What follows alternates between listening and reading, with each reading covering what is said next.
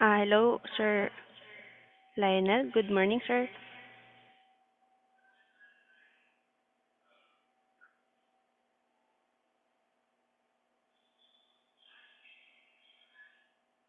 Okay, sir.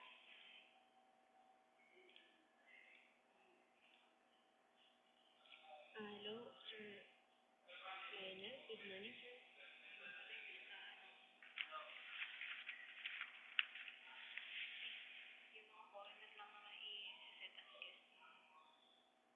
Good morning. Can you hear me? Yes, sir. Okay, great. I'm hearing some echoes on your side. Okay.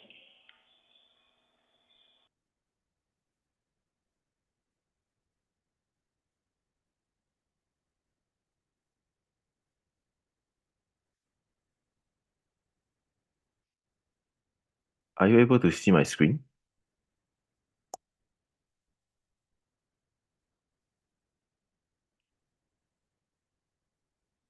Um,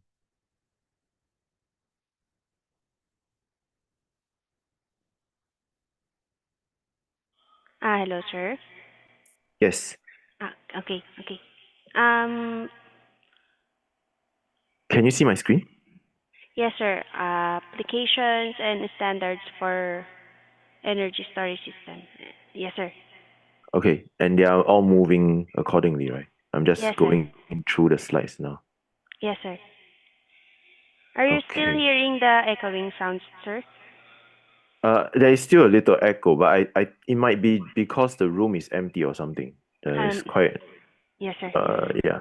We will see how it goes later. I think by Colin we will know whether how it's going. Yeah. Okay, sir. Okay, sir. Okay, for this particular slide, is Yes. the words too small? Because when you go through Zoom, it tends to be a bit blurry. Can you all read this from the places where the people sit? Okay. For a while, sir. Yes, thank you.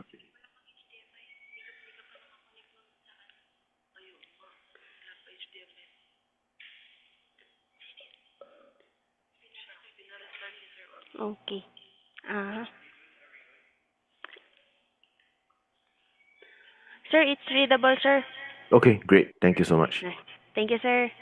Okay, then I think I'm good for now. I'll try to come in earlier. I'll join the meeting when before Colin presents as well and stay on until I'm done. Yeah. Okay. Okay. Sir, may we invite you also in the panel forum around 11 a.m., sir? Sure. Okay, sir.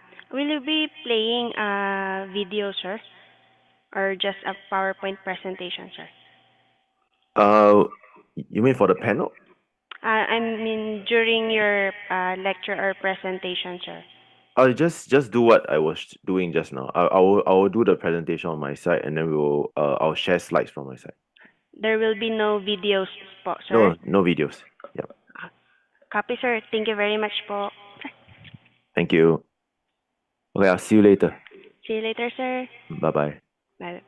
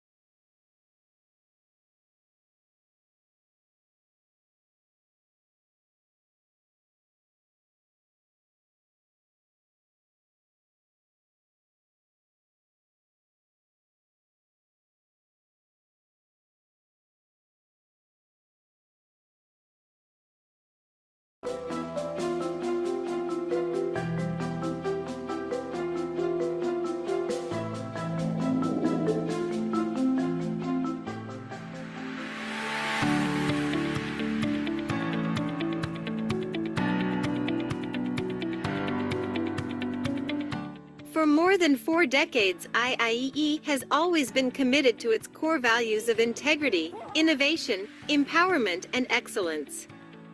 Founded on September 15, 1975, the Institute of Integrated Electrical Engineers of the Philippines, Incorporated, IIEE, is registered with the Securities and Exchange Commission, SEC, as a non-stock, non-profit technical professional organization accredited by the Professional Regulation Commission, or PRC. IIEE started with 500 members and now has grown to a more than 60,000 membership base, with local and foreign chapters in active service across the whole world. Through the years, IIEE continuously commits to upgrade the professional credentials of its members through the Continuing Professional Development, or CPD programs, enhance their social standing through the promotion of high ideals of integrity and ethics, facilitate advancement of technology transfer through carefully conceived educational and training programs, and provide opportunity for regular interaction among electrical practitioners. Inspiring future electrical practitioner leaders, IIEE organizes activities such as conferences, conventions, and exhibits showcasing the latest technologies, trends, products, and services relevant to the industry, motivating the members to be globally competitive and be able to adequately adapt to the changes, needs, and developments that constantly occur in the electrical profession. IIEE activities are planned to be a venue of endless possibilities, new ideas, and valuable market trend insights on energy-efficient products and services.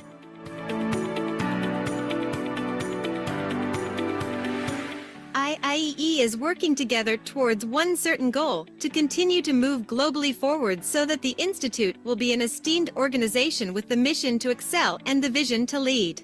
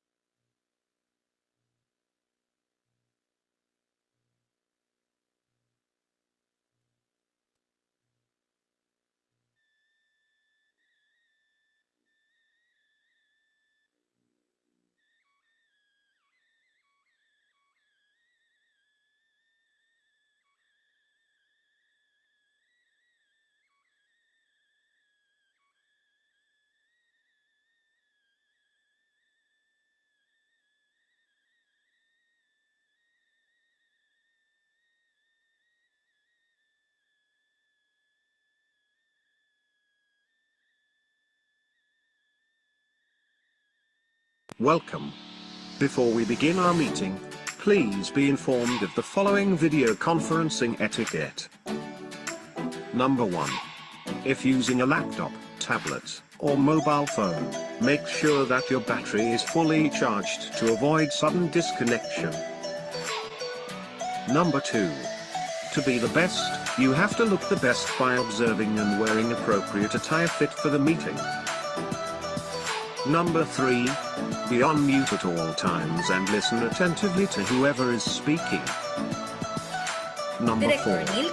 Maximize the use of chat box and other tools made available by the system when is an accomplished public servant and director of the Bureau of Philippine Standards since December 2019. A career executive service officer 3 as of January 2022, Philippines Trade Governance. Director Neil's leader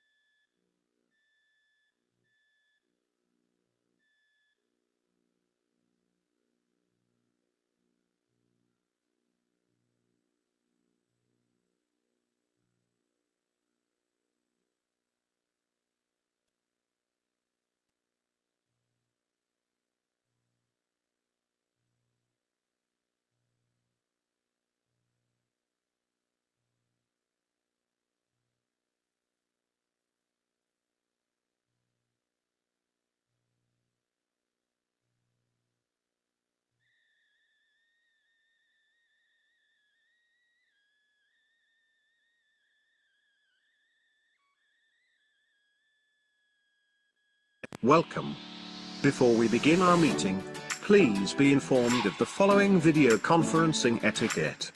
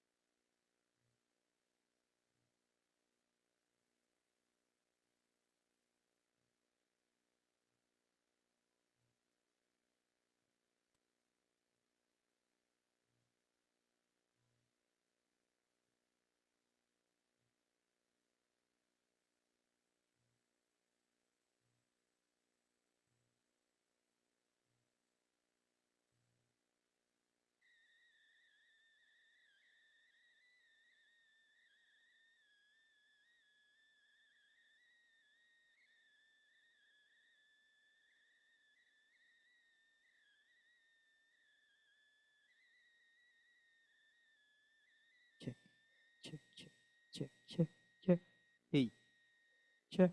Hey,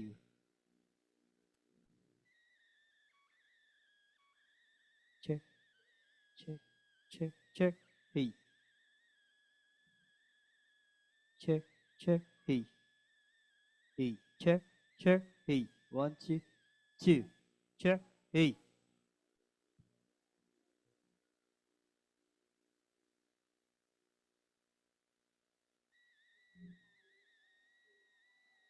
check, check, check. Hey, hey, hey, check. Hey, hey, check. 1, 2, 2. Check. Hey, check. Hey, 1, 2, 2, 2. Check. Hey, 1, 2, 2. Check. Hey, 1, 2, 2.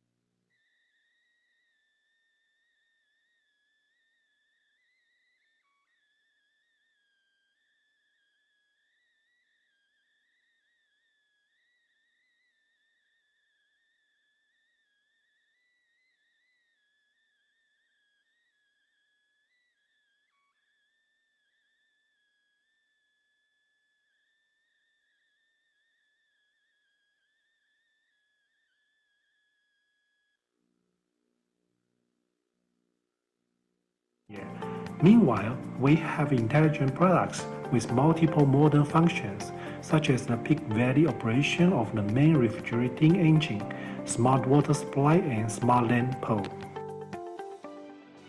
Chint is not only a global leading smart energy solution provider, but also Chint Electric's digital transformation division is located in Jiaxing, Zhejiang. The base aims to establish 350,000 square meters.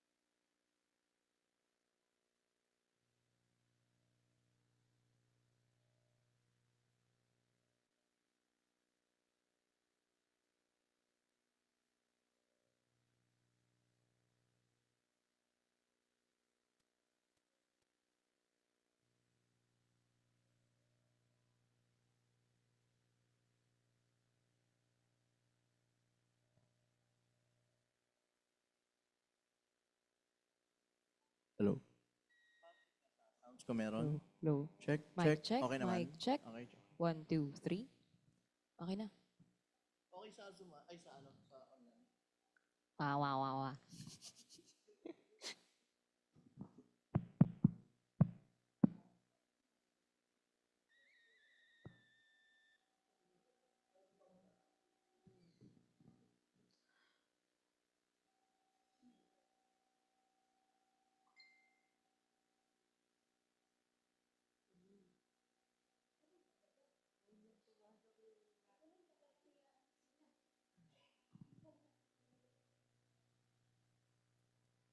Hello, hello, hello. Sound check.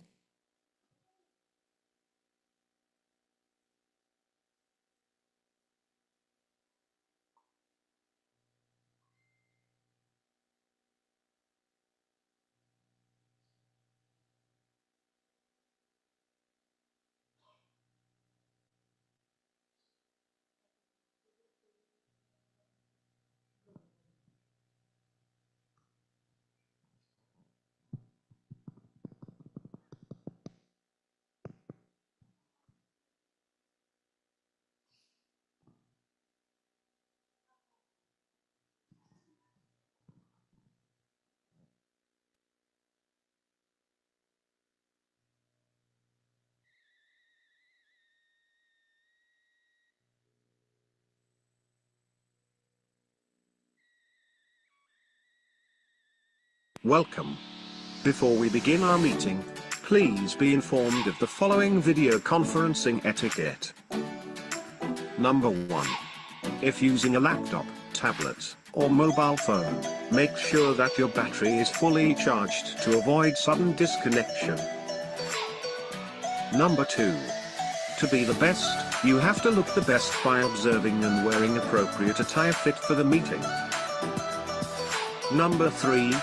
Be on mute at all times and listen attentively to whoever is speaking. Number 4. Maximize the use of chat box and other tools made available by the system whenever you want your voice to be heard.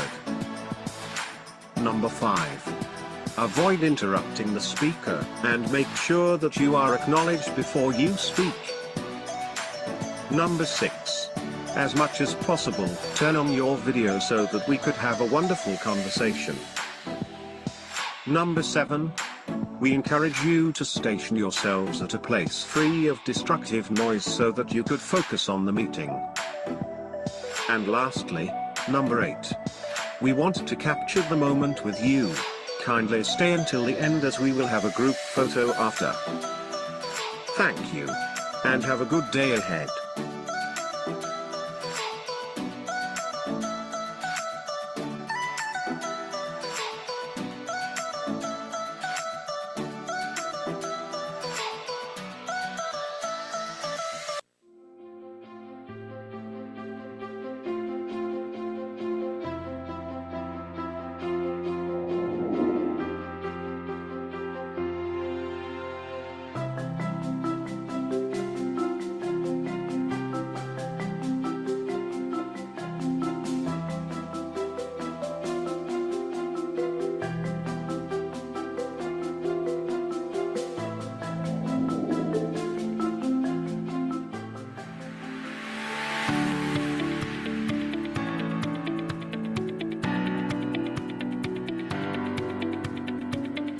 For more than 4 decades, IIEE has always been committed to its core values of integrity, innovation, empowerment, and excellence. Founded on September 15, 1975, the Institute of Integrated Electrical Engineers of the Philippines, Incorporated, IIEE, is registered with the Securities and Exchange Commission, SEC, as a non-stock, non-profit technical professional organization accredited by the Professional Regulation Commission, or PRC. IIEE started with 500 members and now has grown to a more than 60,000 membership base, with local and foreign chapters in active service across the whole world. Through the years, IIEE continuously commits to upgrade the professional credentials of its members through the Continuing Professional Development or CPD programs. enhance their social standing through the promotion of high ideals of integrity and ethics, facilitate advancement of technology transfer through carefully conceived educational and training programs, and provide opportunity for regular interaction among electrical practitioners. Inspiring future electrical practitioner leaders, IIEE organizes activities such as conferences, conventions, and exhibits showcasing the latest technologies, trends, products and services relevant to the industry, motivating the members to be globally competitive and be able to adequately adapt to the changes, needs and developments that constantly occur in the electrical profession. IIEE activities are planned to be a venue of endless possibilities, new ideas and valuable market trend insights on energy-efficient products and services.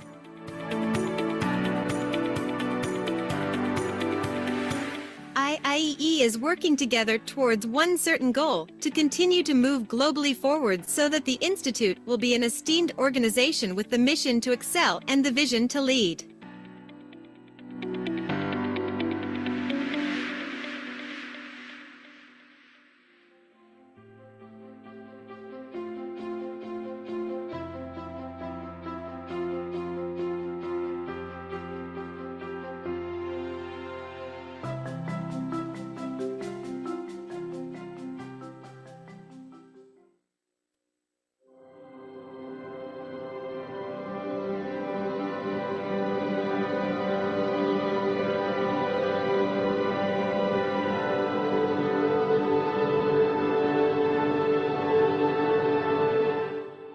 "48 years.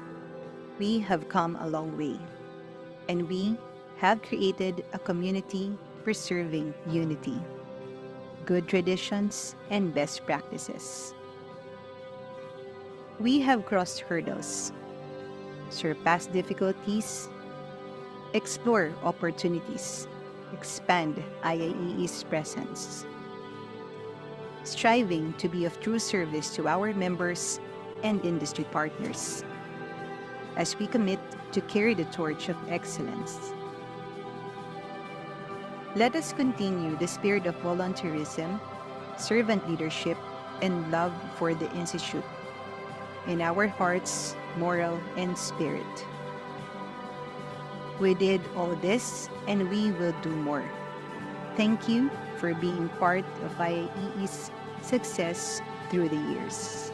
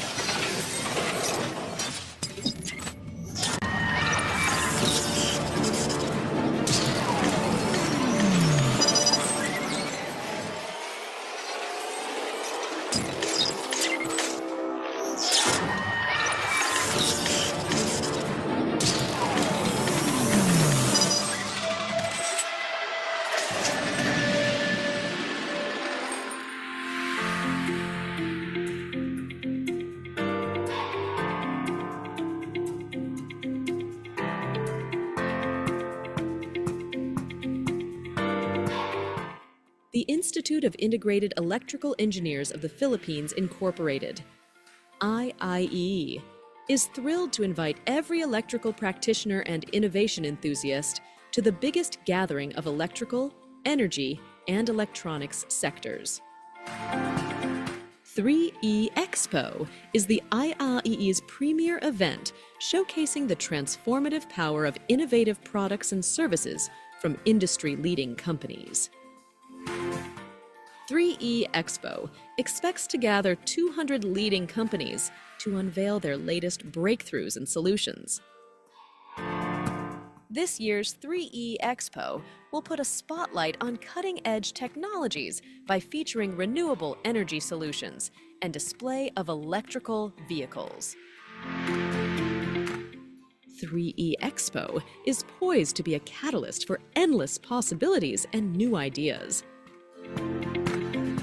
The 3E Expo will certainly be a venue of unparalleled networking possibilities, as IIEE expects more than 15,000 trade visitors. 3E Expo is not just an exhibition. 3E Expo is a journey into the future. Together, let us all witness revolutionary designs and technological solutions that will shape the world as we know it. So what are you waiting for? Mark your calendar and visit the IIE 3E Expo.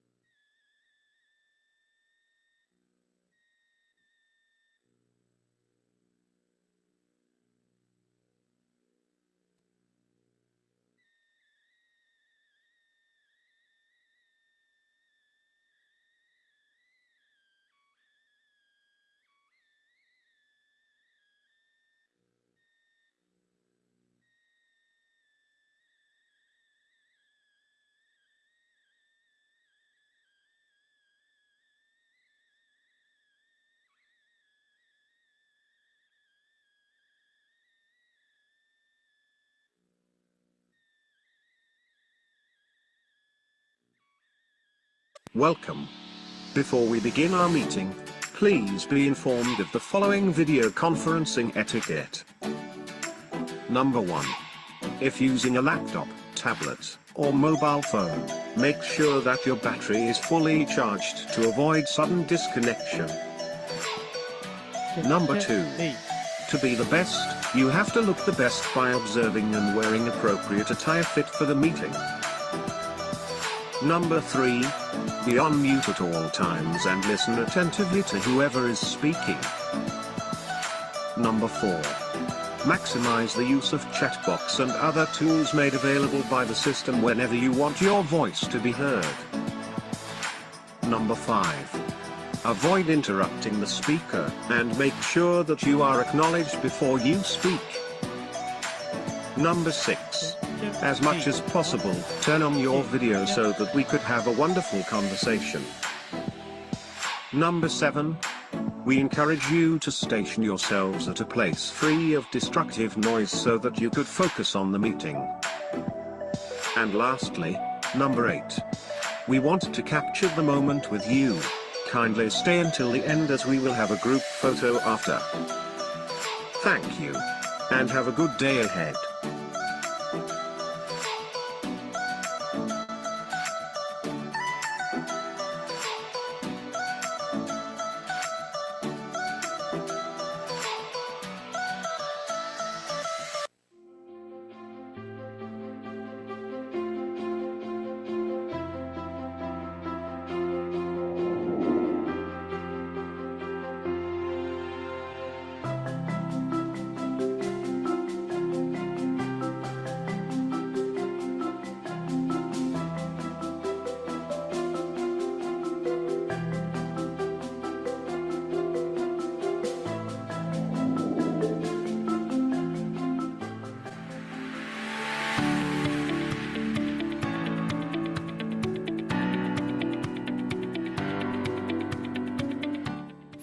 than 4 decades, IIEE has always been committed to its core values of integrity, innovation, empowerment, and excellence.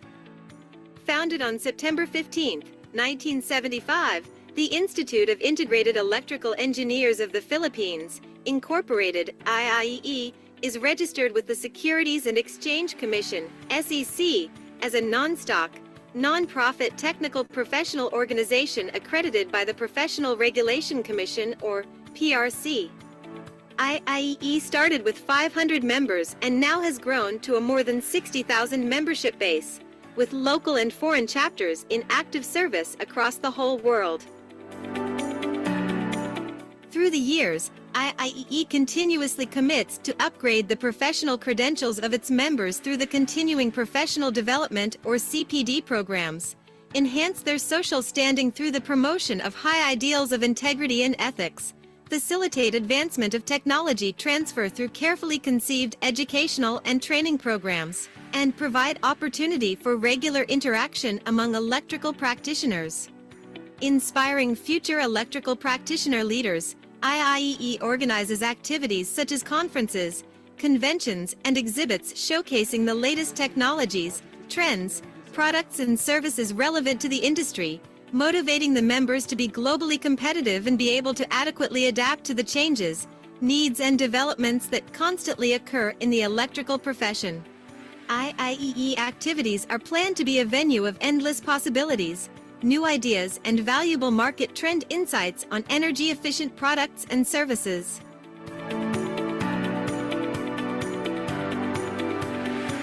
IIEE is working together towards one certain goal: to continue to move globally forward so that the Institute will be an esteemed organization with the mission to excel and the vision to lead.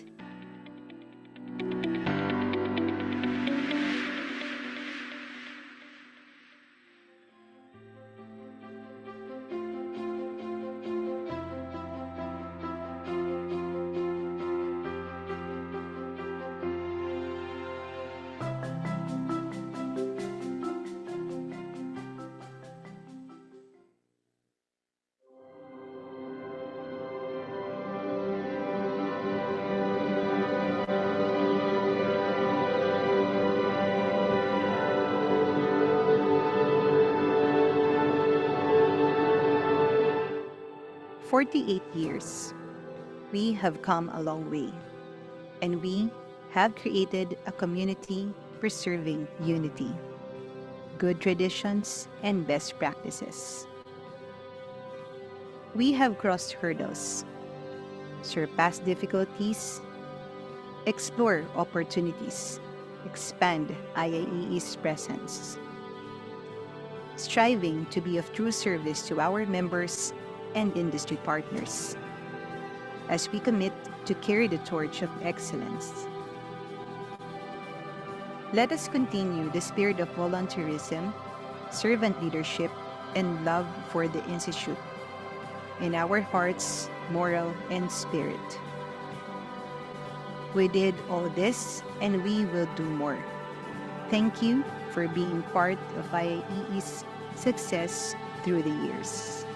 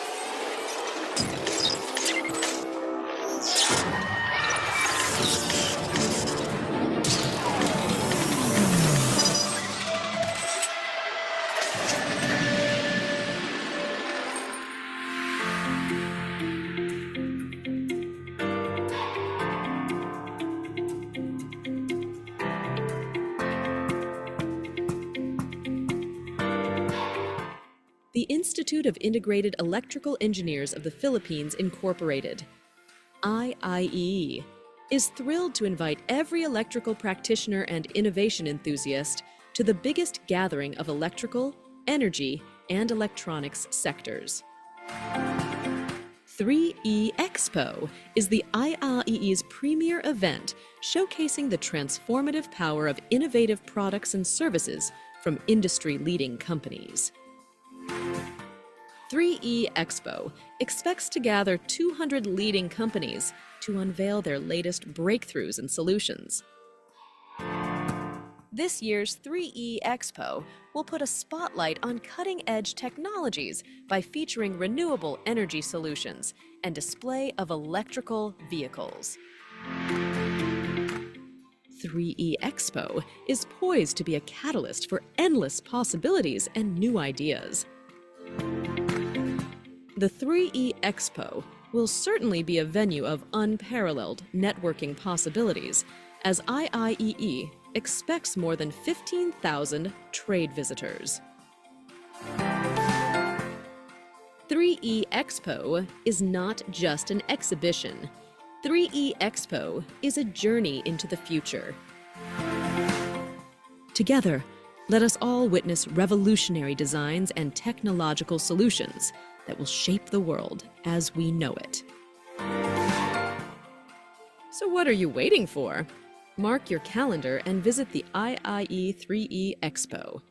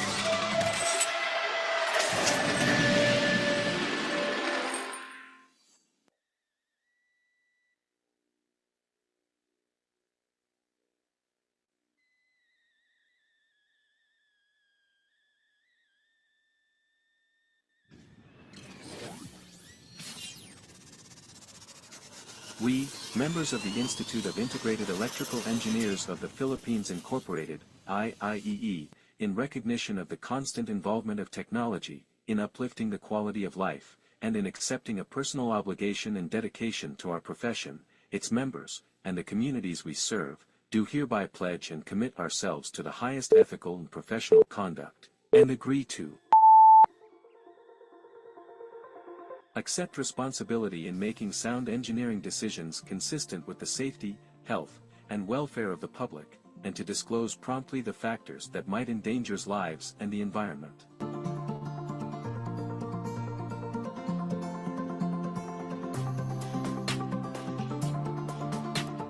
Avoid real or perceived conflict of interest or disclose existence of such to affected parties.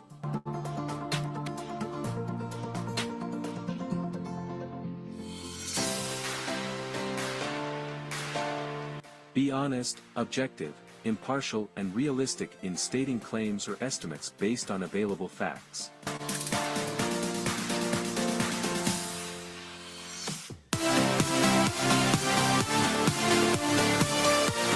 Avoid at all cost graft and corruption in all its forms.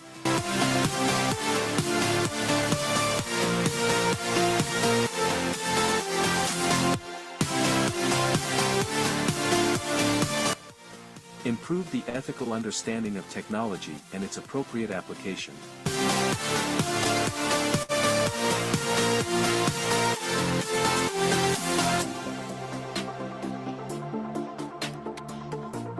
Continuously improve practitioners' technical competence.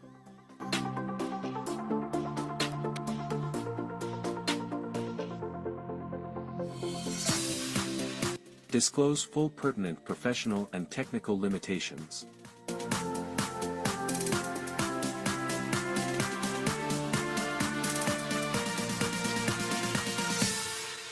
Seek, accept, and offer constructive criticism of technical work, acknowledge and mitigate errors, and give credit where it is due.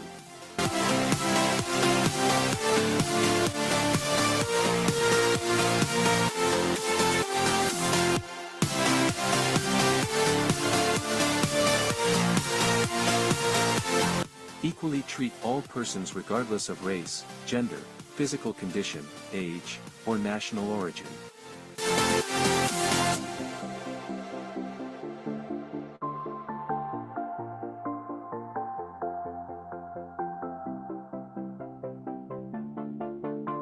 Protect and avoid injury to others' life, property, reputation, or livelihood by false or malicious actions.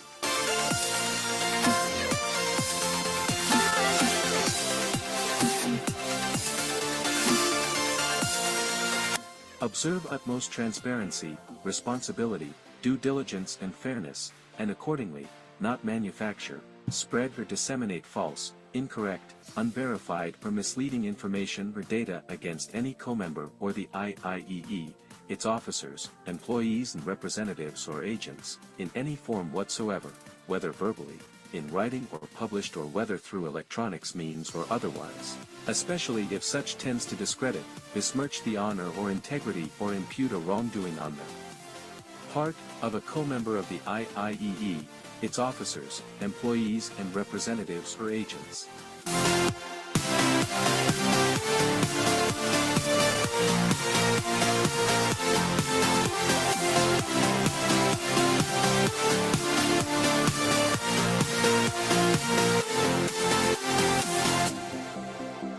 Support colleagues and co-workers in their professional and technical development and assist them in complying with this code of ethics.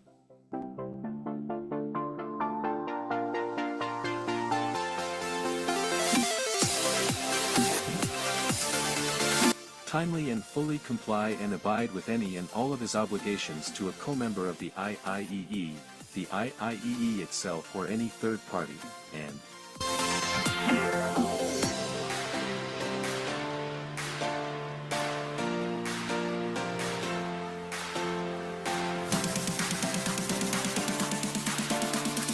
does not engage in or commit anti-competitive, fraudulent, and deceitful practices in any form, and uphold free and fair competition.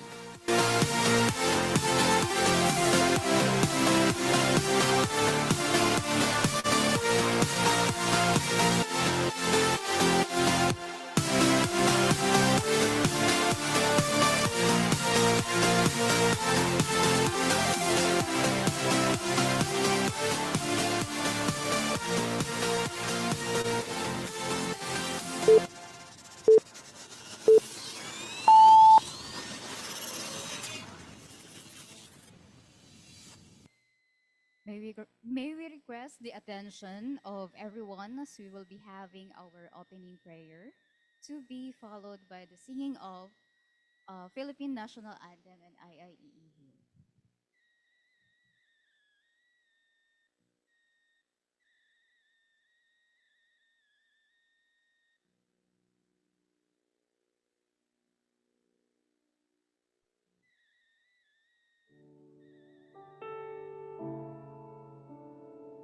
Heavenly Father, as we gather together at this conference, we ask for your blessings upon us. May this be a time of learning, growth, and inspiration. We pray that each and every attendee feels your presence with them, guiding and supporting them throughout the conference. May we be open to new ideas, new perspectives, and new friendships. Help us to remember that we are all part of a larger community working towards a common goal. Help us to embrace the diversity of backgrounds, experience, and perspectives that are represented here, and to approach each other with open hearts and open minds. Give us the courage to speak from our hearts and the wisdom to listen with compassion and understanding. May we leave this conference feeling renewed and energized, ready to continue our work with renewed passion and purpose. All of this we ask in Jesus' name we pray. Amen. Mga kababayan, ang pambansang awit ng Pilipinas. Kayang magiliw, helas ng sinangalan, alam ng puso, sa dikit mo'y buhay. Lupang hinirang, kuya ka ng magiting, sa manlulupin, di ka pasisingil, sa dagatang putok sa simoy at sa langit mong bangaw, ay hinatang tulang awit sa pagkayang minamahal. Ang isang ng matawad mo'y tagumpay na nag-iindig, ang bituin at araw niya kailan pamay di magtitigil. Lumalang araw ng walang pagsingka, buhay langit sa piling mo. Ang hindi kaya na pagkay mga api, ang mamatay ng dahil sa'yo.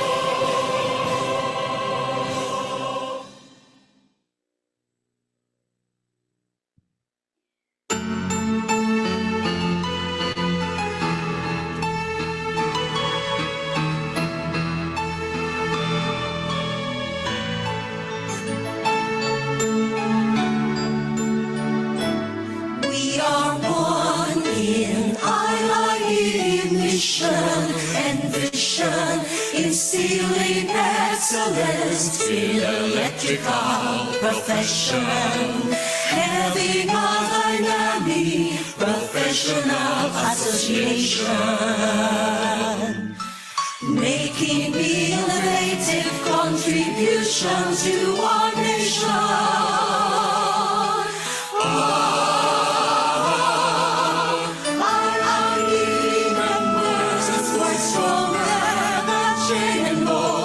Rising to any challenge involving what's comes and goes. B-E-R-E-E and R-M-E, connecting industries by electric circuits.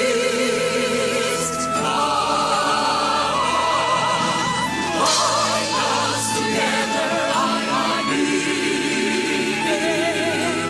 Bind us forever, IIE. With power cords cannot be broken. Bind us together, IIE. Bind us together, IIE. Bind us forever, IIE. Synchronize our hearts to reach greater heights and brighter lights. We serve humanity with the power of electricity, making rigid transmission quick for reliability, ensuring little power loss and high efficiency. But shifting from one place, the use of all energy.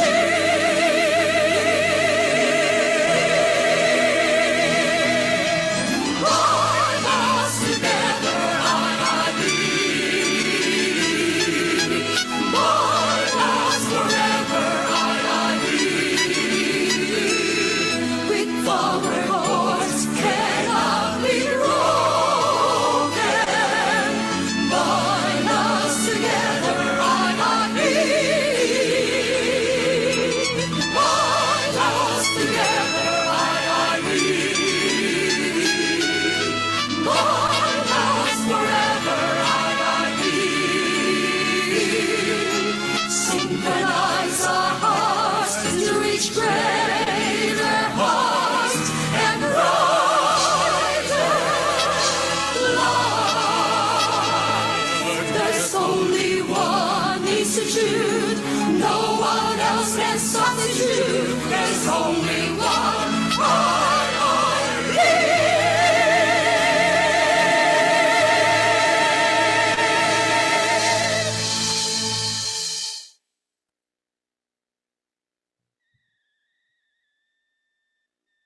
Good morning, ladies and gentlemen. We would like to thank our participants, our distinguished guests, and our 900 participants in our Zoom conference. Thank you for being being here with us this morning. Sorry. Welcome to the IIEE's 49th Annual National Convention Technical Session hosted by the Standards Committee with the theme Electrical Standards and SDGs, partnering for a safe, efficient, and inclusive future. To officially start the program, may we call in the 2024 IIEE National Vice President for External Affairs and the Overseer of the Standards Committee, Engineer Esperanza Collado, for her welcome remarks.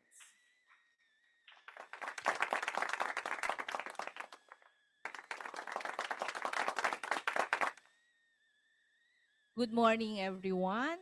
Good morning to our visitors here, face to face. E.R. Lim Say Leong from Singapore, Sir Ave Molina from BPS on behalf of our Director Neil Katahay, and Sir Silverio, our National President, of course, with his very supportive wife, Ma'am Ruby. Sir Flor, hi sir. And our Standards Committee Chairman, of course, Sir Conrad Binondo, and all the visitors, speakers who are connected online. I cannot see you because we don't have a copy of who is online. So again, good morning to all the participants of this webinar, especially to our online attendees, nearly 1,000 attendees online. Okay? So it is with great honor and enthusiasm that I welcome you all to today's program, organized by the Standards Committee, headed by Sir Conrad, centered on the theme, Electrical Standards and SDGs, Partnership for a Safe, Efficient, and Inclusive Future.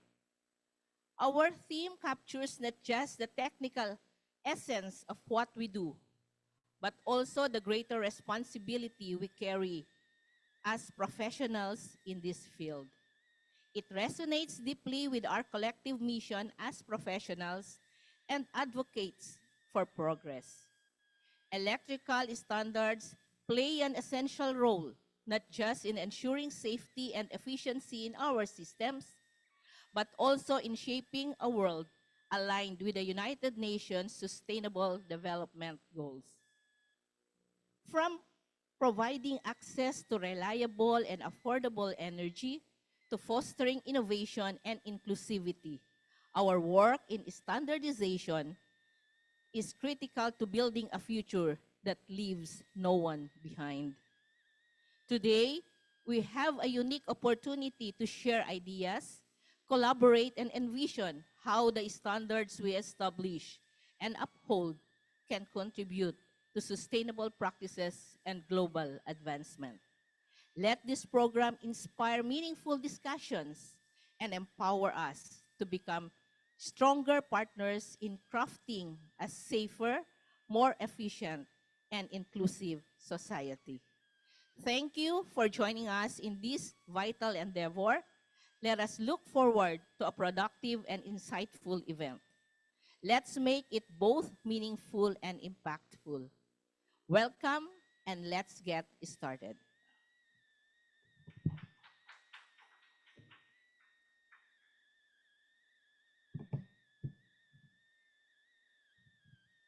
Thank you very much, Mom G. Moving forward, to deliver a special message, let us all welcome the 2024 IIEE National President, Dr. Florigo Varona.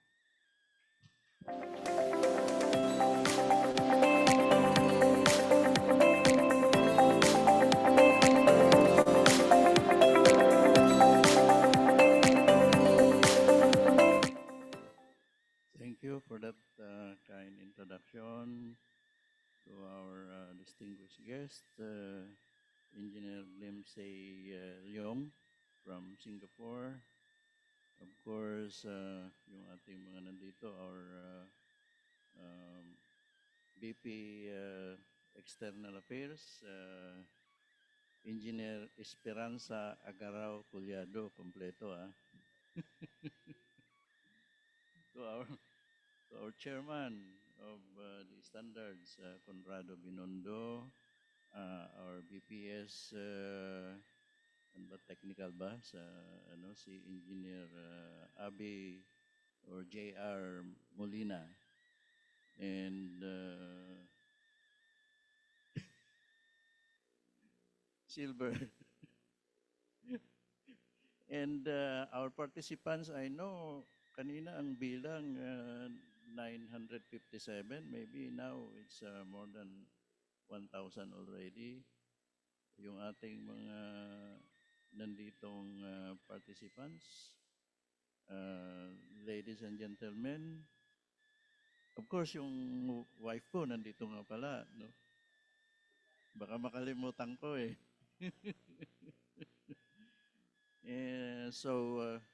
Good morning, everyone.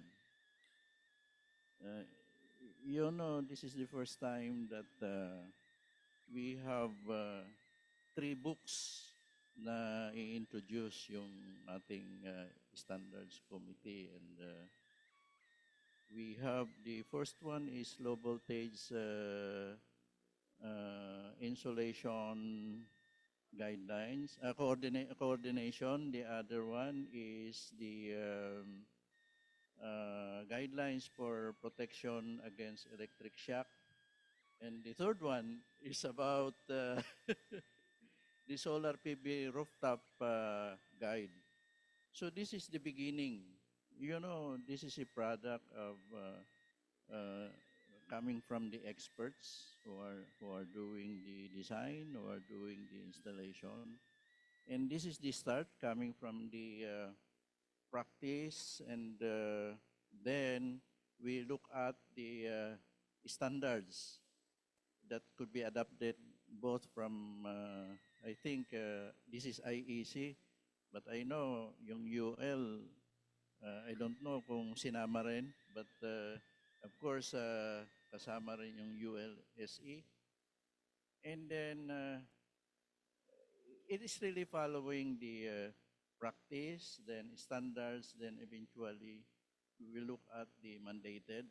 It will be adopted by the Philippine Electrical Code. So our Philippine Electrical Code will not be any more copying from other codes, but it is really a code that is more practical, more accurate to our practice.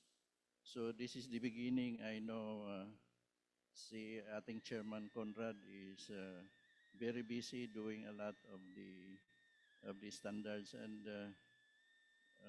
he was actually mentioned during our IEC General Member meeting as the 1906 awardee, and I think there are only 5 from all over the world, and we have Chairman Conrad announced as an awardee actually last year when I present during the Malaysian as a speaker.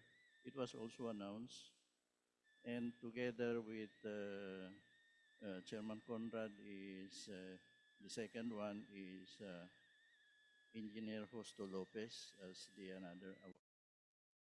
Now, in this particular situation, this is a milestone. It's a work which took us 9 years, and we are happy to tell you that we are already a member of IEC, and we have attended meeting, and our National Treasurer Justo Lopez is one of the awardee of the IEC, and definitely we will be active not only this year as we started the IIE representation. We have attended the general meeting at Scotland, and it was a productive one. We talked to the leaders, and they're willing to help us in the I call this IEC also, the information campaign about IEC. to all stakeholders the education campaign wherein I asked them the help of mentoring us about the IEC.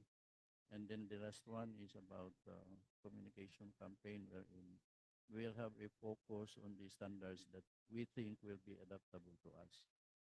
Now, with that, this is only the beginning. And congratulations to our Standards Committee.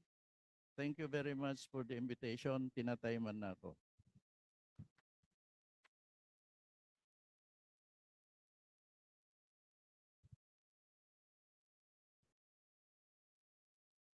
Thank you so Thank you so much, Doc Flor.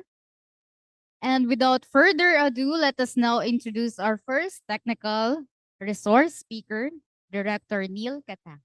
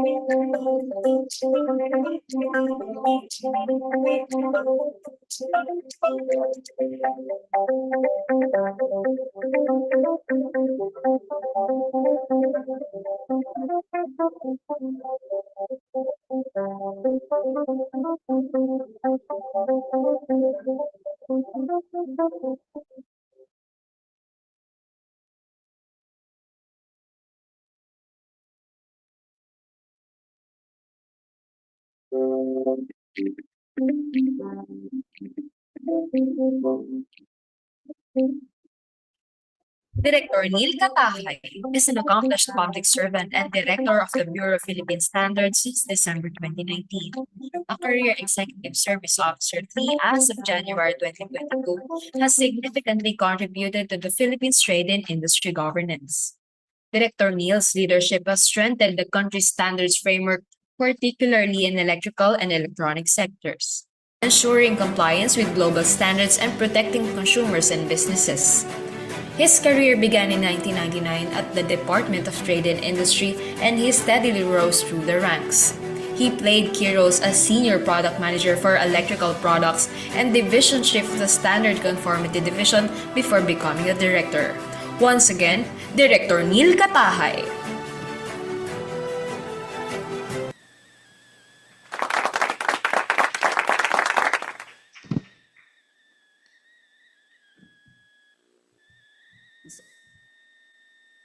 So good morning again. In behalf of Director Katahay, here's Sir Avelino Molina Jr. To discuss about the topic, introduction of UL standards for energy storage. Okay, sorry.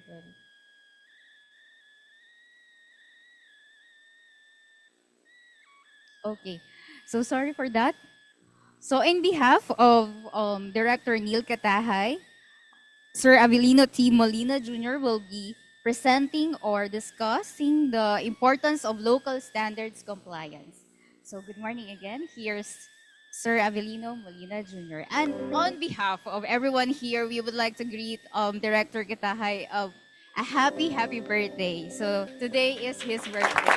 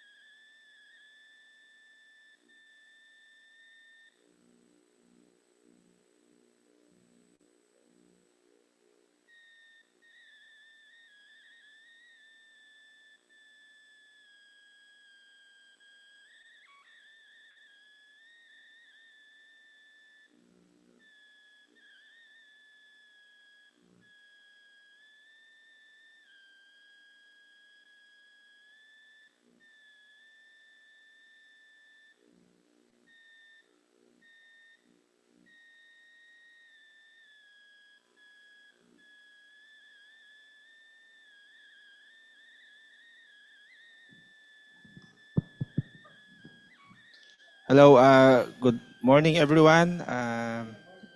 In behalf po ni Director Neil Katahay, ako po si Engineer Abelino Molina Jr. Actually, an electronics engineer by profession. But anyway, mga kapatid.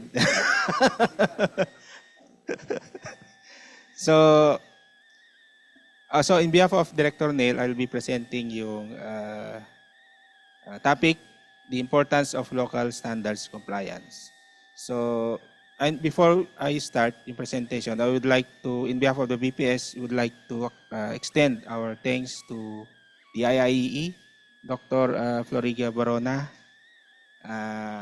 one of the IEC ambassadors, Mr. Lim Sailong, for attending physically here in the Philippines, Sir Conrad, Sir June, and Sir Silver. And Ma'am Chi.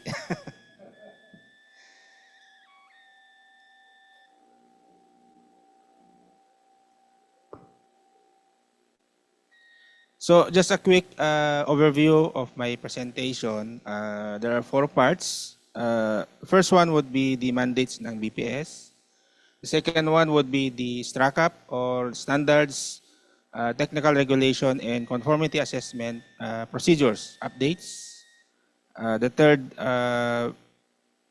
part would be the understanding standards and conformity assessment, and the last part would be the reasons for conformity assessment.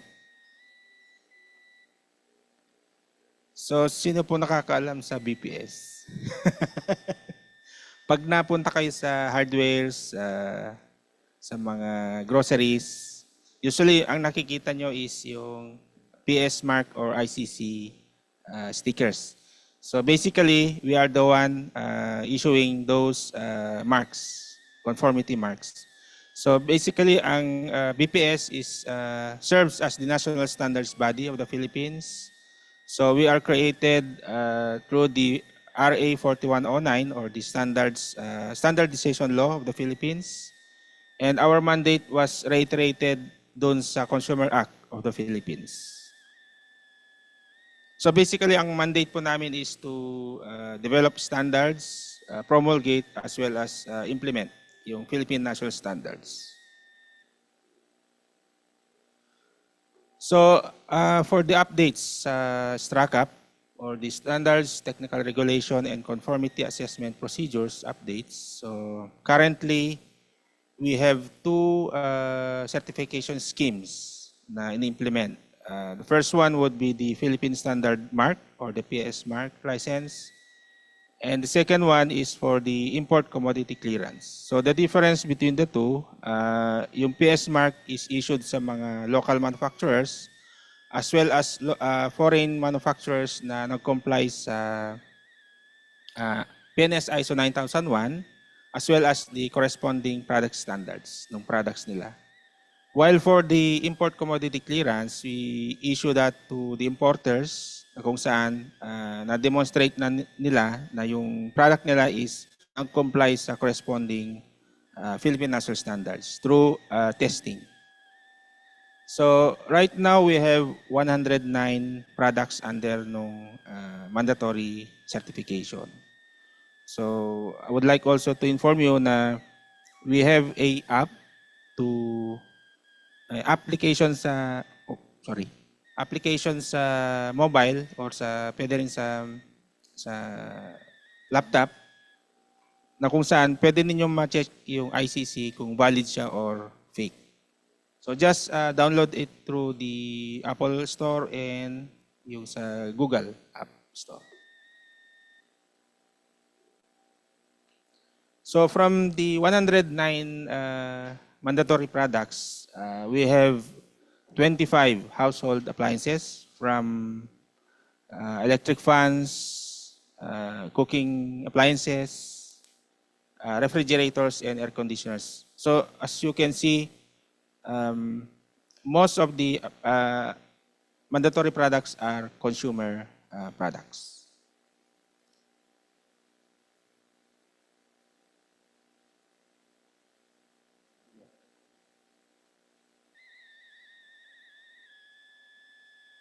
I think hindi nag-shift.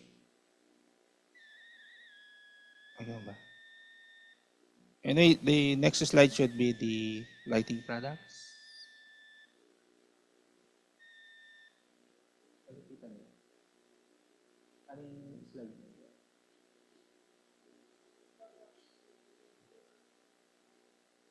Lighting product.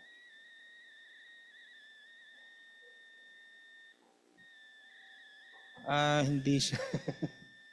Anyway, so the next slide should be the lighting products. We have, I think, 12 products under mandatory certification from incandescent lamps, CFL, LED lamps, and Christmas light. Pag Christmas season, nakikita nyo yung mga nabibili ninyong most of the Christmas lights na sold sa market is usually may ICC stickers.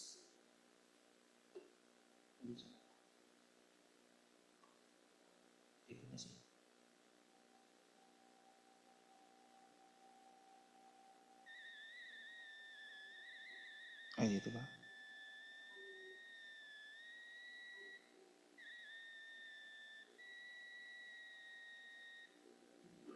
Ay, sorry po.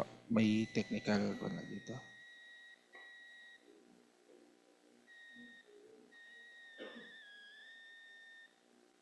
Pero sa Zoom, okay. Ay, ganun.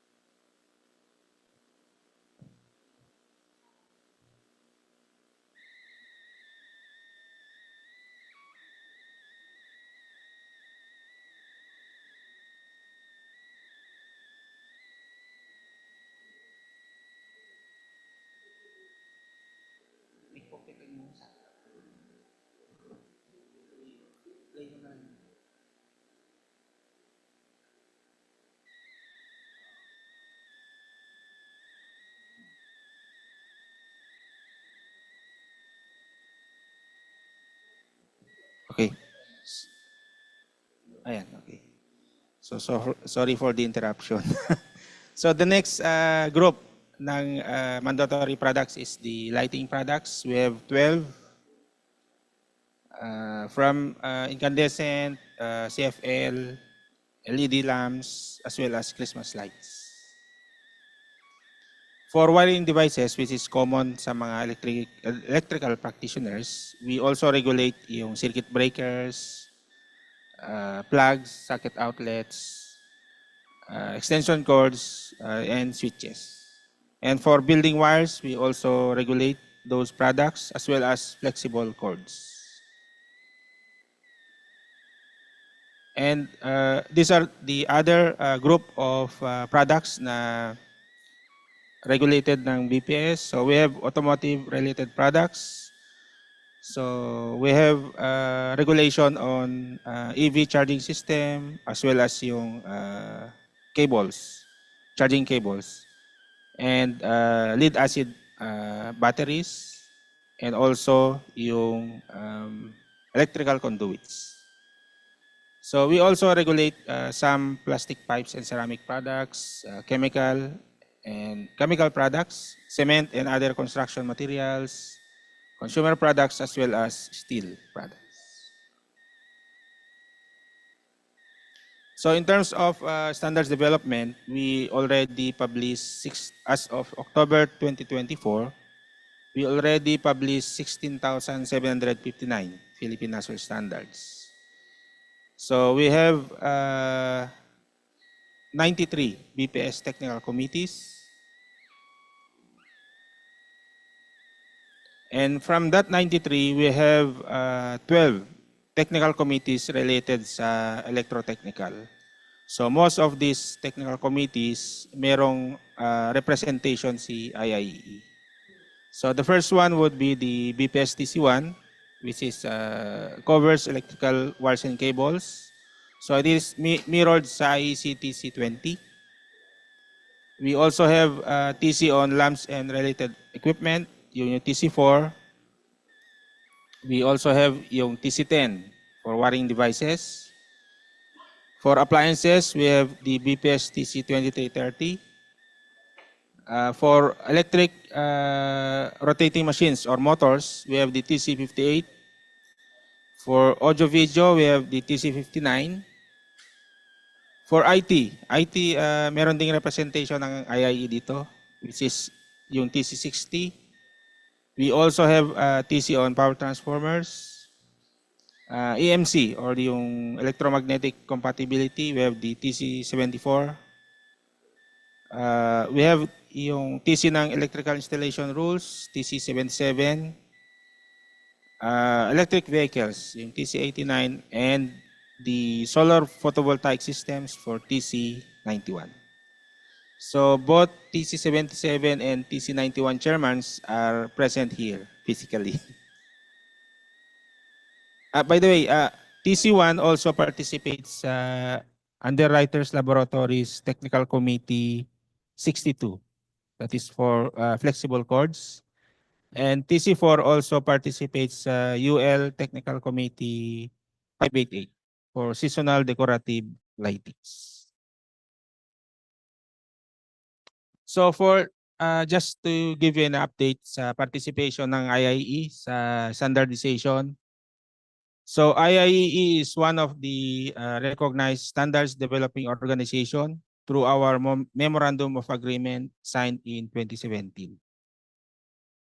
So IIE members, Engineer Conrad Binondo and June Lopez, respectively received yung IEC 1906 award in 2022. By the way, Engineer Conrad is the first recipient, Filipino recipient for the IEC 1906, seconded by Engineer June Lopez in 2023. And from the recent National Standards Week celebration namin, we awarded Engineer Jem Tan for his 36 years participation in our standardization activities. So we awarded him the BPS Excellence Award. So this coming first week of December, IEC and BPS will be hosting yung IEC TC64 plenary meeting dito sa Manila.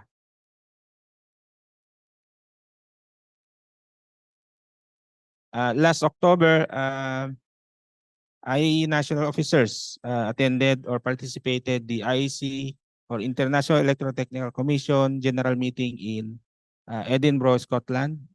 They also attended several technical committee plenary meetings. So it was mentioned by Dr. Barona a while ago. And two of your members, young professionals, they participated the IEC Young Professional Workshop in Scotland. They are Engineer Julie Yu of Hypertech Wires and Cables and Engineer Neil De La Cruz of Samsung. So at the moment, we have an increasing number of IE members participating as expert to international standardization activities. As of the moment, we have 15 IEE members as technical experts participating. So hopefully next year mag-increase pa yung participation ng IEE and other professional organizations. So the BPS represents the Philippines in the ISO or International Organization for Standardization, as well as in the IEC or the International Electrotechnical Commission. We also have a current license agreement or collaboration agreement with the ASTM or the American Society of Testing for Testing and Materials, as well as the underwriters laboratory standards and engagement.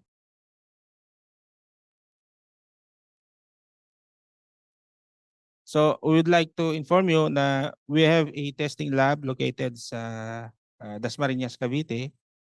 We cater mechanical, electrical, and chemical testings. Usually under the product certification schemes namin. And we would like also to inform you na we have the new BPS portal. You could search that one, yung standardsph.dti.gov.ph.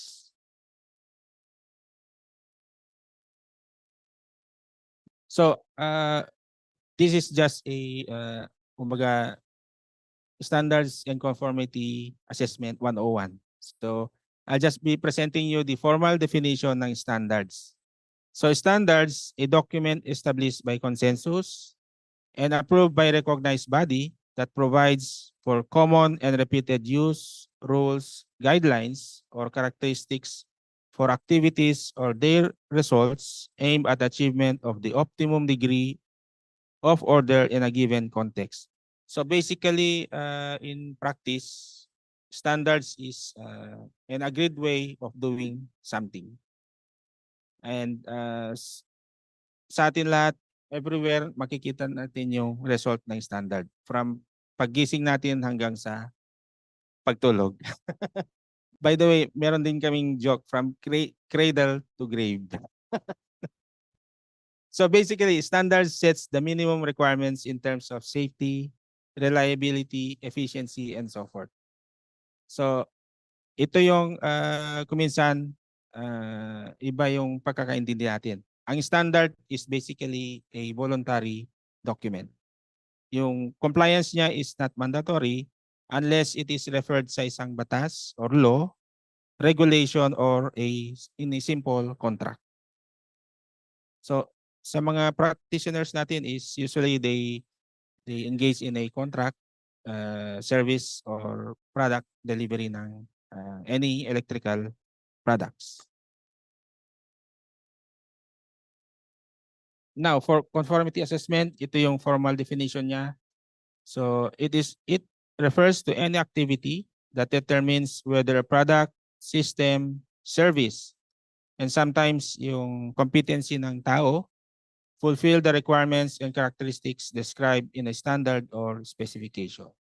So such requirement includes performance, safety, efficiency, effectiveness, reliability, durability, or environmental impacts. So basically, in practical term, it is any activity that determines yung compliance ng isang product or service sa isang technical specification. So what are the activities under this conformity assessment? We have yung testing, inspection, validation or verification, certification, and accreditation. So all these activities must follow prescribed rules. That's why yung lahat ng sinabi ko kanina, may sarili-sarili silang standard.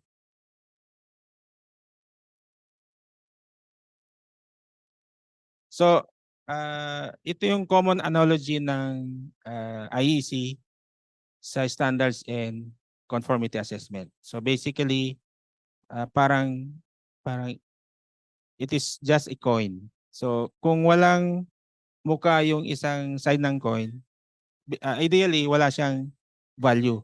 Pero sa mga collectors, may value yon. Yung mga coins na walang may mga defects. So basically, pag yung standards and conformity assessment comes together, they result to value and confidence. Value for in terms sa manufacturers, value sa products nila, meaning nag-comply sila sa minimum requirements. For consumers or end users, value for their money. Meron silang assurance na yung nabili nilang product is at par dun sa standards and also safe yung product nilang nabili.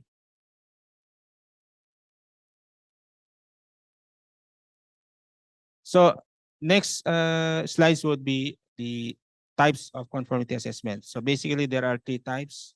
The first one is the first party, second party, and the third party conformity assessment. So basically yung first party conformity assessment, it is done by the manufacturers. So kung familiar kayo dun sa CE mark, so yun yung isang example ng first party conformity assessment. So the manufacturers issue yung suppliers declaration of conformity dun sa product nila. So it is the cheapest and simplest form ng conformity assessment kasi there's no need for an independent or third-party conformity assessment body.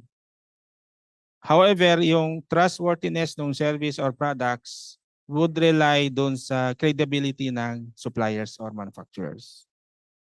So actually, I think nagagawa din ng ibang practitioners to, electrical practitioners, especially dun sa manufacturing.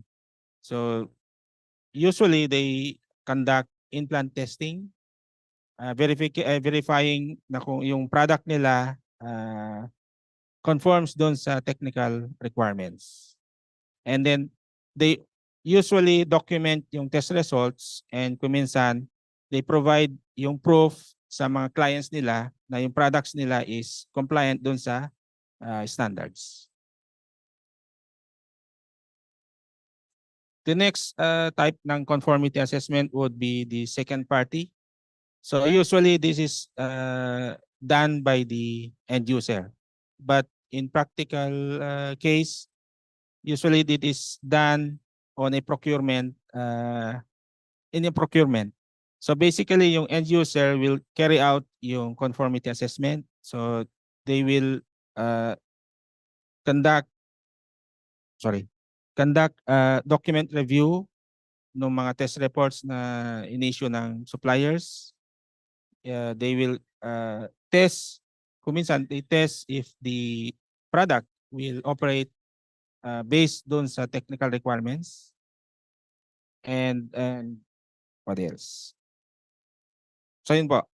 That is the second party conformity assessment procedure. The last one is the third party. So this is usually done by an independent conformity assessment body. So one of the most, the example is yung ginagawa ng BPS. So we issue yung PS or ICC certification mark. So we conduct inspection, third-party inspection, testing, in order to test kung yung products na pumapasok sa atin or minamanufacture sa Philippines complies to the Philippine National Standard. So basically, itong third-party conformity assessment is mandated by a law or a technical regulation. So na-mandate lang itong type ng conformity assessment kung meron tayong government policy. And in the case of BPS, we usually issue yung tinatawag na technical regulation in the form of Department Administrative Orders, which is based sa Consumer Act. Now, I think this is the last topic. So what are the reasons ng conformity assessment? So first and foremost, it is because of safety. So manufacturers has the responsibility to ensure na yung products nila complies to safety standards.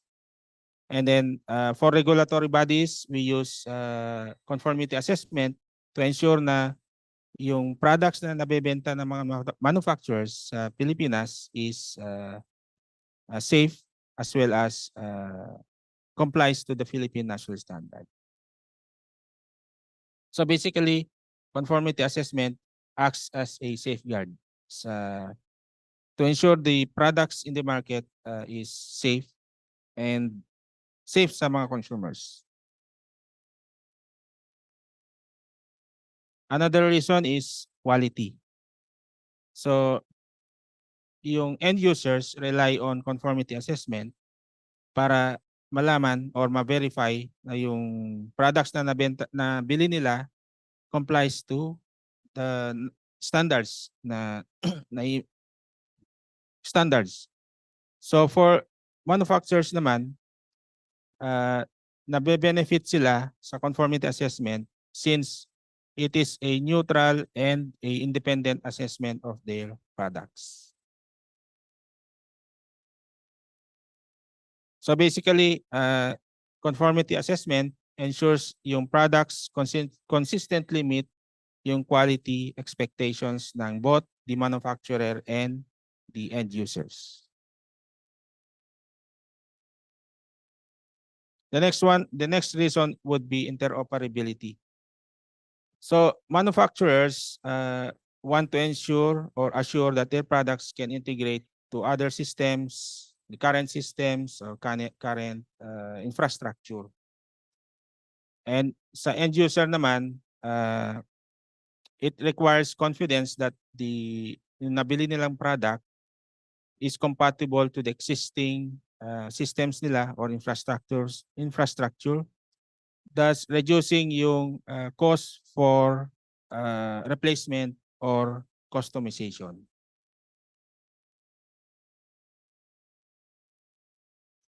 And the last reason would be about consistency. So basically sa conformity assessment, we only sample certain number of samples sa isang production. So we do not sample yung buong batch. So basically, consistency ng conformity assessment would mean yung quality ng samples would represent yung quality din ng other samples na hindi na-test. So for buyers naman, they want na yung confidence is yung nabili nilang product is representative to the samples na test based on the standards.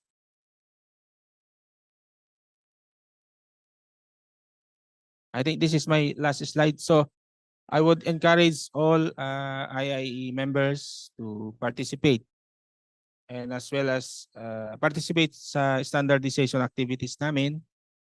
Basically, yung participation is free of charge.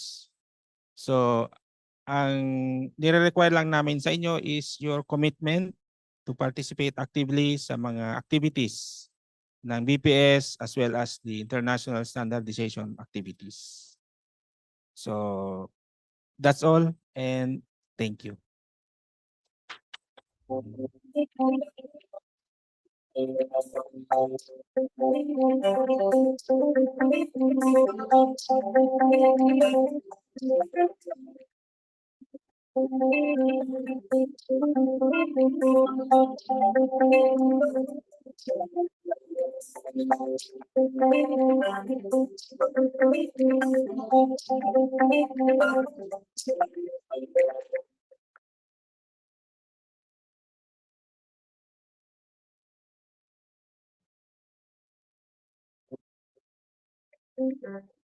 Thank you so much, Sir Avelino Molina. And thank you for that productive and informative talk regarding how DTI conducts conformity assessment. So one of the key takeaway that I had earlier is the main reason for the conformity assessment is safety. So this is as well the core purpose of our code. So let's all participate in the standardization and activities of DTI. Once again, thank you so much, Sir Avelino Molina. So now to award the certificate of appreciation to Director Neil Katahay. I guess this is on behalf of Sir Neil Katahay. We have here Sir Avelino Molina in imparting the valuable insights as technical resource speaker on the topic in importance of local standards compliance during standards committee technical session, electrical standards and SDGs, partnering for a safe, efficient, and inclusive future. In conjunction with the 49th Annual National Convention and 3E Expo 2024 with the team IIEE at 49, transformational leadership towards sustainable development and global recognition, given this 25th of November 2024. This is signed by our National Secretary, Engineer Joseph Darren Claire Solicar, our our Chairman of Standards Committee, Engineer Collado Binondo, our National Vice President for External Affairs, Engineer Esperanza Collado, and our National President, Dr. Florido Barona. Thank you so much again, sir. Thank you all, sir. Award the certificate.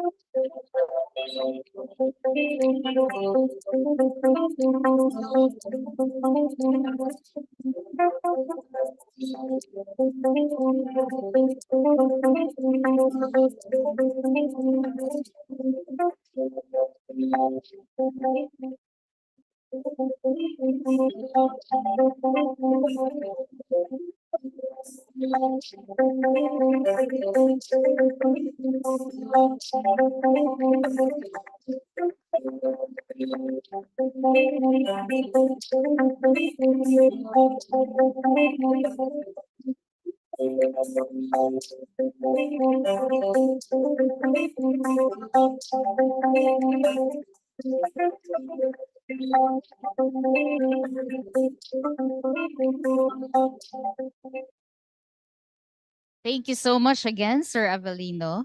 Now, moving forward, let us introduce our second technical resource speaker. Our second technical speaker is Mr. Colin Lowe. So the topic is Introduction of UL Standards for Energy Storage System. Mr. Colin Lowe is the Regional Director of US Standards and Engagement, a nonprofit organization focused on developing standards to create a safer world. Since his appointment in January 2019, he has been managing ULSE's operation across ASEAN, Japan, Korea, Australasia, and Middle East from Singapore. Mr. Colin Lowe works closely with stakeholders in Asia to promote standardization and support emerging technologies by addressing potential hazards. Prior to ULSE, he served as the regional manager for the International Organization for Standardization, or ISO, where he established and led the ISO Regional Engagement Initiative in Asia Pacific.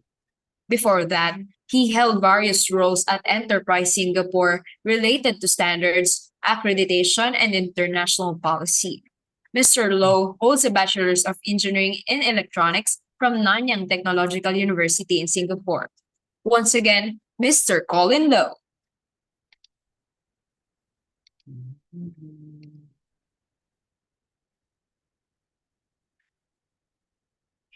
Hello, hi, magandang umaga, everyone. So I hope everyone can hear me and see my screen.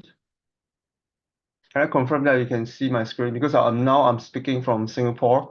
Apologies for not being able to be in Manila to join everyone.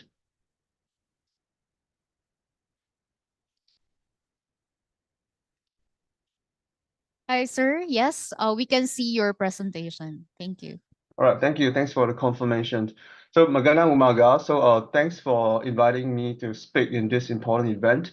And also thank you to Dr. Flo, and also Miss Chi, as well as Sir Conrad, and also Sir June. So today, my presentation is really about our energy storage system, because I understand that right now, I think there's a lot of interest in solar PV energy system. So, but most of the time, right now, the trend is that solar energy is intermittent. So we have to actually use that together with the energy storage system to make it work as a system. That's why I think I'm going to run through how standards, especially UL standards, can support ESS around the world and also for the Philippines. But before that, let me start by introducing my organization. So UL, or formerly known as the Underwriters Laboratories. So we started since 1894. So back then, electricity was new, is a new invention. So that was the first and original wave of electrification. So now we're going through another wave of electrification. So I think it's actually quite very important for us to learn from the history.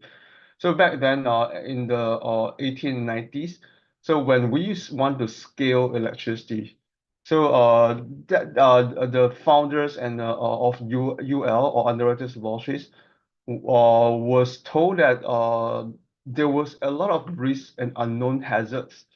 So nobody has experience of scaling up. So everyone was quite concerned. So once we have more electricity used across the world, so what is the unknown unknown?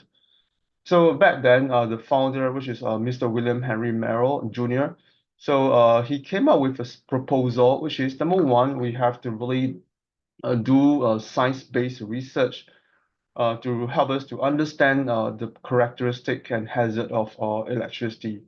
Number two is the research outcome has to be used by all different stakeholders, ranging from policymakers, industry players, academia, and consumers. So that's why the idea is that we need to also form technical committees where we get the balanced stakeholders to review and approve the content to become a standard. So that links to what Mr. Avellino mentioned earlier. So I'm glad that I speak after him because he has set a very beautiful scene for me to carry on to explain what we are doing to support standards development. And thirdly is also conformity assessment, which I'm going to skip what it means because it has been explained by Avellino. So that was actually the approach which was proposed and accepted, and which form who we are today. So 130 years later, so right now we have evolved into three organizations, but we're still going through the same approach, which is number one, research, number two, standards engagement. So that's why you see the two organizations in blue and in green. So these two organizations continue to be the non-profit organizations, whereas for conformity assessment, right now is evolved into UL Solutions, which is actually the biggest among the three organizations and also the most well-known organizations. So this is now a commercial company. So the three of us, we still work together towards the same mission, which is to work for a safer world.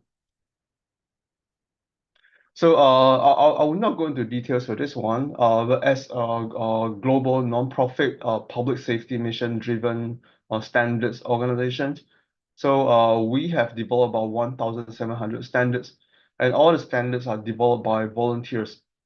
So similar to Bureau of Philippine Standards. So in our case, we have about 400 technical committees with 4,000 volunteers. So represented by over 60 countries, including experts from the Philippines. So you heard from Evelino earlier that we are also working with BPS to form a National Mirror Committee to facilitate the Philippines experts' participation in our technical committee. So if you're interested in UL Technical Committee, feel free to reach out to myself or the Bureau of Philippine Standards. And also for to support our mission, so we believe in harmonization. So we don't believe that we ourselves with our own resources we're able to tackle the global challenges because the challenges is getting more and more complex right now. We're not just talking about the legacy safety, but also right now, I think as this ANC very timely addressing, which is about the sustainable development goals. So in the past 2 weeks, the global leaders just convened in Azerbaijan on UN climate change conference in the COP29 to talk about the complex issue of how we can work together and then also to address sustainable development and also environmental protection. So we believe in working together with our partners to achieve harmonization. That's why the first thing that we realize is that we want to be part of this global movement. So the first thing is the World Trade Organization, because they have already published a very useful set of principles and code of good practices. That's why we adopted those, and which became our tenet for standards development. Then after that, in North America, where UL started, so our roots started in Chicago.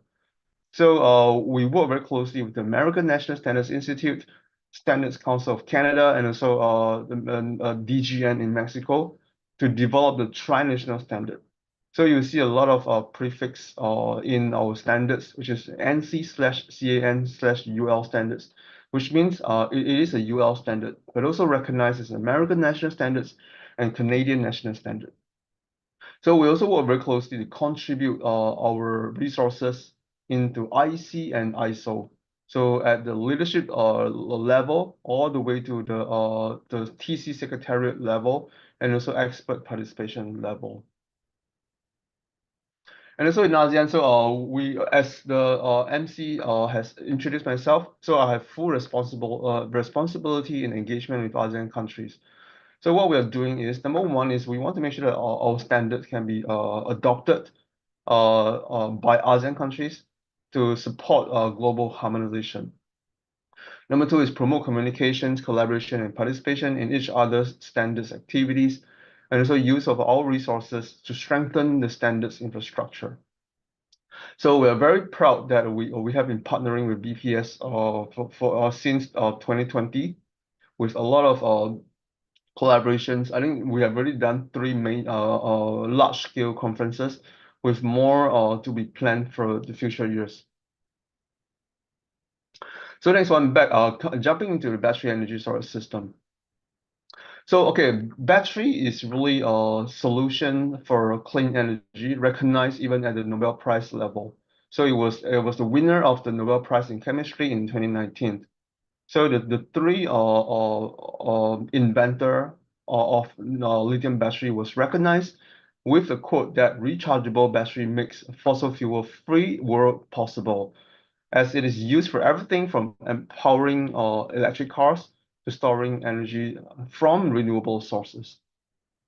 But in the meantime, we understand that even we got a lot of recognitions, but there's still a lot of challenges. So okay, on this chart, there are 2 sides. So on the left side is just talking about the positive effect or the benefits of using lithium-ion batteries. So I think I don't need to explain more. I think everyone knows that it's very critical. But in the meantime, on the right-hand side, there are indeed a lot of unintended challenges. First and foremost, safety. Because I believe you have seen a lot of incidents involving lithium-ion batteries in electric vehicles to energy storage system around the world. And number 2 is also it might cause collateral environmental damages because of the electronic waste and also the intensive extraction. So this is the part as a safety science organization like UL, we want to address. So this is our approach from the UL enterprise point of view. So the first one is, as I mentioned earlier, so since the founding of UL, we have been doing this proven formula, starting from research to support the codes and regulation and policy, and then which make reference to voluntary consensus standard. And then and we help users and industry players to demonstrate the compliance through the conformity assessment program, and where we involve industry players as well. And so this is actually how we realize the safety for ESS through our safety science approach. So what are the issues about ESS? So there are a few potential hazards that we are trying to address. So the first one is energy, including fire, explosion, and burns. Number 2 is electrical. So because it's a massive electrical device, so there will be electric shock, arc flash, or even electrical burn. Number 3 is mechanical. So there can be sharp edges and moving parts that cause health problems. And last but not least, or this is actually the most underestimated hazard, which is chemical. Because for ESS, most of the time when it actually catches fire, so it tend to emit a lot of toxic and flammable, or even I'll prefer to use the word explosive gases, right, which makes the fire even worse and also harm the health of the users and the people surrounding. So that's why if these hazards can be really severe, so which actually cause people to think twice before they adopt a lithium-ion battery.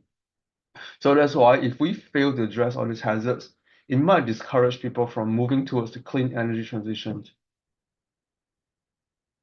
So this is one study that we did with the fire department of New York City.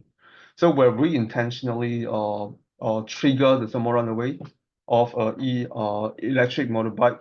So let's see what happened. So in this video, you can see that when you see the sign of the smoke coming out, which is actually the flammable and toxic gas, the time it takes before it turns into a fire event or thermal event is actually quite short. So now you can see that there's actually some more gas coming out, and then temperature rises as well. So imagine that this is actually your vehicle at home where you put in your bedroom or your living room. So it takes about 35 seconds before it turns into a thermal event. So this is the amount of time that you have to really run away from the fire. So this really helps us to better understand the hazards and identify the sound solutions. And if we look at a bigger picture, so this kind of incidence is getting more and more severe and getting more and more frequent. So we can see that as the adoption of ESS increase, the number of accidents is also increasing across the world. And you can see that right now, all the spots are actually in North America and Europe, in Australia, in Japan, in Korea, and in China. It's because the adoption rate in this country are higher. So as we think about ramping up ESS deployment in ASEAN, so we don't want to see more dots in our region. And also, we're also involved in the investigation of some ESS incidents. So the most well-known right now is actually the accident in Arizona. So where there is a containerized ESS catching fire. So this has been used as a very classic case study by most of the standards organizations to understand and identify how do we improve our standards to prevent this incident from happening. So how do we mitigate the hazards? So I want to start by showing this chart of the risk mitigation table. So the risk is actually a combination of number one, frequency or probability versus severity. So on one hand, we want to minimize the probability that a battery catches fire. In the meantime, also make sure that in case of fire, so it's not severe and it can be contained and mitigated. So from UL standards offering, so to reduce the frequency, we want to make sure that we identify the products that are less likely to fail and catch fire. So for this one, we have a few standards. So to quote two of them, one is UL 9540, the energy storage system and equipment. So this one is a certification standard where we certify the product that it is safe. And also UL 1973, which is the battery pack used in the ESS for UL 9540. Then after that, for severity, so this is more about fire. So we have a standard which is called UL 9540A, the test method for evaluating thermal runaway fire propagation in ESS. So I'm going to explain more later. So the first one, 9540A. So this is a standard where we have developed since 2016. So which make us one of the first standards developing organizations publishing standard for ESS. So now it is already 8 years old. So we work with our affiliate organization, which is UL Research Institute, to conduct independent ESS safety research and investigation. So it covers ESS use across different applications from utility interactive, standalone, or a combination of both. It also covers multiple chemistries like multiple types of ESS, ranging from electrochemical to mechanical to chemical to thermal. So this is it covers the latest good safety practices from explosion control, warning communication system, coolant system, remote software updates, among others. So next one is 9540A. So this was developed as a large-scale fire test because what is a better way to understand the characteristic of ESS hazard than you burn the ESS. Right, so that's why you can see on the picture here. So we really conduct a lot of burn tests where we trigger the thermal runaway so that we can identify how it actually propagate or how severe it is when it catches fire. So this is very critical because it provides data to validate ESS installation, including fire suppression and deflagration protection necessary for ESS installation. So this standard is very popular because it's actually one of its kind. So it has been referenced in a lot of codes and even in IEC standard. So it was published since 2017. So right now it is actually on the 4th edition. And so the new edition is going to be published end of this year, which makes it like 5 editions. So think about it. So there's only 7 years since this standard was published. But now because there's a lot of incidents and interest in this standard, so now it's already on its 5th edition. So how does it work? Because ESS is a very complex system, so it starts with a cell level. So that's why we start doing the thermal runaway test at the cell level first to make sure that at the cell level we understand how it works and how it catches fire and what's the temperature and what is the gas emission. Then after that, if the cell level fail, then we need to do a module level. So in the module level, we also do the similar test where we trigger the runaway and collect the similar data. And the third one is a unit level, so which is even a bigger scale, where we also conduct we use the data collected at the cell level and module level, and to trigger more tests to understand what is the difference in the hazard characteristic when we stack together more battery cells and modules. And last but not least, installation level. Because we need to make sure that also if all the different unit level, module level, and cell level fails, so at least if we put into an installation level, and then we combine to the actual environment where we use the ESS, so does it still able to suppress the fire or contain the fire? So we do this kind of test to make sure that if it pass all the tests and provide the data that can be used by authority having jurisdictions or even fire engineers or even architect to understand how to design the environment and to put this ESS. So this is just some pictures. We did some installation level demonstration where we trigger thermal runaway. So you can see that at different minutes, you see different characteristic, especially where certain time when you see emissions, you see a lot of fire, even flash over. So if you're interested in what we have done for 9548 installation level test, so there's a link over here. I think you can also Google UL 9548 installation level test conducted by UL. So this standard are actually not developed by the people sitting in the office or in a comfortable UL office. So you can see that we did a lot of research. We did a lot of burn tests to collect data. So we use this data to come up with the initial draft of our standard. And then after that, we send this draft to a consensus body, which is the technical committee. So this technical committee 9540, so it covered both 9540 and 9540A standard. So right now it's a very active technical committee with 150 voting members from 15 countries. So if you look at the experts in the region, so we have voting members from Singapore, Indonesia, Thailand, Australia, China, Japan, and Korea. Of course, we have a lot of experts from Canada and the US as well. So I will not go into details, but just to show you that all the major players that you know of for ESS, like Tesla, Samsung, LG, Honeywell, Murata, they're all involved in this standards development. And also in the next speaker, Dr. Lionel Moore, So he's not a voting member, but he's actually a non-voting stakeholder following the standards development, and so that which makes him also an expert in this area.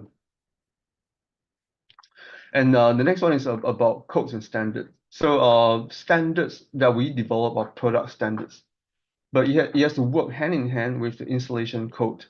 So that's why in North America, so our codes are usually referenced in International Fire Code, International Residential Code, NFPA codes like NFPA 855 or NFPA 70, the National Electrical Code. So it's quite similar to the Philippines, where there is the Philippine Electrical Code and also the products standards developed by the Bureau of Philippine Standards. And the UL 9540 has been referenced not just in North America, but because of the proliferation of ESS around the world. So now the standard is also referenced in Singapore and Australia, and more inquiry right now. And UL Standards Engagement also proposed a project at APEC, the Asia Pacific Economic Cooperation. And then so we did a workshop in Seattle last year during the APEC US year. So the report has been published. So if you're interested, you can go to the APEC website to look for this report and take a look at how we convene stakeholders across the APEC region and to share the best practices on how to develop ESS regulation and standards. And also, if you're interested in viewing any UL standards, so our standards are to support our public safety mission. So we believe that we need to have our content accessible to stakeholders.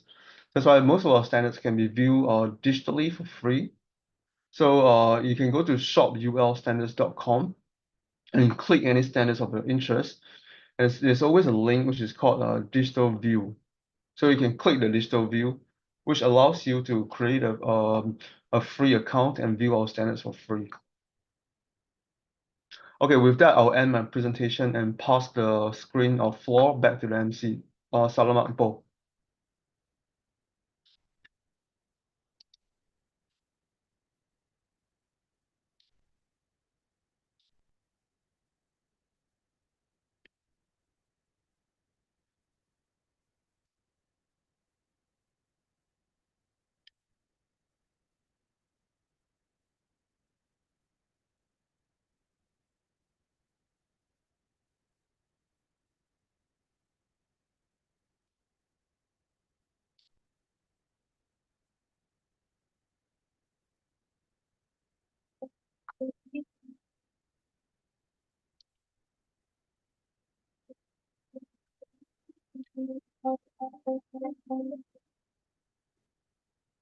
Thank you so much, Mr. Colin Lowe, the Regional Director of UL Standards and Engagement, or ULSE. Now, Sir Colin, may we request that you will so we look forward for your participation in the Q&A session at around 11 a.m. Now, we would like to proceed to the awarding of Certificate of Appreciation to Mr. Colin Lowe.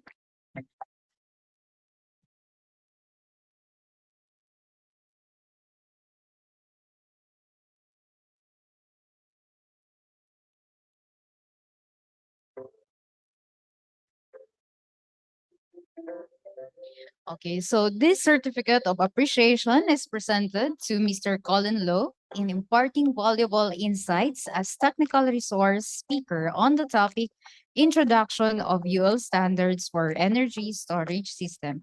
During the Standards Committee technical session, Electrical Standards and SDGs, partnering for a safe, efficient, and inclusive future in conjunction with the 49th Annual National Convention and 3E Expo 2024 with the team IIEE at 49, Transformational Leadership Towards Sustainable Development and Global Recognition.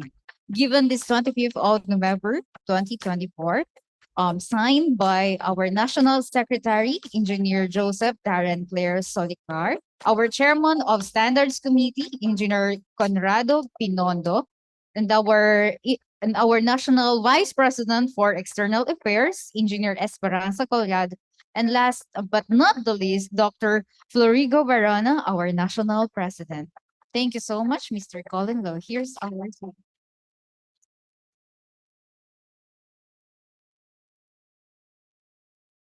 So on behalf of Mr. Colin Low, Ma'am Chi will be receiving the certificate.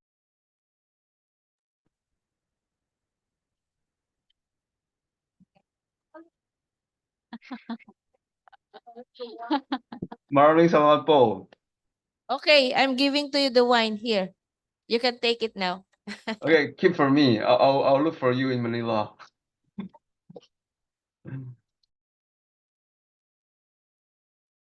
Again, maraming salamat, Mr. Colin Low. Moving forward, let's introduce our third technical resource speaker. So our third technical speaker is Director Lionel Mo, the head of ESS Hegemonic Power Singapore. The topic is application and standards for energy storage system. Let's give him a warm of applause. Dr. Lionel Mo did his PhD in Material Science and Engineering at Massachusetts Institute of Technology, with a focus in materials for solar generation, batteries, and fuel cell. Since returning to Singapore, he embarked on the design of battery systems for utility, microgrid, and transportation. His portfolio includes the first battery container with repurposed batteries, battery system for hybrid propulsion in marine vessels, and containerized battery systems for marine offshore platforms. In this design, Dr. Lionel spearheaded efforts in testing and certification of the system to internationally recognized standards and regulation, and the experience led him to join and be part of the technical committee of U.S. Standards 1974 and 9540. Once again, Dr. Lionel Mo.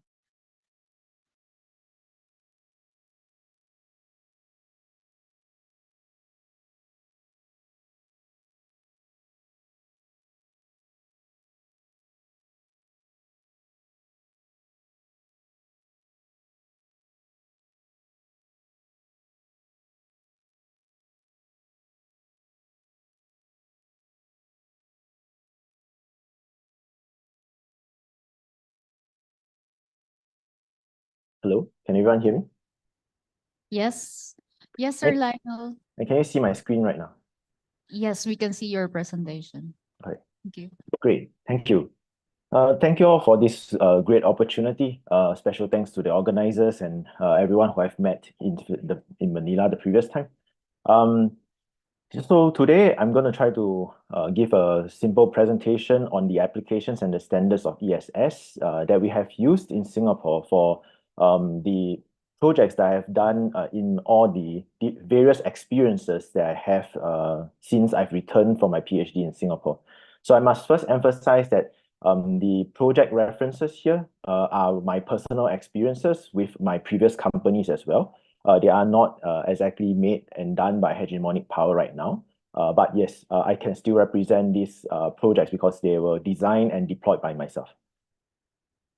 All right, so moving on. Can we see the laser pointer? Yes. Okay, great. So just a little bit of background for myself. Thanks for the introduction just now already. Just wanted to specifically highlight some of these key appointments that I'm holding that might be of interest to the audience here today. Specifically, my industry appointments in UL. I have been in the technical committee for the, as what Colin has previously mentioned, I'm in the UL 9540 as a non-voting stakeholder, and I'm also in the UL Technical Committee 1974 for as a voting member. What the differences are is that in 1974, we are looking into repurposing batteries, so taking old EV batteries and then evaluating them for other purposes. And that has also evolved into a remanufacturing standard as well. I will share a little more in the presentation later. And then the other one is the UL 9540 technical committee, and that is the one about fire testing that Colin has shared. Part of my experiences has been in second life batteries, marine battery systems and design, energy storage systems, battery management systems, and energy management systems, including PV and hybrid systems that might be of interest to the people in the crowd. So right now, there's just a very strong push for global renewable energy. And everyone is really going for solar and wind, as the whole world takes that as currently the most economical and the technologies that requires the least requirements on geographical needs, right? To actually be able to produce this form of renewable. Especially within Southeast Asia, this is particularly important with solar and wind. And in the Philippines as well, I'm pretty sure a member in the crowd is probably even more familiar than me in this particular slide. In this previous announcement for these renewable targets that the Philippines has in 2024, you can see how much more solar and wind the Philippines is looking at by 2030. And this is going to be very important for the Philippines to get ready for such implementation. So I'm going to pose the first question to the audience here. I know you guys cannot respond to me, maybe except for those who are in Zoom. If anyone wants to just leave comments in the chat, please feel free to. I can also take the answers later during the panel as well at 11. But I would like to have the crowd kind of spend a few moments here to really think about this. What do you think is the biggest hurdle in achieving the renewable target in the Philippines?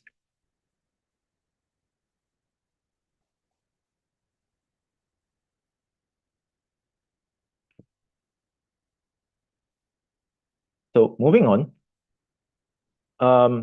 So one of the most important point that has been experienced by countries who have been dealing with renewables for quite some time right now, which is the ones in Europe and the US, is that there's actually a lot of backlog in projects because of one very simple problem, the infrastructure.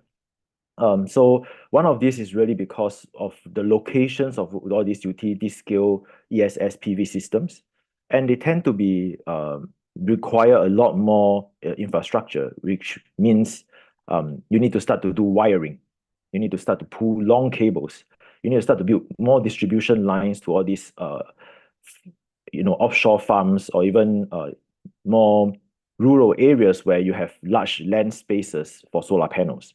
And if you were to think about it in the Philippines, this gets even more complicated in the sense that because you are archipelago-based country, there's so many islands. Each of them have their own grid. While there's going to be some benefits in that you have very much more distributed supplies and distributed distributions, that if you want to try and do inter-island kind of connectivity, this is going to become one of the bigger challenges that you will have. And then, of course, the other thing is that this solar and wind is not a very stable source of power. They come and go as and when the sky wishes to, right? So we don't always have full power on the sun. We also don't always have full power on the wind. And then you also have scenarios like typhoon that may immediately cause an overload if the wind farms are left on during this period of time. And yes, if for just recently, if anyone has followed the news, on China's side, one of the mega wind farm producers have created a 28 megawatt wind turbine that actually survived the most recent typhoons that even the Philippines have been experiencing over the past month. So again, another moment for everyone to think about is what do you think is a good approach to getting the grid ready? Right? We need something that can allow us to defer our infrastructure upgrades, or help us improve the distribution of your power, and at the same time be able to store your and stabilize these sources of power that you are retrieving from nature. So one of these most common thing that everyone has been looking at is really energy storage systems. And that is why as renewable energy starts to grow, energy storage systems is growing rapidly as well in tandem with renewables. The more you're going to add into the grid, the more you want to have energy storage to stabilize the grid. And you can see from here that there is a lot of different energy storage systems that we have available for us to use. Okay, I also want to emphasize that batteries are not the only energy storage systems that is available in the market, but it's just one of the most flexible that you can have around. For example, pump hydro is amazing in terms of how much they can store, but you really need a you need geographical advantage for you to do that. And then high power flywheels are also one of those things that require such space and geographical power too, geographical advantages as well. So you see a lot of these battery related solutions in the middle here. That's kind of bridging the field and allowing you to provide that kind of flexibility that you need.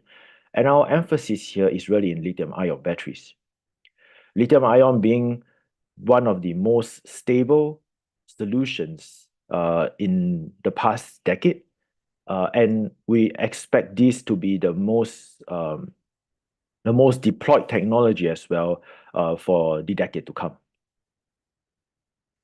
So why energy storage? It's really because it brings you the flexibility. Everyone here has a handphone, everyone here has a laptop, and everyone here most people here might have a power bank as well. So you can bring your energy with you, bring your electricity with you is because of batteries. And then you scale it up a little more, you see EVs that allows you to bring your batteries with you on your mobile, to go, to bring you to places. And then really the large-scale grid storage systems is really giving you the flexibility and power in terms of timing, right? Whenever you need it, there's going to be an amount of power that can come from these energy storage systems. So lithium energy storage systems can be split into two main roles in application. One of it is in utility scale. These are the very large power plant level, megawatt to gigawatt level energy storage systems. What it can be used for is for frequency regulation, demand response, energy arbitrage, and transmission and distribution deferral. Why we use the batteries for such applications is really because of its speed. Battery systems are DC systems, and inverters with the new technology right now have response times in the milliseconds. So they can easily get your power up and running within a few cycles of your power, of your AC power. So that is why even for high-speed requirements like frequency regulations and demand response, batteries are extremely useful in such applications. And then for microgrid systems, without doubt, it's basically you can totally use solar panel as your main source of power, charge it into the battery and power the load at the same time. And then at night, when you have no power, you can just use the batteries as backup, as the power source for the night. As long as you size it right, this is actually potentially economical as well, especially for places where petrol cost is extremely expensive due to transportation of diesel. So other than that, the other thing that you really want to look into is really open policies, right? What do we mean by open policies? Is like, because you can see from a few slides back, like here, right? We have many different types of storage systems. You have the utility scale systems, you have these kind of CNI systems that can be used for buildings, you have your home storage.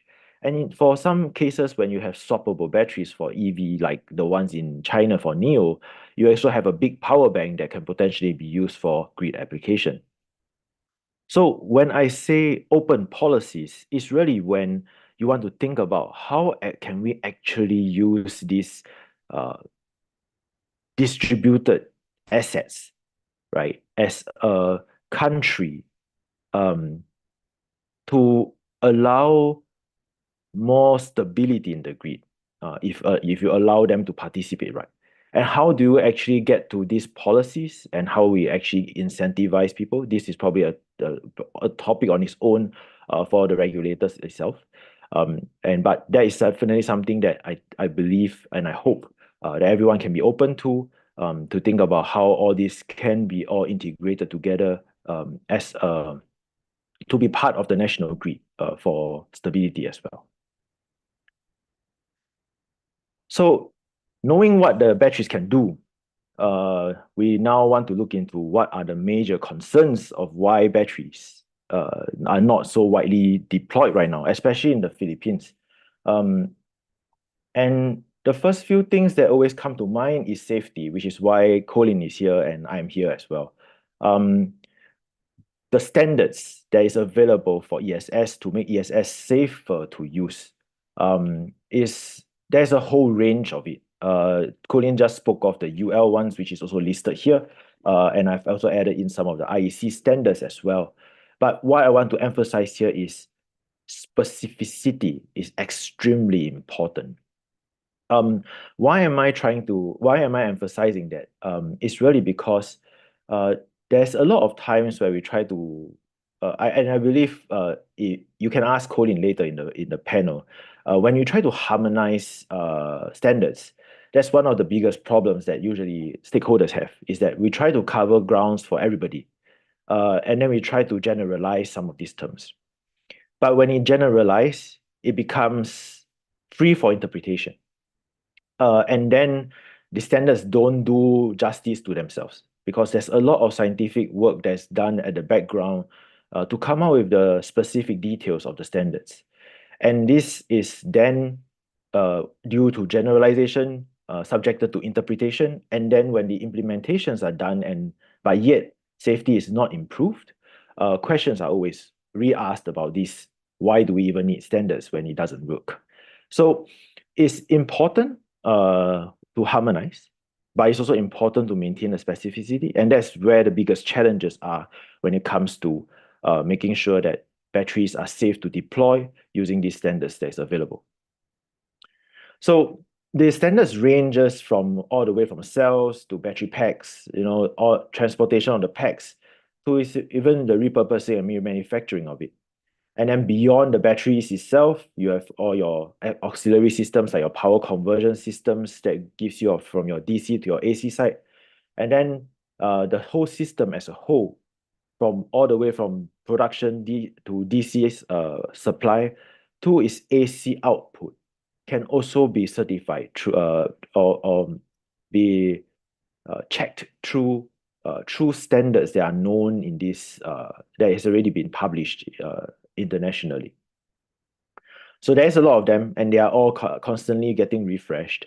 So stay tuned to updates to this, and there are always more standards coming up for some of these more specific areas of use for these ESS systems too. So right now, I'll go ahead and share some experiences that I have in Singapore from designing to deploying batteries in all my past experiences. You'll notice here that I have already taken out my company association here, just to make sure that people don't associate these projects to my current company that I'm working with. So these are all my past experiences that I'm sharing for everyone's use. Okay, so the first one is really a very clear and one of the best examples I love to give for off-grid systems. This is actually deployed in Guam. And for those who are, all of you who in the Philippines, you guys know how you guys basically share the same weather system as Guam most of the time. And the typhoons is one of those things that is really concerning for both countries. In this particular case, with the right design and calculations of the PV panels, the structures, the container as well for the ESS and the container solution, the container mounting as well, these systems can survive typhoons. Typhoon Mawa was it survived Typhoon Mawa a couple of years back, and the system is now still really up and running and performing as per needed. This size itself was able to power a convenience store and a Shell station for 24 hours on good days where the sun is really nice and bright. So completely off-grid solution that follows the standards as per shown here. So things that we have used, UL 38.3, all the batteries and the panels were tested to that so that they were safe for shipping.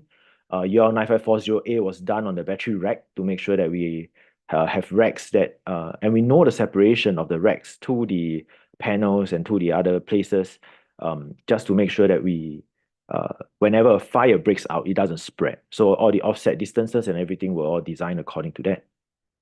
And then UL 1741 for the PCS conversion system to make sure that it fulfills whatever the grid can take. And then 1973 for the battery cell itself.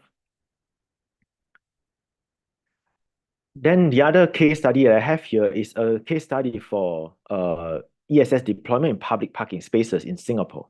So this is a good example of how batteries can be installed in places where it's highly populated and densely populated. Again, we have done the battery standards IEC 62619 and this is one that would test for propagation of any thermal runaway event to make sure that the battery thermal event does not propagate beyond a single cell. So the batteries itself is already classified safe, which is why it's a lot safer to implement. That being said, the local authorities still require us to put up a 2-hour firewall between the battery and any public spaces. And then the G99 code is the Singapore power code for the power conversion system to make sure that we can tie into the grid without causing any problems to the grid.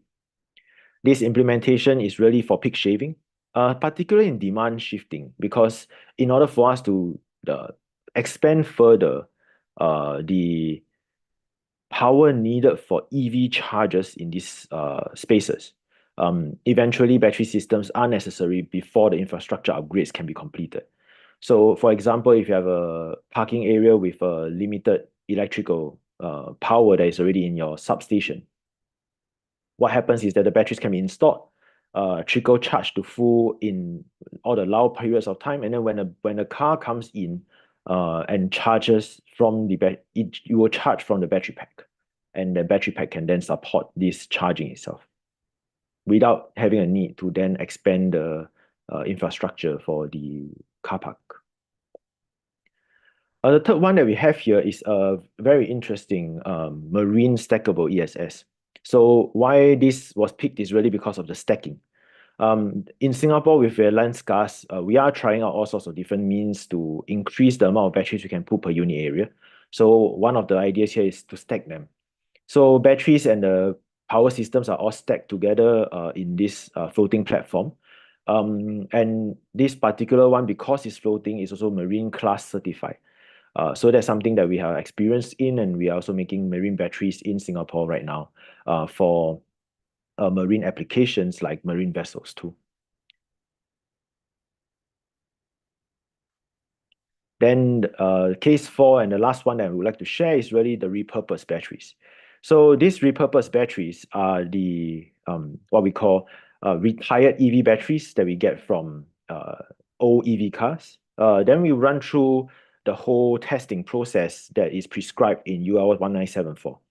So 1974 is factory and a process certification that would allow the facility that uses that is certified to use 1974 to then recertify the batteries for use in a repurposed state.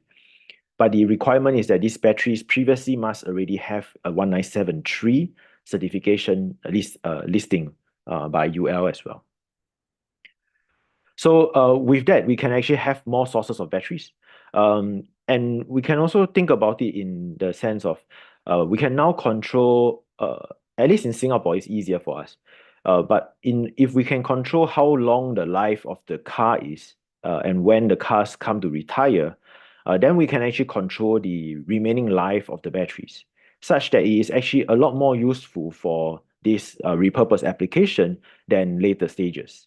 So instead of running the batteries all the way to its death and having cars being stranded on the road, car batteries can be then taken back earlier for this repurposing to be done, so that you can use it more for its second life, as well as provide a safer vehicle use for the drivers themselves.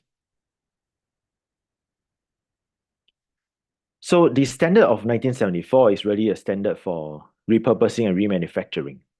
It covers the batteries, the battery management systems, and the protection controls. So everything has to be retested accordingly. It requires the batteries to already have cleared the safety standards for its first life application. And what it does is really it goes through a process overview of all this documentation and safety inspections first. And then there's this performance evaluation. There is very much a very extensive electrical testing of the system. So we'll be testing all its protection controls. We'll be testing all the overcharging and over discharging of the batteries, the actual capacity that's remaining in the batteries, and also any sort of self-discharging of the batteries as well. So there's actually a series of tests in the standards that you can actually see for free. I will again advertise for Colin here. The digital view on the website is actually really very useful for people who want to have a view of it before purchasing the standards. So we do face a lot of challenges in repurposing. Even though it's a good idea, EV adoption is still very much nascent in Singapore. We are starting to have a growing EV population, but for this to actually kick off, we are talking about another 5 years after the EVs are running, 5 to 7 years. So we are a bit ahead of our time. We do expect this to become even more important by 2030 and onwards. There is going to be a problem because of the variety of brands and models of EVs, but eventually this is probably going to be we can probably overcome this with smarter battery and energy management system. And then because the final thing here is really because the batteries are rapidly developing. So whatever you are using here is just 5 years, 7 years ago technology. So whatever you are trying to use for repurposing has to be of a application that's a lot less stressful for the batteries compared to everything else. And because of that, beyond just the ability to do the repurposing, the application is also a little more limited in these systems. And finally, we are evolving the standards all the time. And right now, 1974 is the only available standard. IEC 1 is coming out soon. And then localized standards is going to be one of the other things that people will be looking at for the next few years as well. So just a quick summary to end with kind of what I'm doing now at Hegemonic Power. We are a company that's a member of the Great Power Group in China. So they are a cell manufacturer, but we are at the headquarters of Singapore is filled with technical experts. So we do the solutioning. We also actually do the design in Singapore for Great Power to help us manufacture too. And then we are opening service centers across APAC for us to actually be able to support users of ESS. I believe right now, a lot of people want to use ESS, but they are not ready to be able to take care of it well enough. So, and there's always concern about this. So that's why we have decided to kind of come in and try to help people by providing the services that they need on their local soil. Our focus here is both in land and marine ESS. So if anyone has any interest in this, feel free to reach out for us. And if you have any questions, you can also just email me. It doesn't have to be an engagement with me professionally. I'm more than happy to help with any more education in ESS so that everyone gets more comfortable in using it. And with that, that's the end of my slides. Thank you, and I'll hand back to the MC.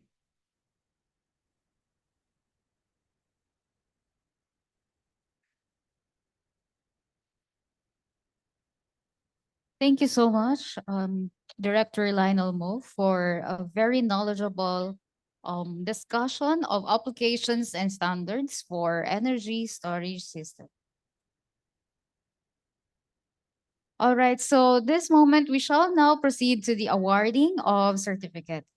To facilitate the recognition of the invaluable contribution of our technical resource speaker, may we request the chairman of Standards Committee, Engineer Conrado Pinondo,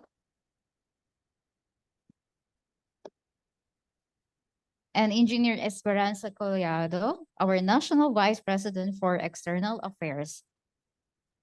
So let me read the citation. This certificate of appreciation is presented to Director Lionel Mo for imparting valuable insights as technical resource speaker on the topic applications and standards for energy storage system during the Standards Committee technical session, Electrical Standards and SDGs, partnering for a safe, efficient, and inclusive future. In conjunction with the 49th Annual National Convention and 3E Expo 2024 with the theme IIEE at 49, Transformational Leadership Towards Sustainable Development and Global Recognition. Given this 25th of November 2024, signed by Engineer Conrado Binondo, Chairman of Standards Committee, Engineer Esperanza Collado, National Vice President for External Affairs, Engineer Joseph Darren Claire Solicar, our National Secretary, and last but not the least, Dr. Florigo Varona, our National President. Sir, thank you so much. Thank you.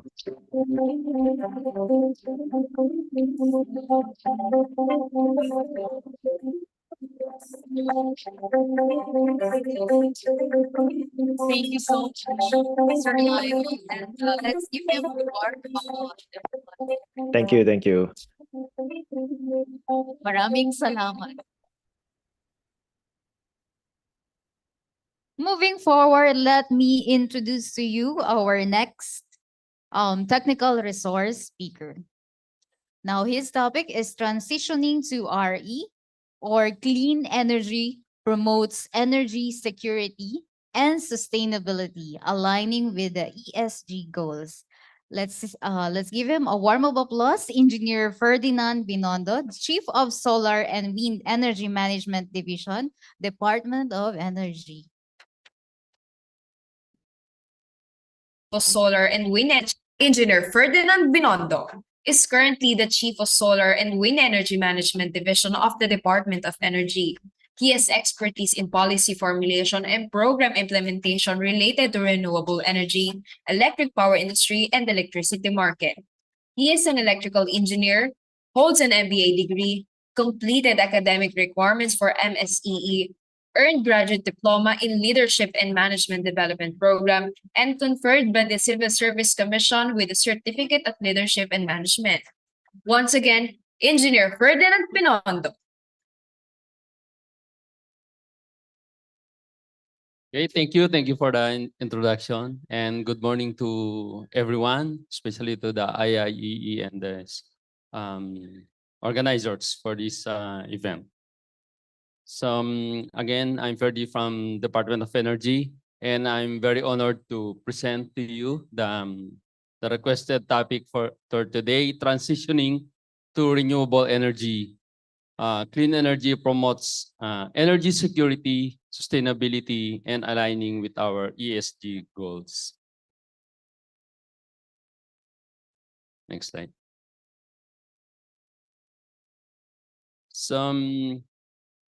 For this topic,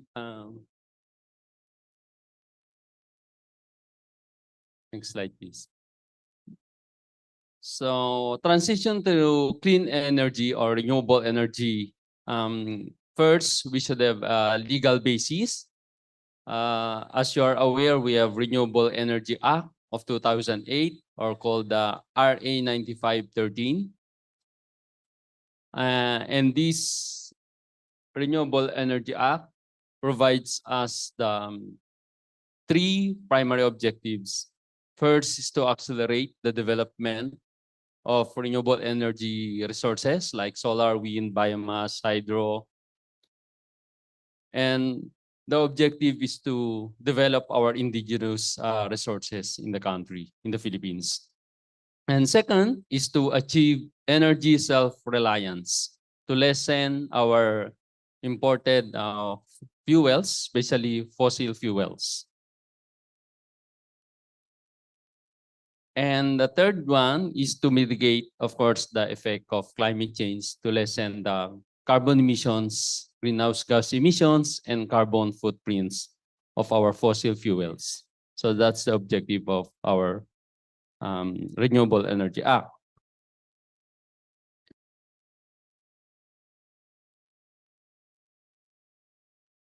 And since our topic is also for the ESG, or the environmental, social, and governance goals of its entity or corporation, we need to discuss also the importance of these ESG goals and link to the importance of renewable energy. So, of course, the importance of how this ESG matters. First, investors' interest and regulatory requirements. And also for companies, if they are compliant with the ESG goals, they have reputation and become their brand image. And since this ESG, if they are compliant with the ESG, they will be, it will contribute to the long-term sustainability of the entity or the corporation. And for the objective of these ESG goals, align with the renewable energy. For environmental, the purpose is to reduce carbon footprint, promote climate resilience, and conservation of natural resources. And for social, enhance energy access, foster community development, and provides job creation. And for governance, provides transparency and regulatory framework in our energy sector, and provides also ethical sourcing and supply chain management for the corporation or entity.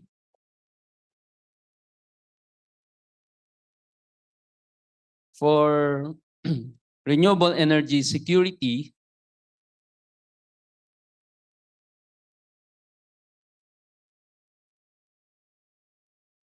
of course, the renewable energy, we require this renewable energy to support our objective for reliable, affordable, and sustainable energy supply. And the role of RE in energy security is to, of course, reduce energy dependency, stabilize energy prices, and improve local energy production.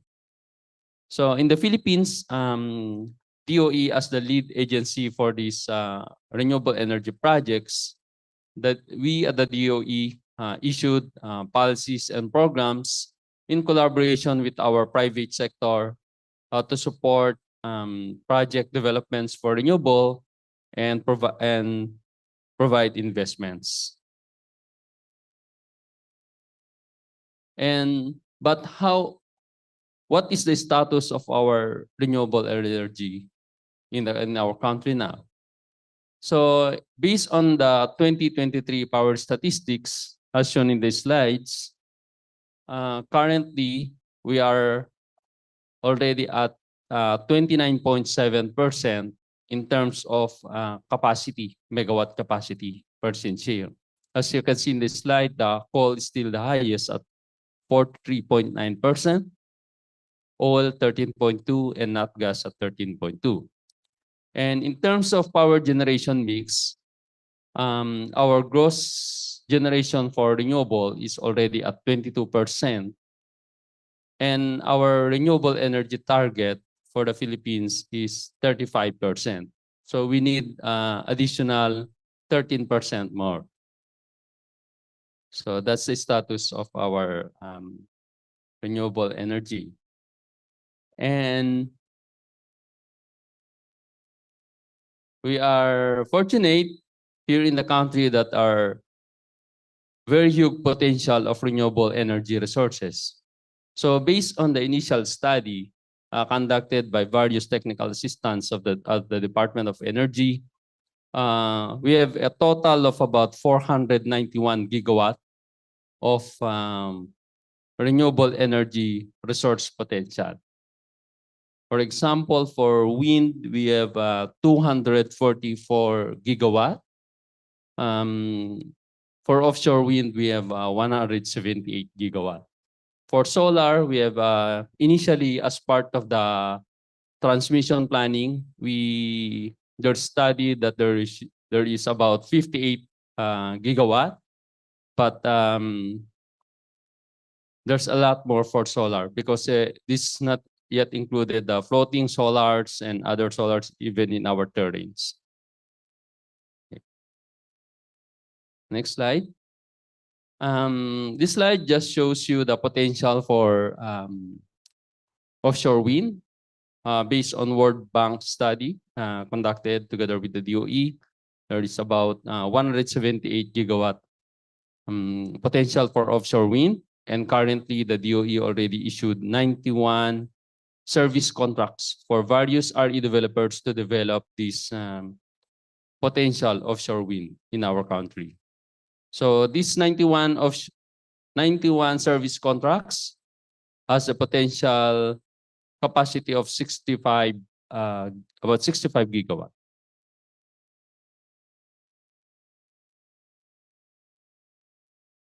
So how to achieve the objective of the RE law or the Republic Act 9513, the Department of Energy laid this target through the Philippine Energy Plan 2023-2050. And the target is, and our target is 35% share of renewable in the power generation mix by 2030 and 50%, at least 50% by 2040 and more than 50% by 2050.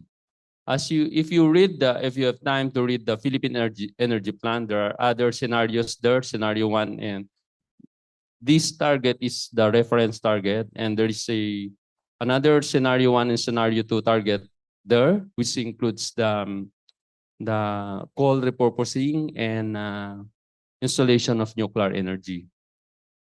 And the difference of scenario 1 and scenario 2 is the size of the target offshore wind by 2040 and 2050.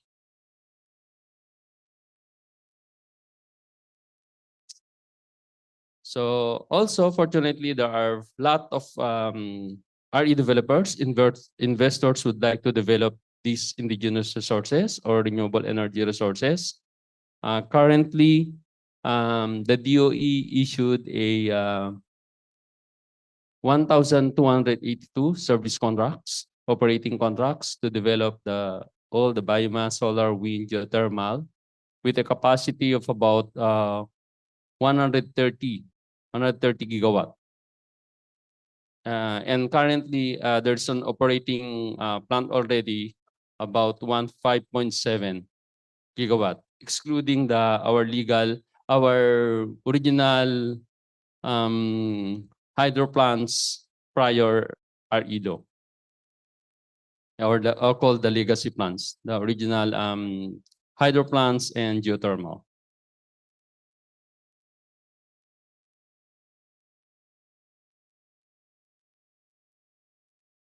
So also to achieve these objectives, the DOE issued various programs and policies to effectively attain the 35% renewable energy mix by 2030.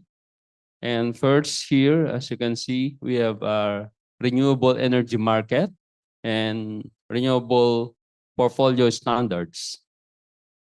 The RPS is required by law, mandates by law, that all mandated entities like distribution utilities, retail electricity suppliers shall source a percentage of their demand from renewable. So currently, the percent requirement as amended last year, 2023, from 1% to 2.52%. So there's already a requirement of about 3.52%. And the renewable energy market, this is the venue for the transparent and trading of RE certificates. As you are aware, 1 megawatt hour of renewable is equivalent to one REC or RE certificate. So you can trade this into a renewable energy market and also as part of you can buy REC in the renewable energy market to comply with the RPS requirements. So another program here required by law is the net metering program, which allows the end users to install up to 100 megawatt or 100 kilowatt rather for own use, and they may sell their excess energy to the system or to the grid or to the distribution system. Currently, we have already like 14,000 end users, about 125 megawatt of capacity from net metering. So another one, the expanded roof-mounted solar program. The DOE issued last year a policy on the expanded rooftop solar to provide more business models to our investors. We have 3 business models there. The supply contingency event.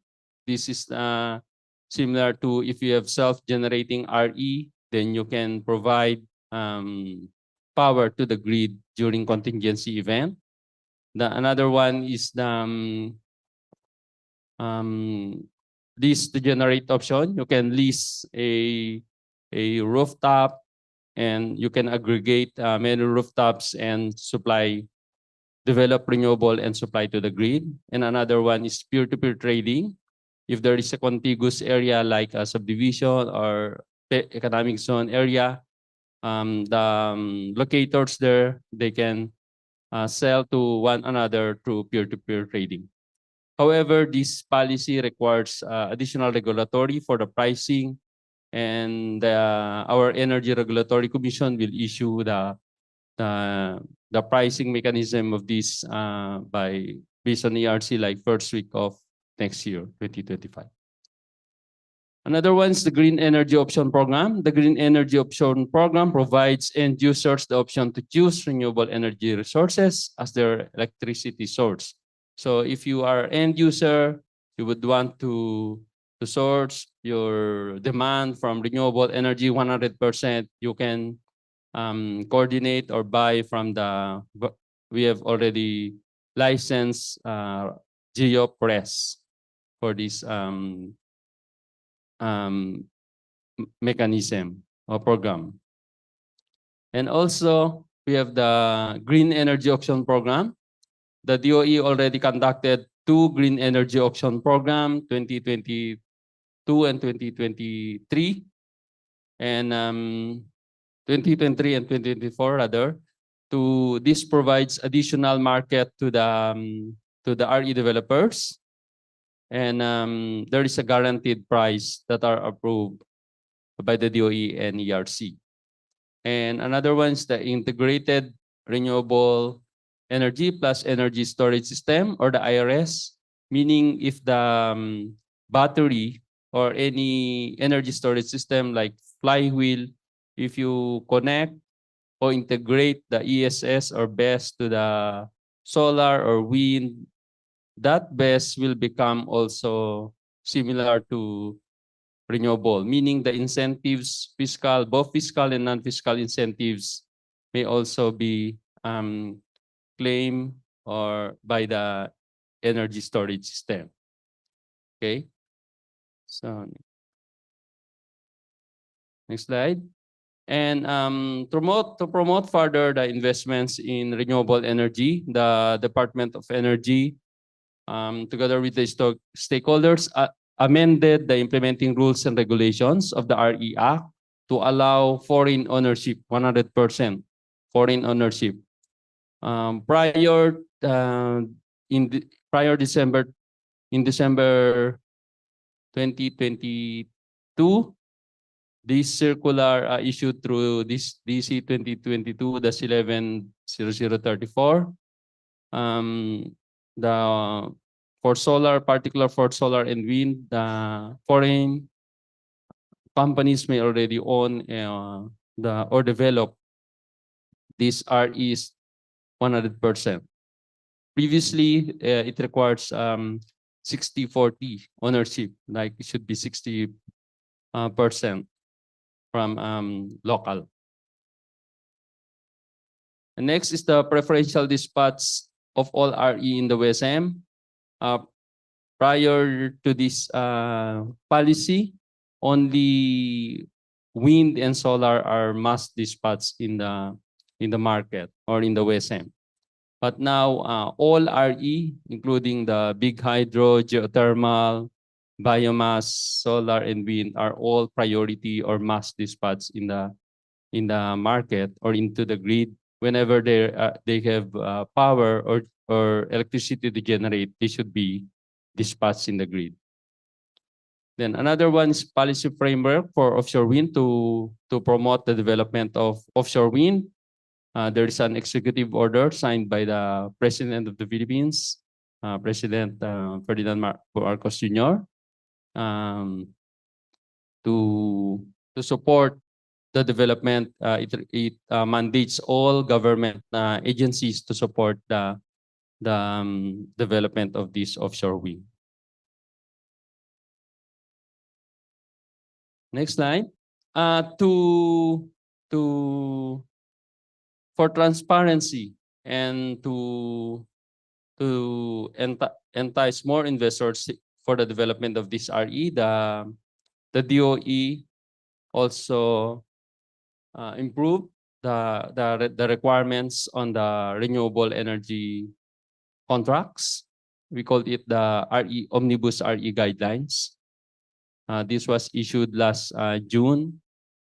We streamlined the requirements, and for transparency, there is an EVO system. If you are aware, we are only in the world that there is a very transparent timeline to complete for the government to facilitate the RE application, which is 31 days. Actually, the EVOS law requires the government to process the projects within 60 days, but the DOE offered within 31 days the RE contracts should be processed within that timeline.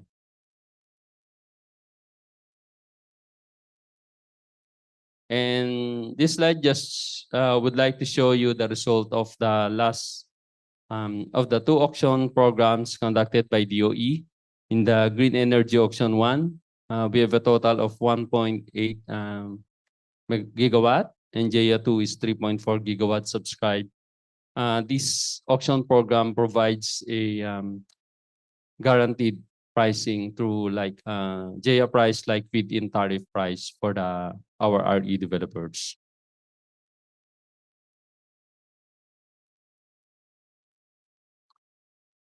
And however, there are challenges, right, in the implementation of these renewable energy projects.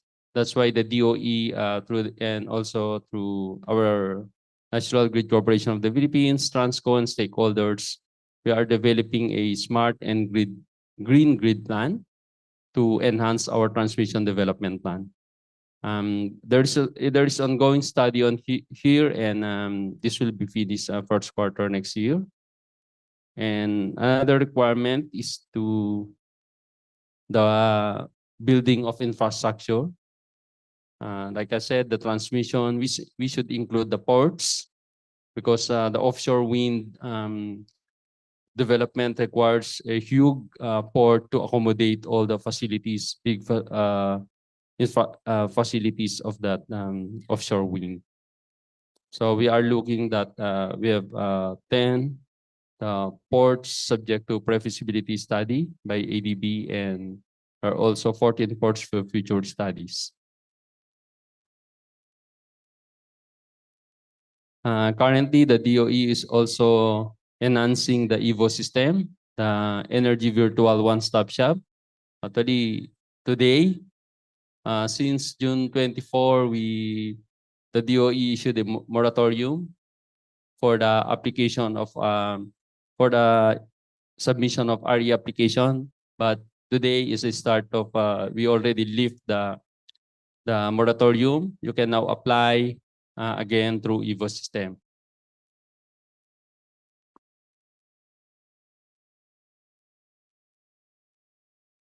Also to promote RE, the DOE accredited various educational academic institutions like we have in Luzon, Visayas, Mindanao, like WMSU in Mindanao, MMSU in Luzon, and other academic institution as an extension arm of the DOE to perform like information education campaigns and other research to promote renewable and develop renewable energy. And also for the government, including the government agencies, there are requirements that all government energy agencies shall utilize renewable, especially solar. They should install or utilize solar PV in their premises buildings. And we have also ongoing coordination with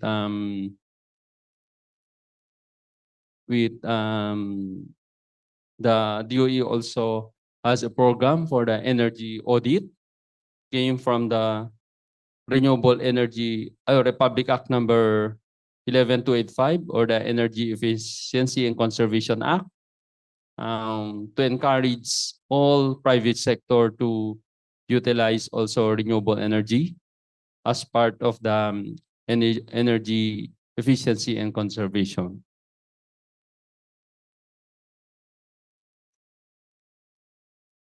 Next is the alignment of ESG goals. I would like to provide you one example. We have a current project issued by the DOE, a renewable energy contract or solar energy operating contract. We have the Terra Solar project in Nueva Ecija and Bulacan.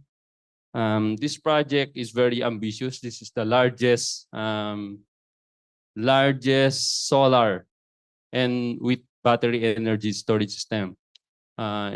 United States is only about 800 megawatt and 3.2 gigawatt hour, but our ambitious project is about 3.5 gigawatt peak and about 4.5 gigawatt hour of battery. So it's larger than the recent this year's commissioned project in the United States, California. And this project has two phases. The target will be finished in 2026 and 2027. And to relate this on our ESG goals, the environmental, social, and governance. For environment, the project, since this very huge project, RE, of course, this project provides clean and sustainable energy, and this will reduce our reliance on fossil fuels. For social, the impact of this project for our social, it provides more jobs to our people. There is a target jobs here about 1,000 workers during construction and 150 workers during operation of the project. And this project also provides electricity to about 2.5 million households. And for governance, of course, since this is transparency for accountability and collaboration, if these projects, both the entity for this project will collaborate both for collaboration and cooperation with the government in achieving our renewable energy targets. So that's all for my presentation for the day. And I would like again to thank you and encourage everyone to cooperate and support our renewable energy targets to achieve our 35% renewable energy mix by 2030 and other years. Thank you very much. Thank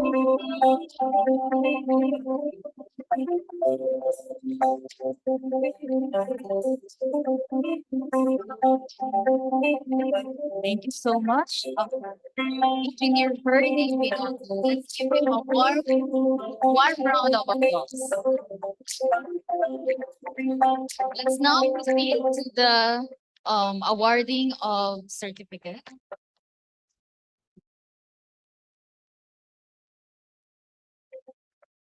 So to facilitate the recognition of the invaluable contribution of our technical resource speaker, may we request the chairman of the Standards Committee, Engineer Conrado Binondo, and our National Vice President for External Affairs, Ma'am Esperanza Collado. Ma'am Shi.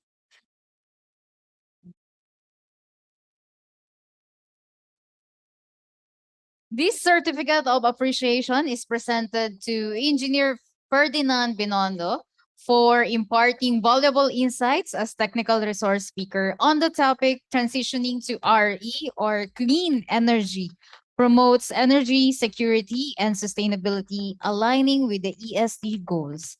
During the Standards Committee technical session, electrical standards and SDGs, partnering for a safe, efficient, and inclusive future in conjunction with the 49th Annual National Convention and 3E Expo 2024 with the team IIEE at 49, Transformational Leadership Towards Sustainable Development and Global Recognition, given this 25th of November 2025. Signed by Engineer Conrado Binondo, Chairman of Standards Committee, Engineer Esperanza Collado, National Vice President for External Affairs, Engineer Joseph Darren Claire Solicar, our National Secretary, and Dr. Florigo Varona, our National President. Thank you so much.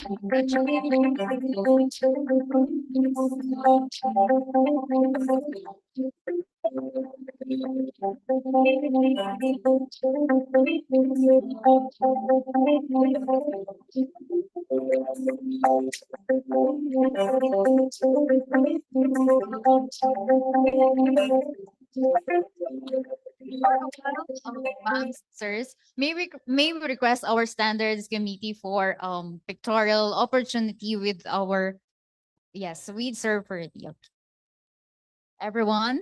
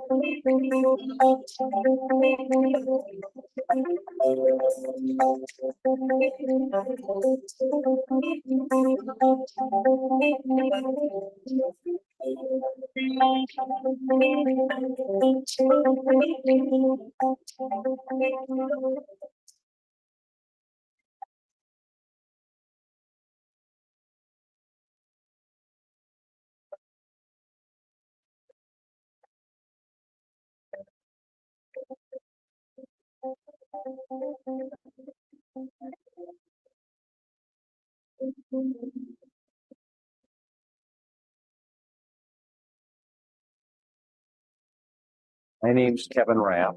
I'm a senior chemist with Cargill. I've been fortunate to be one of the inventors of the EnviroTemp FR3 product. When I started with the company, it was called McGraw-Edison. And McGraw-Edison is actually a partnership between Maximilian McGraw and Thomas Alva Edison.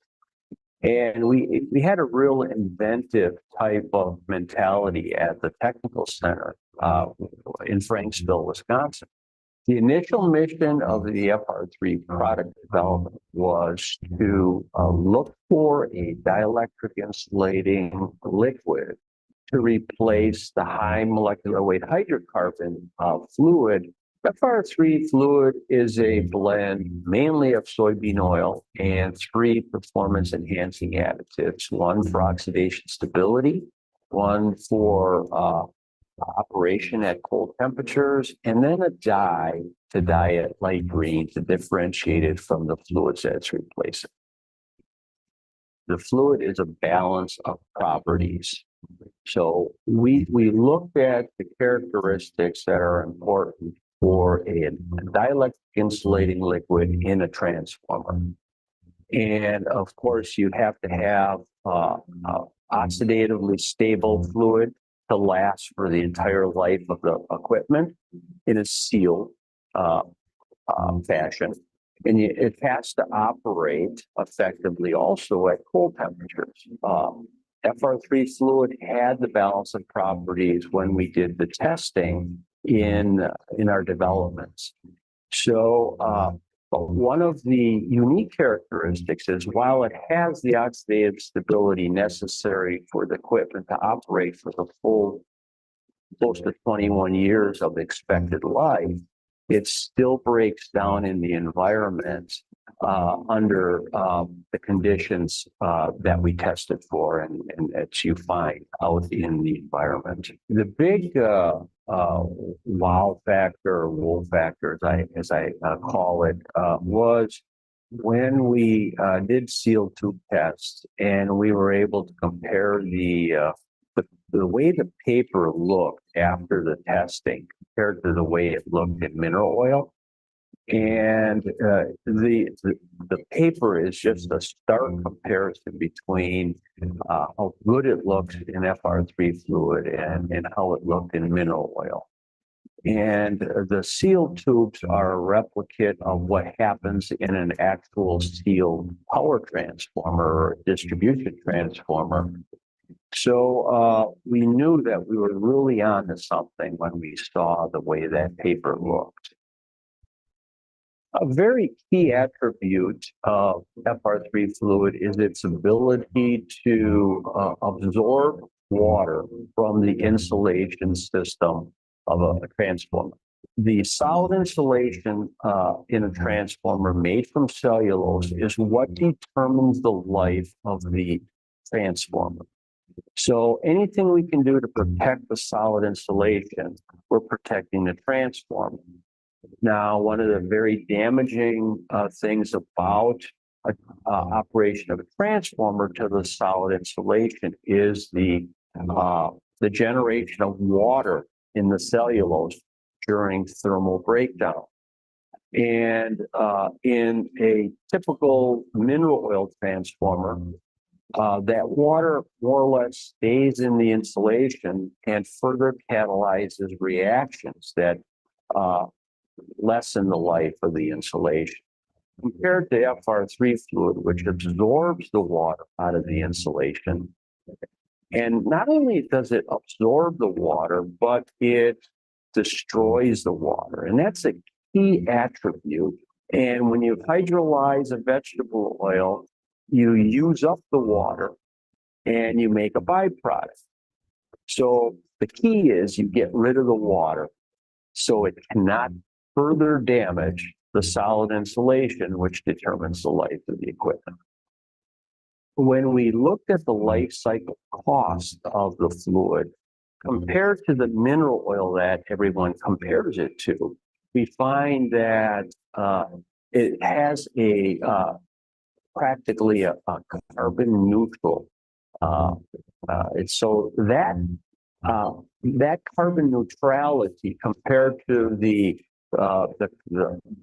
positive carbon input into the environment from the mineral oil is really something that you can put dollars and cents on, and we can actually show financial benefits through owning a green transformer.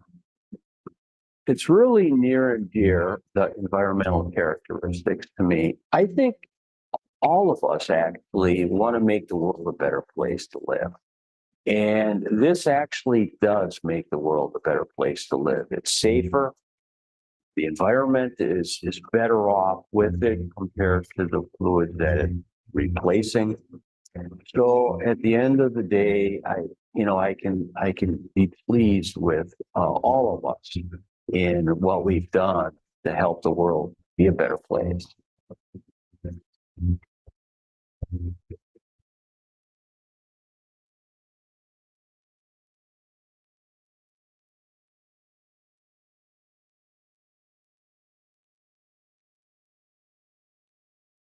Now for our next topic, safety and protection of electric vehicle charging station or EVCs.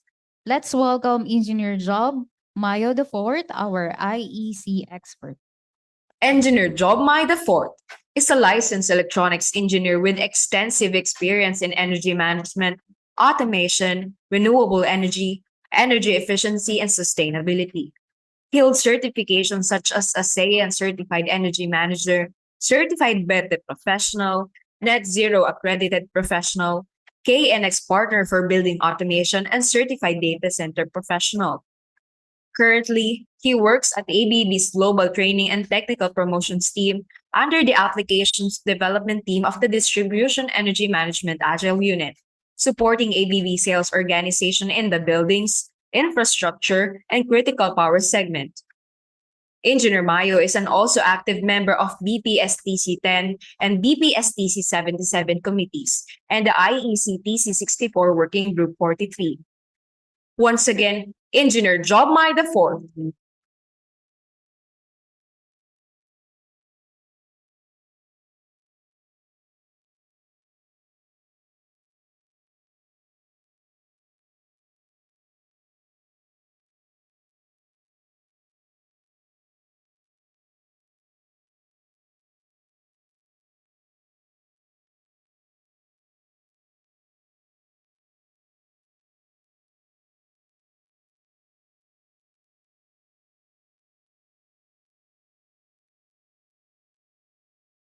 Yun. Good morning.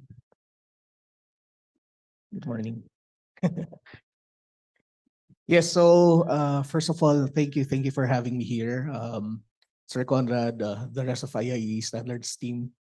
It's an honor to be standing in front of you. So at this point, I'd be discussing more or less some standards related requirements in reference to installation for electric vehicle charging infrastructure. As we all know, for EV chargers, well, electric vehicles per se, it's already an ongoing requirement already for the Philippines, especially with the enactment of the Electric Vehicle Industry Development Act. And at the moment, we want to make sure, or we want to inform different stakeholders on how to ensure safety in these kinds of installation. So this will be just a quick one. I'll give you a brief overview on electric vehicle infrastructures, service equipment, and then at the same time some design considerations and examples for different types of installation or types of architecture. So first and foremost, why are we here? Pag pinag-usapan kasi natin electric vehicle charging or pag pinag-usapan natin in electrification of mobilities, pinag-uusapan natin yung we're talking about transition from fossil fuel powered vehicles going towards a more sustainable option. Primarily because of different regulations, because of different studies. One of which is, for example, the source of emission. You'll see here that as per study under the Bloomberg NEF, you'll see here that 27 to 29% of the total emission are coming from transportation. And globally, not only in the Philippines, actually here in our region, Southeast Asia, medyo we're catching up when it comes to sustainability and when it comes to regulation. So there's an increased regulation when it comes to smarter and more efficient mobilities. And at the same time, syempre, mas nagiging affordable yung technology. It's pretty much the same as what solar was 10 years ago.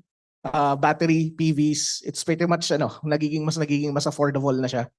And at the same time, eventually mas nagiging efficient.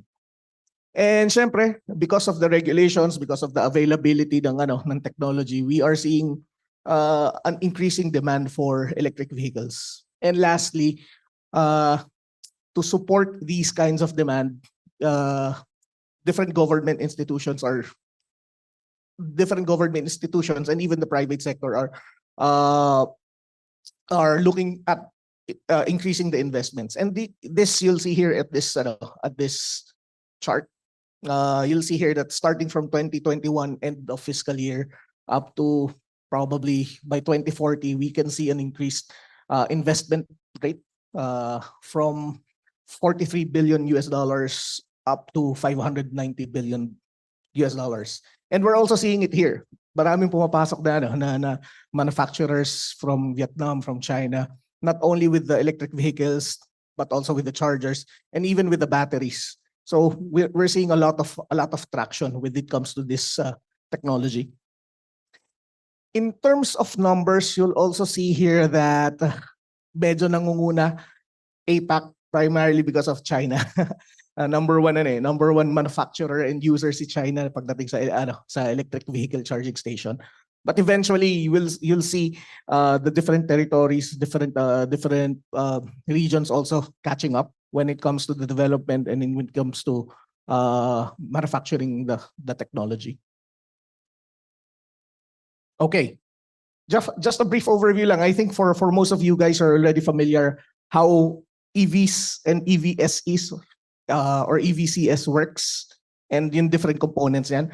It's more or less a transition from the internal combustion engine vehicle going towards the electric powered vehicle. Pagdating sa internal combustion, of course, kailangan mo ng fuel, kailangan mo ng gasoline, diesel, or any type of fuel to support the combustion of the engine.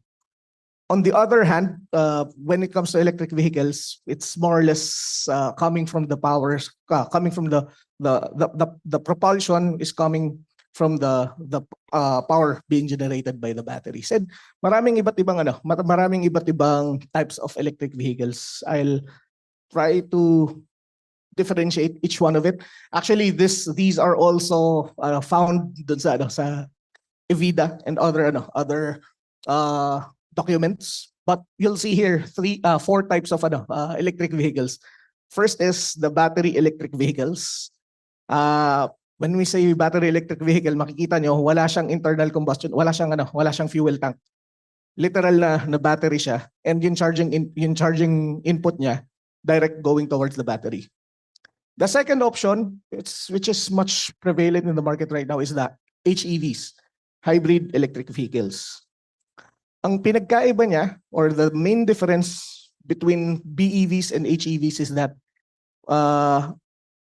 it's being powered by both fuel and battery. But the main charging source of the battery is being done during the main operation of the hybrid electric vehicle. Wala tayong direct to battery charging. So it's more on the braking systems or more on the propulsion. Medyo bago sa market ngayon, PHEVs. It's what you call the plug-in hybrid electric vehicles. So when you talk about plug-in hybrid electric vehicles, it's pretty much the same as hybrid electric vehicles. It's just that meron tayong direct to battery charging. So pwede tayong maglagay ng fuel, pwede rin tayong maglagay ng battery power. And primary source of propulsion is coming from the battery. And lastly, pinaka-prevalent sa atin ngayon, LEVs, light electric vehicles. Ito yung mga trolleys, mga scooters. Medyo applicable siya for town driving, pero intercity, medyo may safety constraints tayo na pinag-uusapan. So pero meron pang mga na-develop na technology such as hydrogen, etc. But at the moment, these are the 4 technologies that are more or less prevalent in the Philippine market. Now, different parts. Since ano siya, infrastructure yung pinag-uusapan natin, it's not just the charger and it's not just the vehicle. It's a whole ecosystem itself. So first and foremost, of course, let's go with the charger. EVSE, EVCS, EVCI, it's pretty much the same. We term this as electric vehicle supply equipment. More or less can be utilized, can support charging of electric vehicles via AC charging or DC charging. Later on, ipapakita ko rin yung differentiation niya and why we need to have sufficient protection for each. Of course, syempre, since plug-in or battery electric vehicle tayo, meron tayong charging port. Meron tayong connection from the charger going to the vehicle. And of course, you'll have the electric motor, main source of propulsion. Ito yung nagdadrive ng gulong natin para mag-move from one space to another. And it converts the electrical energy into mechanical energy, or at some point, chemical energy to mechanical energy from internal combustion engines. And of course, most cases, you'll have the onboard chargers. Ang onboard chargers, OBCs, these are the charging system within the vehicle. So it's the one that controls the charging current, charging voltage going towards the batteries. And lastly, your battery. Typically lithium ion. Hopefully, we can find other sources as well when it comes to batteries. Now, pagdating sa batteries, typically we're using the lithium ion technology. We're using primarily because of its internal characteristic na high energy intensity. Tapos hindi nagkakaroon ng leakage pagka hindi ginagamit. And for most cases, batteries are based on DC. Siyempre. Most of the time, we try to size the vehicle based on the battery capacity. Siyempre, even with the battery energy storage systems, even with UPS systems, we try to size the system based on the battery output na pinoprovide natin. It's more or less based on kilowatt hour, and it depends on the type of charging. Meron tayong meron SOs, meron tayong state of discharge, state of charge na tinitingnan din. Different parameters that would affect the age of the battery. Syempre, when it comes to batteries, we also correlate it with range. Kasi kung gaano kataas yung storage mo, ganun rin kalayo yung tatakbuhin ng sasakyan. So we also try to electric vehicles are usually sized as well when it comes to the range and the speed, yung kilometers per hour. And syempre, charging capacity. Different parameters na tinitingnan. Battery capacity, state of charge, maximum charge, charging rate, environmental factors, humidity, temperature, rigidity, and whatnot. Now, when it comes to electrical charging infrastructure, meron tayong 4 na parameters na tinitingnan when sizing and developing VCIs. When it comes EVCIs, meaning charging plus yung nakapark na sasakyan. Syempre, we need to take into consideration yung available power source. Are we getting it from the grid? Are there renewable energy integrated to the building? Meron ba tayong battery energy storage systems to support in cases of outages, and even gensets? Syempre, we also need to take into consideration the utilization voltage. That's why we also need to consider yung transformer, how we distribute the different loads. So we check also as well the distribution switchboards and the connection of the chargers. And several challenges, of course, we need to, for existing infrastructure, we also need to take into consideration yung capacity limits. Syempre, pagka existing na yung building, minsan fully utilize din ano natin, transformer capacity. And in some cases, we may need some sort of load shedding functionalities in order to accommodate additional loads. Kasi hindi biro ang charging station. Ang pinakamaliit na available in the market is 7 kilowatt. 5 kilowatt, I think I've seen some na 5 kilowatt. Pero hindi biro yan. 5 kilowatt means parang mga nasa yan eh. Nasa isa, dalawang aircon yung katumbas niyan. Tapos, syempre, we also need to take into consideration yung power quality issues. Syempre, yung ano niyan, yung what do you call this? Yung availability ng EV charger to filter out harmonics, and at the same time yung ability nito to accept harmonics. Dalawa yung ano yan, tinitingnan yan. Yung filtering para hindi siya mag-emit, and acceptance para hindi siya masira because of other sources of harmonics. And syempre, we also need to take into consideration yung system-wide impacts. So it can contribute especially for peak demands, lalo na pag kulang yung capacity ng transformers natin or even yung grid natin. Now, let's go for design considerations. Medyo mahaba-haba yung biyahe when it comes to design considerations. Binanggit ko na yung iba. Bago ba to? Electric infrastructure, existing ba electric infrastructure natin or bago? Mas maganda kung bago. Pero kung luma, we also need to check yung capacity within the building, yung wiring, conductors, kaya ba nating i-accommodate yung required current ng mga bagong EV chargers. Charging capacity, we need to check if it's the different types of charging. Are we charging in AC? Are we charging in DC? Scalability, syempre, hindi lang isa yung charging station na ikakabit mo dyan. Eventually, tataas yung demand lalo na pag maraming tao na bumibili ng ng electric vehicle, lalo na pag majority are already using electric vehicles. We also need to check yung possibility to scale up yung installation. And if possible, of course, magkakarugtong yan eh. Integration to renewable energy, very, very important, lalo na for existing facilities kasi this is one of the few ways that you can accommodate additional loads, especially during peak demands. And lastly, applicability to standards and regulations. The good thing is that meron si UL, meron si IEC, meron tayong pwedeng referencing pagdating sa products and at the same time pagdating sa installation. So typical, you'll see here an AC distribution of an electric vehicle charging infrastructure. So you see here battery energy storage, renewables, and grid integrated into one system.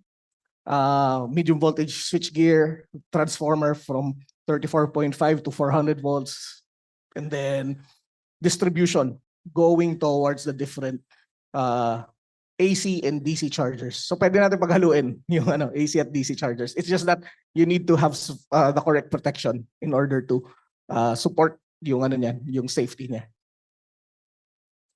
This is with integration to microgrids. So meron tayo ditong additional microgrid dito sa baba. You'd be able to charge it independently.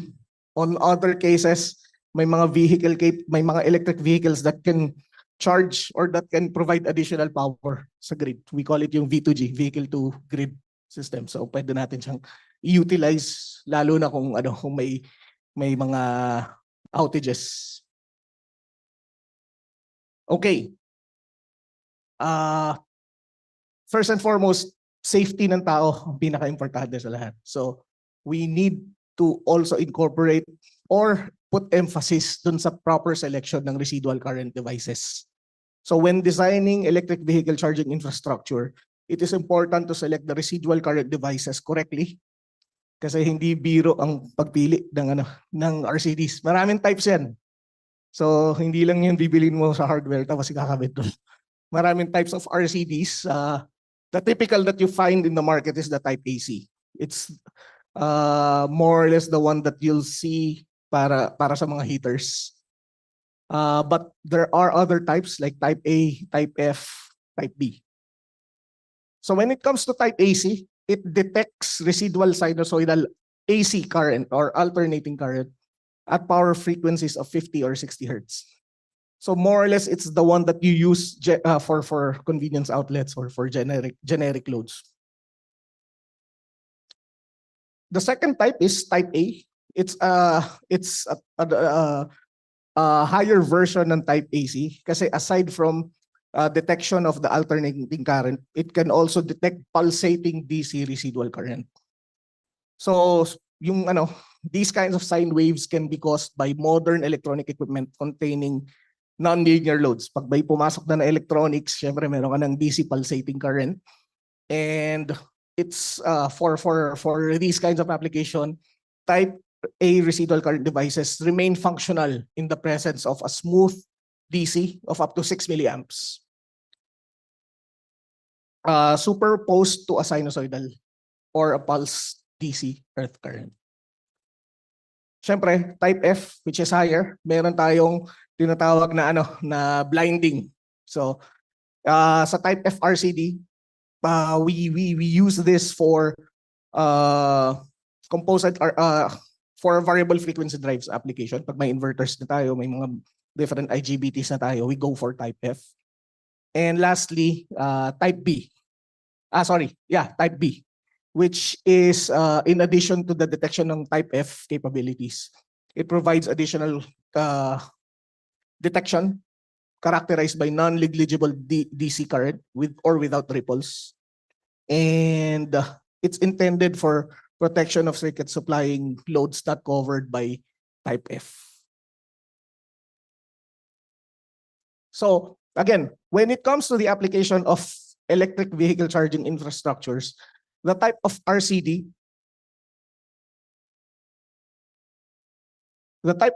must be chosen according to the expected leakage current, considering that the loads are likely to be connected to the installation. So we need to understand ano ba yung type of load, ano yung ground earthing system natin. Where necessary, electric vehicle charger manufacturers should specify the correct type of RCD required. Typically, makikita naman natin yan sa installation manuals. In fact, certain loads may produce DC earth leakage current not only during at fault, but also under normal operations. Especially kahit yung mga electronics natin. It produces DC earth leakage as well. And this in any case, in faulty or normal operation, a DC component in the earth current caused by the loads may impair the protective function of the RCDs, meaning hindi siya mag-trip at the set threshold. And yun yung medyo hindi acceptable. Pag hindi siya nag-trip at a certain threshold, baka maka-aksidente tayo ng technician or ng user ng charger. Remember that type AC RCDs are not designed to operate with DC content. So hindi uubra ang typical traditional type AC natin when it comes to protection ng safety and protection ng electric vehicle charging stations. An excessive high level of DC component in the residual current may lead to saturation of the magnetic material,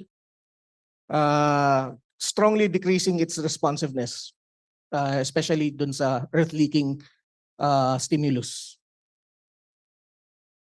On the contrary, type B RCDs are immune to any of this, what you call blinding. Kasi minsan pag nabalot na ng DC yung AC, hindi na nadidetect ng type AC RCDs yan. So we go for type B RCDs instead. So the choice of suitable RCD is related to the type of or to the mode of charging being implemented by the charging stations, which is you'll see here. Meron tayong 4 na modes eh. Mode 1, Mode 2, Mode 3, Mode 4. Si Mode 3 may 2 modes. May 2 sub-modes pa siya. So isa-isahin natin and identify natin yung correct na application. So for Mode 1, ito yung typically ginagamit for light electric vehicles. Sinasaksak natin sa saksakan. So si scooter, sinaksak natin sa standard plug. Mode 1 siya. Direct connection. Mode 2, Direct connection siya sa socket, pero meron tayong in-cable. Yung in-cable, ang trabaho niyan is additional protection siya para dun sa chargers. Usually, pwede na to, applicable na to for electric vehicles per se. For AC charging. And lastly, skip natin si mode 3 kasi si mode 3 may dalawa eh. Si mode 4, DC charging naman siya. So DC EV supply equipment based on IEC 62196-3. So, ganun din. Meron tayong outlet or power source going towards the DC charger, converting the AC to DC, DC current going to the battery to charge the batteries. So each AC standard socket outlet intended for modes 1, 2, and 4 must be individually protected by an RCD, at least type A, with a threshold of 30 milliamps and below. So 30 milliamps and below. As per standard IC 851-1 and 60364-7-722. Special attention would be dito sa in-cable, sa ICPD, in-cable protection devices. These cannot be used for fixed installation. Tinatanggal talaga natin siya dapat. Now, let's go for mode 3. So, dalawa yung modes ng mode 3. Mode 3 AC at saka mode 3 DC. Ang pinagkaiba lang, mode 3 kasi is fixed installation. Makikita nyo wala na siyang hindi siya nakasaksak sa socket outlet. Fixed siya. So mode 3 is a connection of an EV to an AC EV charging station permanently connected. Permanently. So wala na siyang, hindi natin tinatanggal yung yung socket outlet niyan. Permanently connected to an AC supply with a control pilot functioning that extends from the AC station to the electric vehicle. And this can be referenced to IC 62196-2. Pagdating sa mode 3 AC, meron tayong two ways to protect it.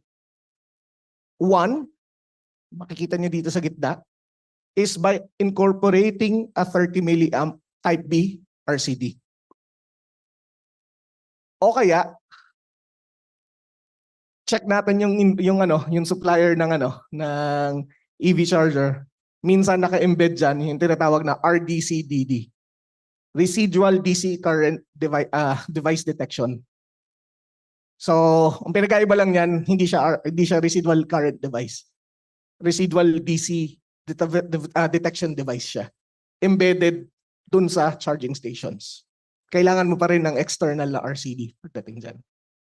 Sinisiris natin siya. Okay. Mode 3, DC. Ganun din. Ang pinagkaiba lang sa mode 3 AC, wala tayong conversion. Yung conversion ginagawa ng OBC, ng onboard charger ng vehicles. So AC pa rin siya from the breaker going to the charger. AC pa rin yung dadaloy dito. Yung onboard charger natin doon sa vehicle, yun yung magko-convert from AC to DC. Pero pagdating sa DC charger, DC na yung output ng charging station natin. So binabypass na niya yung onboard chargers. Wala na siyang connection doon sa onboard charger. So the electric vehicle is connected directly to the DC, which is permanently connected to a supply with a control pilot and based on 62196-3 product standard na connector. Now, according to installation manual, under normal and fault conditions, any resulting component of the DC current in the protective conductor can exceed 6 milliamps. Therefore, only type B RCDs are allowed to supply DC charging stations mode 3. No RCD at the AC input of a DC charging station can protect the DC output, but it can protect the primary circuit of the charging station, yung upstream niya. And some parameters that the designer or the installer would need to account for would be yung correct earthing system. Ano ba to? TT, TNC, TNS. the presence of the RCD incorporated dun sa charging station, kasi kung mayroon, kailangan natin gumawa ng coordination ng upstream RCD versus dun sa RCD incorporated dun sa sa charging station, and the need for protection against electrical fires, which is 300 milliamps threshold. Any information or requirements from the manufacturer, in particular if the resulting DC component of the current in the protective conductor under normal and fault conditions are higher than 6 milliamps, we use type B. If mas mababa, we can go for type F or type A. Okay. An example lang, you can check here, for example, for an AC charger, single phase or three phase, based on 60364-7-722, required magkaroon ng external RCD with at least type A 30 milliamp. When it comes to 40 amps three phase, required at least type A 30 milliamps. Pag mas matataas, 54 kilowatt, 100 kilowatt, 120 kilowatt, 180 kilowatt, titingnan natin yung earthing system. Pag TT yung earthing system natin, required na magkaroon at least ng type B, 300 milliamp for fire protection. So anything above 125 amps, we go for type B. Below we go for type A. Ito yung binabanggit ko kanina, when we are incorporating residual current protection devices, we also need to practice yung natin, yung selective coordination natin. Hindi lang tayo nagko-coordinate sa overload at saka sa short circuit ng circuit breaker. We also coordinate yung natin, upstream and downstream residual protection natin. Otherwise otherwise pwede siyang lumusot papunta sa LSIG natin sa main air circuit breaker, which may trigger yung natin, yung Dewey's stripping. So we need to properly coordinate these as well. Typical lang. So for example, for a type B installation na meron 30 milliamp, downstream niya, upstream niya would require at least 1, 2, 3. Anyway, you'll have a copy. Medyo malabo kasi para at least it's a table telling you na pagka ganito kalaki yung natin, yung RCD natin, ito yung number of branches na pwede, ideally. Of course, aside from residual current protection, we also incorporate surge protection devices for over voltages. We can incorporate two types based on the type of installation. So for example, for residential facilities, we incorporate type 1, and we also incorporate category DCB, especially for DC chargers. Kasi meron tayong communication. So we also need to incorporate protection not over voltage ng equipment, but also protection dun sa signaling natin. So type 1 or type 2 and category DCB. And one last thing na binabanggit ng IEC 60364 is simultaneity. When we try to design, we always use the factor of 1. Not unless capable tayo maglagay ng control, dynamic load shedding na control. May mga EV chargers kasi na we can set the limit of the peak output. In that scenario, we can change. But as a default, as recommended by IEC 60364, we use a factor of 100%. Okay. So ito siya. According to the requirements of 60364-7-722, the demand factor of the final circuit supplying the connecting point is equal to 1, since it shall be considered that in normal use, each single connecting point, each charger, is used at its rated current unless the connecting point is configured at a maximum current lower than the rated current. Kasi pwede nating i-configure yung mga chargers na mas bababa yung output. in effect, mas matagal lang yung charging time niya. Okay, sample installation sa brownfield, you'll see here limang 22 kilowatt and tatlong 3.6. We try to design it in a way wherein we try to differentiate in different sub-distribution boards based on the location and dedicated circuit breakers going towards the different socket outlets.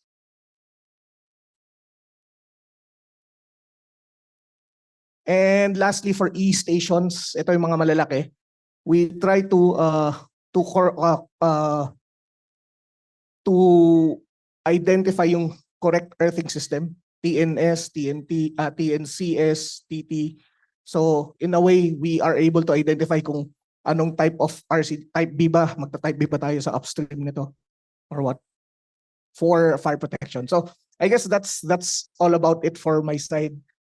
Thank you so much, and kung may questions, feel free na kontakin sila Sir Conrad yan. So yun, so hopefully sana may natutunan kayo with this session. Thank you so much. Thank you so much, Sir Conrad. Thank you.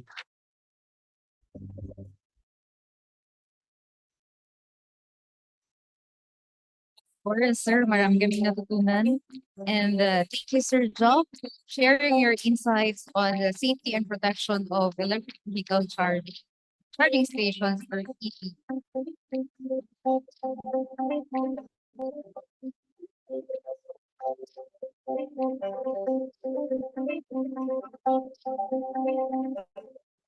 Now let's proceed to the awarding of certificate. May we call again to facilitate the recognition of the invaluable contribution of our technical resource speaker. May we request again the chairman of Standards Committee, Sir Conrado Binondo, and the National Vice President of External Affairs, Ma'am Chi Colliado. And also, Sir Job, may we call again your presence here for the awarding of the certificate of appreciation. Yes, so let me read the citation. The certificate of appreciation is presented to Engineer Job Mayo IV for imparting valuable insights as technical resource speaker on the topic safety and protection of electric vehicle charging station or EVCs during the Standard Committee technical session, Electrical Standards and SDG, partnering for a safe, efficient, and inclusive future in conjunction with the 49th Annual National Convention and 3E Expo 2024 with the theme IIE at 49 Transformational Leadership Towards Sustainable Development and Global Recognition. Given this 25th of November 2024, signed by Engineer Conrado Binondo, our Chairman of Standards Committee, Engineer Esperanza A. Collado, our National Vice President for External Affairs, our National Secretary, Engineer Joseph Darren Claire Solicar, and our National President, Dr. Florigo Varona. Congratulations and thank you so much.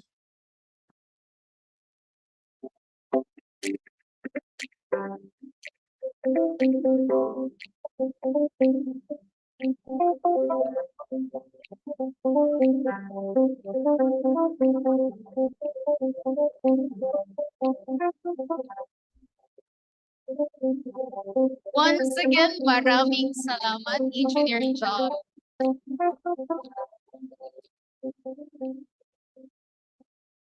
Let's now proceed to our question and answer question. Answering question tuloy. Question and answer session. parang pageant lang, ma'am, diba? Okay, so requesting our technical resource speaker in front, also our technical resource speakers online to kindly turn on your camera for our question and answer session. So this Q&A session will be facilitated by our very own 2024 IIE National Treasurer and one of the advisors of the Standards Committee, Engineer Justo Lopez Jr. Sir June?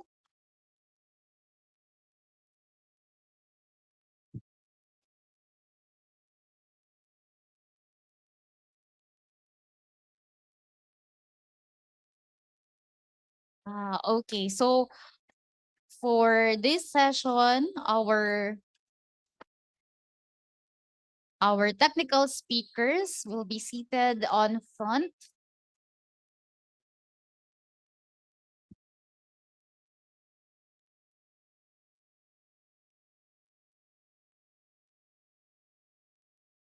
So here with us again, Sir Lionel Mo and Sir Colin Low on the virtual or the Zoom. Okay.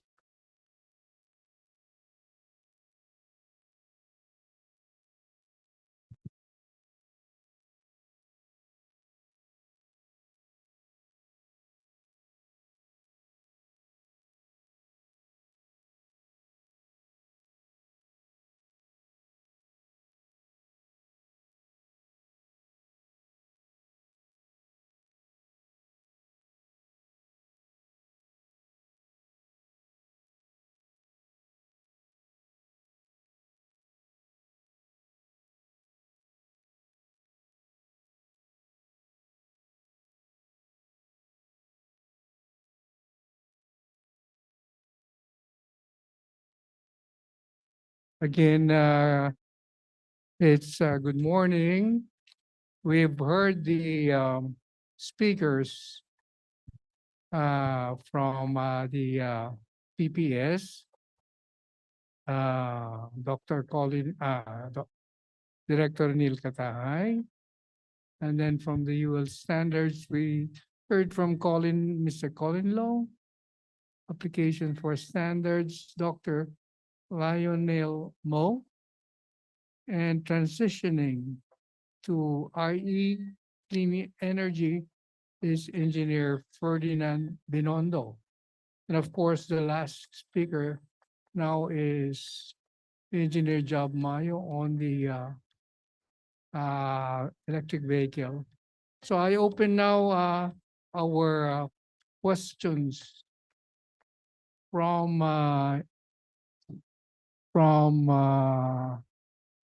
the audience and also those present here. You may use the mic to ask queries from any of the speakers. Anyone?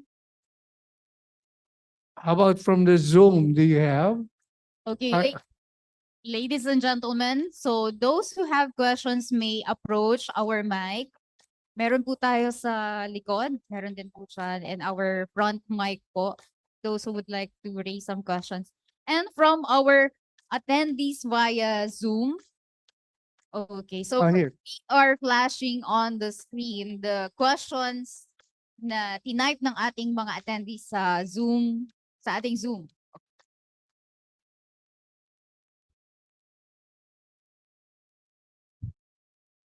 So those here sa mga kasama natin dito na face to face, okay. So kindly mention first your name before mentioning the question to our speakers, okay. And kindly also direct your question to our speaker dito po sa atin sitting in front. You may mention their names. So mention ko lang po ulit. Our speakers earlier are Director Neil Katahay, Mr. Colin Low, Director Lionel Mo, Engineer Ferdinand Binondo, Engineer Job Mayo IV, and our moderator here, Engineer Justo Lopez Jr. Okay.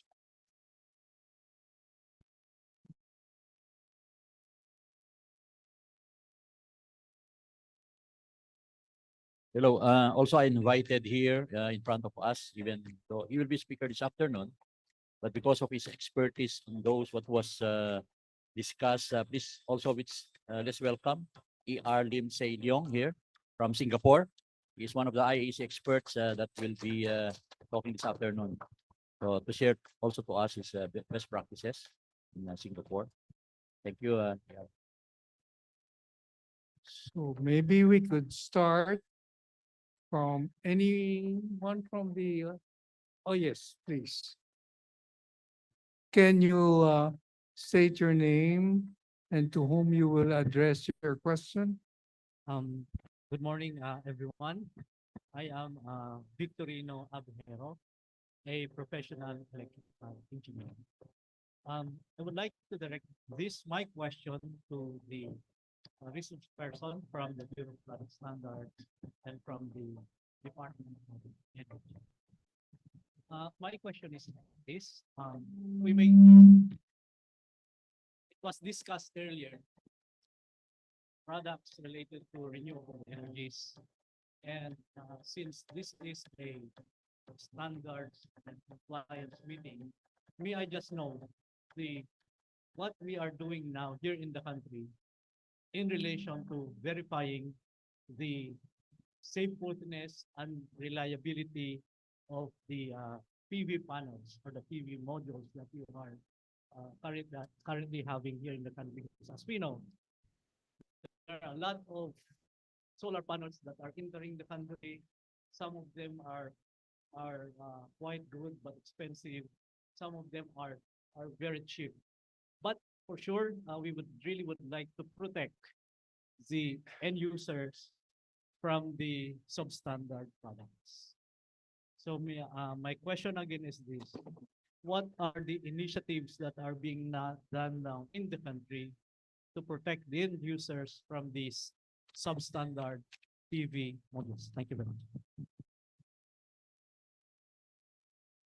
Yes, in behalf, I think the representative of the BPS is JR here, and he will be answering your queries. Go ahead.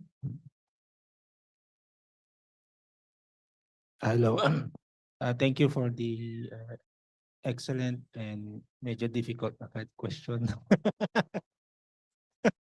Anyway, si Sir Vic is formerly a BPS staff, one of the pioneers.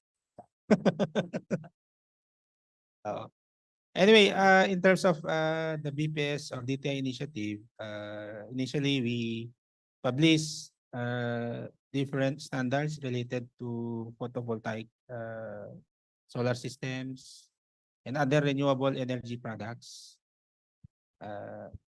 So publication of Philippine National Standard, although right now we don't have a regulation on product certification on those products. However, the Consumer Act, which is the minimum, the law that protects basically the consumers, mandates all manufacturers na dapat before they market their products, it should be meron silang assurance na safe and efficient yung mga products. And also properly labeled. Thank you. Did it answer your question, or you still have follow-up questions? Yes. The answer I got is that currently there's no regulation mandating the verification or certification of these products. In the absence of that, how can the private sector help the Bureau of Product Standards to really ensure that we electrical practitioners are also protected? Kasi ang nangyayari po minsan, ang sabi nila, oh, nasunog because of faulty electrical wiring. But it could be the issue is a substandard product in the market that we were able to install mainly because at any time, any products are entering the market. Okay. So how can we support them, the government? Maybe through the IIEE, because my experience in the place wherein I am working is we are actually having a separate technical committee in which we are helping the government in developing not just the standard, but more so of the technical regulations. Thank you. Any reply or comments to that?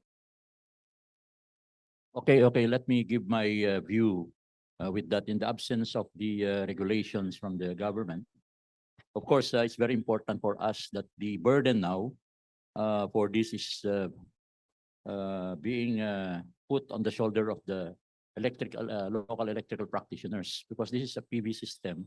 So according to our Philippine Electrical Code, there are guidelines and requirements, but these are installation standards.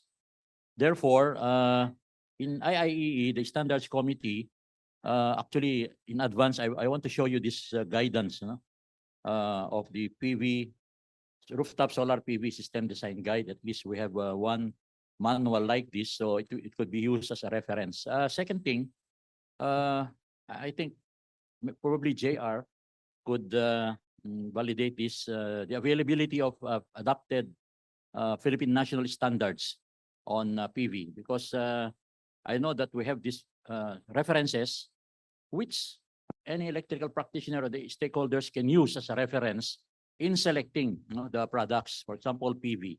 We have to be very careful on the solar panel, because as we know, it's there are a lot now of various PV modules, panels, and standard products that are available in the market. But what is our guidance?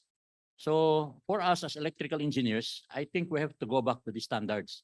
We have the guides in the Philippine Electrical Code when it comes to installation. This is number one. Number two, how do we select the product? Okay, it's very important. Then what's our guideline for this? In the absence of those information, really it's very important to know the standards, And we have, I think, ongoing in next few days, we'll have some what we call these seminars on the selection and the product standards that are could be used as a reference in our work, in our design, in the installation. So this is very important now. So we should be very careful, and let's focus on the safety of the installation. In the end, this is our mandate for us in the standards committee to produce manuals as a reference for the electrical safety installation, particularly on the PV. So this afternoon we have we'll have some speakers from abroad, from international IEC, talking about the PV installation and also on the UL standards when it comes to the hazard control in PV installation. I think that's my input on this one. Anybody else from our guide? Mr. ER say, okay? Yes, further to all the answers given, we probably know that the photovoltaic installation consists a lot of other equipment, first like the solar panel, and then the inverters, the cables. These are very important to the efficiency. So IEC has a series of standards for these specific items. At the same time, there is also one that is talking about the installation. That means the process of it. And also the installation will be the 60364, part 7 that covers that as well. Do know that about, I think, 8 years now, IEC have introduced the IEC RE. That means the IEC Common Certification for Renewable Energy. So that is one. And for the different products, you can also check onto the various practice. And if I have noticed Alvino's slide, he have also talked about the testing, and that you may not want to test everything here for the beginning, and because the market size may be small and so forth. But what you can do is get the report, and in Alvino's this presentation, the other part he mentions about you should ask for credible, accredited labs, because there are MRA, right? Yeah. Okay, so it's complete. There's IEC series for this. Thank you.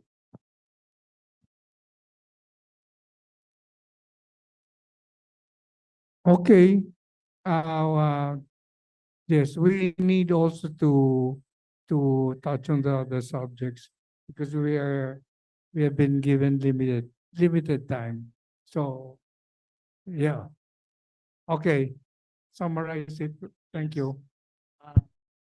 Perhaps just a suggestion first, perhaps the IIEE would really need to lobby for the certification of uh, the uh, the PV modules.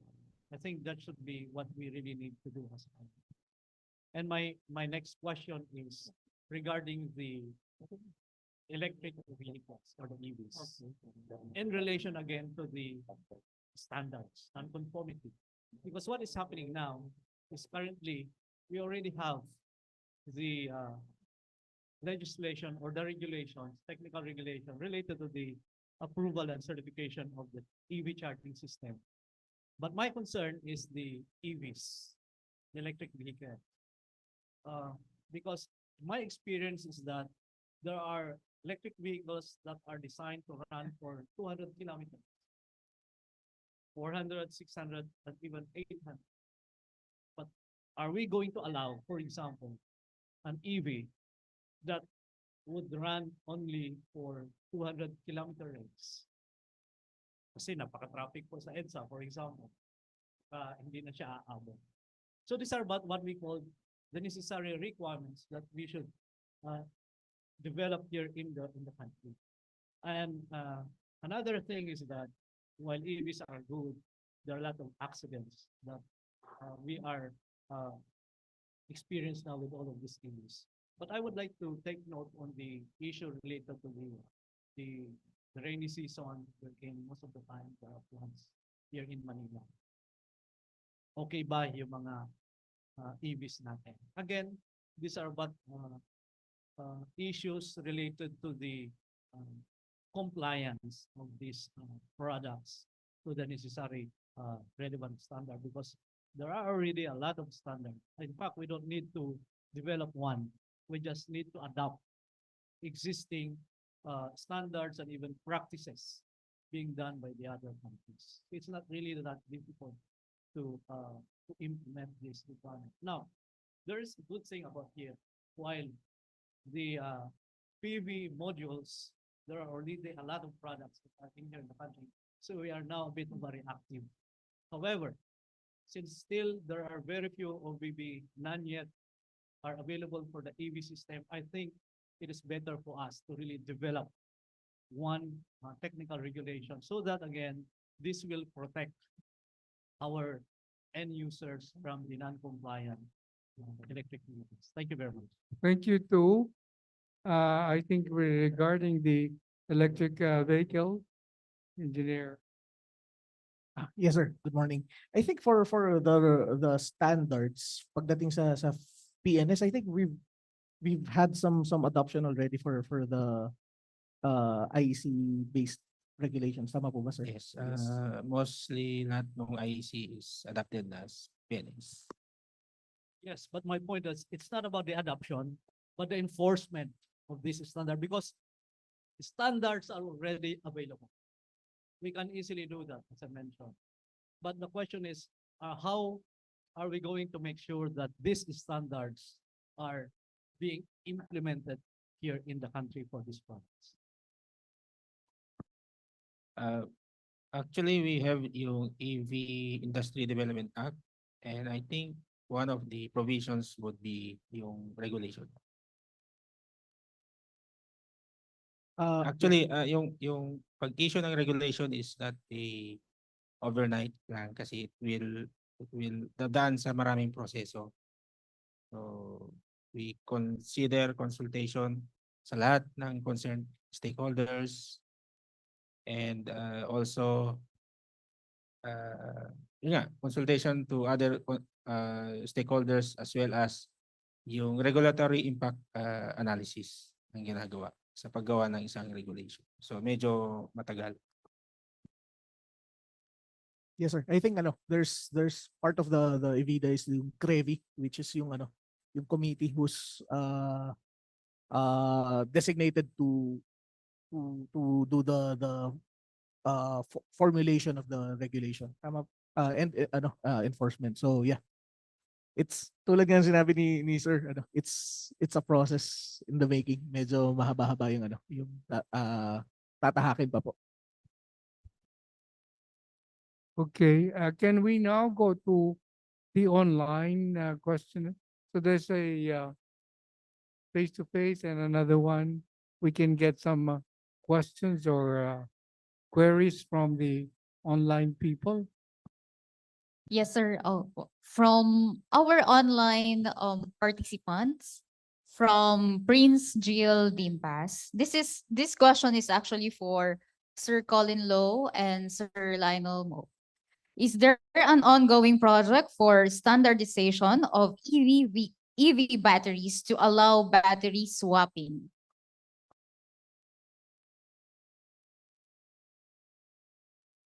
Who will be first? Colin, will it be you? I can go first. Okay, well, when we talk about EV swapping from UL side, okay, there are a few aspects. So when we talk about having a standard, so what are we trying to standardize? So the first one is sometimes when we talk about swapping, the first thing is about dimension, weight, and also connector type. So this one currently I know that different countries have their own national standards looking at this kind of consistent size, so that the battery can be can be interoperable between systems. So this is not something that we are involved in. So the second one is about safety. So for the safety part, I think most of the time there's still from my observation, it is still the existing battery standard being used. So even a lot of countries, I think I know in Singapore, there is a TR25. So TR25 also got a section on the swapping battery. So they're also calling out the existing UL standards like UL 2271 and also the IEC standard. And so it depends on which aspect you are looking at. And so I'll turn over to Lionel. Yeah, so to kind of add on to this conversation about battery swapping and standards, I think beyond so first thing first is I think there's only a certain limit to what standardization can do. And why would I say that is really because within the industry itself, is still very much market driven. So when you kind of standardize this, there's certain level of resistance that's going to come from the industry. Because it's their unique value proposition that they are trying to sell you swapping batteries. That is and that is going to become the first contentious point. And if you kind of use the first mover kind of things to standardize everything, and then suddenly there's going to be complaints about unfairness because we are using someone's example as a standard to develop. So in my opinion, standardization for battery swapping will be something that has to come, it will eventually become a jurisdiction problem. And in order for interoperability to happen, I think very much it's going to be a cooperation between consortiums first, before companies start to form into groups that then standardize these things.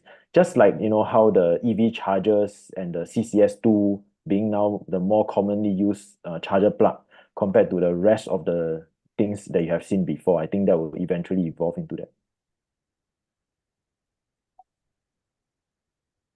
Okay, next one is from our audience again. Is there one?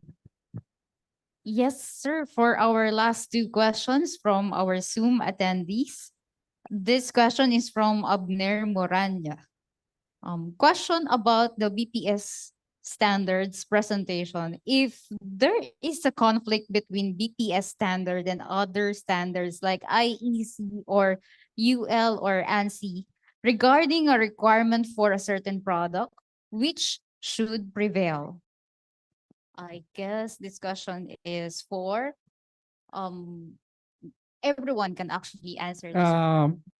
I'd rather give this to Mr. JR.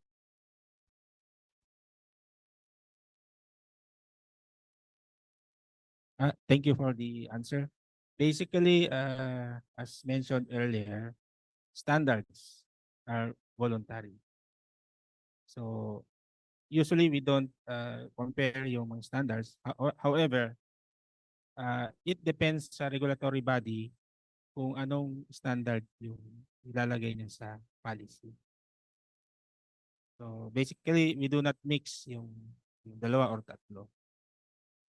Thank you. Can I share as well? Hi, this is Colin. So just to actually further add on as what Abelino has mentioned, so standards are voluntary. So there's always a reason why there are a variety of different standards. So as a standards developing organization, so it's not our intent to confuse everyone. So as you heard from my presentation, so we also participate in IC and a lot of different SDOs development. So even within the US, so ANC also have a certain rule about coherence, which means we're not supposed to duplicate standards development. So different standards, usually most of the time, it come with we have to be compatible with the system. Right, so let's say if you I think since this is an IE event, so it depends on the code as well. So sometimes the codes because of certain systems, so we need to develop certain standards to align with the system. But that's one example why there are different standards available. So a short recommendation is that I think you for the Philippines, you should also look at the codes. What is the current code? Let's say for Philippines electrical code, right? So you have to make sure that you align the code and standard to select the right standard to make the system work. If you want to deviate from the code, so you need to at least have a justification why there is a need to deviate, and how do you make sure that it can still work and does not result in unexpected safety issues. So I think just probably a short answer to this question.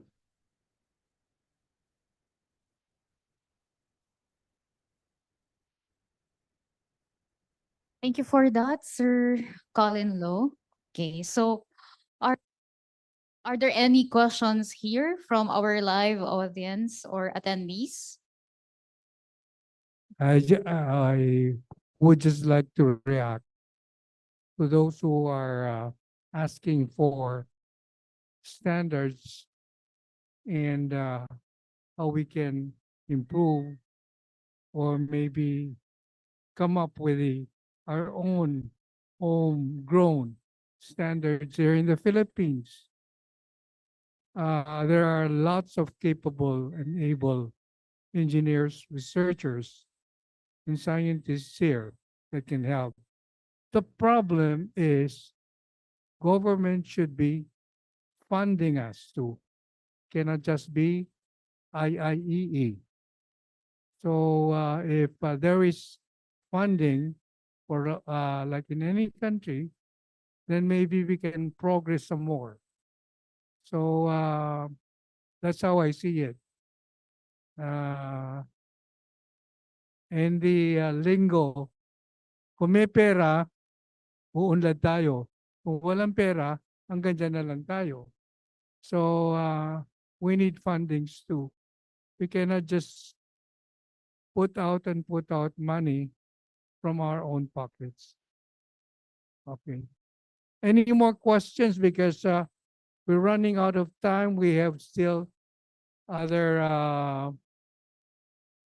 comments. Okay.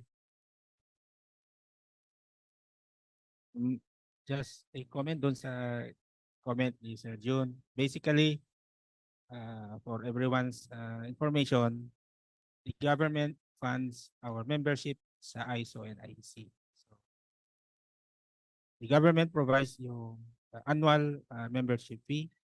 So I think siguro sa mga industry or sa IIE, ang hinihingi lang namin is your commitment to participate. So it is free. Yan po. And just to add on to Evelino's response, so as a public safety mission-driven organization, so we also show our support to the Philippines. That's why our collaboration with the Philippines, we're not charging anything. In fact, we're providing a lot of technical assistance out of our own pocket as well. Just for your information. Thank you. Thank you too. Any more? Yes, please. Please. Hello. Hello. Yeah. Okay. Good morning. So my name is Engineer Ace Perez Misnar, and I just wanted to ask question regarding the energy storage system. So in regards with the energy storage system, wherein the Philippines is actually adopting, I would like to ask the question to Mr. Lionel or Sir Sir Lim Silong. Um, in regards with this, because I saw that the Singaporean government had their own standards in terms of the ESS, and I'm just curious how it started and how can the Philippine government would be able to adopt such kind of homegrown standard as well.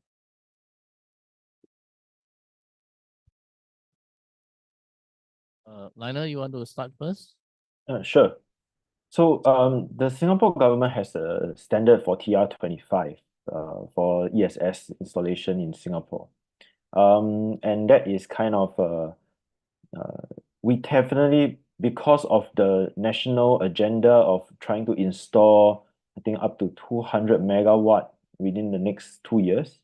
The idea here is that this has to be done for us to make sure that the safety standards are fulfilled.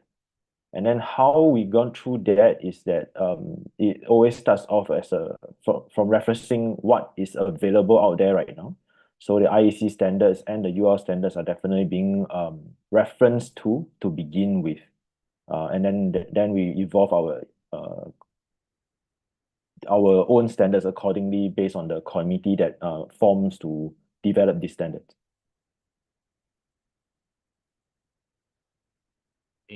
Thanks. I add to that is that we have a TR77, and because we realize to be very careful with batteries, even before lithium and so on. So all our requirement, every country always says that your battery room requirement is very tough. Yes, we have our SCDF fire, that means the fire department, that impose quite a stringent requirement, I must say, but it's all necessary for safety. And I think you also have heard just now the presentation about the storage. The storage system, we either will have a lot of other safety features like sprinkler if necessary. Maintaining the temperature is another critical part, so you need to cool it. Another one will be the access, door access. So above certain length, you need to have more than one access. Otherwise, people get trapped inside. So it's still a document. We call it a technical reference. You know, like IEC call it technical specifications. And that is because we could not find any suitable standards that we can say, okay, modify it or fully adopt it. I hope that answers to your question. Or you have another part? Yeah, just a follow up.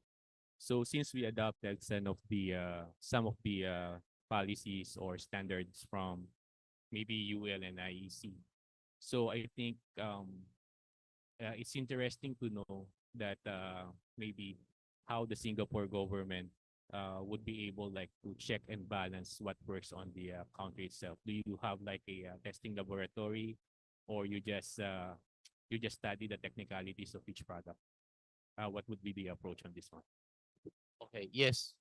So all this installation and so forth, we normally need one approval from the fire department for SCDF, and that will be early consultation period. And meeting that is quite a challenge. Could only adopt a few things like from the IEC 62271 for all the tap tests, including the fire rate. That means we test it as a whole unit.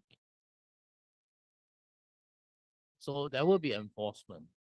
The enforcement comes from the SCDF side. And if any accidents happen, especially for now, if we think start or even like EV chargers and so forth, or EV cars that caught fire, or other batteries like energy. Touch wood, we haven't got any serious thing with energy storage. But having said that is some of the developer who comes to invest in Singapore, opening a factory, for example, they may have their own firefighting methods, like the semicon industry, and it will be quite different. In this case, they will find that we do impose much more requirement, like sprinklers and so on. We know sprinkler won't help to fight away the fire, but it is to bring the temperature down because of thermal runaway. So, answer your question is, we try many ways to look at it, and that we have also difficulties to find any suitable standards that we can adopt fully. Yeah, so we have to add requirements. So it's formed as a TR, and coming to enforcement, SCDF side does the enforcement. But before any of this installation can take place, there will be a pre-consultation before implementation. Is a necessary thing. So just to summarize all the questions, the answers that technically the Singapore government has like a minimum technical requirement on the products and the application. At least it was identified. Although it is not perfect, there is already like a foundation on what is the bare minimum to look at. Yeah. And then this was implemented, or this was actually agreed and approved by the Singaporean government, or is this just agreed and approved by like the Department of Trade and Industry of local Singapore? It would be, well, SCDF is a government department. SCDF is a government department. So you may hear things that we have a fire code. In fact, if anything of new installation, the fire code will be made, to incorporate what they have given out. No standard yet, but when they apply for approval of the building that they want to put up, the infrastructure. So if it's not in the fire code, they were given certain condition. And that condition will slowly get into the fire code. Yeah. And then if any of the standards that are being created or have to be revised, normally things like this, we will include members of the SCDF, the fire department, and then they may influence us to put so that there is no conflict of requirements. That's also very important. Otherwise, which one take precedence? Yes. Yeah. All right. Thank you so much for the clarification. That's all. Thank you. Thank you so much for that. So we have here a question from our audience. So since we most of the questions are pertaining to standards, this is regarding policy making.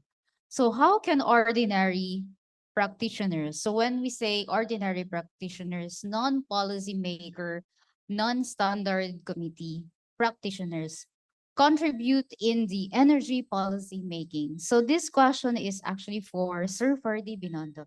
May I know who the question came from? The name? Is okay. It's from okay. Yeah, please. Good morning. Thank you for the question. No? For the any policies and regulations to be issued or published by the government like DOE, ERC, DTI, BPS, any person or entity can participate for the development of that policy or regulation. So the first step is any person or entity can submit recommendation to the government, for example, to the DOE. We encourage all individuals to submit any recommendations like adoption of any standards, regulations in other jurisdictions. So then second one, on the recommendation, the second one, if the DOE or any other policy or regulatory body drafting a policy or regulation or standards, it's a mandatory that the government shall conduct public consultation for that any policy or regulation. During that time, any individual or entity may also participate, contribute to the development for the effective development of that policy or regulations. So that's the process. Then finally, through the discussions and finalization of the policy or regulations, then the government will be the one to issue that regulation. So based on, I would like to contribute on based on my hearings on all inputs in this event activity. Yes, the Philippines already adopted a lot of standards, IECs from IEC, UL, like that. Then I agree with the recommendations, one of our attendees, that there should be proper enforcement. Yes, we already have a lot of regulatory bodies to enforce. We have the ERC, we have the Bureau of Fire, we have the DTI, BPS, including the DOE will also monitor the implementation of the rules and regulations. For example, that's why the DOE plans to have a certification and the electrical practitioners to install RE facilities like solar PV. Then we have also, the DOE is conducting a study on the assessment because we plan to have a standards like the yellow label for aircon and lightings. We can also implement that labeling for the materials or components of the RE installations like solar PV, inverters, like that. So in coordination with the DTI, BPS, we may, as Sir DTI said, that there are two types of standards, the standards that are not mandatory and the standards that are promulgated by the government that we should become mandatory. So, so I encourage everyone to recommend which on that various standards, what should be mandatory. You can recommend to the government, even to the DOE or the RE, EV, we can adapt and to become mandatory. Thank you. Thank you so much, sir, for that answer. Are there any more? Yes, Yes? that would be the last question, Yes, sir. please, because Yes. we're running out of time. So that concludes our question and answer session with our distinguished guests or panel, I would say. Mr. Colin Lowe, Director Lionel Mo from Zoom. Thank you so much. Mr. Avelino Molina, Engineer Ferdinand Binondo, Engineer Job Mayo, and yes, Sir Lim Say Leong. Yeah, thank you so much. And of course, Sir Justo Lopez and Sir Conrado Binondo. Maraming salamat po. Maraming salamat sa participation nyo at sa participation ng mga Zoom participants for your questions. Nalinawan natin at kung meron pa rin kayong mga other queries, kindly address it to the Standards Committee through Mika Chris all over here. She will be available and this will be distributed amongst the Standards Committee members. Thank you very much. Okay, thank you so much. Now let's go to our next session, correct? Okay. Okay, Marvin, salamat po. Thanks everyone. And Selyong, see you back in Singapore. Bye-bye. Thank you again, Sir Colin. Sir Thank you, Lionel, everyone. Bye. maraming salamat. Okay, so now may we call on the conveners of the Technical Working Group of Standards Committee for the launching of the technical books. First, may we call on the Technical Working Group 1, Convener Engineer.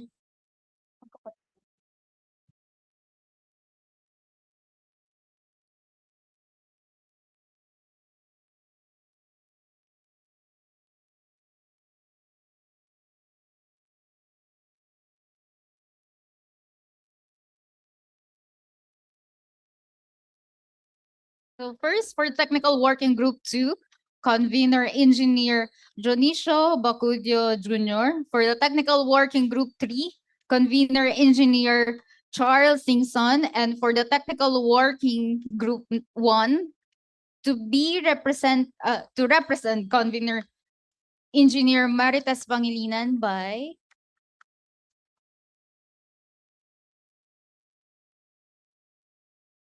to be represented by Engineer Ace Bisnar. Okay, ladies and gentlemen.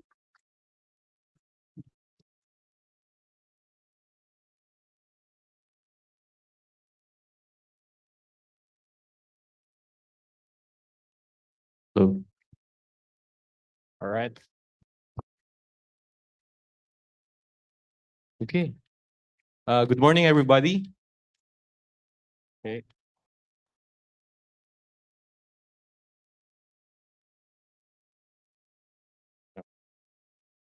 Okay. Wala ba?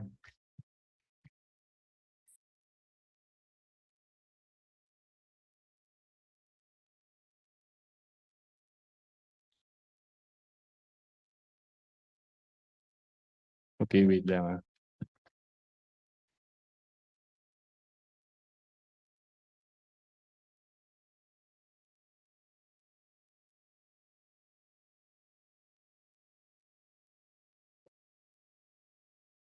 Okay na? All right.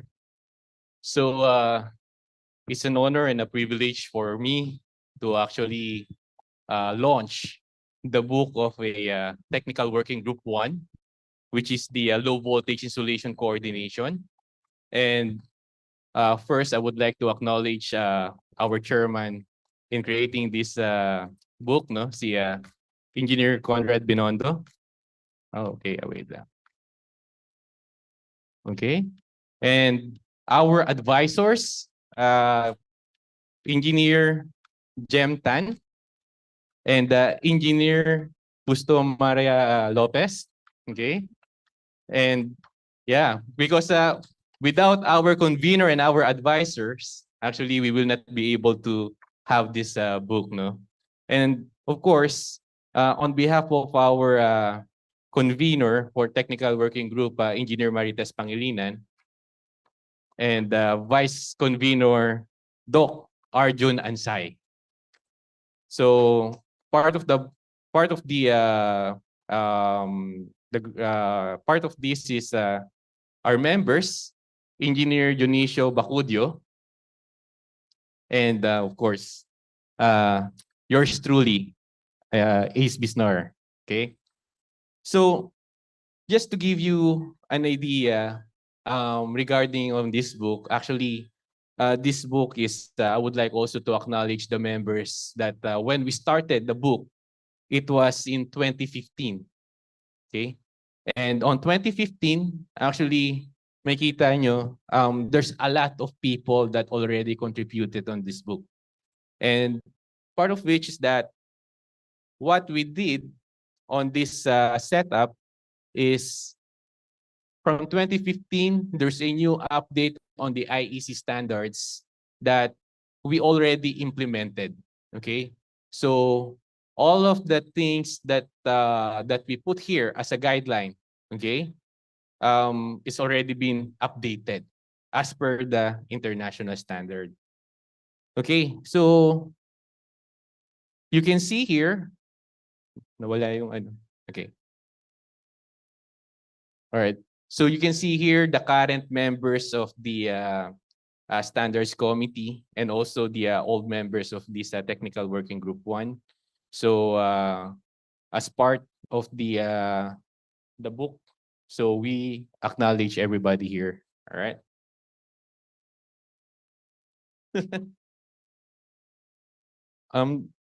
Wala pang 7 p.m. Okay. Ha? Tanggal. Ayan. Nawawala. Ay, ito sa...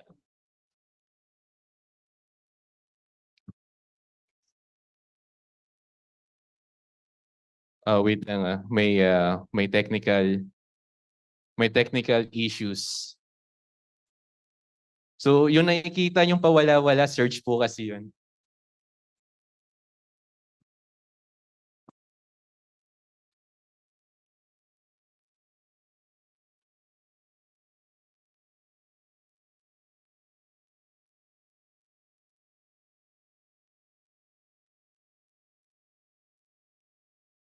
Oh, all right.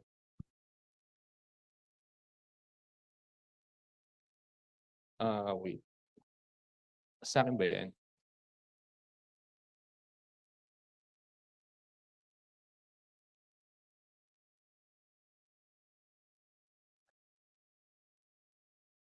All right.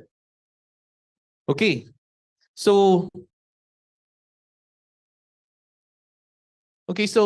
what's the importance of this low voltage insulation guidebook, no? So bakit kailangan natin ito is that actually pinag-uusapan natin yung standards and everything, okay?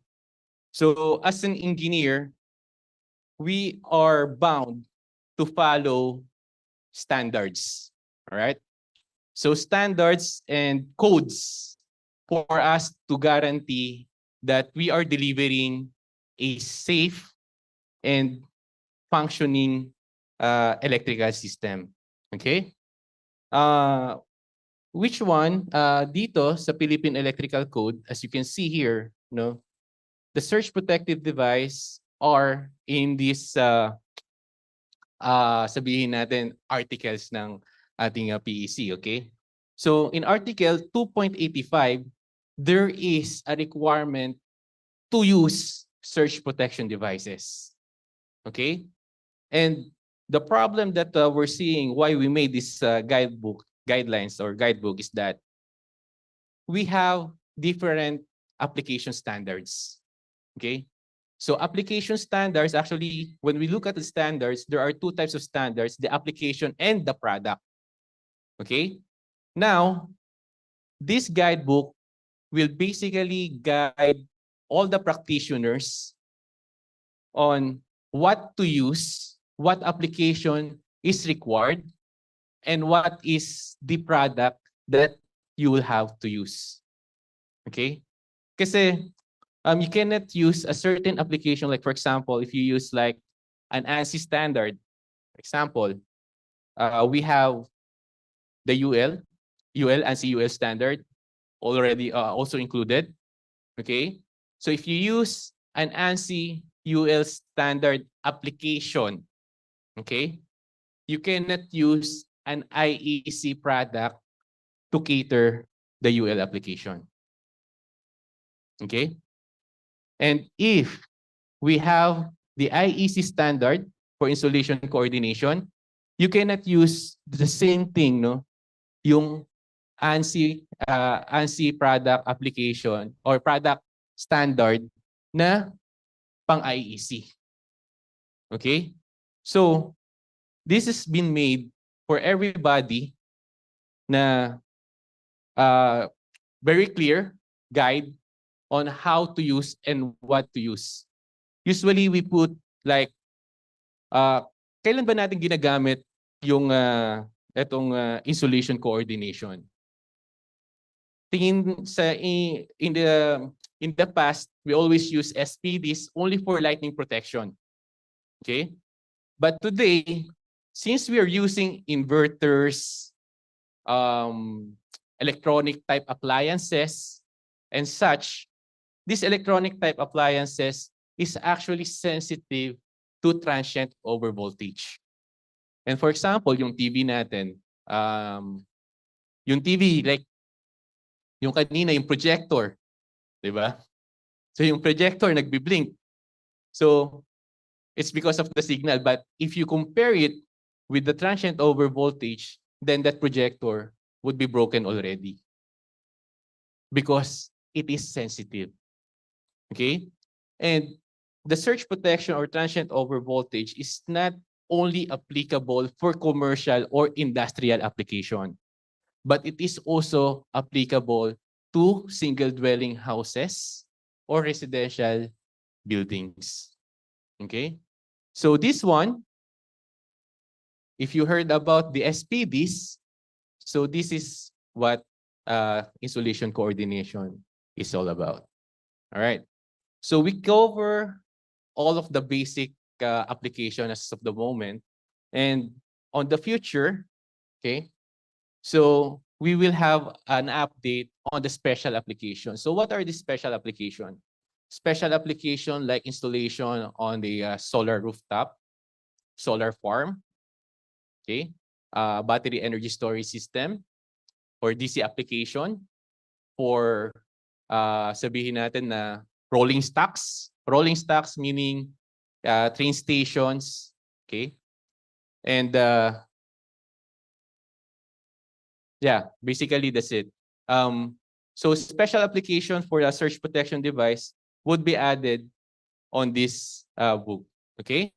So as of the moment, this one will provide you information on your application for residential, commercial, and industrial. Okay? Especially on the lighting protection.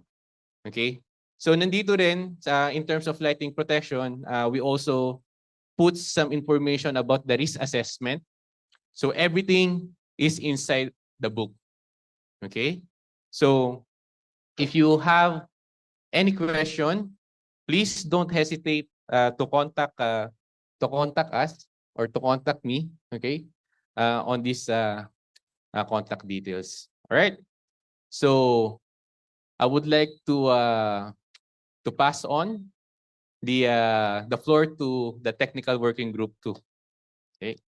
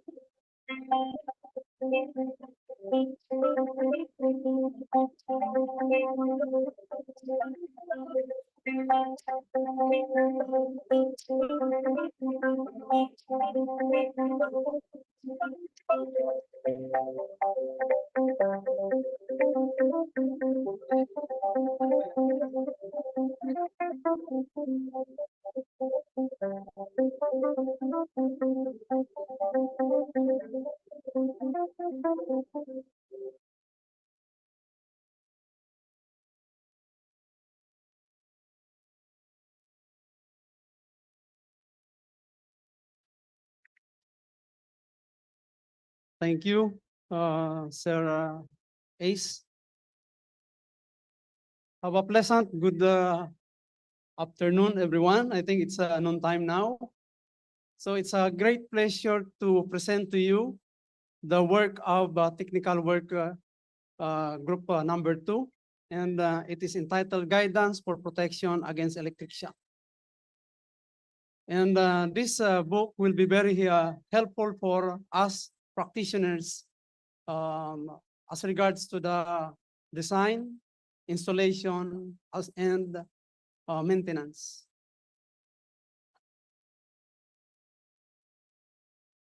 So So this guide for protection against electric shock is a comprehensive guide that provides essential knowledge on protecting individuals from electric shock hazards by imparting practical methods and engineering control in preventing and limiting the magnitude of current from electrical fault from passing through the human body. So what does it mean? So this guide will, of course, give some kind of instruction, or I would say a certain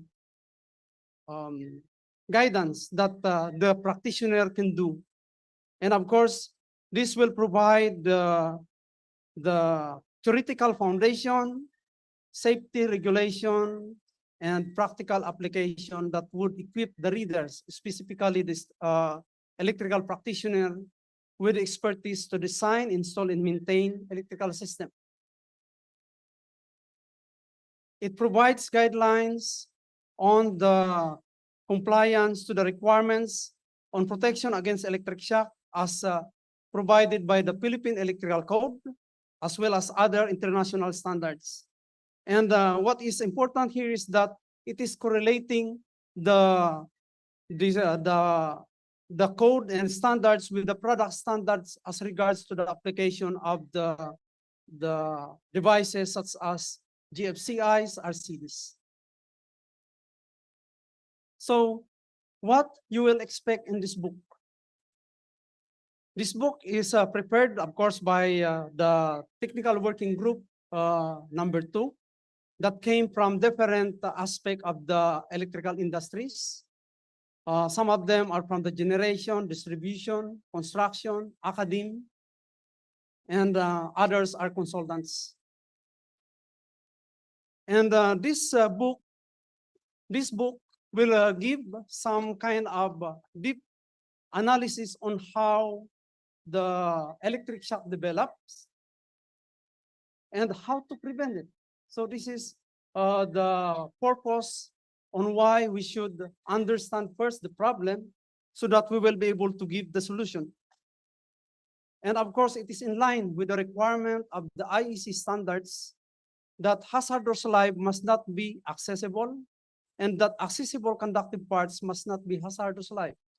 So the solutions are given by this book on how to achieve this requirement. And when we say, for example, that the hazardous life parts should not be accessible, so these are the reasons on why we should introduce such as barrier, outer bridge, or insulation.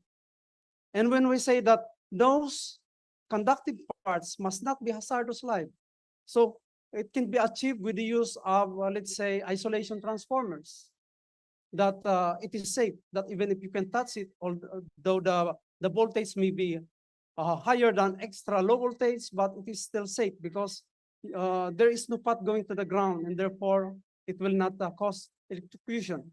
However, the standards also requires that maybe you are aware that you are, or every one of us are using laptops, and that the power supplies is there. And it is actually equipped with isolation transformers with a maximum Bay rating of 100 VA only. So the power is low, and also that the voltage is extra low voltage by having this isolation transformer. And of course, the practical aspect on having the basic protection for against electric shock, such as the insulation. Let's say if you are operating a switchboard and you have the rubber matting, these are things that can also help prevent against electric shock. And with this book, it will give some kind of conditions and locations, as well as on how to select GFCI, ELCI, SPGFCI. By the way, when we say SPGFCI, it's a special purpose ground fault circuit interrupter. And of course, we have under the IEC, the RCDs. When we say RCDs, it is like the RCCV, RCVO, and ELCV. When we say RCCB, it's of course the residual current circuit breaker, as you are very much aware. But when there is already the function against overload, then it is RCBO. But the most important thing there is that there is this function against, I mean the protection against electric shock. But we should be aware on what are the sensitivity current that the devices that we will be selecting when applying it for the installation. So what I'm trying to say here is that you may have heard about the let go current or the ventricular fibrillation that is normally discussed whenever shock protection is discussed. But when we say let go, these are the current value in such a way that you can still think that, okay, I can release it so that I will not get electrocuted. But there are certain values above this current that even if you think that you can release by holding a certain live wire, for example, but you cannot do because the body or the body itself of us is composed of electrical system that is coming from the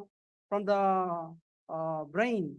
So when the signal is interrupted because of the passage of the electricity, then that is the reason that even if you want to release a wire that is live, that you know that it is live and therefore you have to release, but you cannot do anymore. So these are the things that we need to understand. And of course, when we say about ventricular fibrillation, it is about the functionality of the heart that it may cause some kind of irreversible effect that may cause fatality due to electrocution. And of course, it is important that when we are using RCD, we must be aware on what we should use in terms of classes. Because without the proper use of classes of the RCDs, then the possibility is that there will be nuisance tripping. And there is also a need for the selectivity. We are aware about circuit breaker that selectivity is important, but it is also important when selecting RCDs. And this is discussed in this book. I hope that this will be very interesting for all of us.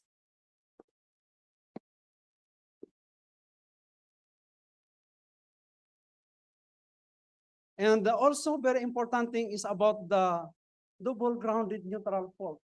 You heard about, let's say, ground to neutral, line to line, three-phase fault, etc. But for the application of GFCI, have you heard about the double grounded neutral fault? And it is very important because it is a special feature of the GFCI that actually RCD may have to still develop. And of course, RCD has also a lot of advantages, such as for the classes, that there are specific application. Let's say if you will be using it for air conditioning unit or inverters, then there are special RCDs that needed to be used. And also the earthing system. It is very important for us practitioners to understand on what are the earthing systems being used here in the Philippines. Because as you know, RCD will not function if your system is TNC. Okay, and because the fault will just go back to the PE, and therefore, when I say by the PE is the protective earth conductor, so it will not work because it's like it will not be able to sense the fault. And also IT system. IT system is with the use of transformer that the neutral is not earthed. So if that is the case, then there is no path for the leakage current.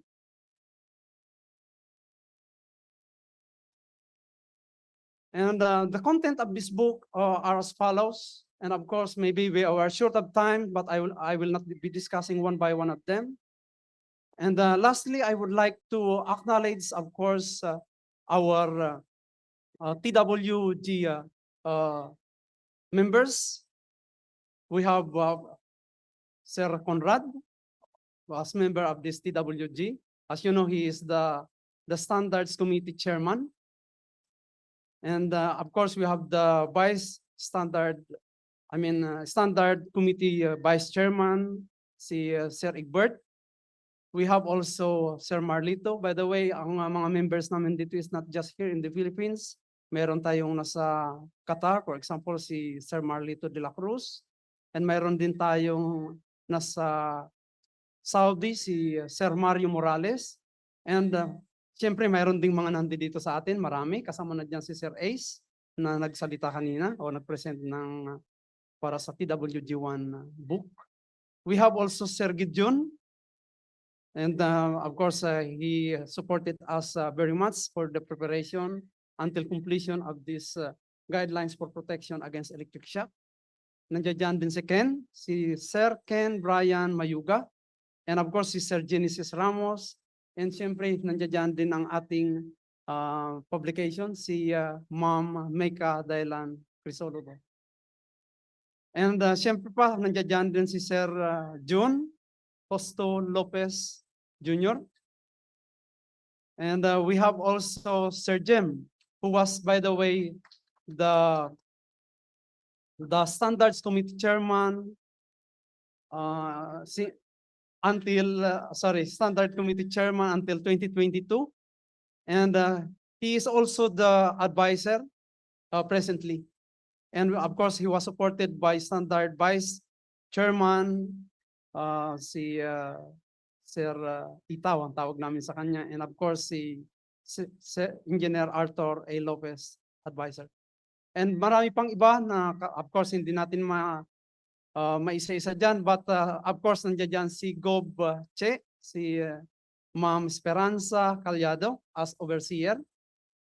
And siyempre lahat ng ating BOG headed by our President, Dr. Florego Barona. So yun po, I hope that this book will be very interesting for all of us. Thank you so much.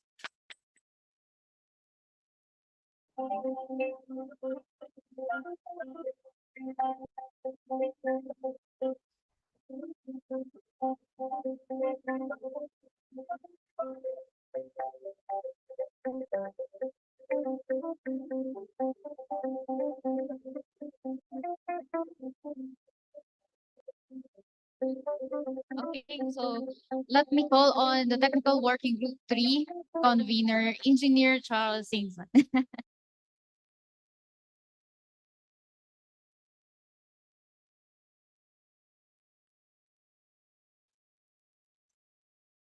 Thank you, Engineer Basha Borja. When I heard yung announcement kanina ni Engineer Basha, I thought it's on launch na. It's a launching pala. Okay.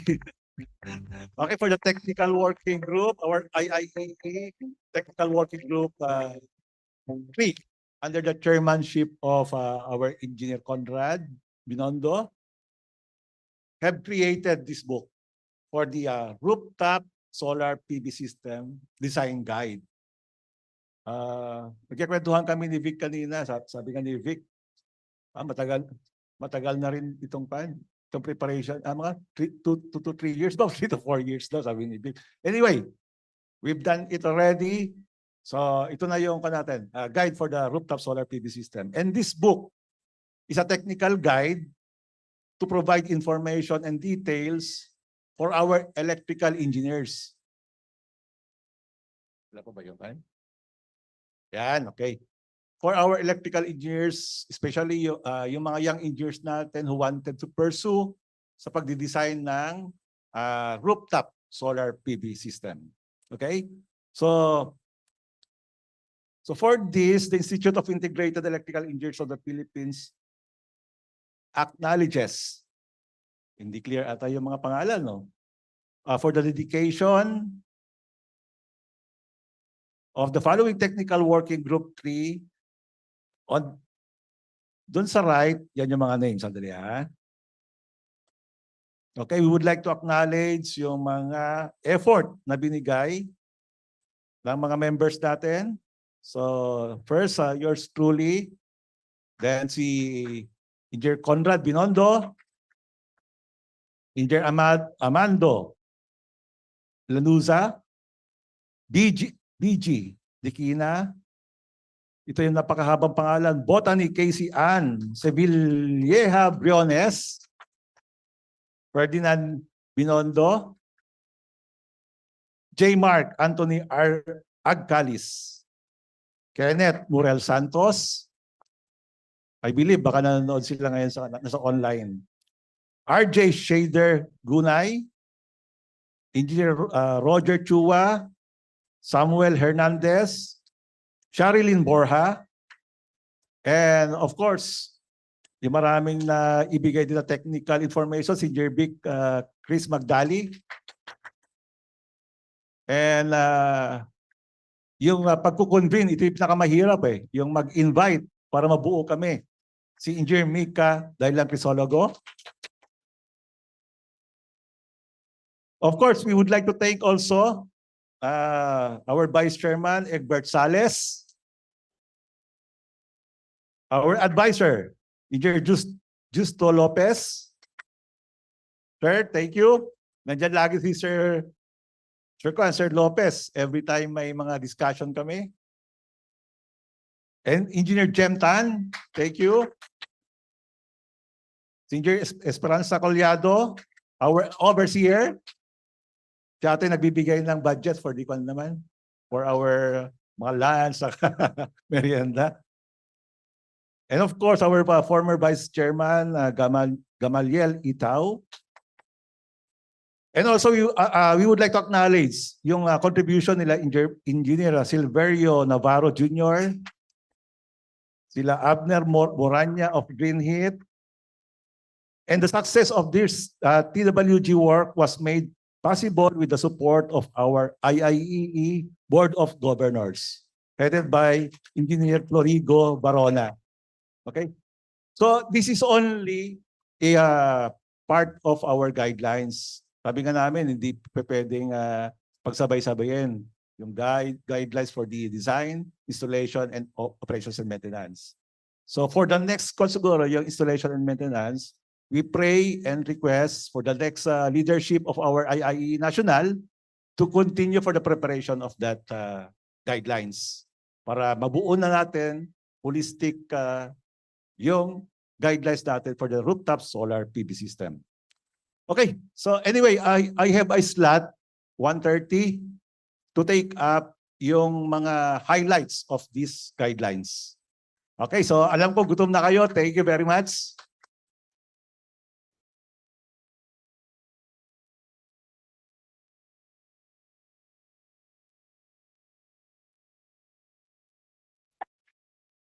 Okay, so for everyone, tara po, picture po tayo para makapag-lunch na daw. Jem, come here. Oh.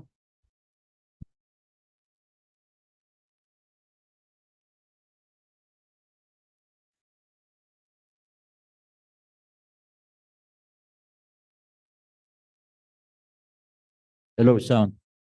Of course, I would like, excuse me, for the low voltage installation coordination, because I'd like to acknowledge the contribution of Engineer Marites Pangilinan, because he is the, nakal na to, 2015, when she started this book. So, Ma'am Tess, thank you very much for your dedication, for your contribution sa book nito. Thank you very much, Engineer Tess. Okay.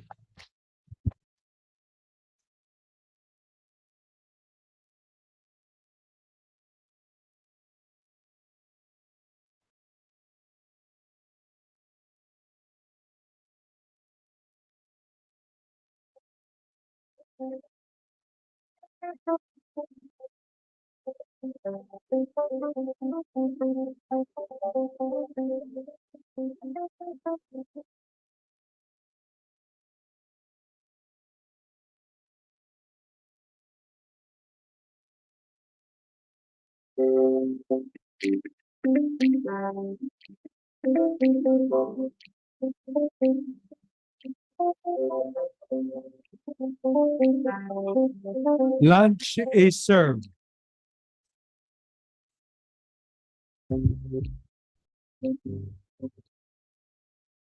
that wraps up of our morning session. Stay tuned as we continue with another set of technical topics this afternoon. Let's take our break and have our lunch. We will resume at 1 p.m. Okay. So good afternoon, everyone.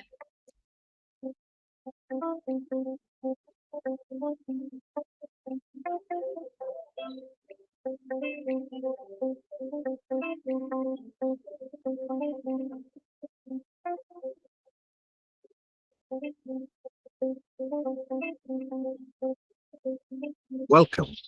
Before we begin our meeting, please be informed of the following video conferencing etiquette. Number 1. If using a laptop, tablet, or mobile phone, make sure that your battery is fully charged to avoid sudden disconnection. Number 2. To be the best, you have to look the best by observing and wearing appropriate attire fit for the meeting. Number 3, be on mute at all times and listen attentively to whoever is speaking. Number 4, maximize the use of chat box and other tools made available by the system whenever you want your voice to be heard. Number 5, avoid interrupting the speaker and make sure that you are acknowledged before you speak. Number 6, as much as possible, turn on your video so that we could have a wonderful conversation. Number 7, we encourage you to station yourselves at a place free of destructive noise so that you could focus on the meeting. And lastly, number 8, we want to capture the moment with you. Kindly stay until the end as we will have a group photo after. Thank you, and have a good day ahead.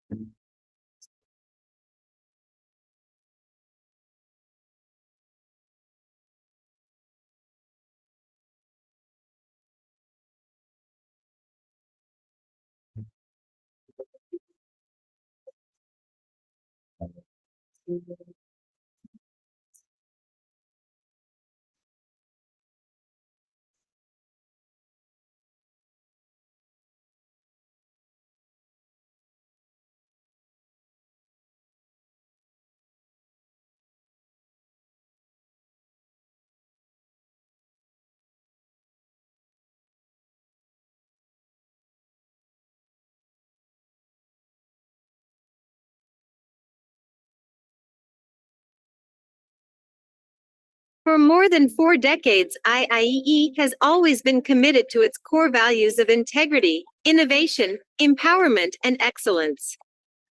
Founded on September 15, 1975, the Institute of Integrated Electrical Engineers of the Philippines, Incorporated, IIEE, is registered with the Securities and Exchange Commission, SEC, as a non-stock, non-profit technical professional organization accredited by the Professional Regulation Commission, or PRC.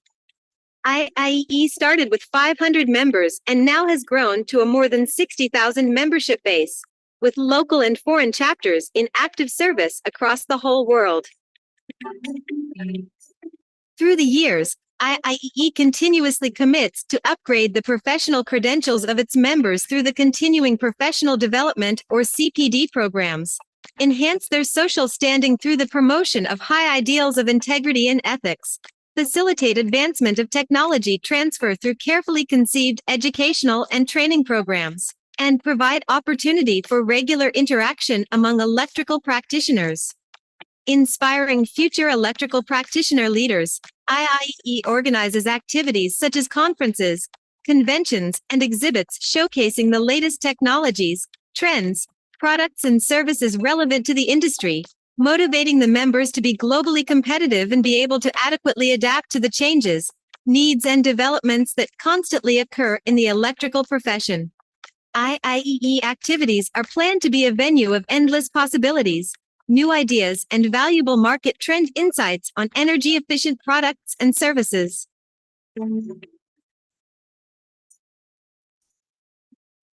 IIEE is working together towards one certain goal, to continue to move globally forward so that the Institute will be an esteemed organization with the mission to excel and the vision to lead.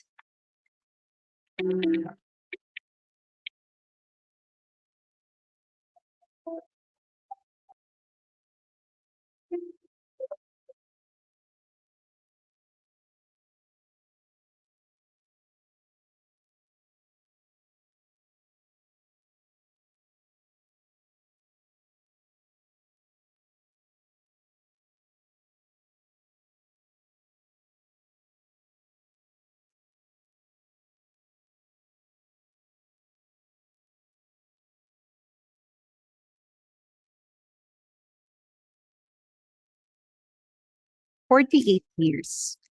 We have come a long way, and we have created a community preserving unity, good traditions, and best practices. We have crossed hurdles, surpassed difficulties, explore opportunities, expand IIEE's presence, striving to be of true service to our members and industry partners as we commit to carry the torch of excellence. Let us continue the spirit of volunteerism, servant leadership, and love for the Institute in our hearts, moral, and spirit. We did all this, and we will do more. Thank you for being part of IIE's success through the years.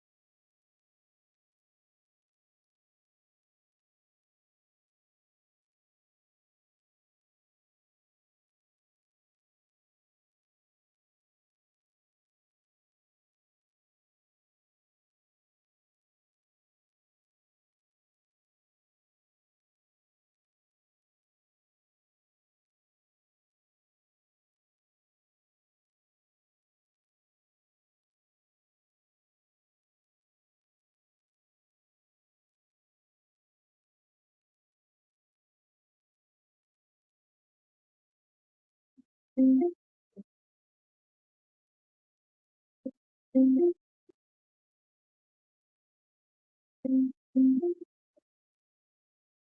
Institute of Integrated Electrical Engineers of the Philippines, Incorporated, IIE, is thrilled to invite every electrical practitioner and innovation enthusiast to the biggest gathering of electrical, energy, and electronics sectors. 3E Expo is the IIE's premier event showcasing the transformative power of innovative products and services from industry-leading companies. 3E Expo expects to gather 200 leading companies to unveil their latest breakthroughs and solutions. This year's 3E Expo will put a spotlight on cutting-edge technologies by featuring renewable energy solutions and display of electrical vehicles. 3E Expo is poised to be a catalyst for endless possibilities and new ideas. The 3E Expo will certainly be a venue of unparalleled networking possibilities, as IIEE expects more than 15,000 trade visitors. 3E Expo is not just an exhibition. 3E Expo is a journey into the future. Together, let us all witness revolutionary designs and technological solutions that will shape the world as we know it. So what are you waiting for? Mark your calendar and visit the IIE 3E Expo.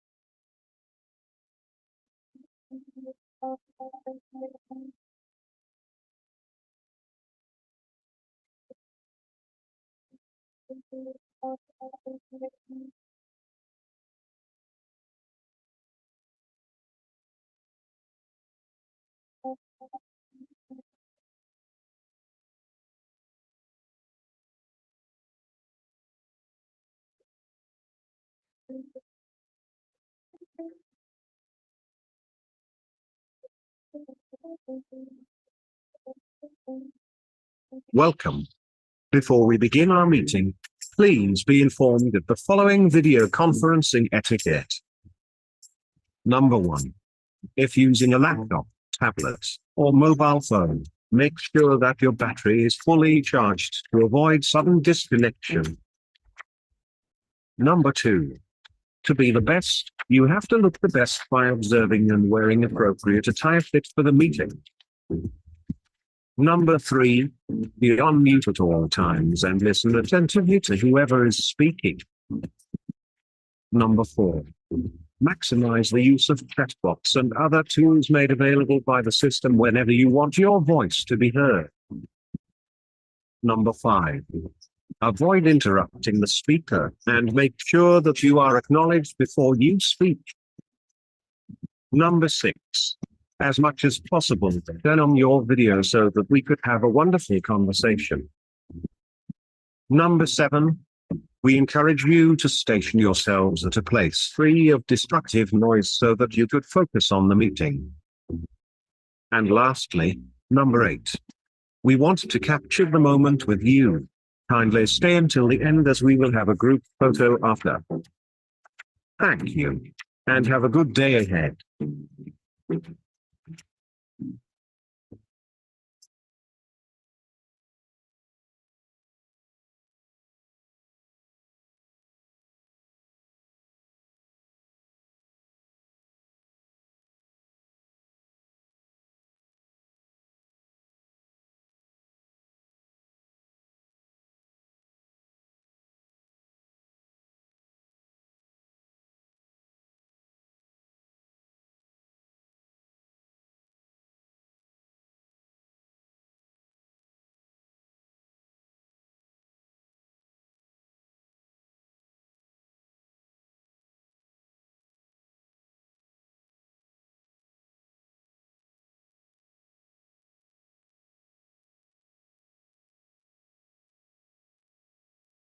For more than 4 decades, IIEE has always been committed to its core values of integrity, innovation, empowerment, and excellence.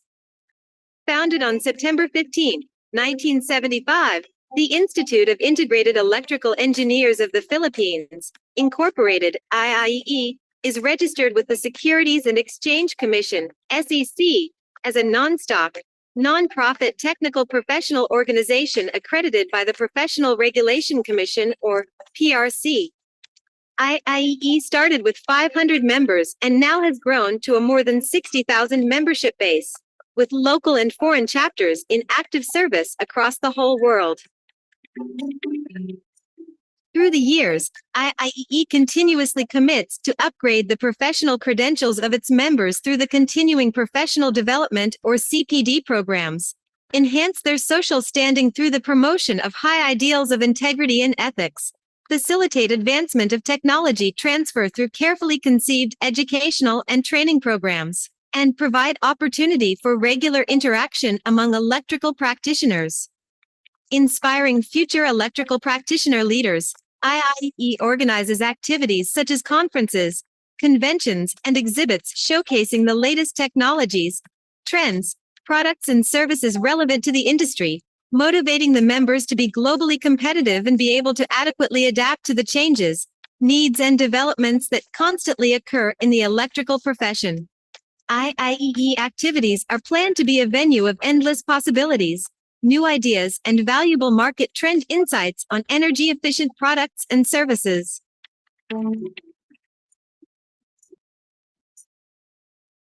IIEE is working together towards one certain goal, to continue to move globally forward so that the Institute will be an esteemed organization with the mission to excel and the vision to lead.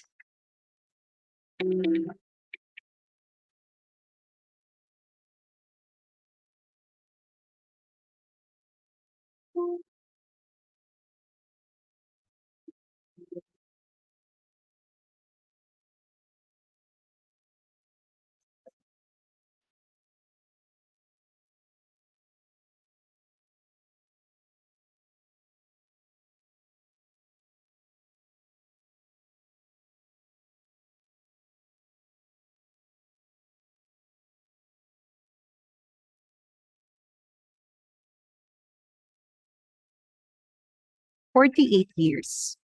We have come a long way, and we have created a community preserving unity, good traditions, and best practices.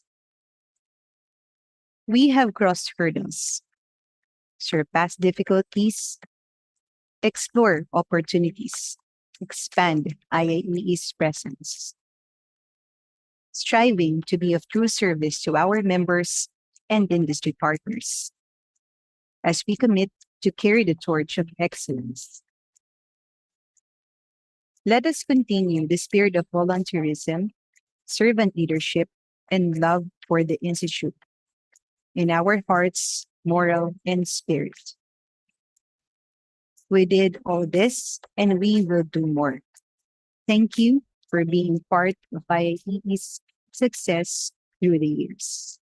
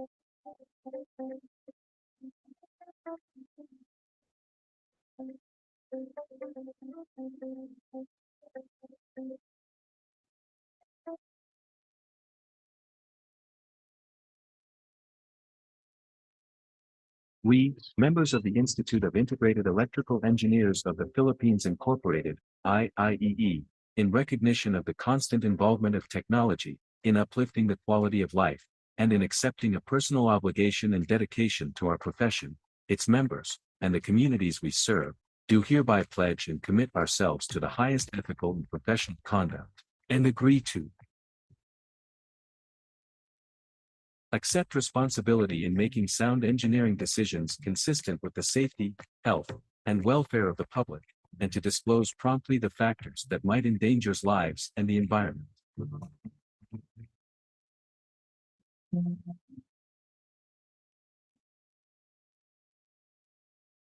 Avoid real or perceived conflict of interest or disclose existence of such to affected parties.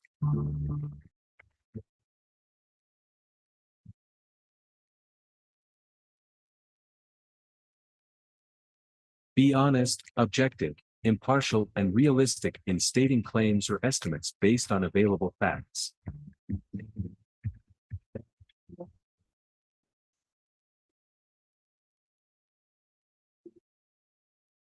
Avoid at all cost graft and corruption in all its forms.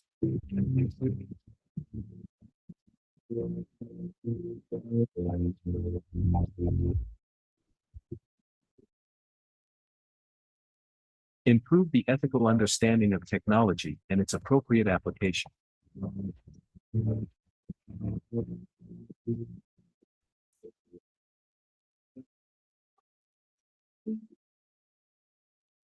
Continuously improve practitioners' technical competence.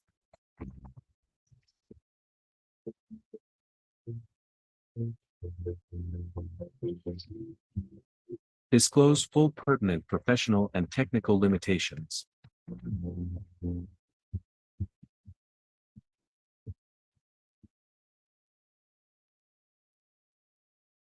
Seek, accept, and offer constructive criticism of technical work, acknowledge and mitigate errors, and give credit where it is due.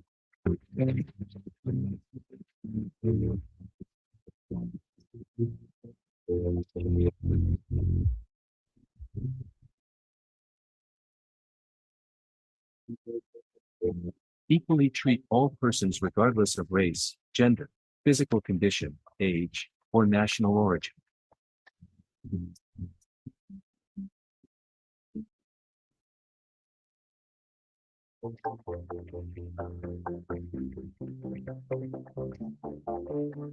Protect and avoid injury to others' life, property, reputation, or livelihood by false or malicious actions.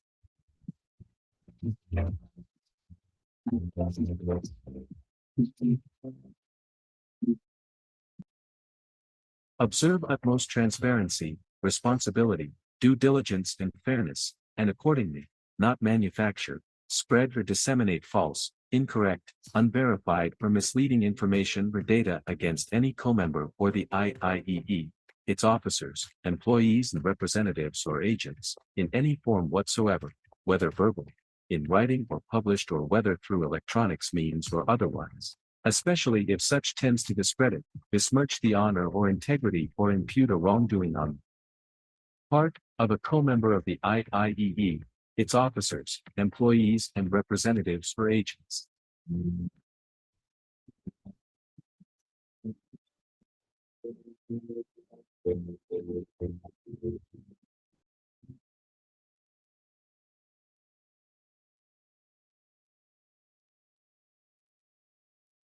Support colleagues and coworkers in their professional and technical development and assist them in complying with this code of ethics.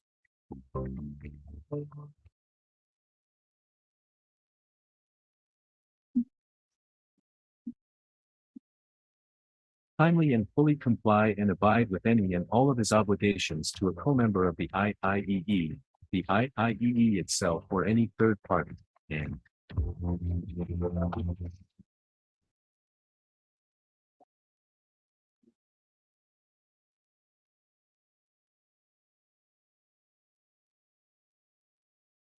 does not engage in or commit anti-competitive, fraudulent, and deceitful practices in any form, and uphold free and fair competition.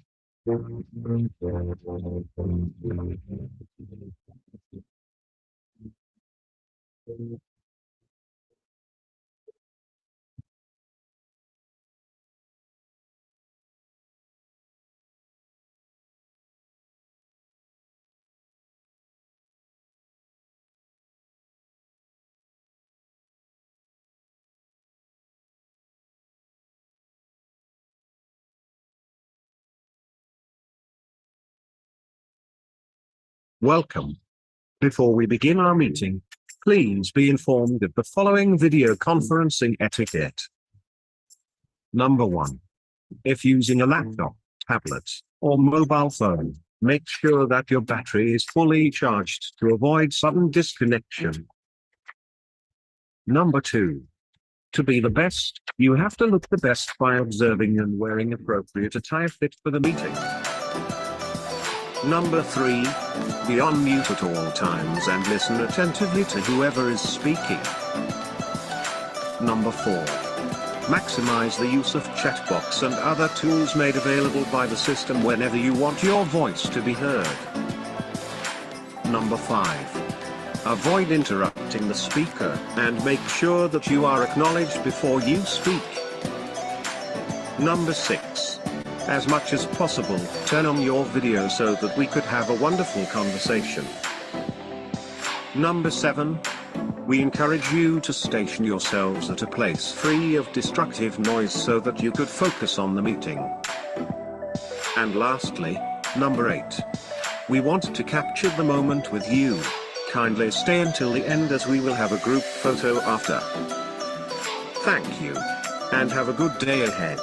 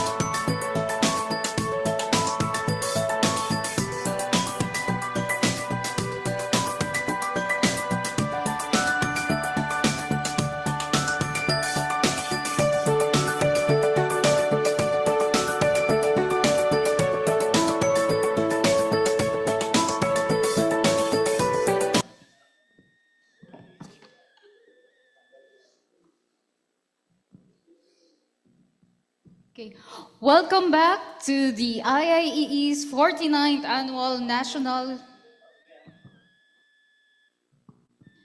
Convention.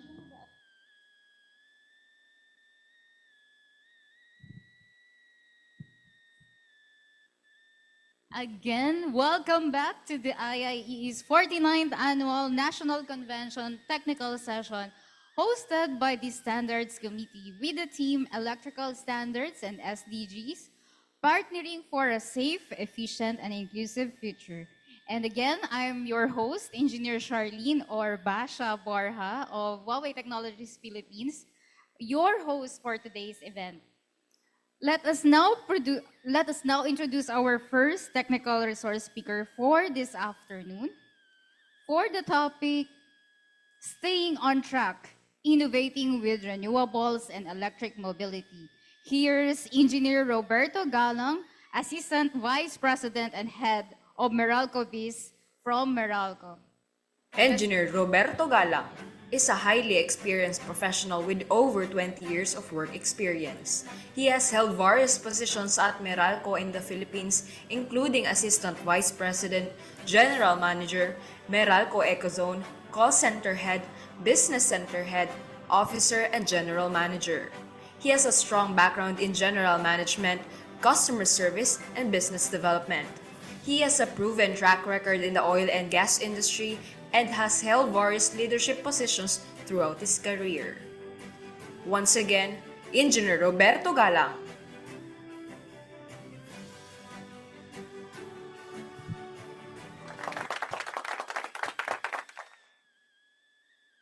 Hello, good afternoon, everyone. I'll be discussing the renewables and electric mobility initiatives of Meralco as part of our sustainability agenda. Okay, so this is a reality. The world we live in today, in many respects, is unwell. Floods, heavy rains, droughts, and even wildfires have quadrupled in the last 40 years. In fact, in 2023 alone, nearly 33 million people were displaced as they fled from such calamities. And a whopping 1/3 of the Earth's animal and plant species may be extinct in 50 years if current emissions remains to persist. And do you know what country is the number one in terms most at risk from this climate crisis? Yes, it's the Philippines. Despite accounting for a mere 0.5% share of global greenhouse gas or GHG emissions. Now it is against this rather bleak backdrop that Meralco, as early as 5 years ago, decided that business as usual was no longer an option and joined the world in urgent, decisive climate action. Now, in our relentless pursuit of energy security, Meralco is one with the government in ensuring that every Filipino will enjoy a sufficient, reliable, and equitable energy ecosystem. The DOE, in its Philippine Energy Plan from 2023 to 2050, shows that the demand for power is expected to continue its surge, placing immense pressure on existing energy infrastructure and resources. So there's a surging demand, the supply should follow.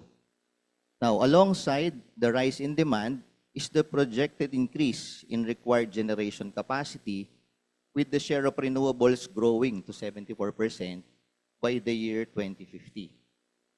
And nuclear energy is also expected to become part of the energy mix, and Meralco is currently studying its feasibility as part of the long-term, low-carbon solution to the country's power needs. Okay, so Meralco, as we all know, is the largest distribution utility in the Philippines. We recognize our role in the energy transition. While we only cover 3% of the country's land area, we hold more than half of the total electricity consumption and account for about half of the nation's gross domestic product. This only goes to show that our service area is the most progressive in the country. Now, on our 121st year of service, we already approached the 8 millionth customer, particularly last month. And we are committed to providing clean, reliable, affordable, and sustainable energy for a better Philippines. Across our customer segments, residential, commercial, and industrial, we prioritize the things that matter. Energy that is secure, reliable, with the right quality, cost-efficient, and of course, with value for money. We also offer value-added products and services to help maximize business growth and improve customer experience.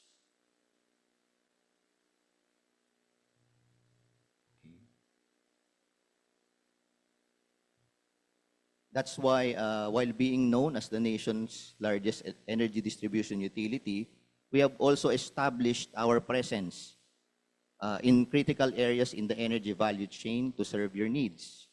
We have now ventured in the power generation as an integration strategy, retail supply, and even beyond the meter services through our subsidiaries. This reinforces Meralco's position as your end-to-end energy solutions partner. And as the world transitions to clean energy, Meralco ensures that we also adapt by embracing and investing in renewable energy sources and integration of DER, as well as green mobility. As I always say, sustainability is no longer an option. It's a necessity and it's a shared obligation.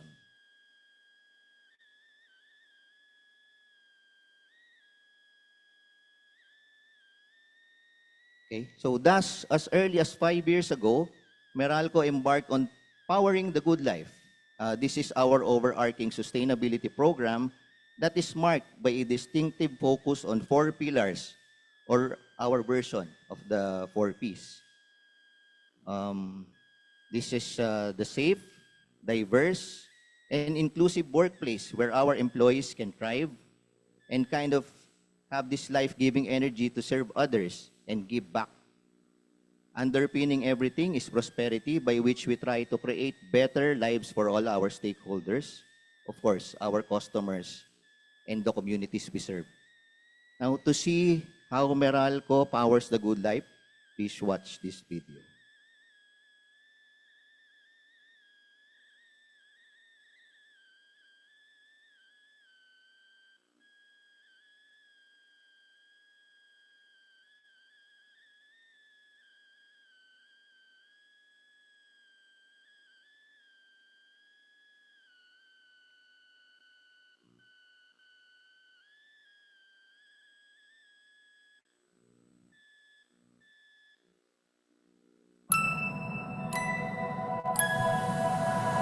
Paano mapabubuti ang buhay ng lahat ngayon at sa hinaharap?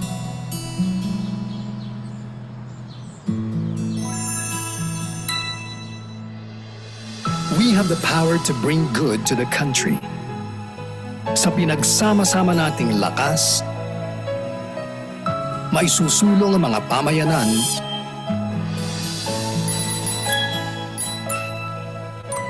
at kalungsuran. Magbibigay liwanag kahit kanino, kahit kailan. Magbibigay lakas na laging maaasahan.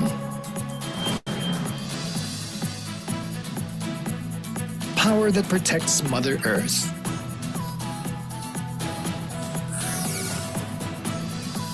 Lakas na maghahatid sa atin ng kalinisan at kaginhawaan sa mundong luntian. Mula sa ating mga himpilan hanggang makarating sa ating pinaglilingkuran. May kakayahan tayong maging masinop. Thanks, Hannah. I brought my own. Upang mapangalagaan ng daigdig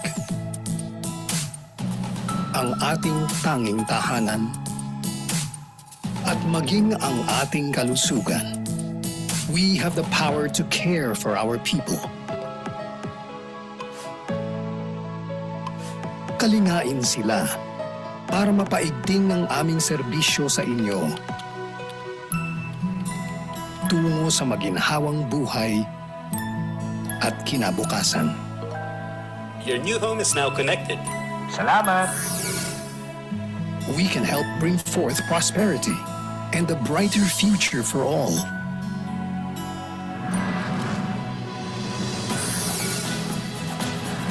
Sama-sama nating ilawan ang landas sa ikabubuti ng buhay at ng bukas ng ating mga mahal sa buhay.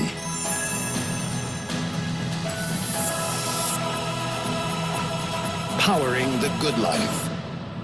Meralco.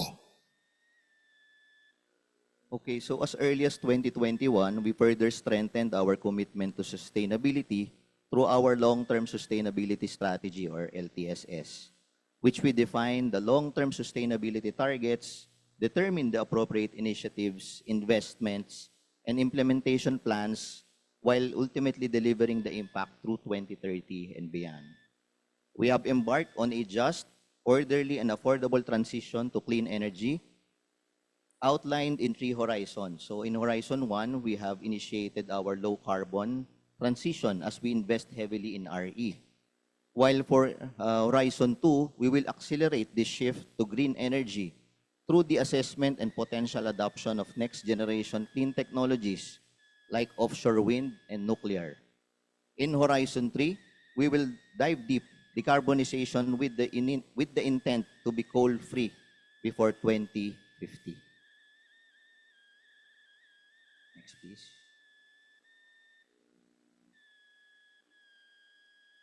So let's redirect our focus on how Meralco executes its plan to support LTSS.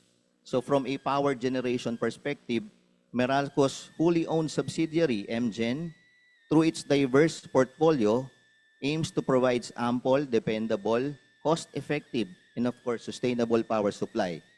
This includes renewables, as well as liquefied natural gas as transition fuel, and an exploratory study on nuclear energy, and of course, all of this for the country's energy security. Now, MGen's investments include a good mix of cleaner energy sources as aligned with our sustainability goal of becoming coal-free by 2050. We have already energized several solar farms, such as Baras Solar in Rizal, Garcia 2 Solar in Curimao, Ilocos Norte, and Bulacan Sol in San Miguel, Bulacan. Next up is the most exciting and the world's largest solar and battery installation, not just in the Philippines, not just in Asia, but in the world. The Terra Solar Project. This is a 3,500 megawatt solar plant with 4,500 megawatt-hour battery storage, which is expected to power around 2.4 million households and offset the equivalent carbon emissions of 1 million vehicles in the year 2026 to 2027. Now, to catch a glimpse of our clean energy projects, please watch this video again.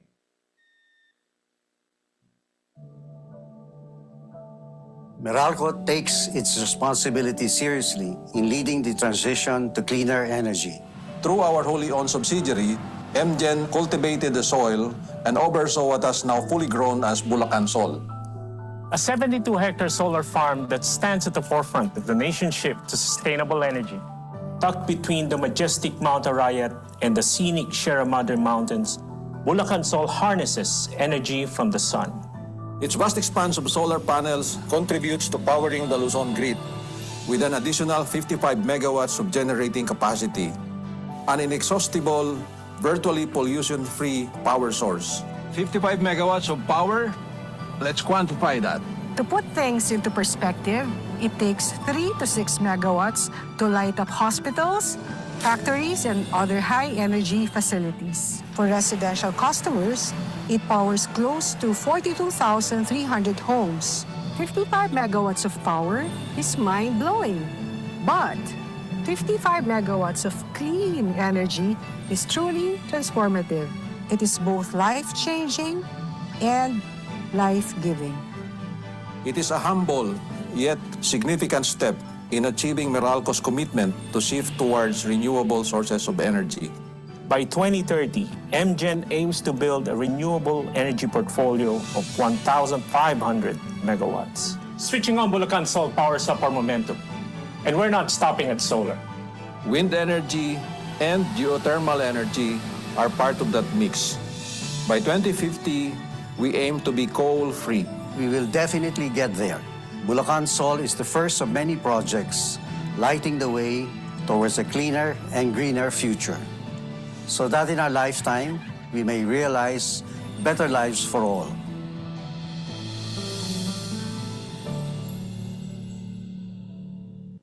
And just recently, in fact, last Thursday, November 21, we already had the groundbreaking ceremony of Terra Solar Philippines, led by, of course, our President, BBM, and together with our very own, of course, Meralco's Chairman and CEO, Manny Pangilinan. So let's watch this video again to have a glimpse of what happened.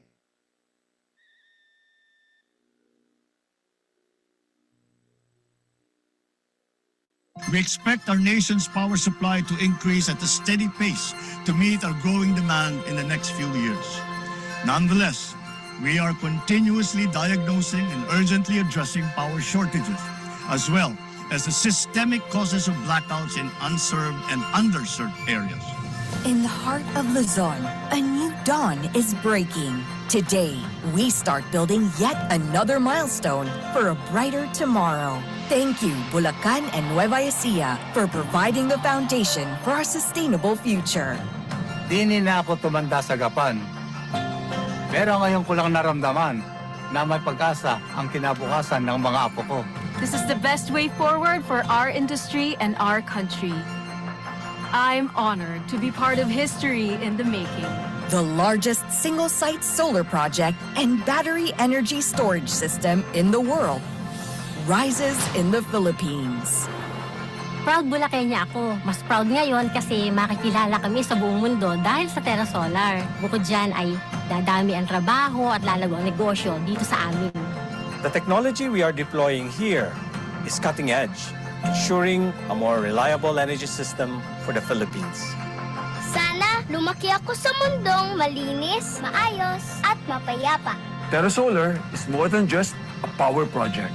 It is our commitment to a greener and sustainable future.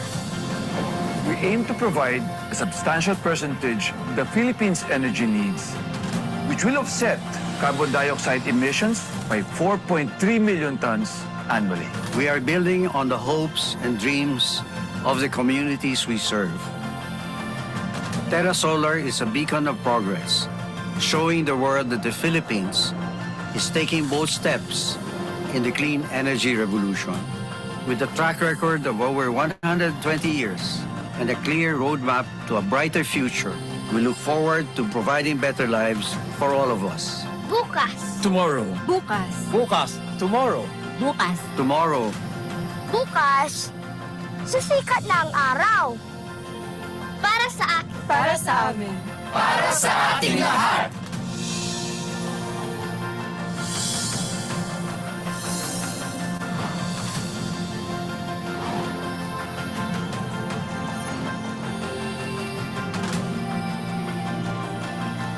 Lagi po natin mahalin ang Pilipinas. Lagi po nating mahalin ang Pilipino. Mabuhay po kayo at mabuhay ang bagong Pilipinas. Okay, We so expect our nation. now on to the future with clean energy. Our exploratory efforts on nuclear power is part of our adoption of next generation clean energy technologies in alignment with the government's direction for its development as a viable option for low or zero carbon energy sources. An integral part of this endeavor is capability building. So we've already launched Vision, or what we know as the Filipino Scholars and Interns on Nuclear Engineering Program. This will develop our engineering and regulatory talent pipeline. And we've already partnered with leading universities for nuclear engineering from the US, Canada, France, South Korea, and China. In fact, the pilot batch is already deployed. We have 5 engineers in US and China right now who's studying nuclear engineering. Moreover, the Filipino Nuclear Scientists and Innovators Reintegration Program, or FUSION, invites and encourages Filipino nuclear scientists abroad to return to the country and share their knowledge and expertise as we develop our nuclear energy capabilities. So fission and fusion programs will ensure that we have the ecosystem for technical experts once we find the right technology for nuclear energy.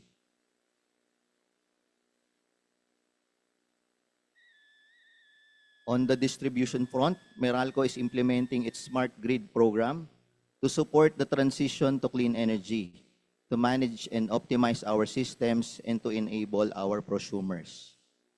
Our smart grid program spans throughout the distribution network.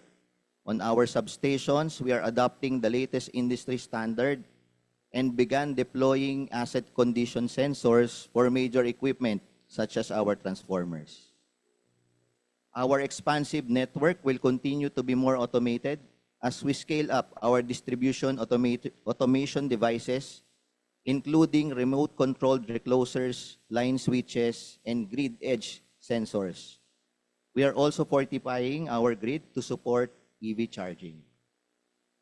Down to the last mile, we've rolled out the initially approved 100,000 plus smart meters, and we are continually advocating with the regulators our plan to scale up our advanced metering infrastructure deployment to all our Meralco customers. Next, please.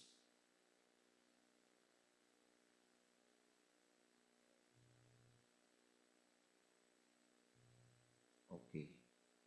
Now, in support of the increasing prosumers in the country and being one with the government in pushing for programs under the RE Act of 2008, Meralco offers programs to advance RE development in the Philippines, namely the RPS, the Green Energy Options Program, feed-in tariff, and the net metering. To date, we have already commissioned 288.7 megawatt peak of installed capacity in the franchise area. This affirms the government's commitment to accelerate the utilization of renewable energy sources in the country.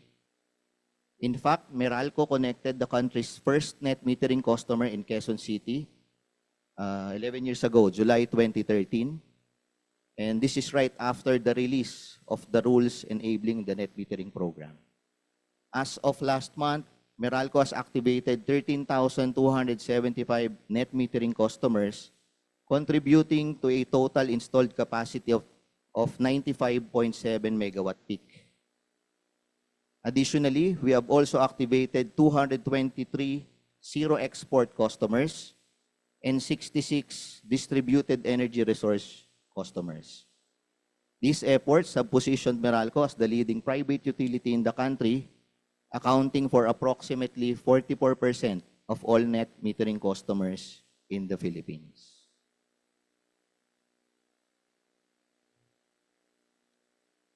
Now, another growing trend is green mobility, with the EV industry seeing a rapid growth globally. There is continuous increase in EV sales, and the long-term outlook seems bright at 73% of global passenger vehicle sales by 2040, according to the ETS of Bloomberg NEF. Currently, Southeast Asia is still below the global average adoption. In the Philippines, we begin to see an uptick on EV interest with the enabling policies of EBITDA and CREVI, as well as the entry of new players. However, there is still a big gap in terms of adoption and infrastructure. Next, please. Given this growth in the EV industry,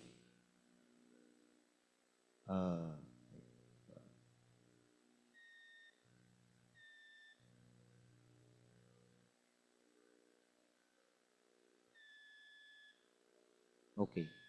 So energy efficiency is also one of our key initiatives. We empower our customers with knowledge, tools, and solutions to be able to make brighter choices and establish sustainable habits. Through our peak of peak program, we offer an alternative pricing mechanism that enables our customers to utilize lower electricity costs during low demand periods or off-peak. Currently, we have more than 6,000 POP customers consuming 782 gigawatt hours who are able to not only benefit from the getting savings in the program but also help Meralco shave its peak load during hours of high electricity use. With the benefit of lowering lower operating rates during nighttime to early morning. Some customers have been able to expand their businesses and build more plants by maximizing production during these off-peak hours. So they use their savings to expand their businesses. We also have our Bright and Power Ideas initiatives that provides energy efficiency and conservation tips to our residential and business customers, which they can apply to their appliances and office machines. Every month, we release these findings through the Meralco Advisory, as well as various communication channels, including providing our relationship managers the best practices so they could share it with their accounts and help the customers save.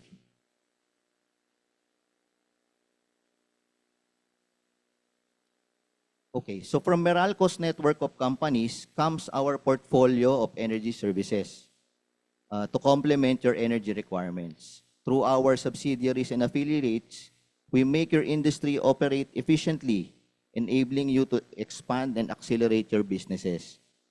And together, we can power a brighter tomorrow for the industry.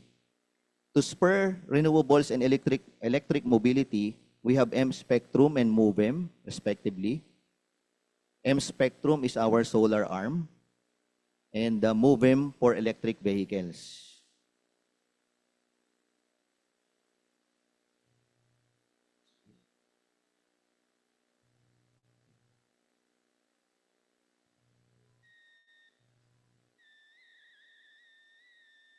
Okay. So from generation to supply, down to distribution, and even after the meter, Meralco is committed to provide power reliably, affordably, superbly, and sustainably. Meralco will continue to lead the charge in clean energy transition. And with everyone's help and support, together we can power a revolution that transforms lives, fuels progress, and secures a sustainable tomorrow. Now, in order to keep the lights on, maybe you're interested, we invite you or someone you know to explore opportunities as our trusted Meralco contractors and vendor. If you're interested, please come visit our Meralco booth located at the second floor, Function Room 5, here at SMX starting, I think, Wednesday, November 27. And with that, a pleasant afternoon to everyone. Thank you.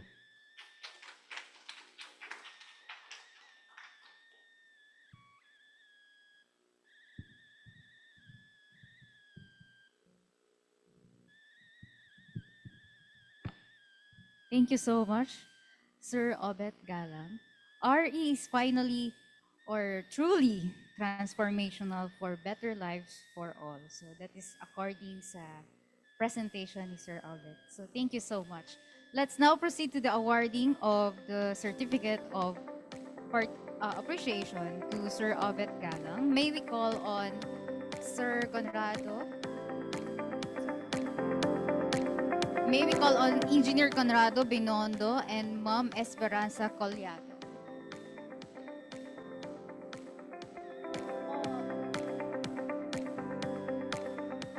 Dr. Florigo Baron.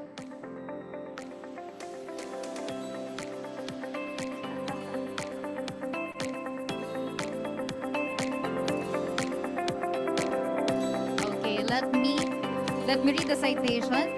This certificate of appreciation is presented to Engineer Roberto Galang for imparting valuable insights as technical resource speaker on the topic Staying on Track, Innovating with Renewables and Electric Mobility during the Standards Committee Technical Session, Electrical Standards and SDG Partnering for safe, efficient, and inclusive future in conjunction with the 49th Annual National Convention and 3E Expo 2024 with the theme IIEE at 49, Transformational Leadership Towards Sustainable Development and Global Recognition. Given this 25th of November 2024, signed by Engineer Conrado Binondo, Chairman of Standards Committee, Engineer Esperanza Collado, National Vice President for External Affairs, Engineer Joseph Darren Claire Solicar, National Secretary, and Dr. Florigo Barona, our National President. Congratulations and thank you so much, Sir Obedga.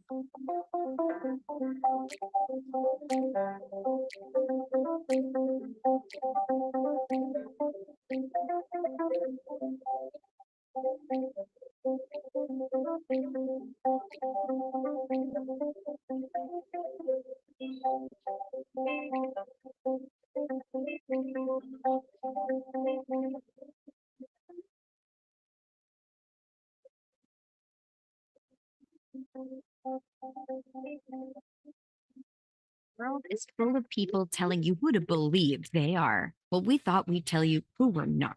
Let's start here. We're not in shipping. We don't make lifts. Seriously, no lifts. We do this. We're good at this.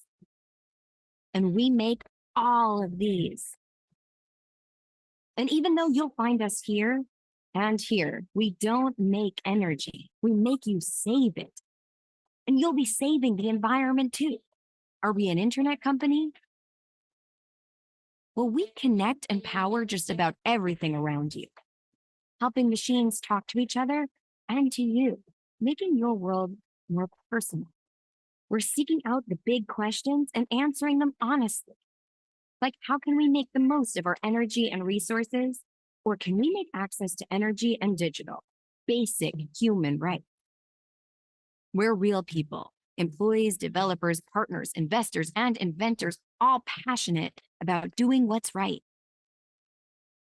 We're open, humans of all sorts from all over, learning from each other and about each other. We're not here to save the world. It'll go on with or without us. We're here to help power and connect what you do every day, to ensure life is on everywhere, for everyone at every moment.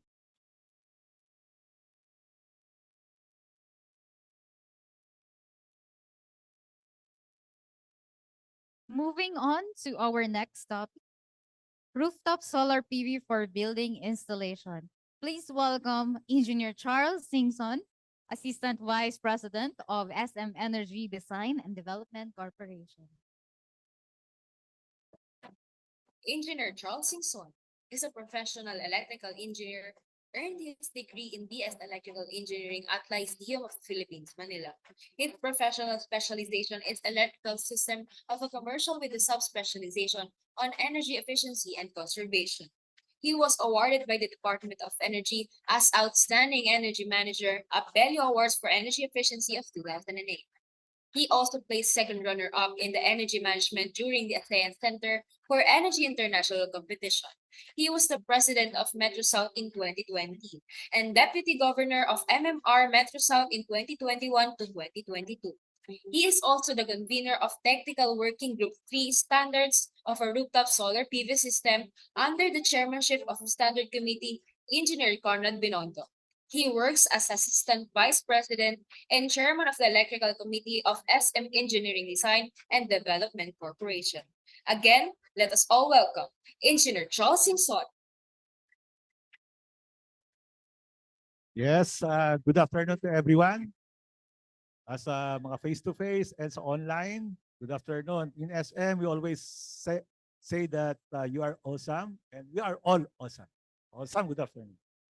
Okay, so a while ago, we launched this book and we already acknowledge those members that helped us to make this possible to complete this book. Okay? So mabagal lang yung presentation. No?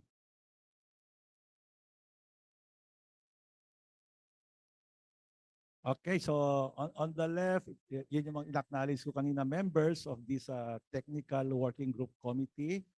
Okay, so part of this book is, of course, yung fundamental. Kasi the objective or purpose of this book is to make our electrical engineers, mga new engineers, to use this as their easy reference when doing their design. Okay? So, of course, kung merong fundamental, so may mga lang explanation na konti, like yung photovoltaic.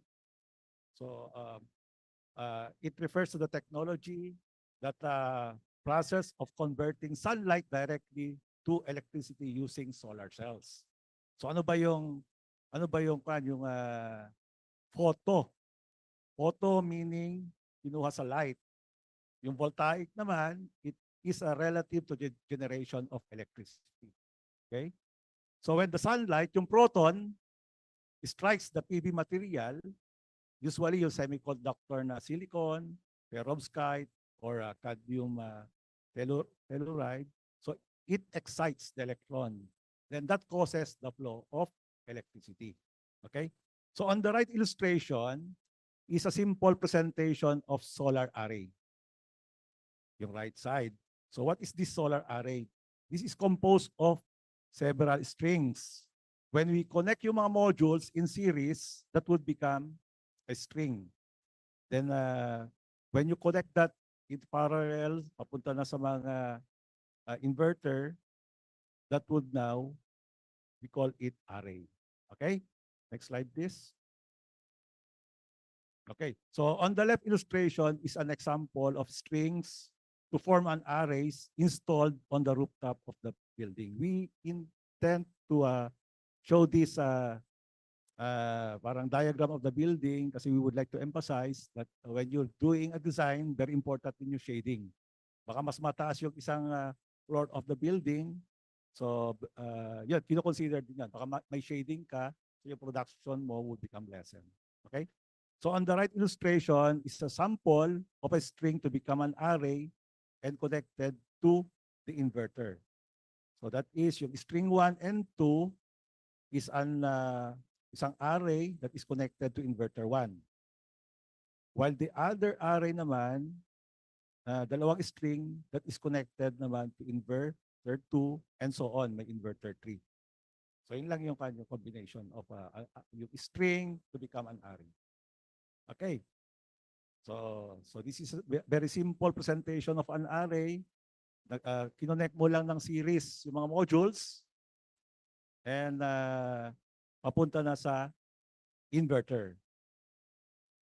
Okay, the transmitter, yung power line communication that sends signal to keep the PP module connected while power is on.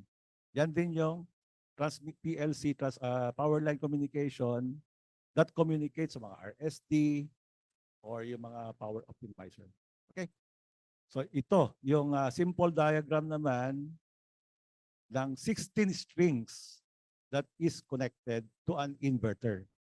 Wala pala yung next slide please. Yan. Yung series of, ito 16 strings to that is connected to an inverter na. So total, output voltage is 800, tapos AC capacity is 320 watt peak.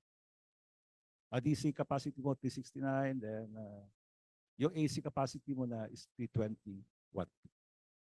Okay, so pag nag-layout ka ngayon, so papakita mo din layout ng modules mo, these strings, and yung array. So this example have a 16 strings that form an array. Okay? So on the left side, makita mo na for the design, it was included na kung ano yung watt peak ng panel, kung saan yung azimuth niya, what is the maximum voltage, yung total voltage mo, yung short circuit current mo, nandyan, voltage drop, percent voltage drop. Okay? So next slide please. Okay, to summarize the PV string and array for easy understanding, kasi very fundamental. Kung alam mo na to, napakadali na lang to move forward for your design. Okay? So left illustration shows 20 modules. Yung panel pala, that is a module. Kung usually di na ginagamit yung panel, module na lang yung term na ginagamit for that. So 20 modules that is connected in series to form a string. And on the right illustration naman, yung 3 string mo are connected in parallel na to connect to the power conversion equipment mo. Inverter that convert to from DC to AC volts. Okay, next slide. Okay, so to summarize the PV string and array for easy understanding uli, on the left illustration shows yung 20 modules that is connected. Mali pala to, yung explanation ko. So yung left side, yan na yung inverters, several inverters that connect na dun sa main distribution panel mo. Okay? So yung mga distribution panel yan galing na sa kanyan, sa mga inverter mo. Then nag-form siya ng array. So ito na yung yung may main breaker ka dyan, papunta na sa mo to, sa connecting point mo. Okay? So on the top, that is the meter. So naglalagay ng check meter para counter-checking, pang-counter-check lang if the metering is accurate. Okay, next slide. So these are the types of mounting for the rooftop solar PV system. When you have a deck, na concrete deck, so ballasted yung ginagamit. Yung iba, counterweight lang, but for the other installation, minamount nila sa concrete ballast mo, yung frame of the solar PV system. Okay? So pag metal roof, on the middle, yan yung naman, installation, proper way of installation. On the book pala, on the guidelines, we have included here yung mga mounting installation. So napaka-easy na for you kung ano yung yung preference mo for the mounting and pagmamount mo sa metal roof. Okay, on the right side, pag mga parking deck mo or parking area, that is a canopy installation naman. Okay, next slide. Okay, so it is very important to consider yung irradiation. What is irradiation? So energy density that falls on the surface of a PV device. It is measured kilowatt-hour per square meter per day. So yun yung irradiation mo, okay? So, and the quality of the site's historical data for irradiation, temperature, and wind speed is very important to accurately estimate energy production. When doing yung performance evaluation for a solar output, yield and performance rate ratio, yan, very important yan, yung to consider mo yung irradiation, temperature, and wind speed. Okay? And why wind speed is important? Kasi it plays a crucial role in accurately estimating yung production of a solar PV due to its impact on the module temperature and the system efficiency. So yung wind could help dissipate heat from the surface of the solar panels or PV system.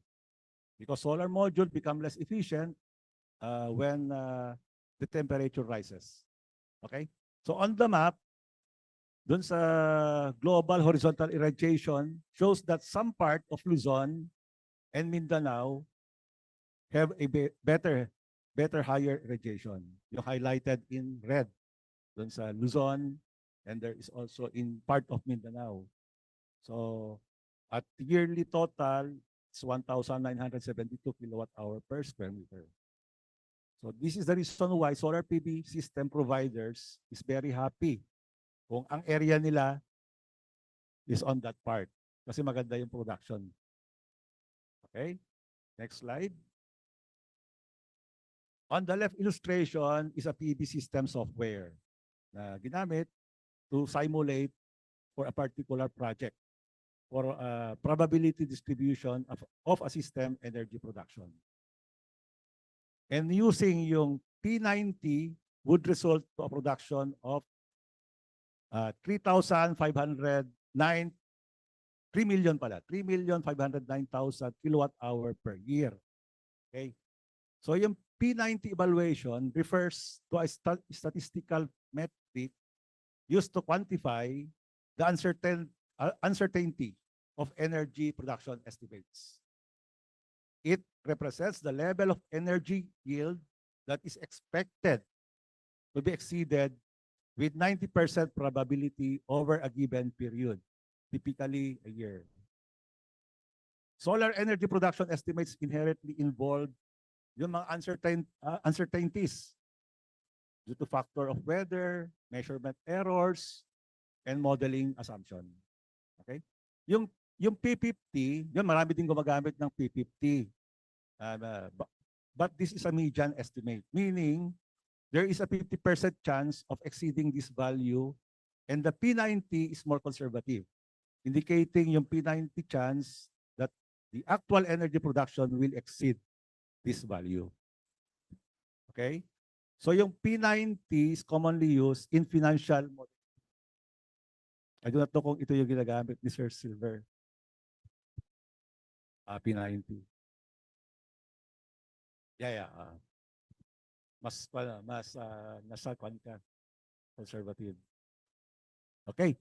So on the right is an estimate naman using PB Watts calculator, yung NREL, National Renewable Energy Laboratory.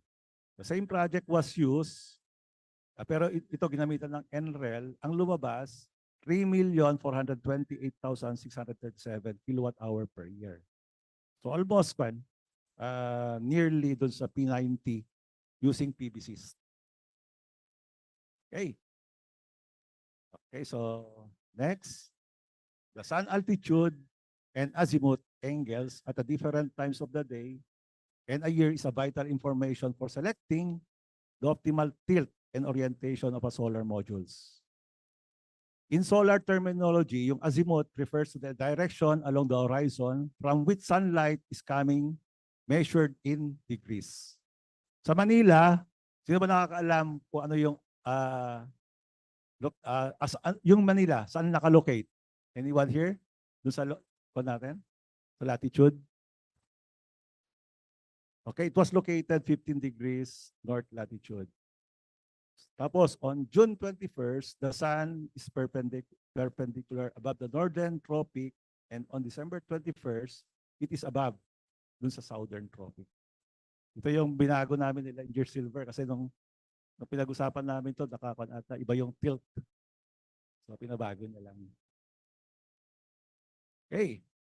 So, generally, the solar modules should be inclined at angle equal to the site's latitude to maximize energy capture throughout the year. But do not tilt 10 degrees to avoid the accumulation of dust and rainwater. Yung to the right is a simple illustration naman of a 14 degrees tilt that is facing north. Pakibalik mo sa dati. Parang yun. Yung may bahay. Sige pa. Okay, no. Next. Next. Next. Next. Next. Next.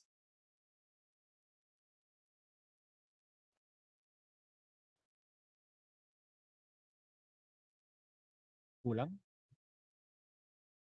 Ayan. Okay. Okay. Ayan, yan. Okay, so to the right, yung simple illustration of a 14 degrees tilt that is facing south. Okay, so next. Next. Ayan, yan. Okay. Okay, you can see, okay, yung standard test conditions of a particular modules in their electrical data sheet, yung left side. Okay. So this and under this standard test condition of the irradiance of 1,000, kilowatt hour per square meter is the spectrum air mass at 1.5. Yun yung mga given test condition. Air mass mo 1.5, temperature mo 25 under standard test condition. Okay? Yung NOCT, nominal operating conditions naman yun. Okay? So, on the right side, ayan, titignan mo lang yung kanden, makikita mo sa mga data sheet, yung mga specs niya. So, you can see there, mga module performance, system voltage, operating temperature. Okay, next slide. So to define yung specification of a 550 watts module under STC or standard test condition, on the yung highlighted doon sa kanya yung naka-red, yung 550 ms, okay? The short circuit current of 14 amperes is the maximum current output when the terminals of the module are shorted. So pag sinort mo yung module, yun yung short circuit current mo 14 amperes. So nakalagay din sa data sheet. So open circuit voltage 49.6 is the maximum voltage the module can produce when no current is flowing. So when no current is flowing, that is your maximum voltage naman. So yung operating voltage of 41.7 volts is the voltage when connected to the load and tested at maximum capacity under standard test condition. Okay, so the operating current of 1320 is the current measured and generated at maximum power output under standard test condition. So nandun lahat kung babasahin mo yung mga data sheet.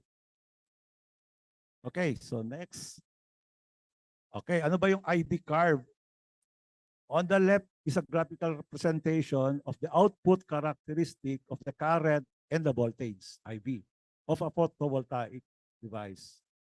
The shape of the curve characterizes yung module performance. When the irradiance is hitting the surface of the PV module and no load is connected to its electrical output as an open circuit, the voltage output will be at maximum while the current is 0. Okay? When the output terminal of the PV module is short-circuited by connecting a positive and terminal, short mo yon, the output voltage is 0 while the current is at maximum naman. So the maximum power produced by the PV module under STC is at its rated maximum power point current. Sorry pa. It is rated maximum power point.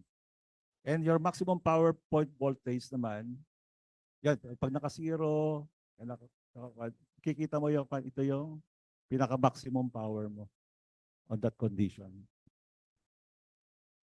And also on the right illustration, the current and voltage, yung IB output characteristic of the PV module varies with irradiation.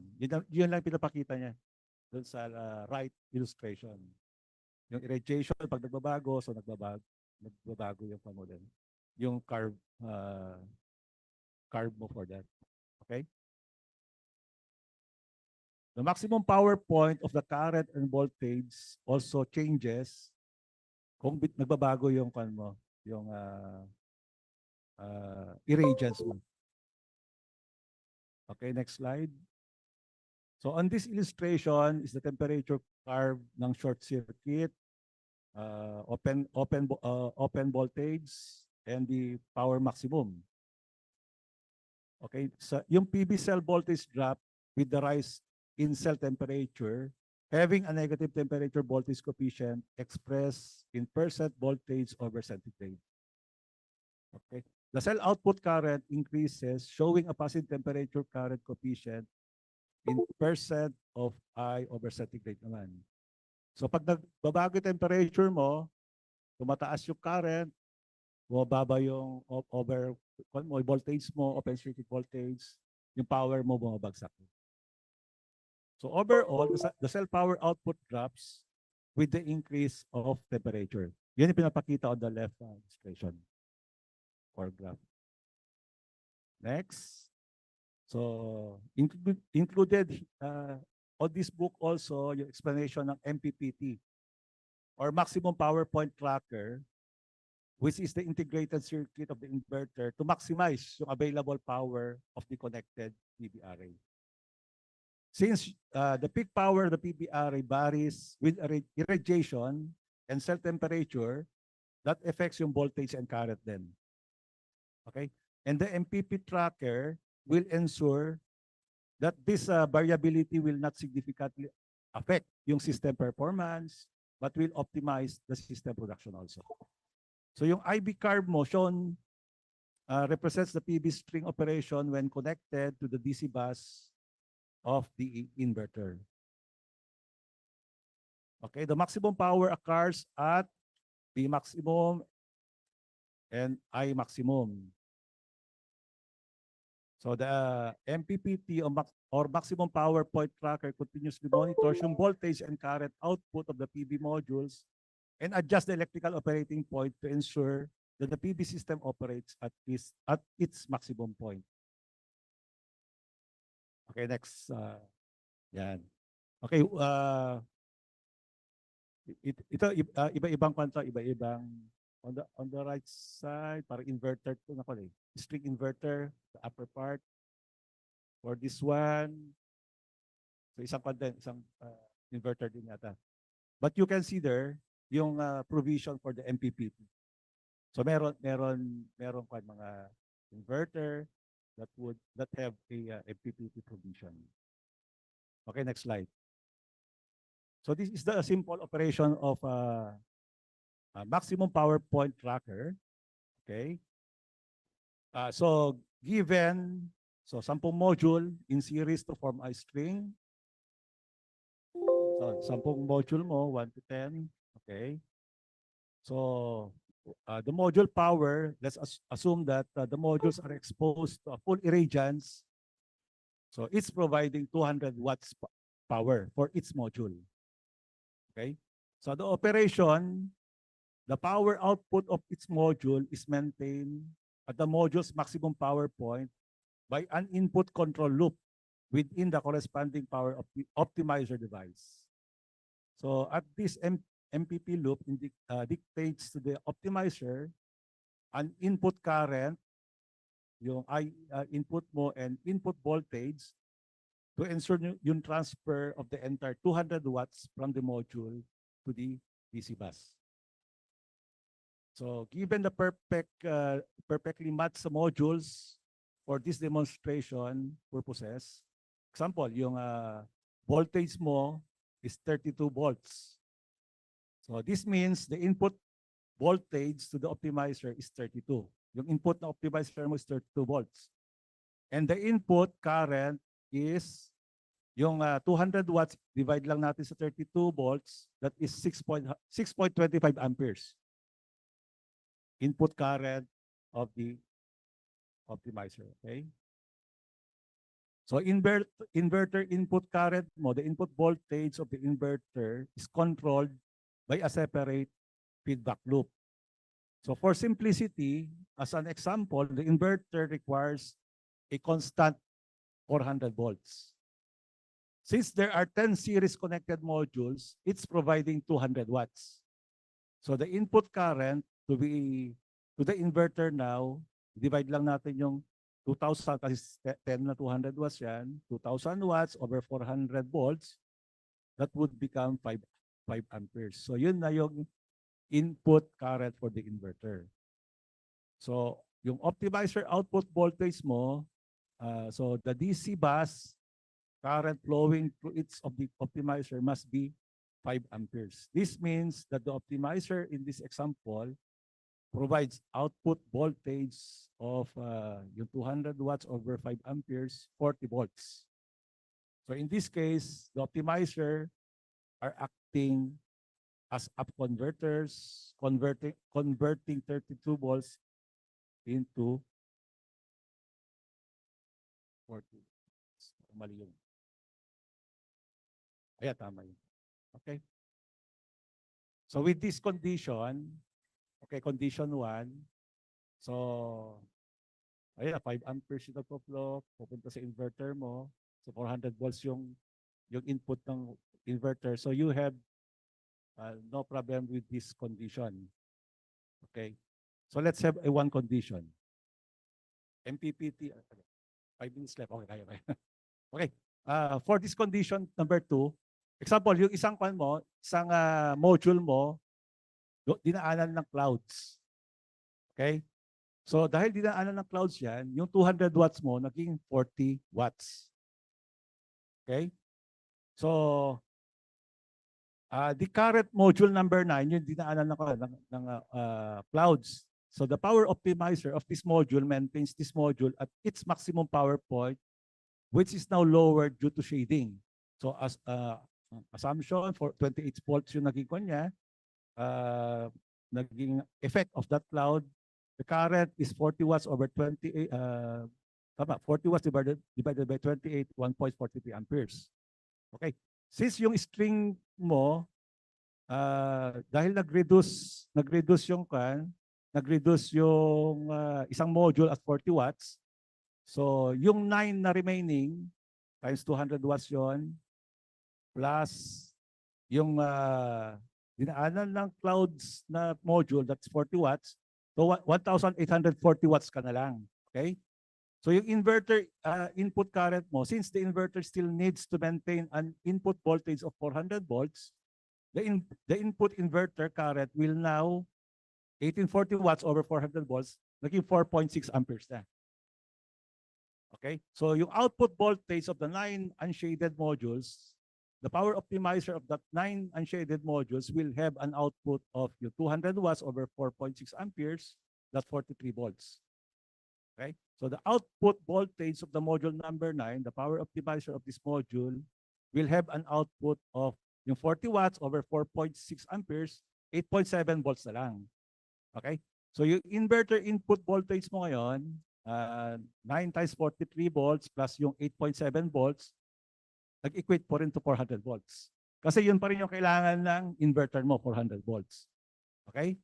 So inverter, in this case na, the 9 optimizer producing 200 watts each are essentially acting as up converters. Convert niya yung 32 volts into 43.5 volts. And yung optimizer naman ng module 9, yung dinaanan ng clouds, is acting as a down converter. Convert na yung 28 volts into 8.7 volts na lang. So yun yung gamit ng MPPT. Maximum Power Point Tracking. Okay, so yan yung comparison. Next slide. Yan. The comparison na between condition 1 and 2. Next slide. Okay. So this presentation,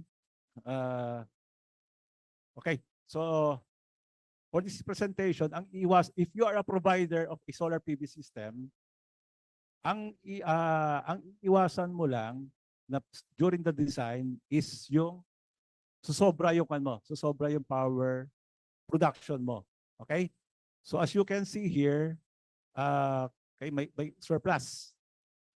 Kasi ito yung load profile mo, nagamit ng production mo solar this load profile, but you have an excess. So when you do estimate, yan yung iiwasan mo din, yung sumobra ka. Kasi when you connect to the grid sa DU, if this is a zero export design, so sayang din yung production mo. So when you engage to the providers, meron kang curtailment. Baka babayaran mo yan na hindi mo nagamit. Okay. So nakuha ko ba yung time ni Mika? Okay, thank you very much. So we will continue yung siguro yung mga other highlights of this book sa 28. So meron kaming presentation on 28. Okay, thank you very much.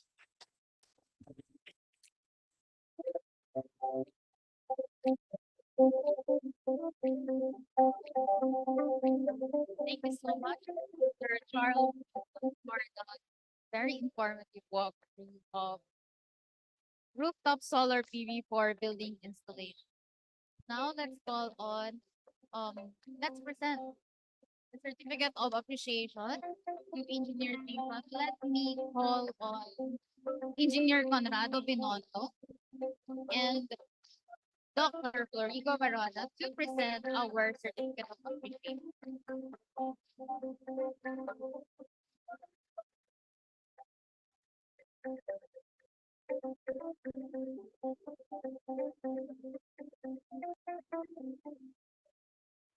So this certificate of appreciation is presented to Engineer Charles L. Singson for imparting valuable insights as technical resource speaker on the topic rooftop solar PV for building installation during the Standards Committee technical session, electrical standards and SDGs, partnering for a safe, efficient, and inclusive future. In conjunction with the 49th Annual National Convention and Dream Expo 2024 with the theme IIE at 49, Transformational Leadership Towards Sustainable Development and Global Recognition, given this 25th of November 2024, signed by Engineer Conrado Binondo, Chairman of Standards Committee, Engineer Esperanza Collado, National Vice President for External Affairs, Engineer Joseph Darren Claire Solicard, our National Secretary, and Dr. Florigo Barona, our National President. Congratulations and thank you.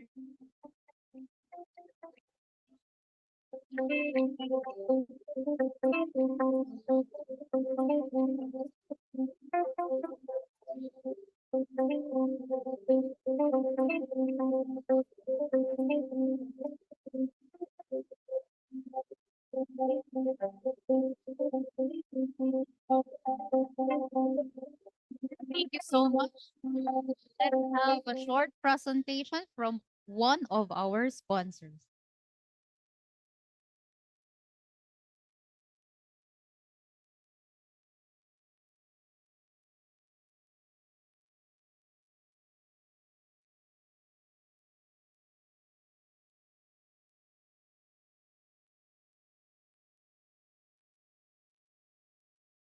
In our daily lives, we need reliability, innovation, safety, commitment, and perhaps 24/7 support.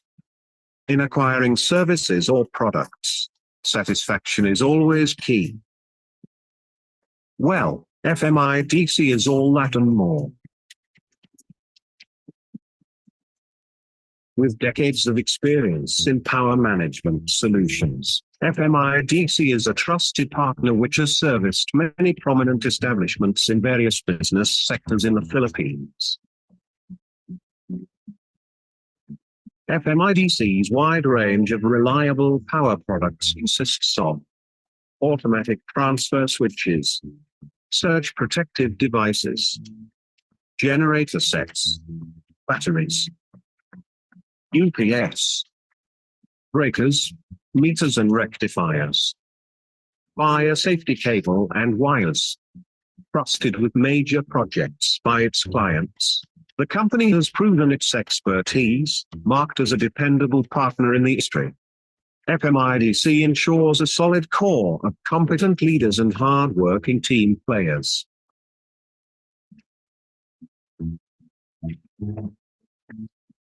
For reliable power management solutions, call us now. Or email us at sales@fmidc.com. For more details, visit our website at www.fmidc.com.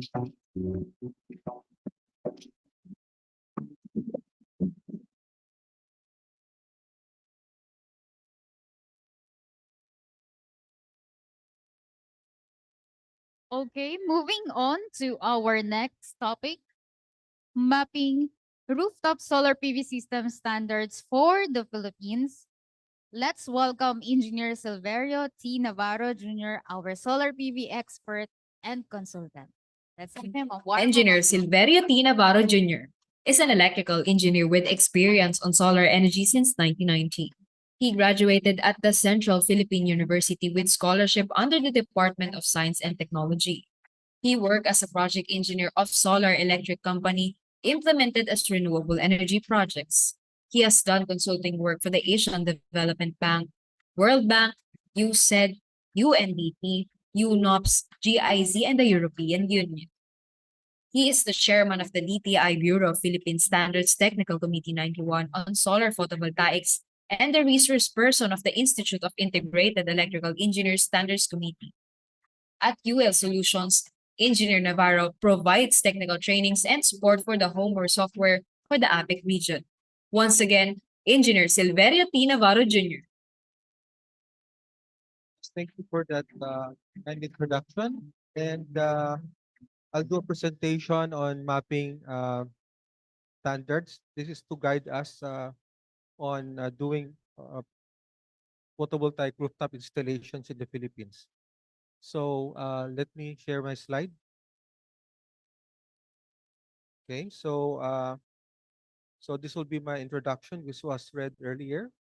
And I'll be covering some standards that we can reference for PV installation. So that includes the Philippine National Standards, PNS standards from PPSDTI, and also the set of standards that we at the TC91 Solar PV Technical Committee as a mirror committee of IEC TC82 also have reviewed. It was also touched on the Philippine Electrical Code Part 1 of the 2017 edition. And then I will touch also on the Philippine Distribution Code, particular the 2016 version, and also the UL standards that we can reference the installation for solar safety. So moving on, as it was earlier mentioned this morning, so there's a PNS catalog for BPS, so you can look into this website and check on the standards for under solar.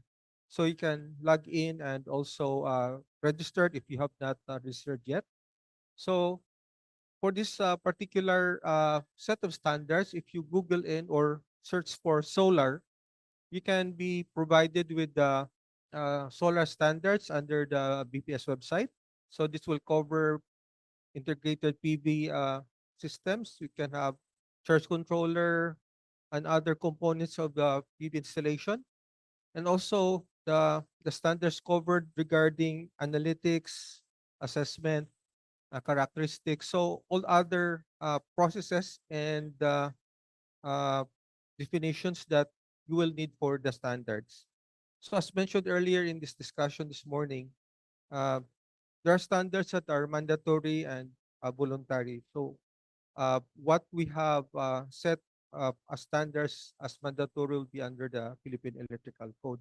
But these are the codes that we can adopt if we want to maximize, let's say, using the standards to improve our systems or set a minimum performance requirement for solar installation.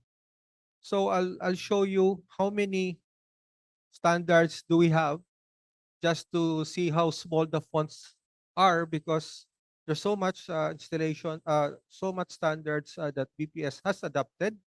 So as a summary, you have around 268 standards listed. Some have been adopted from IEC and also from UL. So when we look into the standards, we can check that we can categorize the standards according to the components. So you have the battery, the IV, the characteristics of PV interface. That means that from the DC to the AC, you also have environmental testing performance, functionality, and other aspects of the standards. So this also includes the module and performance of inverters, like here, anti-islanding features. So also added are the telemetering and or the telemetering controls, because it's now part of the features of solar inverters to have communication. So this also covered by the standards. Now, looking more on the details of the standards based on categorization, because when we do design, we can check on which component do we use and what standards covers this particular component. So you have PV modules. Even for integrated building integrated PV, you have also AC modules.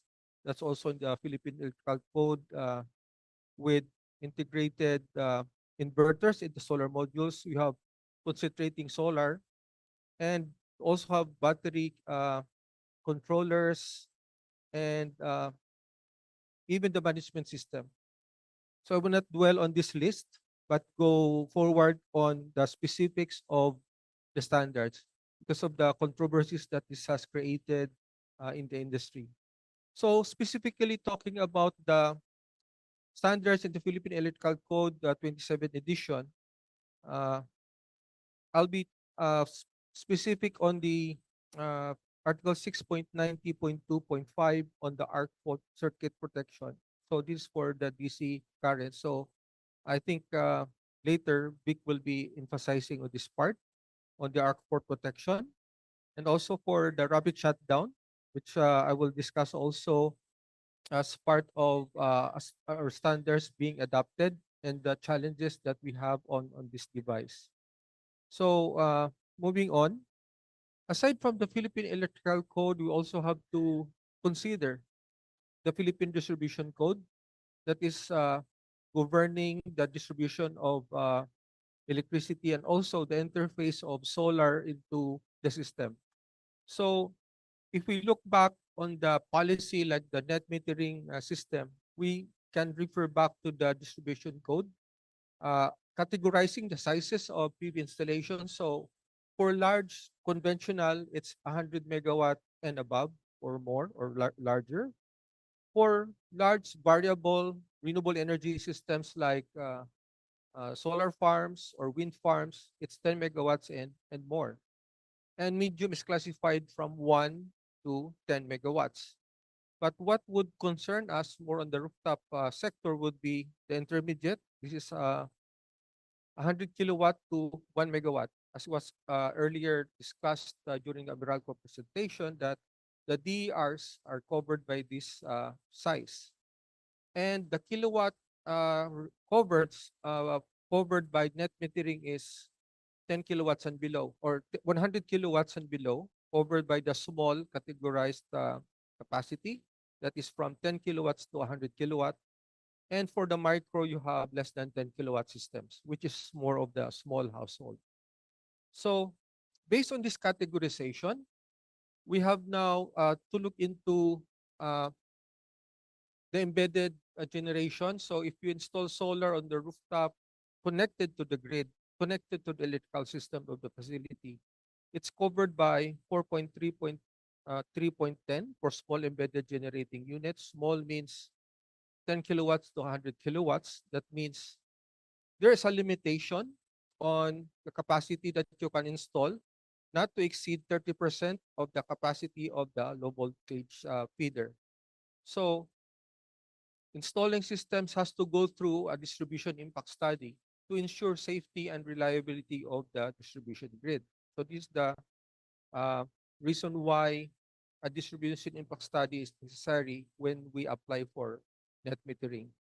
Secondly, for smaller systems, for small embedded generating units, you can see that it shall not exceed one-third of the rated capacity of the medium voltage, low voltage transformer. So we're referring to the distribution transformer. As illustrated on the left side of the uh, of the presentation, this was adopted from a presentation presented earlier or the previous discussions on net metering, that the household connected to a common transformer may need to be coordinated not to exceed one-third of the capacity of the distribution transformer. So it's necessary to coordinate all the household installing on a common transmission distribution transformer, or the utility has to upgrade the capacity of the transformer to accommodate more solar into the grid. So as you can see, understanding this distribution code will also lead us to some restrictions on the capacities that we can install on the distribution system.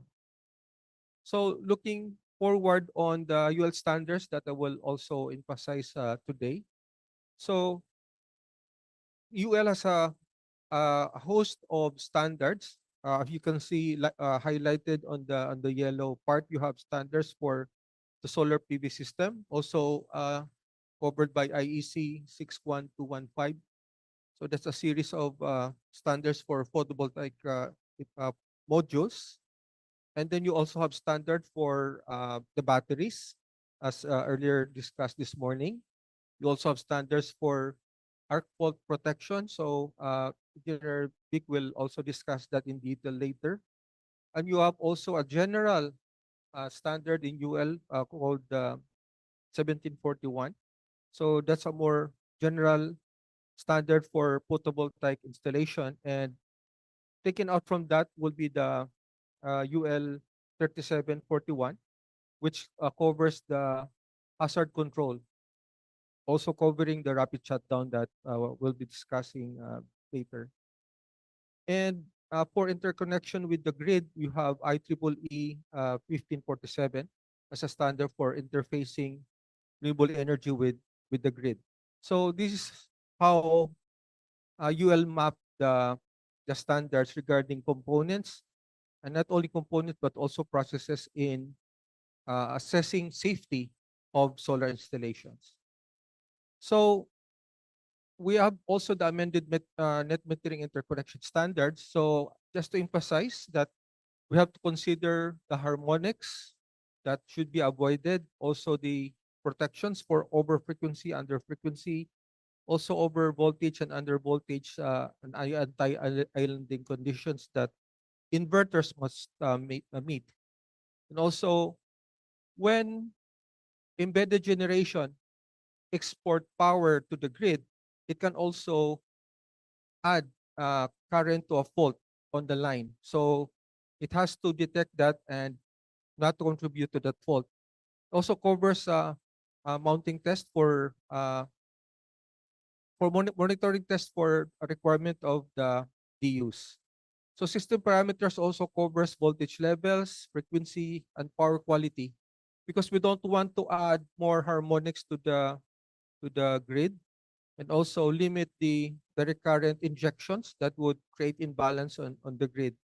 So of course we need to also synchronize the protection within the distribution system as we install the system. So it's also necessary to have this testing and commissioning procedures to verify, also inspect that the reactive test, also the protection test for the solar installation, and also the synchronization test. So you also have test on the blocking test where you have to wait for 10 minutes before the solar inverter starts to feed. So that is to ensure that when the power goes back again after power outages, the system has to stabilize first for 10 minutes before the inverter starts to feed in back to the grid. So one of the challenges of complying to the standards are the existing standards that can be restricted by requiring with the limitations that I mentioned on the maximum capacity that you can install on the grid relevant to the feeder capacity and also the distribution transformer. We also have the requirement for the rapid shutdown, as I shown in the earlier slide regarding what was mentioned in the Philippine Electrical Code. There's no issue in ensuring safety by using rapid shutdown to reduce the amount of voltage, especially for first responders. But somehow, these devices, as shown in the photos, has been faulty, not because of by design, but by the quality of the products that had been supplied to the local market. So that was our challenges. There's no issue in the need for the rapid shutdown, but the quality of the components, because of the lack of testing centers, the lack of test procedures, and the need to comply with the requirement for rapid shutdown, has caused a lot of this problem. So as we would discuss with President Barona before, that Even before the rapid shutdown was required, there had been no problem on the solar array. But when we started to use the rapid shutdown, not to uh, not to discredit the good ones, but there had been a lot of cases of defective rapid shutdown that also caused failure on the system, but also caused fire in some instances. So the opportunities are uh, the solar industry had been really growing, and we have to ensure safety and also reliability of the system. And as I mentioned about the hazard control UL standard 3741 is to find an alternative method of meeting that safety requirement if we want to avoid the use of module level power electronics, because the conditions on the roof, the conditions on, let's say, on the outdoor conditions in the Philippines could be very unforgiving for electronic devices. That devices that may survive in other temperate countries may not survive locally. So UL 3741 looks into other alternatives like creating barriers or even reinforcing connectors that when firemen, there's a case of fire, the high voltage will not be the firemen will not be exposed to these high voltages by creating those barriers. Also addressing the safety level of the installation itself. So this requires collaborative support from different uh, stakeholders. So this will be review of the standards, because as mentioned before, we often just copy the standards from other countries, but we also need to understand if they're applicable or if they're practical to be practiced locally. So we have here different activities or different collaborations from manufacturers, from practitioners, and even from equipment suppliers of coming up with those safety standards. Now, lastly, I would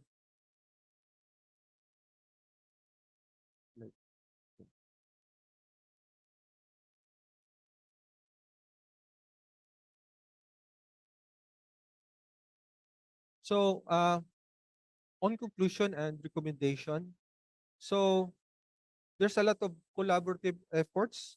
In fact, UL has already set 3 sessions together with the local practitioners to come up with safety standards, not necessarily to adopt only UL standards, but also to look into what practical international standards that the Philippines can adopt. So together with the DTI BPS, of course, the TC91, that's my technical committee, and also DOE, ERC, of course, IIEE, and even the Bureau of Fire has to be involved in the review of existing standards and also the challenges in coming up with in meeting these standards.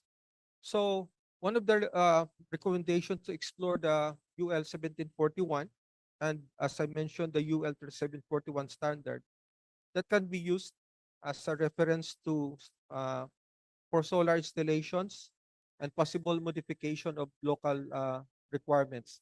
So specifically, the use of rapid shutdown can also have alternative methodologies.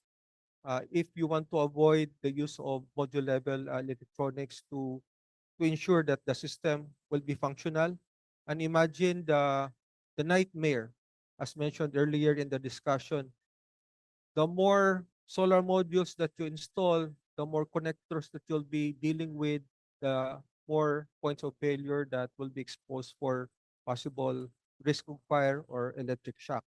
So it's a good thing that we're getting together, we're discussing these issues, and also providing alternatives for ensuring safety. So the next discussions on this for today will be also covering those areas of safety compliance and also addressing uh, compliance to the standards that we have imposed. So with that, I'm ready to answer questions.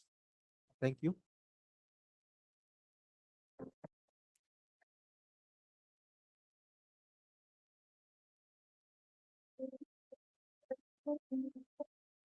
No questions? Thank you and good afternoon. So I'll answer your questions on the panel discussion. Thank you so much, Sir Silver.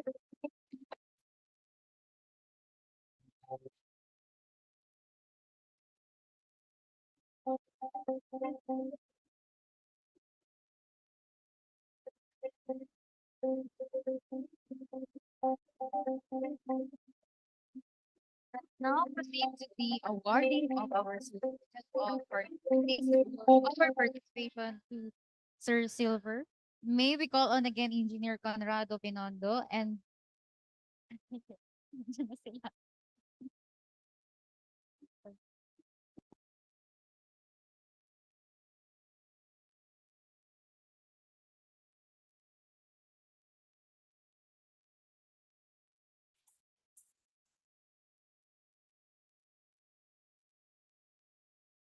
So this certificate of appreciation is presented to Engineer Silverio Navarro Jr. for imparting valuable insights as technical resource speaker on the topic mapping rooftop solar PV system standards for the Philippines.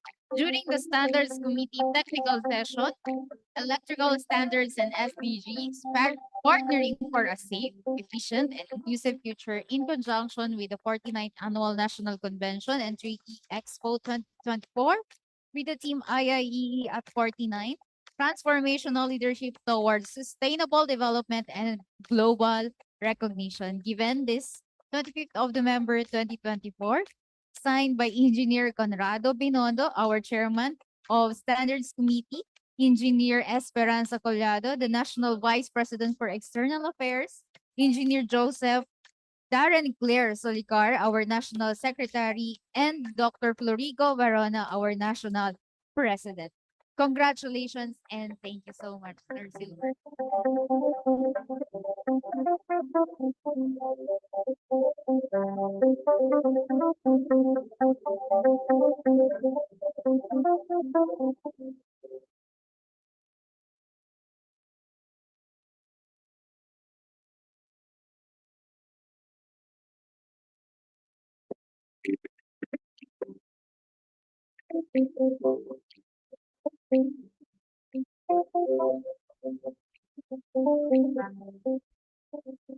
Okay, before we move on, here's a short presentation from one of our sponsors.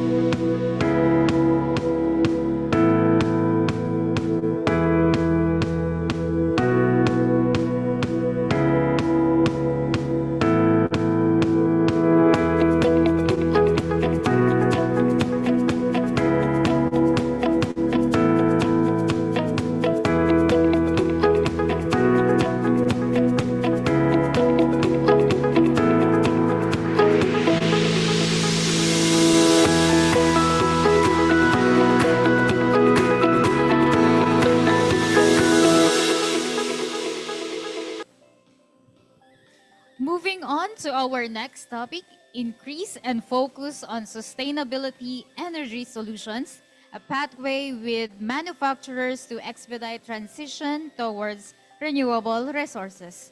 Let's welcome Lim Se Leong, our IEC Engineer Lim Se Leong expert. is a professional electrical engineer with over 50 years of experience in both commercial and technical fields, spanning roles from managerial positions to directorships.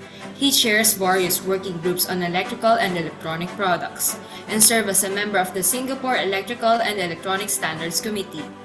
He is also a convener and member of working groups focusing on product standards, systems, and installation codes for a practice under the IEC Singapore National Committee.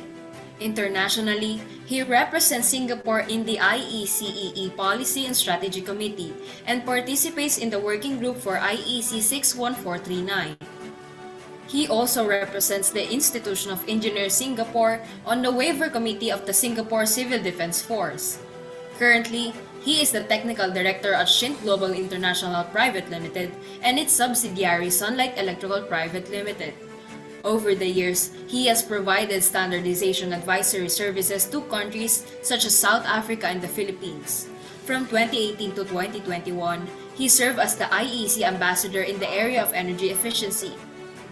Locally, he contributes to education and professional development as a member of the advisory committees for electrical engineering studies at both Singapore Polytechnic and the Singapore Institute of Technology. He also holds leadership and membership positions on professional organizations, including serving as Vice President of the Singapore Electrical Trades Association, a life senior member of IEEE USA, a member of the Institution of Engineering and Technology UK, and a senior member of IES Singapore. Once again, Engineer Lim Se Leong.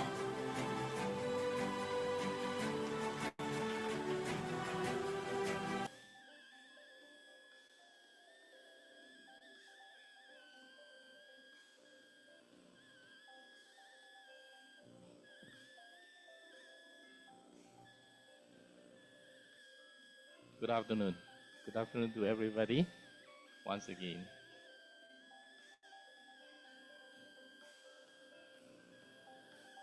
Today's topic is very interesting for me.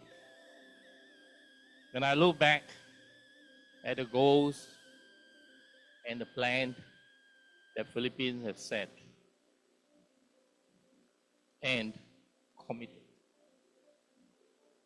there will be challenges for the long-term sustainability for renewable energy. To meet the challenges is not easy unless we take early collaborative measures that can be put in place. I'm saying it because you have very clear defined goals, adopting renewable energy technologies, improving your efficiency, looking forward to collaborations to expedite your implementation. It's also important to take a look at the annual GDP growth by country surrounding Philippines. Compare it perhaps with the regional, Southeast Asia, and the global level. You will notice Philippines stands out. You are always among the top three. And that is important, but equally challenging.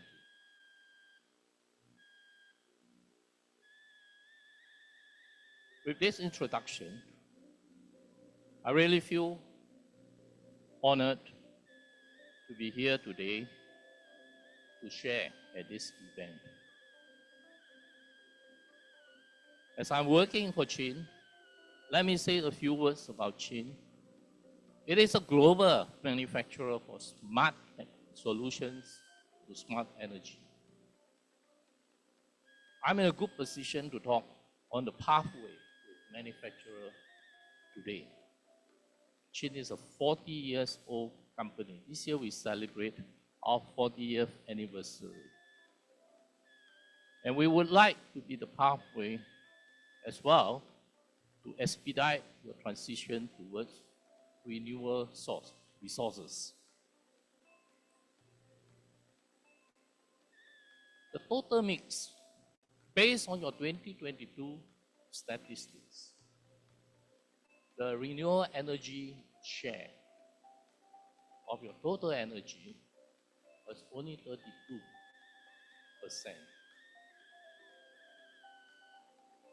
You have a lot more in terms of fossil fuel. So this mix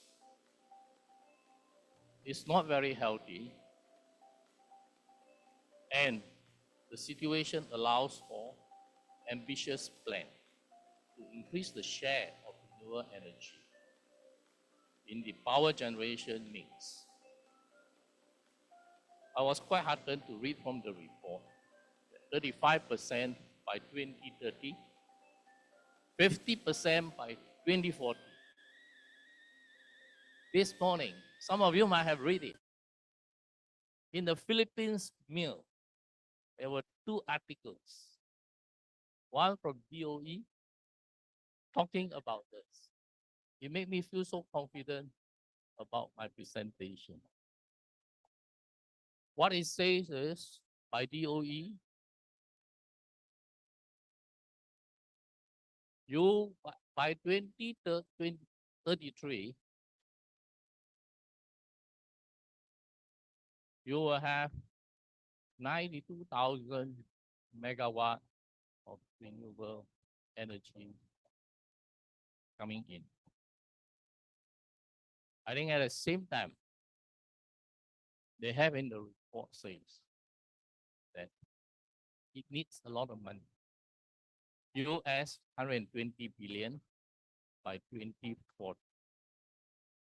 So you can see from 2033 to 2040, it's going to add on another 92,000 megawatt of renewable energy. So that shows also that there is a lot ample opportunity for investment in the energy sector in Philippines. The share of the renewable energy will look something like this until 2050. Despite this initiative, I have to say that the Philippines faces challenges such as limited funding, enforcement gaps. And in terms of enforcement, we hear it this morning from the question and answers. Rapid urbanization, climate vulnerabilities, climate changes. So strengthening the collaboration between government, private sectors, and the communities is really essential for achieving green and sustainable development. Your installed capacity, let's compare what has been also monitored by IEA. In a way, I would say you are also unique because you will continue to use fossil fuel for many years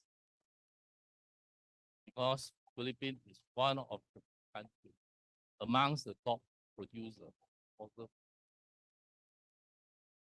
Philippines is also a country with ample natural resources. Otherwise, you would have landed us like where I come from, Singapore. We don't have all these resources. And we will have to look alternatively where else. And that is very important. But you are very fortunate. But having said this, your plan is very commendable. Why I say that? Because you are making effort to strengthen the way you use fossil fuel, and you're going to use technology to see how you can make sure that it will be towards cleaner, less carbon emission.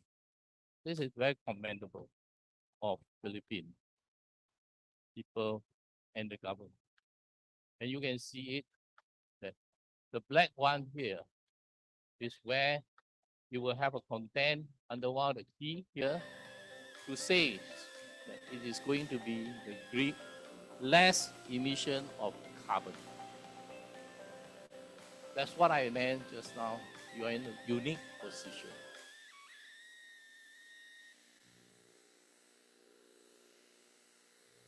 That's where you are today.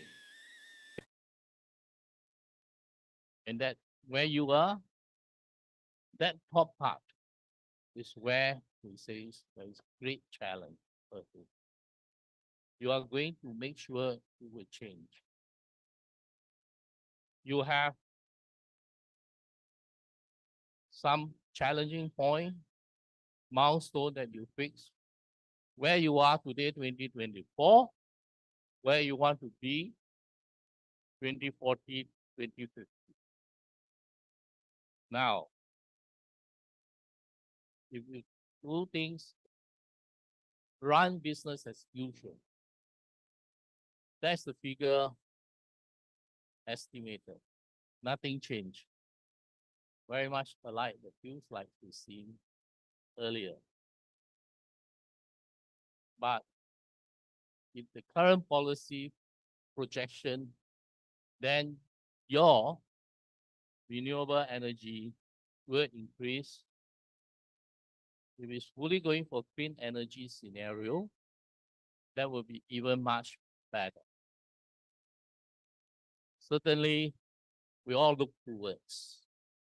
But I'm not quite sure who will make the decisions by then. If you look at all the COP annual meeting, the young people are the one that now come out to have a say. They could very much that looks like us. It could very much be earlier, I think Morocco was presented.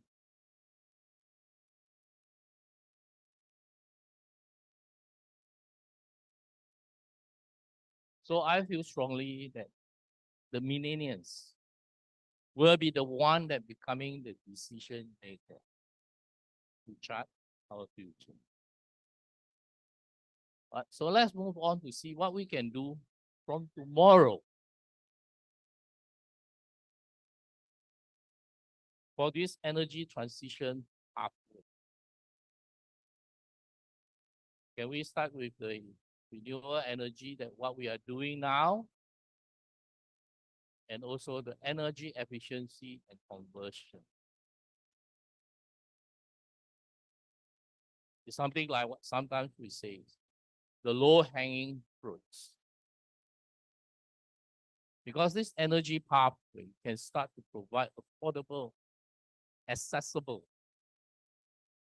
reliable, and clean energy, which ensure a strong-rooted, comfortable, and secure life, good life, better life for Filipinas and Filipinos. Let me use the use case of solar power pump for water, which very much supported by other organizations like IEC. Coincidentally, I was in Chin, and Chin has this solution as well. Pumping water from underground, rivers, ponds have century-old method. Whether using people, animal, bicycle change until diesel motor, etc. Today, photovoltaic pumping system is simple system that bring comfort, no carbon emission, environmental friendly, and improve efficiency to people, improve the life. A collection of items from manufacturer like solar panel, inverters, pumps, water tank, accessory, will be able to do the same as illustrated on the right-hand side figure. This will very much also think about the sustainable development goals, which I have put here 17 of it. These sustainable development goals, if you look at it, very much by United Nations, supported very, very much by IEC and ISO in terms of sustainability. In the illustration, you will see just now on the solar water pump system, that it will meet the SDG 6 and 13. That's not actually when it meets it. That's a key one. Depending on the country, depending on the environment, the situation, the benefit extend to a few more. So that is important.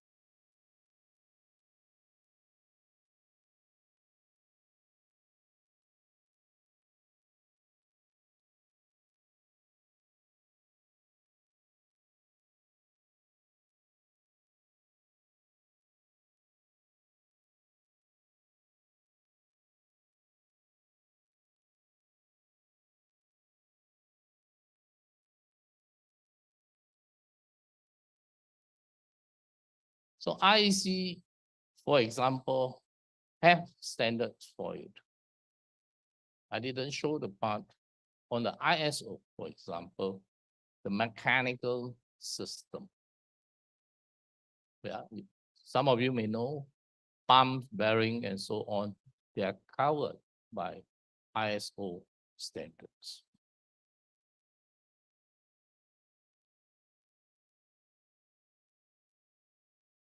So solar water pumps make happenings possible.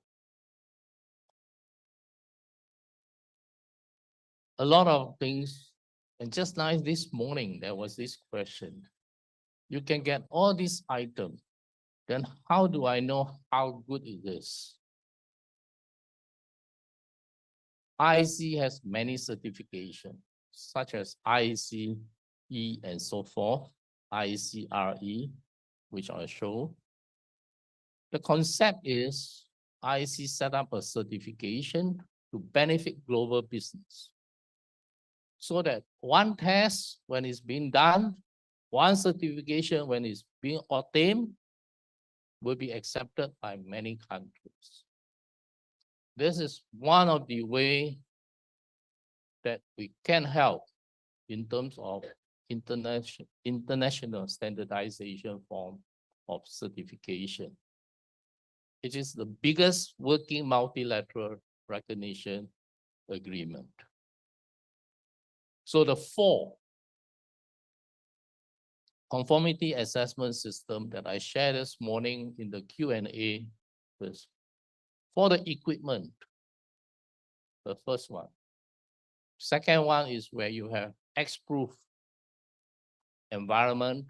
Third one is commonly we say the quality assurance or quality management system, better known as ISO 9000. And just like our morning speaker have shared about first party, second, and this will be the international third party certification.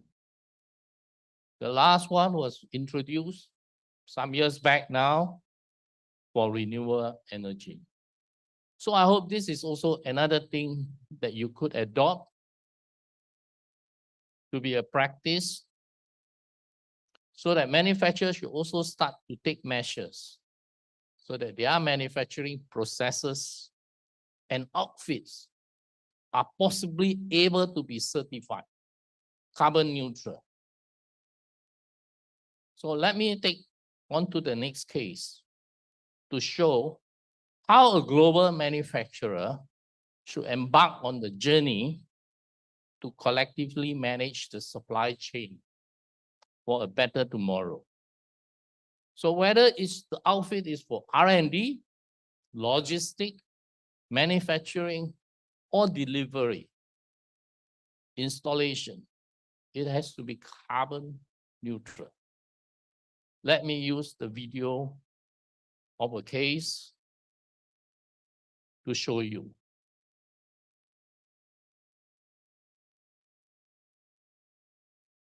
Yeah.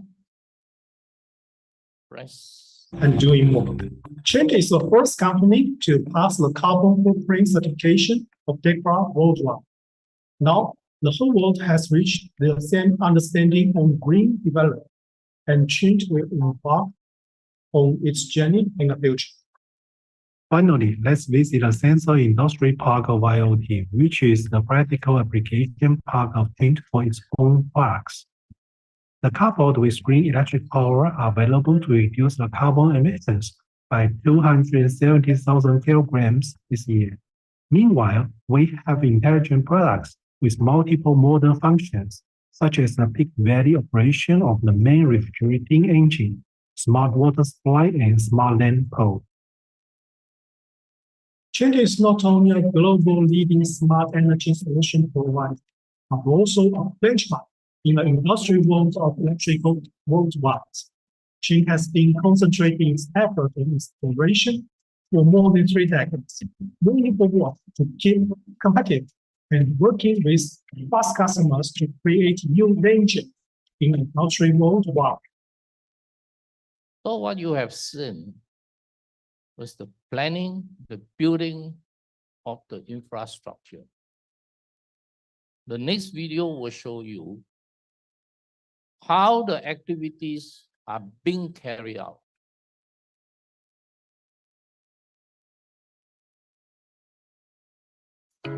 Chint Electric's digital transformation division is located in Jiaxing, Zhejiang.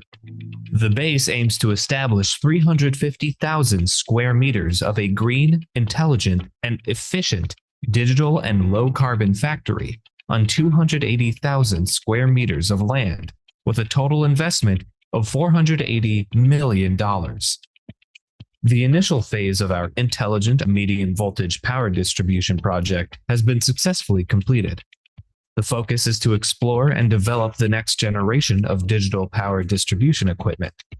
It has become one of China's most advanced factories with the most significant production value scale of a single medium and low voltage digital power distribution manufacturing plant.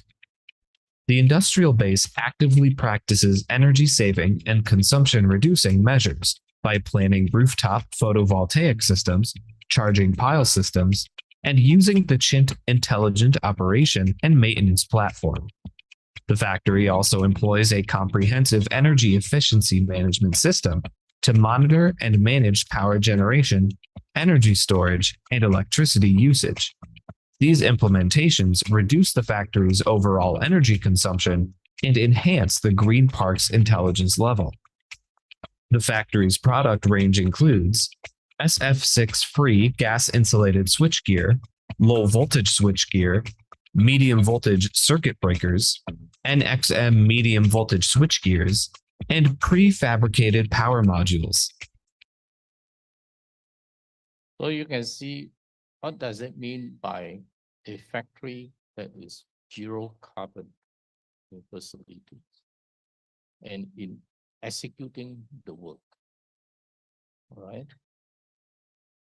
I now move on to show how all different kinds of products we have to comply with IEC itself.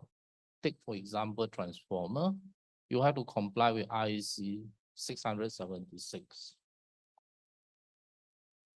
There are other requirements, directives that you have to declare.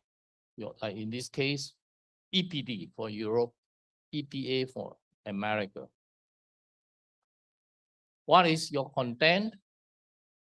Are you using any materials that are unfavorable to the environment, like WEEE, etc.? So that is the other part that need to be evaluated. Now, let me take you to the part on this energy efficiency. In my days as an ambassador of IEC, I was in the domain of energy efficiency. I thought this would be good to help to refresh. First, less energy use for the same performance.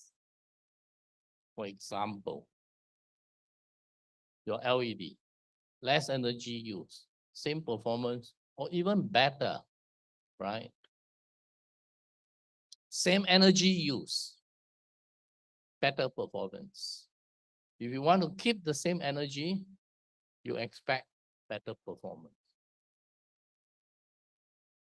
More usable energy, less wastage.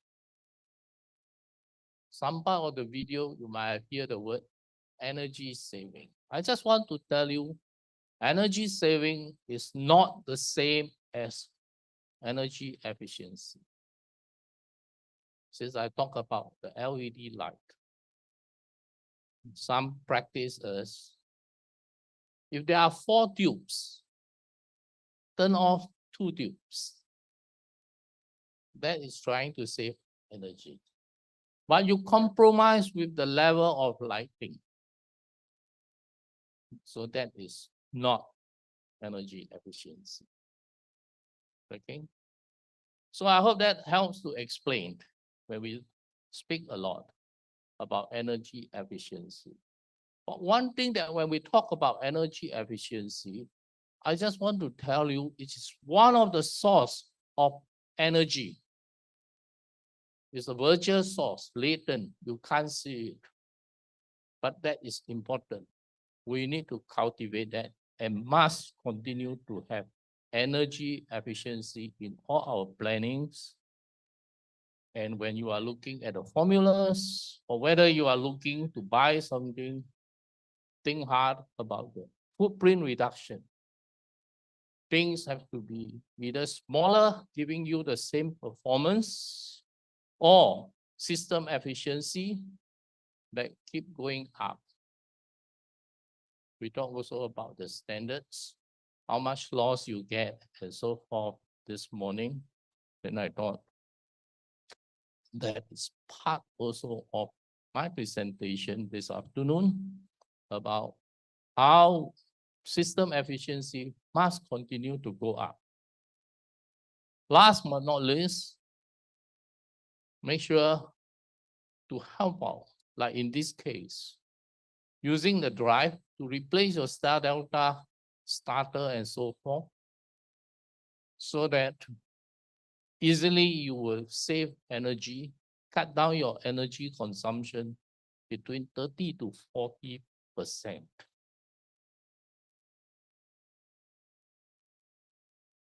So with that, I thought we really have to say we need renewable energy.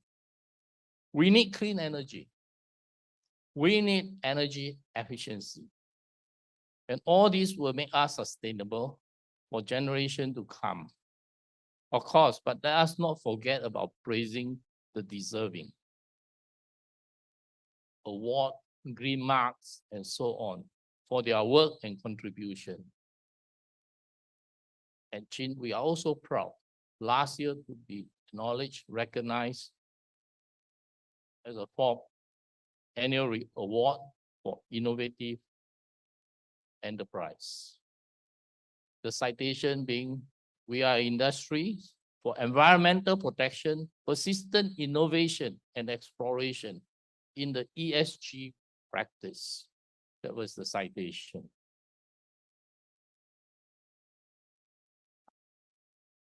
So with that, I thank everybody for the attention, whether here face-to-face or in the virtual facilities. Thank you.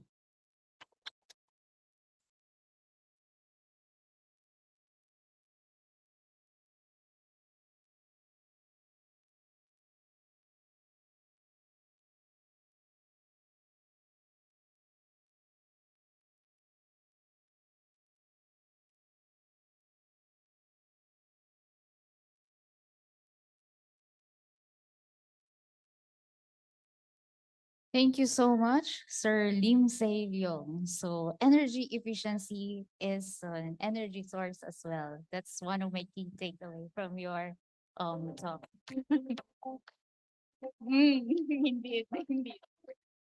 So at this moment, we shall now proceed to the awarding of certificate. May I call on Sir Conrad Pinondo, Sir June Lopez, and Sir Flor Varona.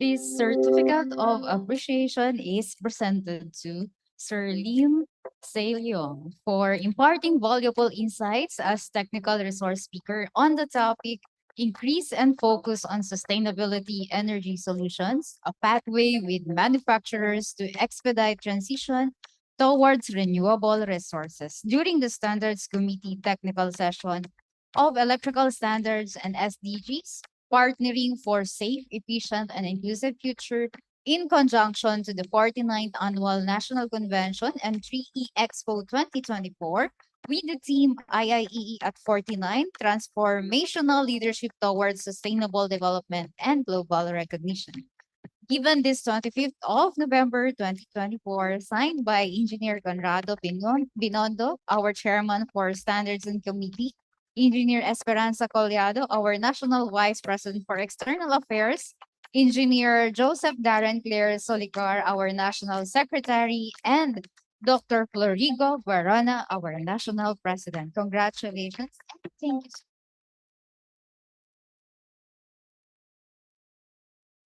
you.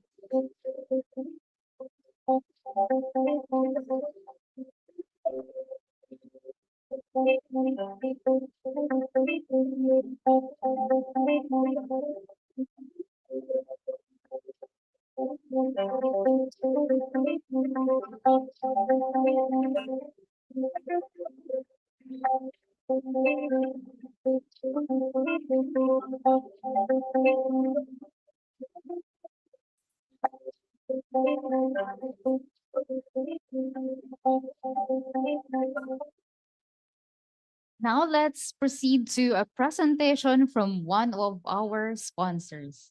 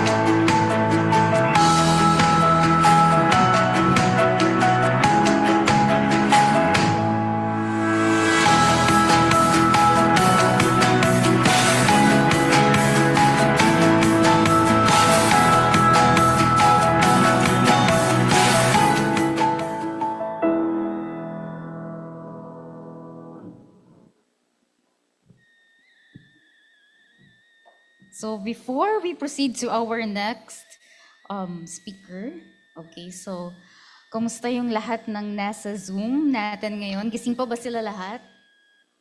So bigyan nyo naman kami ng hearts dyan before sila magkape-kape dyan.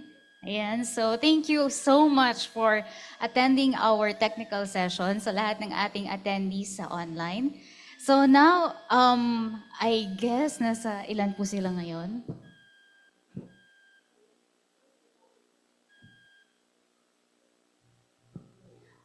1,000? 2,000?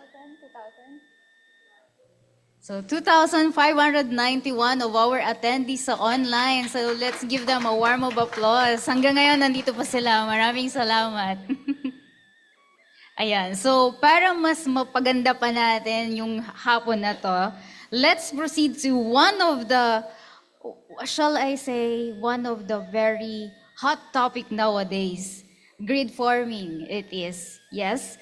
So the topic for the next speaker is inverter-based resource, or IBR, for grid forming. Let's now welcome Engineer Vic Christy Magdali, Executive Product Manager of Digital Power Smart PV, Chief Technology Officer, or CTO of my company as well, Huawei Technologies Philippines. Engineer Vic Christy Magdali is a professional electrical engineer with extensive experience on renewable energy, specializing in energy storage systems and photovoltaic technology. He has worked on a megawatt-scale solar projects globally with expertise in solar cell manufacturing, quality assurance, and power plant system design. Previously, he was a design manager at Solar Philippines and senior electrical design engineer at SunPower Global Electrical Engineering. Currently, he is the Executive Product Manager and Chief Technology Officer at Huawei Technologies, focusing on market analysis and ESSPV standards. Engineer Magdali also leads VCTM Engineering and Design Services and manages projects like the Gravitas Flywheel Energy Storage in Australia for Amber Kinetics. Once again, Engineer Vic Christy Magdali.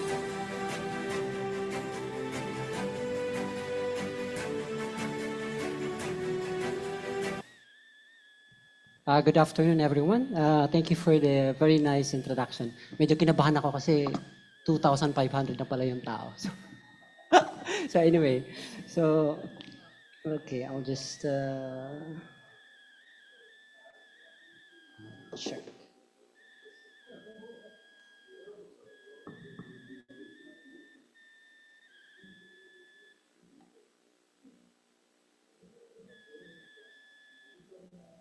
Aba.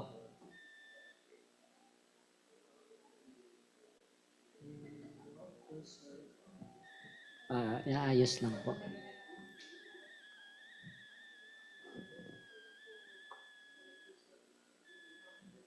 Okay. Good afternoon, everyone, once again. So today I'll discuss about, I would like to share about the role of grid forming inverter-based resource in evolving power system. Okay, so it's very interesting topics nowadays. Okay, so I have three topics actually that I'm going to discuss today that hopefully provide you information about grid forming technology and its role in the modern power grid structure. We will also discuss some of the challenges on the power grid due to the increase of inverter-based resource like PV and wind, and the concepts of grid forming. The grid forming, how this will address grid stability challenges and drive us towards to more renewable sources in our power grid and power energy mix. As mentioned by Engineer Lim, so renewable is the key to the future. So we cannot stop installing renewables right now. Okay, so in context, this one was discussed by the DOE, and Engineer Lim also mentioned about the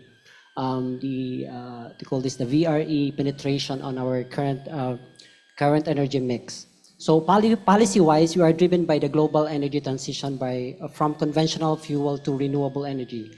We are actually changing the way we produce and consume energy right now. So in the generation side, we have the renewables, and on the utilization side or demand side, we're expecting more data centers because of ICTs, the growth of internet, IoTs and everything. And we have also EVs. So as you know, EVs requires more power. So we are changing actually the way we produce power and how we consume power. Okay, so that's actually the very two things that we must remember.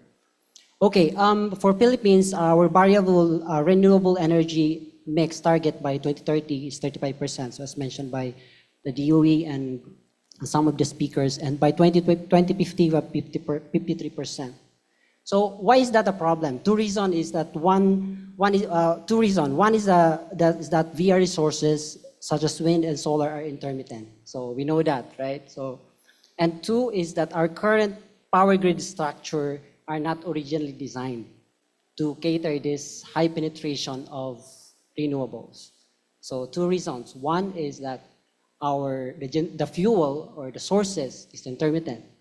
The second one is our power grid structure are not designed originally to cater this new technologies. Okay, let's move on the traditional power structure. You will see a very conventional power plant such as coal, hydro, you have nuclear, other parts of the world there's nuclear, and there's also diesel plants, power barge in some part of our country. And as you can see, it's dominated by synchronous generators or synchronous machines. At normal operation, the power flow is unidirectional. So it's very simple. You have the power source and you have a load. So the power is just one direction. So that means the control is very simple. Okay? And the uncertainties is mostly on the load side, on the demand side. You have like very stable generation source. You just manage what's the behavior of the loads or the demand. Okay, that's the traditional power source. So let's take a look at this a picture from NREL. So see, for example, you have a shaft there, which represents the grid or the NGCP in our case. And there's several synchronous machines connected to that grid. All right? So it's spinning on the same frequency.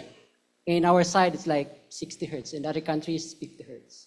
And the voltage is actually very stable at the source of these power plants. So there's no stability is there. So, okay? So what the synchronous generations offer to the grid? Number one is forming the voltage. So power quality is almost perfect. So there's no much change in the power quality. And it has an inherent power system stabilizer. So when there's a change in the frequency or the demand, the grid is very strong to resist that change or instability. So it has also a short circuit power. It contributes short circuit power. So as practitioners, we are very concerned on the short circuit contribution. Why is that? Because if there's enough current, so that's the time that your short circuit potentials will trip, right? Okay, so I have key points here. By installing more renewable plants, that means we are reducing these synchronous generators in the system. Okay, so that's actually the problem. So because you're removing this inherent characteristics of the grid. Okay, let's take a look at the modern or future power grid structure, which is actually starting now. Very less conventional power plants. The mainstream power sources are coming from renewables, particularly solar and wind and energy storage system. Hopefully in the future, in the next 5 years, we're seeing more energy storage installing connected to our national grid. So now it is dominated by converter-based technology or IBR. So the flow of power, now this is the challenge. The flow of power is bidirectional. So power flow, sometimes coming from actually the residential. Before the residential is just a load. Now it produces powers also. So the power flow is unidirectional, and there's also information flow in some network areas because you have to balance the power and demand in network areas. So now it's difficult to manage the stability of the grid. Okay, so let's go back to the shaft. So we are removing generators or synchronous generation or synchronous machines. That means, and putting more VRE or variable renewable energy sources. What does it mean? So sometimes you have problem with oscillations, power and voltage oscillations. The inertia decreases because inertia is inherent to the spinning will of the generators, right? So if you remove some generators, that means you're reducing the inertia, or you're removing the stiffness of the grid to resist instability from the demand side. So fault ride-through capability decreases also. Okay, so we are actually encountering this problem in the other parts of the world wherein they employ high penetration of solar. So in UK in 2019, I think their VR penetration is around like 50% to 60%, more wind and solar. And there was one generators there that's operating, and it's suddenly there's a fault in that generator. So that means that generator is actually forming the voltage and maintaining the frequency. So suddenly there was a blackout because of that. Okay, because the wind cannot synchronize the grid. Okay, so shut off. So more than 1 million people are affected in that area. So there's also one in Australia, which is, I think you heard this. The problem there is the penetration of solar VRE is mostly PV, around 50% also. There was a blackout, 50-hour blackout. The reason of that is because of extreme weather. So that means if you have typhoons and rainstorm, that means you have no solar. So blackout, 50-hour blackout. So this is just one of the some of the things that's happening around the world. So hopefully it will not happen in the Philippines. But I have to say this happened just this year. So in Negros, I'm not actually know the exact details of this, but as you know, in just this year, January 2, we encountered blackout in Negros. So as you know, Negros Islands have so many solar farms. Okay, so there's actually a strict requirement in GCP when you install solar in Negros. You need to put STATCOM or SVG to stabilize actually the grid or not affect the stability of the grid. So this one is a study from the Migrate. According to this study, we will reach a certain percentage of power electronics, IIBR resource penetration in our grid that will have severe grid stability problems. For level 1 and level 2, I think the percentage is around like 50 to 60%. So that's the time, as you can see on this side.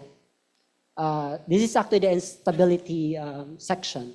So this one is very stable, so you can maintain it through the grid codes, the current grid codes, and the controls that we have right now. So it's just like more on grid following mode can be done. But on this side, when you increase the penetration up to like 50%, that's the time you need a advancement on the technology. Okay, so according to these studies, improvement of system stability within the existing framework. That means you improve the grid codes or adding more controls on your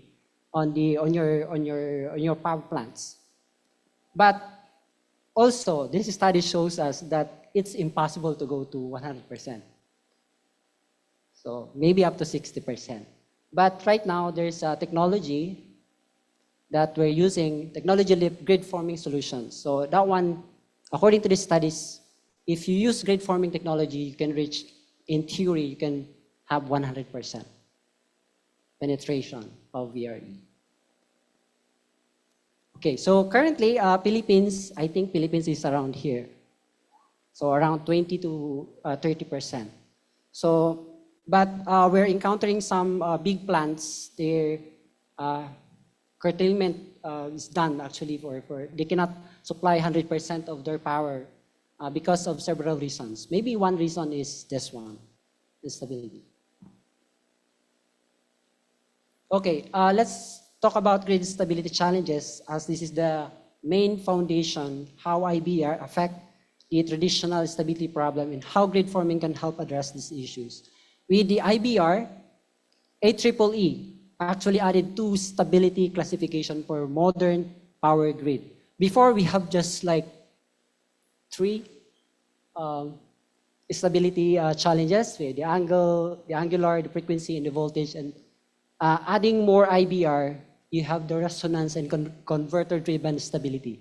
But today I will just discuss the two stability challenges, which is frequency and voltage stability, because this is a very short discussion. So if you want more to learn about this stability, maybe we can discuss more.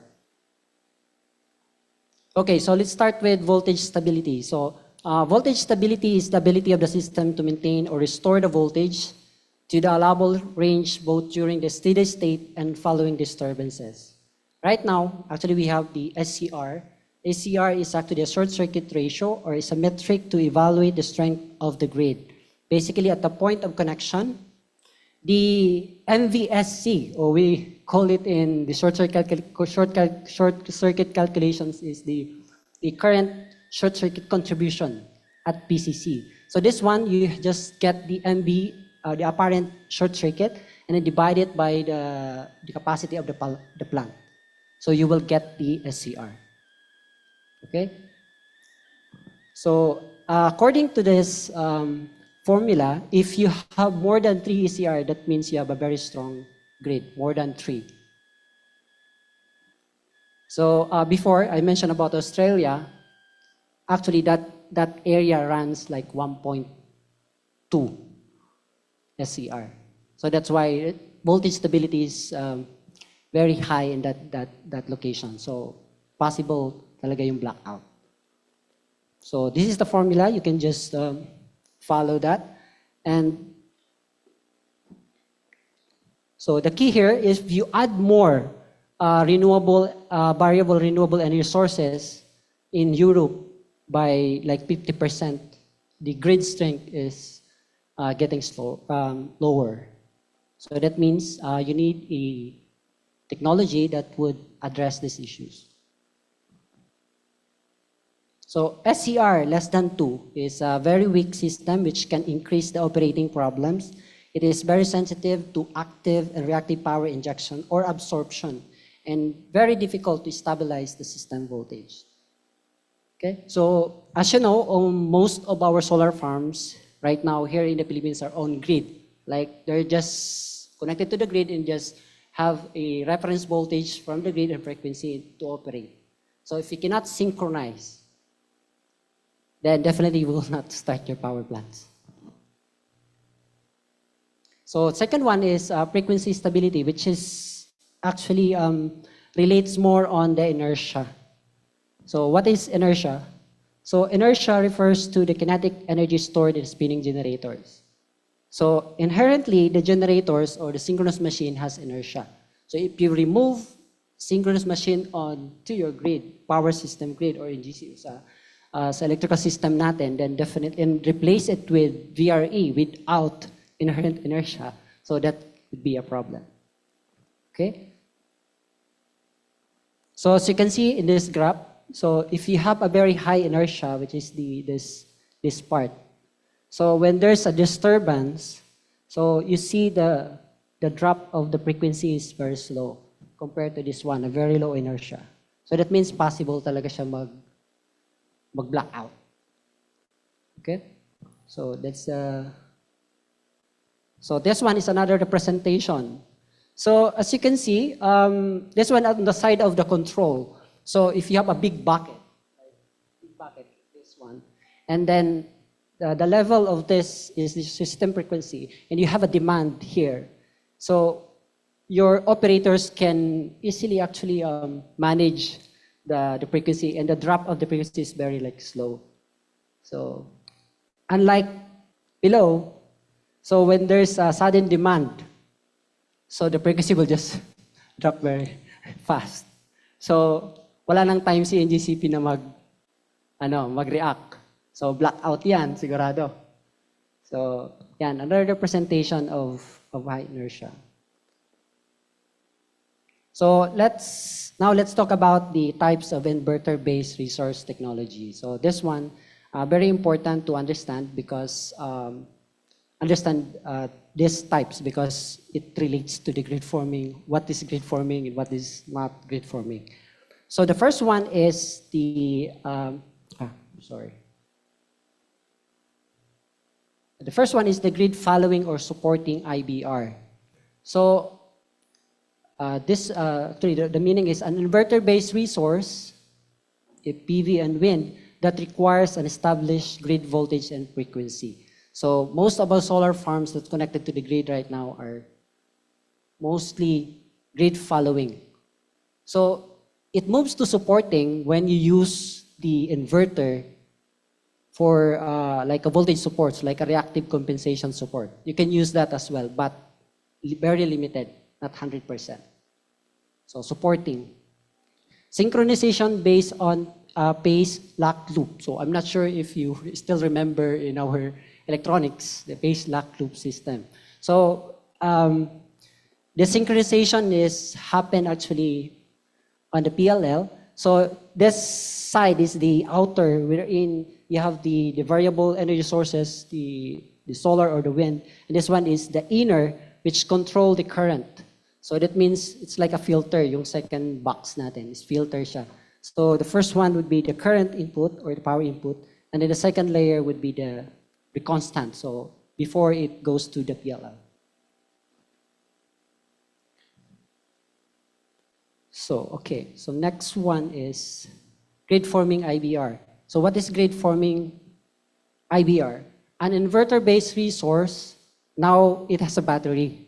So battery energy source. So hindi ka pwedeng mag-grid forming na wala kang battery. Why? Because you need instant power. Kailangan mo yon. So that controls voltage. So may difference na tayo. Kanina, nagko-follow lang. Kumbaga, nag-synchronize lang doon sa voltage. May reference voltage. Now, controls voltage or regulate voltage and frequency at its output. Synchronization based on exchange power. So ito is very typical na siya. Para ka lang nag-parallel ng generator. So parang ganun lang yan. So inherent standalone voltage source operation. So as mentioned, pwede siya mag-create ng voltage as a voltage source na siya. So now it provides system strength. So virtual inertia. So kung kanina inherent sa generator yung inertia, now you are providing a virtual inertia. Like parang copy na inertia. So virtual inertia. To stabilize voltage and frequency and essentially providing the electronic equivalent of rotating machine inertia. Okay, so let's take a look at the very basic. I think very basic ito sa ano natin sa mga nasa planta. So this one is operation characteristics of the grid forming BESS. So this is actually the typical operation of the synchronous generators. You have like a governor model which controls the frequency, and the exciter would be the voltage. So very simple, di ba? And then this one is the grid forming BESS. So same model. So basically a grid forming BESS mimic or copy the behavior of the governor and exciter model of the synchronous generator. So when we employ this to our system, as if you are just employing a system that behaves like a normal generator. Okay? So basically yan yung ibig sabihin ng grid forming. Okay, kapag may nagsabi sa inyo na grid forming, nag-support ako ng voltage, nag-support lang ako reactive compensation, hindi grid forming yon. Ang grid forming should act like kung ano yung behavior ng synchronous generator, dapat yun din yung capability niya. That's my opinion. So wala nang non-negotiable for me yun. Okay? So kasi may nagsasabi na without battery, I can grid form. Diba? So, cannot. So, for me, cannot. So, ito dapat ang behavior niya. So, kaya niya mag-control ng frequency and kanya mag-control ng voltage. So, kung hindi niya kaya yon, current source lang siya, that means grid following yon kung nagsisynchronize siya. If it's supporting a reactive power sa grid, supporting, so that maybe grid supporting, but very limited lang yung kaya niya na gawin. Unlike the grid forming, ito yung capabilities niya. So, as you can see, parang almost pareho siya nung synchronous generator sometimes better pa yung iba eh. Okay? So this is what is just tabulated actually of the comparison of the synchronous generator versus the grid forming BESS capabilities. So at least for our company, this is the capability. I'm not sure for others. So maybe others are better or us are better. So ito yung capability ng ano namin ng grid forming BESS. Okay, so yeah, for business. So this is actually our typical grid forming solution for Huawei. As you can see, we have the a 4.5 megawatt hour of battery with the PCS 200 kTL, and we have the PV, the normal one, and then the smart power stations. We're providing this also. So basically, if you want a grid forming solutions, definitely you need a battery and a smart PCS to regulate the voltage and frequency. Okay. So this is my last slide. So takeaways. Growth of IBR is driven by the global energy transition from conventional fuel to renewable energy. And stability of IBR is a challenge to be addressed in modern power grid structure. So grid forming BESS is the key to high penetration. So sabi ko nga kanina, 100% possible daw. Kasi you're just adding parang normal generator lang siya. So parang ganun lang. So in theory, okay, maybe in the future we are employing grid forming sa future natin. So grid forming BESS mimic the behavior of the governor and exciter model of the synchronous generator. So yeah, that's the end of my slide. Yeah, actually I have here. Last slide na lang. Ito ay latest study na research namin. So malimit kasi tinatanong ilang percentage daw na grid forming ang halimbawa in the future we have 100%. Lahat ba siya dapat grid forming? So hindi dapat. So sabi nila dito is 30% grid forming lang siya and others would be grid following or grid supporting. Kasi depende naman yan doon sa location. By network siya in-study din. Okay? So meron pa ba akong slides? Okay, so ito yung 100%. So ito pala, very important. Kanina yung grid supporting is around like, kung ano yung grid code, sabi nila is around 60% lang ang kaya niya. But for the grid forming, when you're doing reactive compensation to the voltage, kaya niyang mag 100%. So yan yung capabilities niya. So ito, more detailed na yan. Yan, wala na. Okay, blackout na. Thank you, everyone.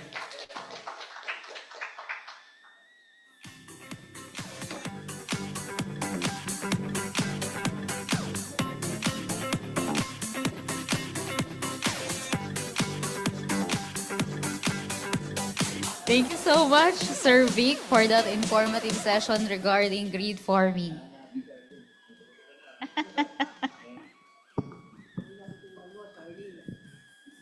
Grid forming.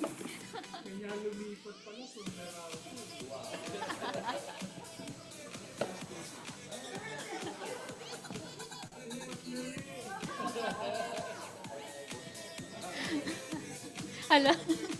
Okay, so now let's present our certificate of appreciation to Engineer Vic Chris Magdale for imparting valuable insights as technical resource speaker on the topic Inverter-Based Resource or IBR for Grid Farming during the Standards Committee Technical Session Electrical Standards and SDGs, partnering for a safe, efficient, and inclusive future in conjunction with the 49th Annual National Convention and 3E Expo 2024 with the team IIEE at 49 Transformational Leadership Towards Sustainable Development and Global Recognition. Given this 25th of November 2024, signed by Engineer Conrado Binondo, Chairman of Standards Committee, Engineer Esperanza Collado, National Vice President for External Affairs, Engineer Joseph Darren Claire Solicar, National Secretary, and Dr. Florigo Barana, National President. Thank you and thank you and congratulations, Sir Vic.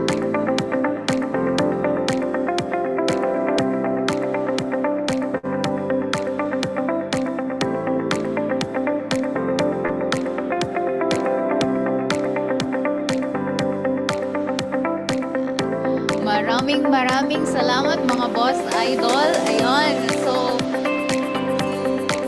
let's play some presentation from one of our sponsors.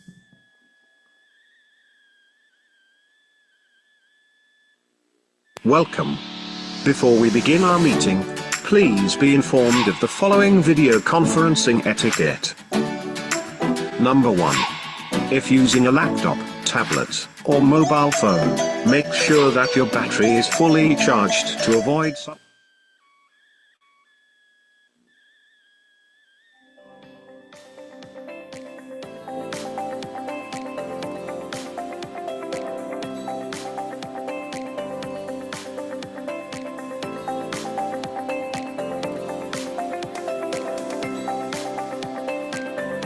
Let's now proceed to our next topic. The topic is sorry.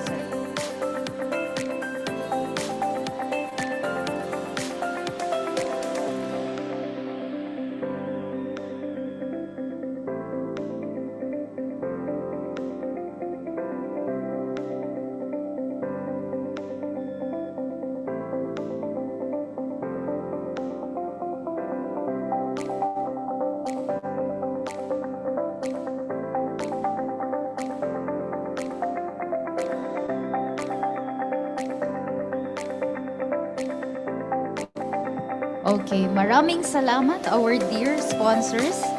Now let's proceed to our next topic. Our next topic would be IAC 60364 Part 7-712 Installation Requirements for Solar PV. This will be discussed by Mr. Adrian Herring, co-convener IEC JWG 32, International Electrotechnical Commission or IEC, executive representative for PV standards, Solar Edge Technologies, Europe. Let's give him a warm welcome and a warm round of applause. Mr. Adrian Herring is a specialist in installation and safety of PV systems. He started his work in PV as project manager for big PV systems and afterwards as product manager where he was responsible for small PV inverters. Currently, his main job is standardization of PV system and components. In parallel, he is contributing presentations at conferences about current topics in PV system technology and standards. He worked as an energy electronics technician at Solar GmbH while studying electrical engineering at the University of Applied Science Regensburg. He later became project manager and head of electrical engineering. Mr. Herring also worked as product manager, senior engineer, and senior expert engineer at SMA Solar Technology AG.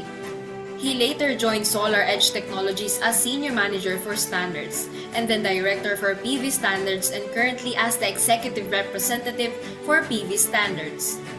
Mr. Herring actively contributes to standardization efforts in IEC and Senelec. He is also the co-convener of the IEC Technical Committee 64 Joint Working Group 32. Once again, Mr. Adrian Herring.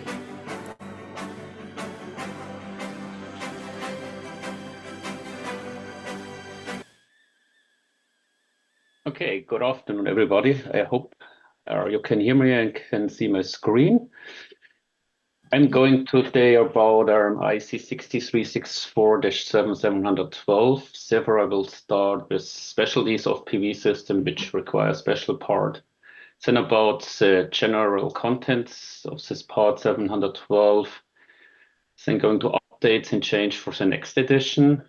And then as it probably is in interest of you and having an overview of UL 3741, example of other international standards for additional protection, say Technical Report 63226 and a potential IC shutdown equipment standard. So specialties for PV system. So in general, part 712 is amending the general rules of IC 6364, which is installation series, similar to the NEC. In most cases, the normal installation rules like selecting equipment and determining cross-section of cables can apply the general rules, and you don't have to consider specific aspects. And the part 7 in the 6364 does change or amend its general rules for special application, such as you have bathrooms or marinas or circuits for EV chargers. And for PV system, it's the part 712, which you can say it's the counterpart at NEC of article or chapter 690. So you can apply most of the general rules for PV system, but there are some specialties in PV which require adaptation. One is that is a distributed source, and the other is that the current source behavior.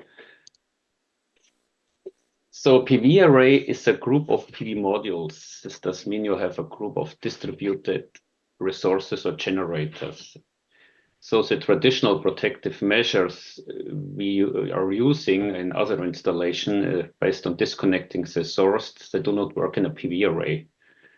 So looking at the most common approach for protection, let's say an AC system, is automatic disconnection of supply.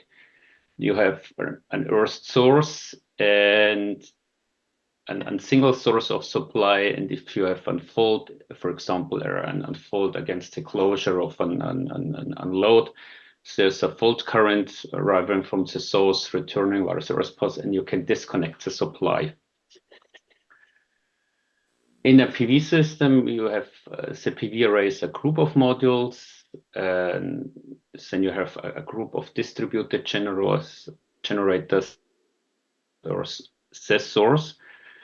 But for achieving protective measures, you can only earth the system once. And so it's right. You can see an example of a PV string, and so you can't decide where you put the earthing. You may have fuses or isolators at the end of a string, but this PV string itself, with the PV modules connected in series, they stay at a high voltage. So you cannot apply this very common measure to disconnect from all supplies. So therefore, you have to go through different measures. And also the next specialty is that a PV cell or PV module is not a voltage source. We are used to it having high short circuit currents, but it's a current source. On the right-hand side, you can see the IV characteristics of a PV cell. So you have an open circuit voltage, which is a little above at the MPP voltage. MPP is the point of maximum power. It's the point, it's the characteristics where you get the most power of your PV cell. And you can, on the current axis, that the short circuit current is a little above the MPP current, which is more or less the nominal current. So as a short circuit only a little above, you can't protect such a circuit with traditional overcurrent protection. And also you couldn't distinguish between a short circuit in low irradiance condition where the current would be lower compared to a nominal or MPP current at higher irradiance. So here we can't use a fuse or a circuit breaker to disconnect in forward direction. So with this basics behind, we can look into general contents of the IC 6364-7-712. So first thing is, due to its nature, we cannot apply automatic disconnection of supply like RCD circuit breakers. So we can only select extra low voltage, which is small voltages, 20, 30 volt. This is common for rural applications where you have only a PV module, a little battery, and then little lights or charging a cell phone. Or you can use double or reinforced insulation, which is the measure it's widely used in PV system on the DC side.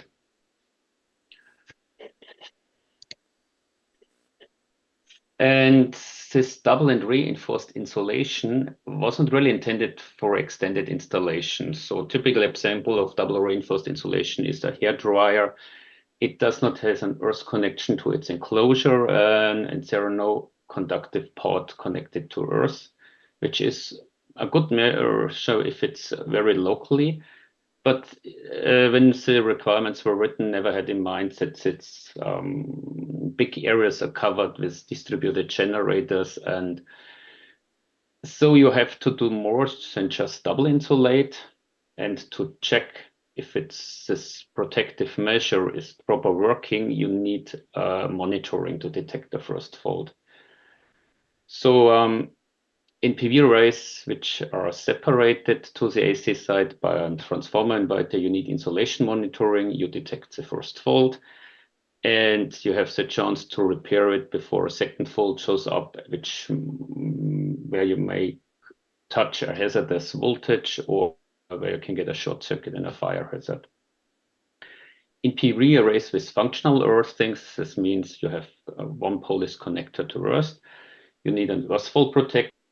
This is, for example, having a fuse or a current protective device. It's this earthing connector. If you have a first fault, then the loop gets closed and the fuse will break it up again. But most common today are PV arrays without separation to the AC side with transformerless inverters, and there you need insulation and residual current monitoring. And typically, these functions are integrated into the inverter. So an inverter coding IC62109-2 does include this, or you can also have it separated with equipment according IC63112. So I mentioned before that a PV module cannot create overcurrent in forward direction, but surprisingly, there are fuses in PV system with parallel strings. Here's an exception on the right-hand side. There's an PV array consisting on several strings. And here also overcurrent protective devices are shown. What are these fuses for? So we can't have overcurrent in forward direction, but a reverse current. This is maybe arrived from double faults. So typically what we try to achieve, you have the insulation monitoring, indicates that you have a fault, and before a second fault occurs, you repair. But in case this does not happen, we have something to disconnect short circuit currents. Other reasons can be also shorted bypass diodes in modules. And so what happens if you look at this drawing and on the left-hand side, you have a string which has two earth faults. And then the red dotted line is the current from the first string, and the black and the green dotted lines are the currents from the other strings. And you can see that the two other strings feed backwards into the faulty circuit, and then you have higher currents, and then you can blow a fuse. Because for the nominal string for within the string itself, you don't have a problem with a short circuit as the current is only a little above the nominal current, but now you can see that you get double the current and you have to protect the conductors. And here you can use overcurrent protect to disconnect. And here I would add showing this, if you have an inverter on the right-hand side and you switch it off, there's no current flow across connectors or fuse holders. And I would recommend, it's not written in the standard, but from current before you disconnect connectors in a PV system, because if you're not aware of such a reverse current, you may open one plug and you will pull an arc. Overcurrent protection may be also required for a subarray. A subarray is a group of PV strings, and if we have more than two subarrays, as again, it's drawing from the standard, so you can see what's the string and the subarray and the array is. And if you have more than two subarrays, of course, also one subarray can feed into another subarray if it's short circuit. You may also have a PV array over current protection. So even if it's only if there are no sources in parallel, it's only the array being connected to the PCE, power conversion equipment, so to the inverter. If this inverter has the capability of feeding back high currents, you need to protect the conductors of the PV array cable. Next specialty is overvoltage protection. There's risk assessment inside to decide if SPDs, surge protective devices, are required or not. So where you don't have a lightning protection system for the building or an overvoltage concept for the whole facility, the standard gives you a very handy approach to determine if you need a surge protective device or not. So traditionally in the lightning protection standard in 62305-2, there's a description of a risk assessment, which is very complex. And here in the 712, we have a very easy approach where you only need the distance between your string and your inverter. And you have to know the flash density per year. And then you can easily decide, depending on this critical length, if you need a surge protective device or not. Another content specialty is that there is a requirement for a safety marking to make firefighters and first responders aware that there's a PV system. Why is this important? So they might expect of the disconnecting of the AC sites that there's no electric hazard in the building any longer. And if they go into for fire extinguishing and there are cables where the insulation is burned away, they may touch a hazardous DC voltage. And so the standard requires a sign to make them aware. The specialty of this sign is this is not standardized on IC level because this has to follow the local rules for firefighters. So the example here is the German picture. Germany firefighters are trained that if there's a white sign with a red frame, it's for them, it's on firefighter information. And so if you're on the Philippines, they have their own rules regarding firefighting, and you would choose a sign the Philippine firefighters can identify that this information is for them.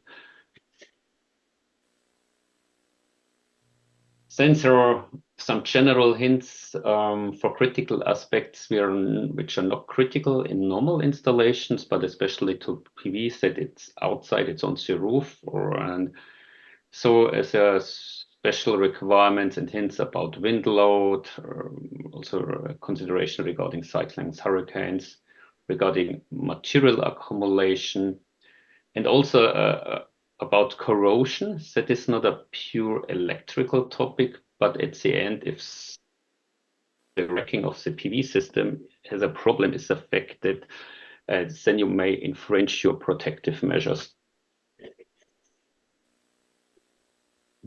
And applying the double and reinforced insulation as the main protective measure against electric shock and having a current source behavior, this does require to have separate conductors. So you don't have multi-core cables, but you use single core conductors with two insulations or with a single insulation and having let's say, plastic conduit around.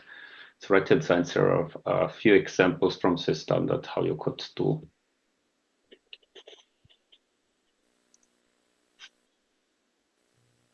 Further specialty in PV is that it's an installation which covers typically a bigger area, and PV systems are often in proximity to lightning protection systems. And even if they are separated, which means having enough distance between the PV modules and the lightning protection system, you can expect incoupling over voltages. And to reduce this, you should avoid wiring loops. So wiring loops means when you look at the picture on the right hand, That after connecting the PV modules in series, the return conductor follows the other cables to the way back. So in former times, when I started in PV in 2000, we cabled it this way that we arrived at the upper row, go down and return directly, but then you open quite an antenna surface. And this surface then makes it easier to incouple over voltages, but it makes also good antenna to send out EMC from the PV array, because the inverter we use, or also other power electronic, is chopping the DC voltage, which makes in a high frequency, which creates EMC. We have filters, of course, but it makes a huge difference if you make up a wide loop using as an antenna, or if you reduce wiring loops as shown in this picture. One specialty is again that there's a requirement when a RCD is used on the AC side, since you have to select the correct type. Because we have in household installations, there's a type A, RCD type A common, which is quite affordable. But there's a special type B RCD, which can handle DC faults. And let's say it's not a DC RCD, but it's able to catch and disconnect typical fault you get when you have faults at rectifiers. And the main risk is that you have a DC fault current over a time, over longer times above 6 milliamps, which does blind your RCD type A, which means the core measuring the differences in current do not work any longer. The good thing is that it's a part of the product standard IC 62109-2 to check for compliance to RCD type A. So you can use a type A RCD for your inverters, also for transformers inverter, as long as there's no information regarding type B in the manual of the manufacturer.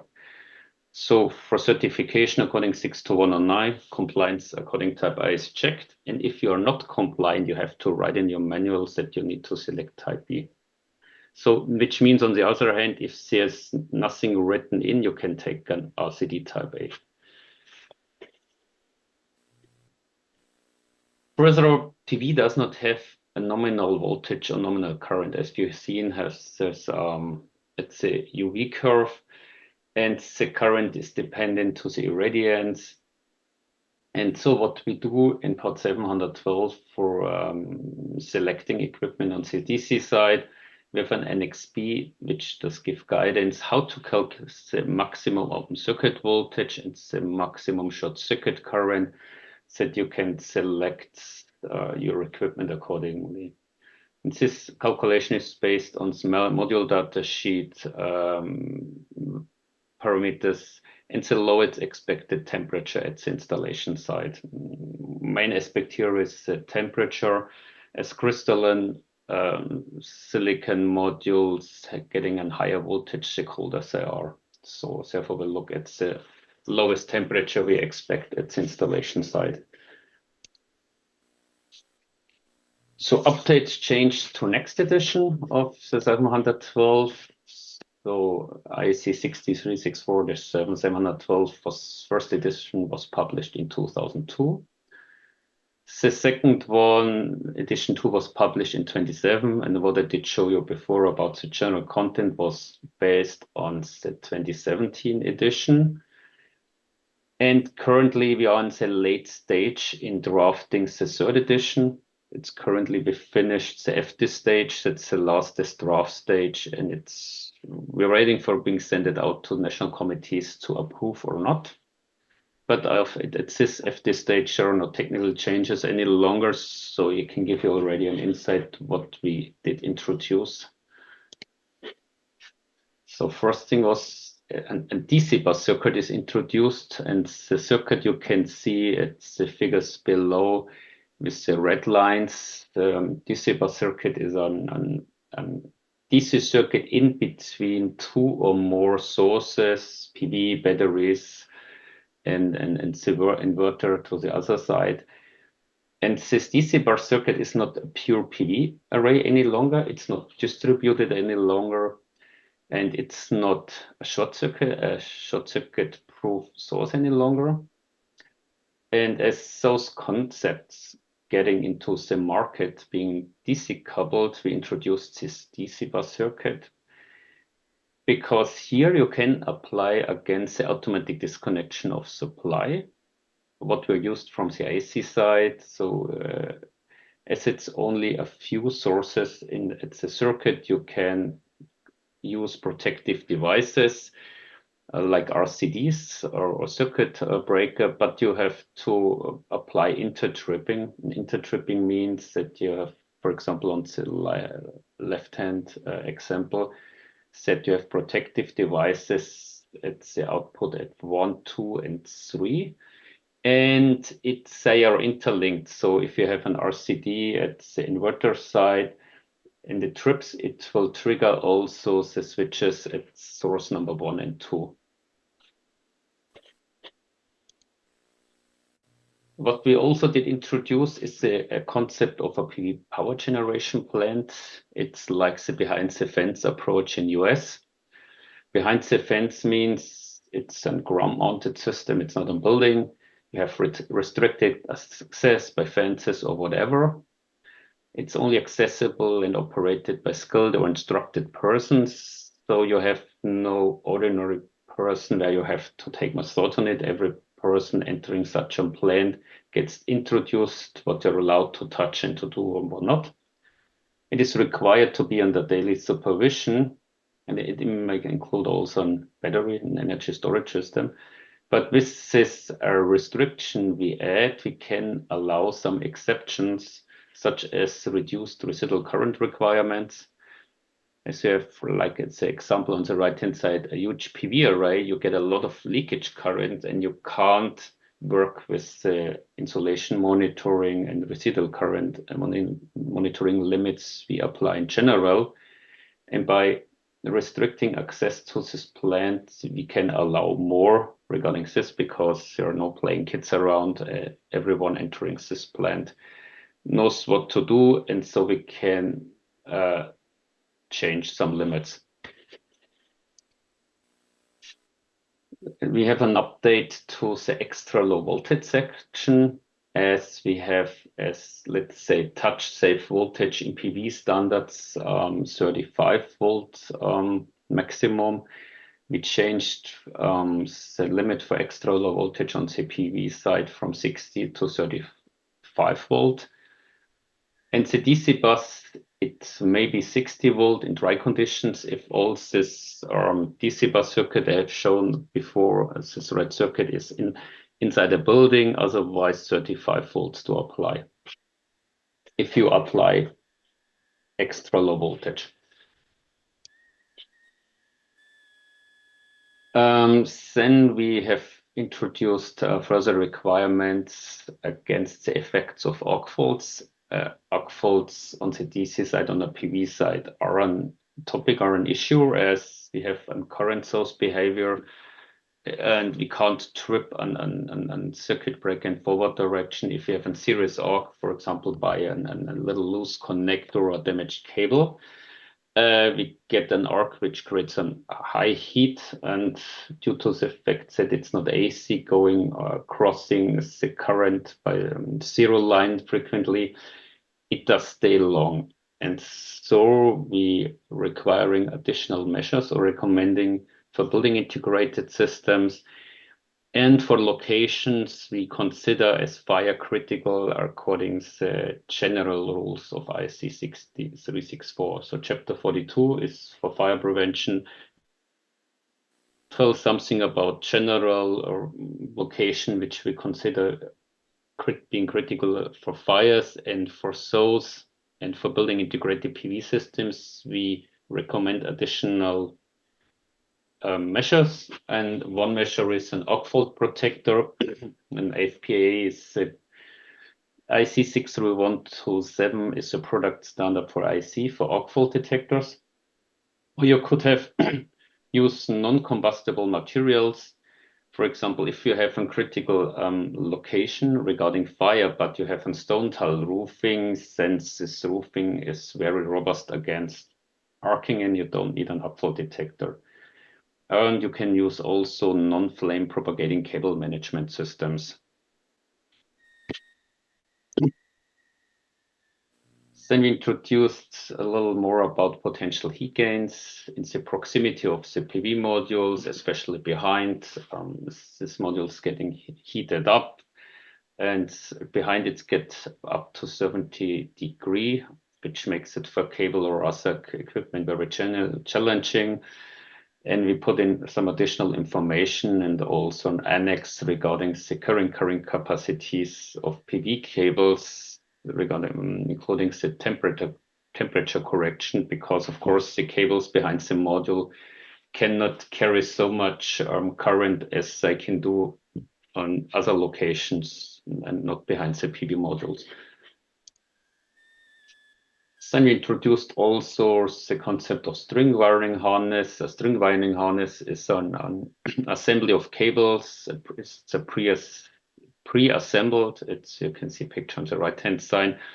This is very common for thin film applications, where the thin film modules have only low currents. And to be more efficient in installation, such string wiring harnesses are prepared. They're pre-manufactured, and they can include fuses, so-called inline fuses in the single branches, which are, let's say, potted or sealed directly into the cable. Of course, this was the general part about the PV part of the IC installation standard. And I would give an introduction on UL 3741.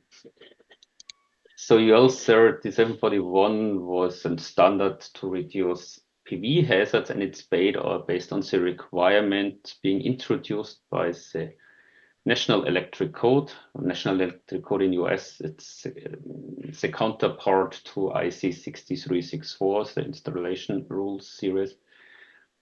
And in 2014, to make life for firefighters easier, a requirement was introduced that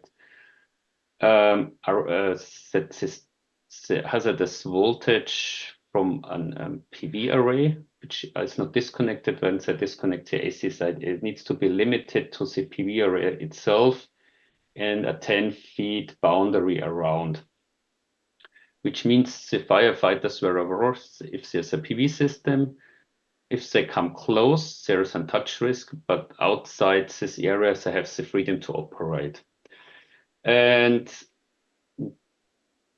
this means also that there is no or only a short length of cable inside a building, which may be dangerous. And outside this area, you may have PV cables, but you have to disconnect within 30 seconds, and then the voltage has to be below 30 volts after the initiation. So what then happens, firefighters arrive at the sites, they disconnect the AC side, which is the trigger of the rapid shutdown, and then after latest 30 seconds, the voltage outside this boundary is below 30 volts, which makes it touch safe for firefighters. If they are touching in a non-intentional way a cable or hit it with tools, cables, then they don't get shocked. Yeah. So 3 years later, there was an update. It's the distance around the array was reduced to 1 feet, so roughly 30 centimeters. And this PV array shall be listed or field labeled as a rapid shutdown PV array. Inside the array, as they introduced additional requirements inside this boundary, which means after 30 seconds, also inside this array, the voltage needs to be limited below 80 volts. So as you can see, for example, in the right-hand side, the green lines are cables being outside the boundaries, you have 30 volts after shutdown, and inside with the rack cables, it may be up to 80 volts, but it's again a lot less harming as having 600 volt or 1000 volts.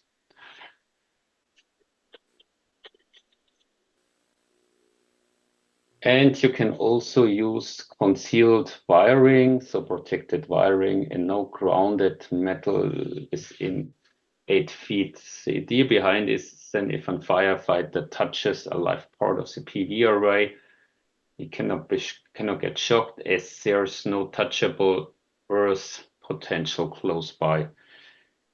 So I'm personally, I'm not a fan of this, trying to make this non-earthed or not grounded, but I will come back to this later. But it is also a measure to achieve this. And the following versions of the NEC in 2020 and 23 are similar. The only difference is that you have this 30 volt rule outside and 80 volt inside, but you have a standardized PV hazard control system. And that is what CUL 3741 is about. It says a product standard for PV hazard control system. So the measure how you achieve the limitation to 80 volt is proven by UL 3741. So when these rapid shutdowns requirements were introduced, there were a lot of controversy. The firefighters just want to turn off the electricity, which would be the easiest thing, but as the PV is a distributed source, it's not that easy. And then the writer of the NEC decided to take the 80 volt threshold, as it was already introduced for arc fault detection equipment. So also if your array voltage is higher than 80 volt in US, it's required to have an arc fault protector. And this option with the concealed wiring and is also a method of hazard reduction, as I've shown before, as long as you maintain a distance. And so there was an idea to have this listed array, so a certification body does check the system you set up, and you get an approval that it does reduce electrical hazards. So how is it done? It's done. They have different scenarios what can happen. Falling, so the firefighter falls on the modules, or is falling with his. So in US they use an elegant tool, which is a full metal X with additional functions. But if you fall with this metal X into a module or cabling, of course you can kill the insulation, and then you may get a shock hazard. So what they do is they damage a module, they create another fault at another place, and check if you get a voltage higher than 80 volt. You can use electronic measures like switching off, mechanical measures like protecting cablings, and since the body will test it, the certification body will test it against. As you can see already on the left-hand side, this investigation takes into account that you wear a protective equipment as firefighters do. Yes, so this PPE, personal protective equipment, it's gloves, boots, and so on, which gives you a certain insulation layer as the firefighters will wear such a protective equipment, which may be different in other countries. So the PV hazard control system is this is a set of requirements for evaluation of this PV hazard control components and systems, and the intention is to provide a reduced level of shock hazard. It's not zero, it's lowered to allow to work close to the modules or also in between modules. Especially in US, a common tactic is that firefighters go on the roof and chop a hole into the roof to get out smoke, and so they need to access the roof area. And this, what we have to know, the standard is very specific for firefighters. And this protective equipment is part of the consideration. And if you have different countries where they have maybe less protective equipment, this assessment does not fully work. So you have hazard levels. Here is the table 8 from the standard. It's an example falling onto a module on the array with a tool in belt which pierces the module or a cable, and so exposing string vulture. The right-hand side of the table is what we did just for easier understanding. So this hazard levels and the current ranges given for these different hazard levels are translated into a voltage for this use case. And you can see that if you're getting above, let's say, 165 volts DC side, it's getting quite critical. And if you're going into this range, you have to do something with interconnecting in between the string or protecting this damage by mechanical means. Otherwise, you would get too high current levels.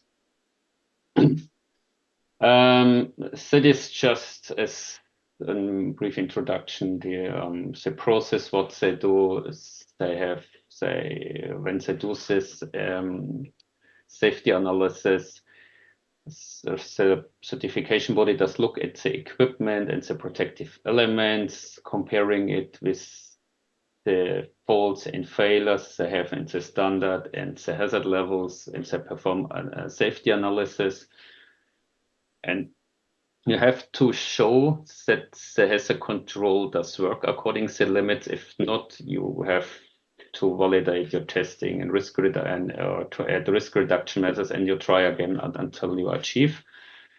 And then you have a system which is accompanied by markings and instructions, because some of those systems, especially if it depends on how you install it, it strongly depends to the instruction and the installer.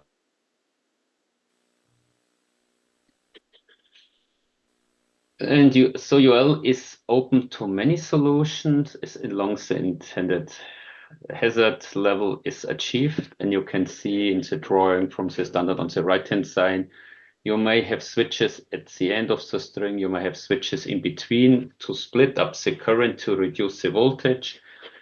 You may have module level electronics, which could be a DC to DC converter or a DC to AC, or a microinverter. To limit the DC voltage, you can have mechanical protection and also functions reversed, and all of that is considered during the evaluation. And as I put it here, so the typical measures are electronic or module level, which makes it very convenient because then the voltage is more or less limited to the input voltage, which is the voltage of the module. You can have distributed switches as the Smith switch. So if you have a 600 volt array, you may split into maybe 3 pieces or substrings. And if you cannot touch and then a critical voltage, which then relates also to distance, then it's also okay. You can have the mechanical protection, and you can also have an isolating racking. So you can put it on plastic material, on plastic rails, so there is no current flow. But you have to be aware that this risk analysis does not include other parts. It's only about how is the situation for the firefighter touching the faulty array, but it does not consider other aspects. For example, I don't like the isolated tracking because it does reduce the shock risk.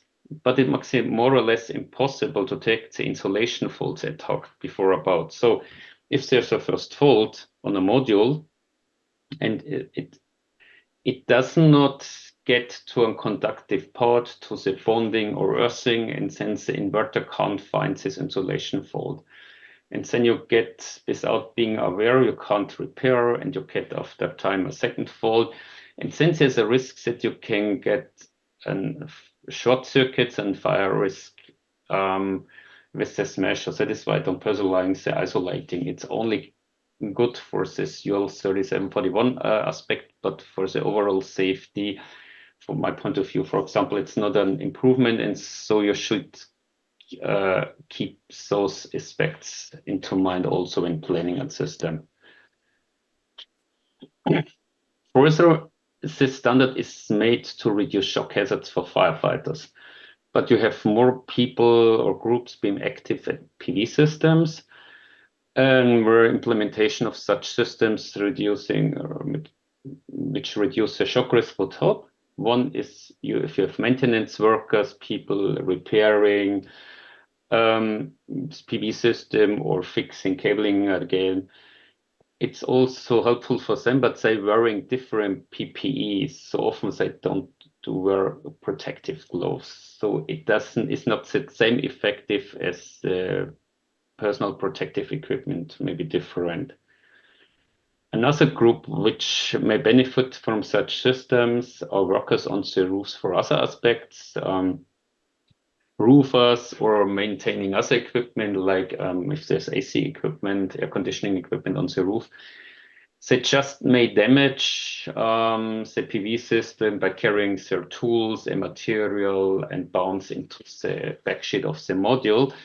And they may get into a risk for an electric shock and even having no clue about a PV system can do and what is safe and what not.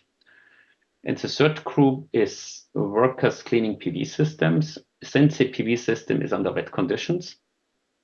And they don't wear this personal protective equipment like firefighters. And indeed, there was a serious event that somebody gets seriously shocked in Brazil during such a work. And there are discussions about how to protect these workers. And you have to know that systems according to UL 3741 may help, but they are not written to address these other use cases. So traditional shutdown equipment is given in UL 7041 or an upcoming IC standard I will talk about in a minute are more suitable.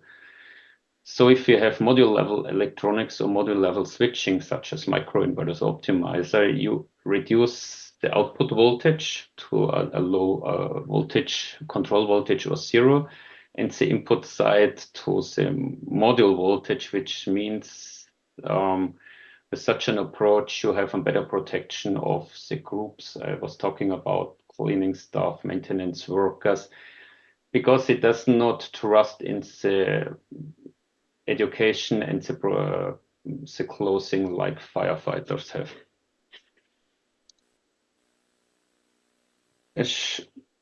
Sure, some other examples from international level from this aspect. Some countries introduced similar requirements, like in North America, like in Thailand, asking for an module level shutdown.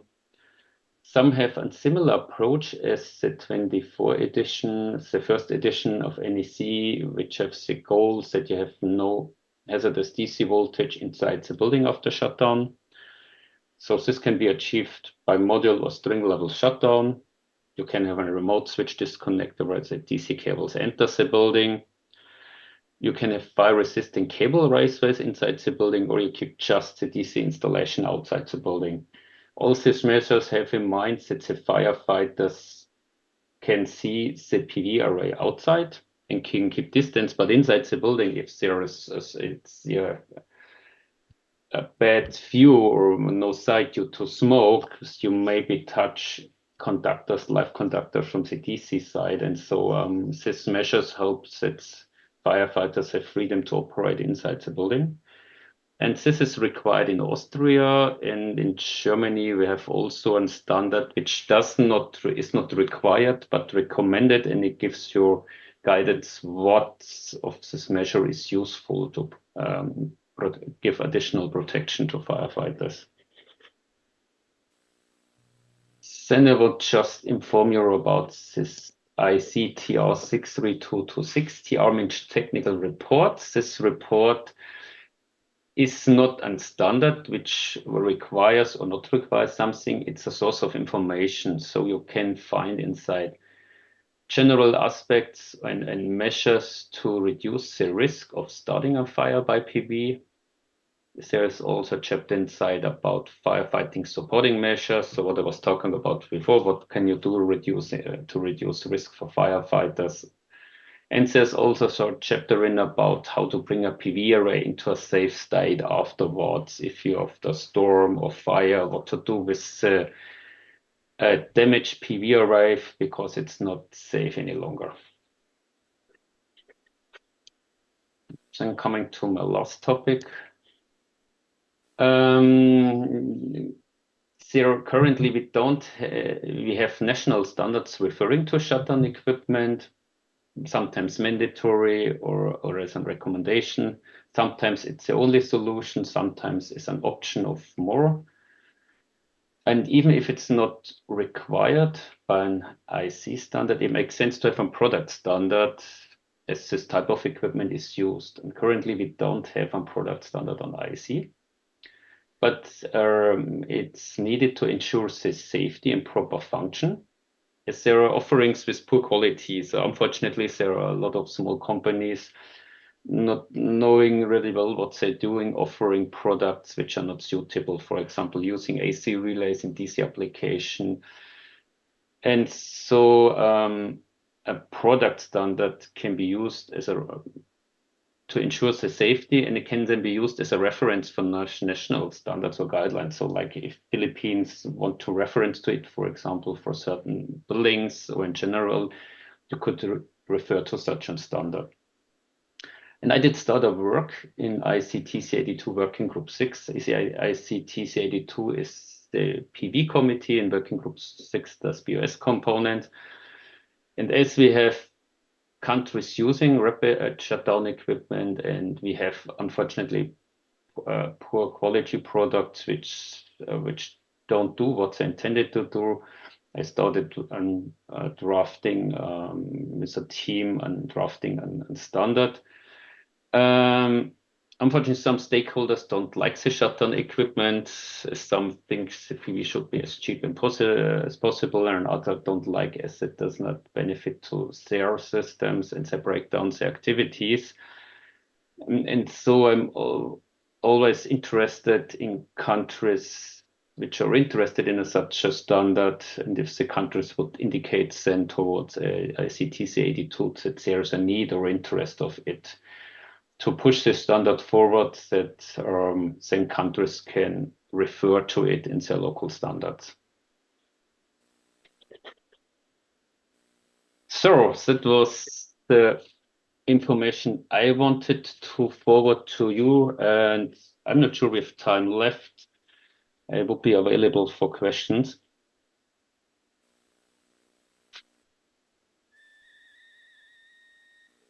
I don't know, we can also put them into the chat, maybe.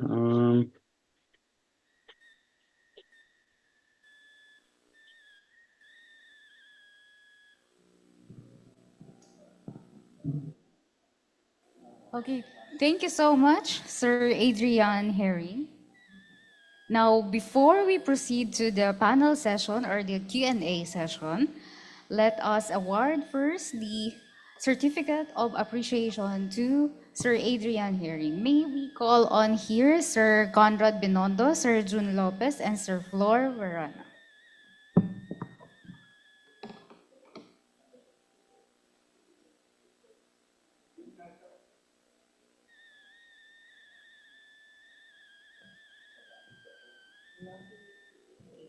So, okay, Sir Adrian Herring, everyone is waving here for you. So let me read the citation.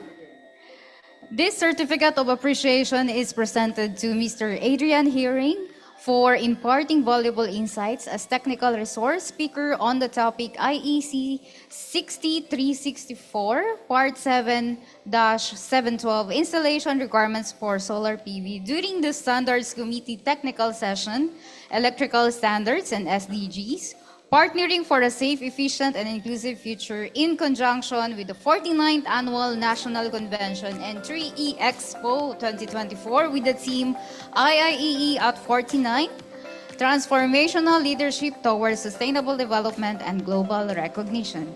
Given this 25th of November 2024, signed by Engineer Conrado Binondo, Chairman of Standards Committee, Engineer Esperanza Collado, our National Vice President for External Affairs, Engineer Joseph Darren Claire Solicar, our National Secretary, and Dr. Florigo Verona, our National President. Thank you so much and congratulations, Mr. Adrian Hearing. Thank you very much. Thank you.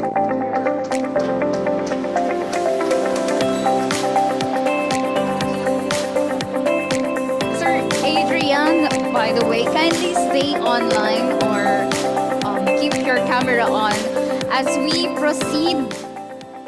Okay, picture first. Okay, Sir Adrian, you may, yes, show your yes, smile.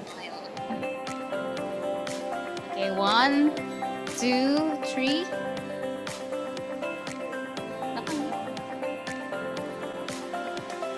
Okay, Sir Adrian, keep your camera on as we proceed to the final session, which is our question and answer session of this or of today's activity.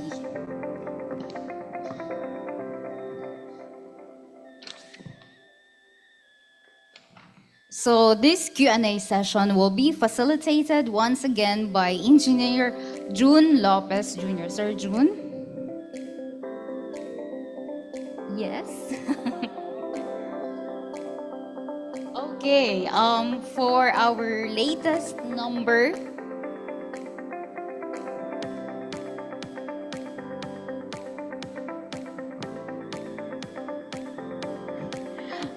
not yet. Opo, mga masigasig pa ang ating mga attendees via Zoom.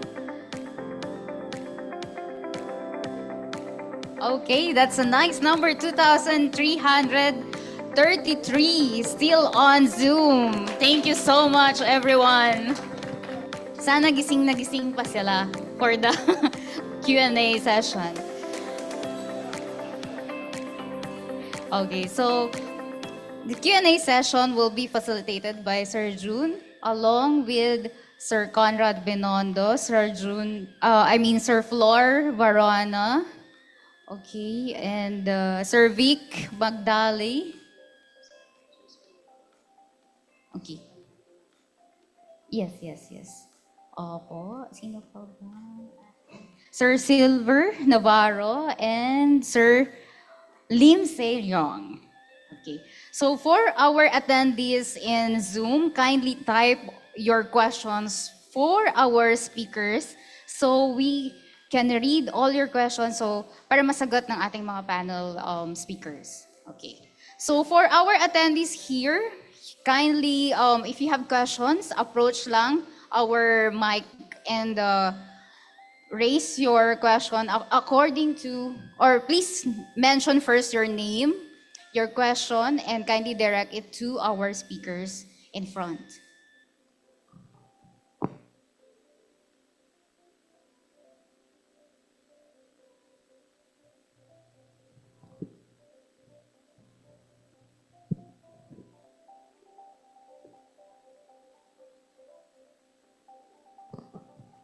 Okay, thank you for staying behind to the end. So may we have our first query or question from those who are here. Do you have any question from the speakers?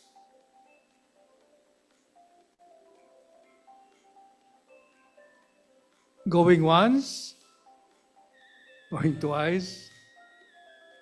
Going thrice? So I guess we have to go to the online people. Yes, sir. Hello, hello.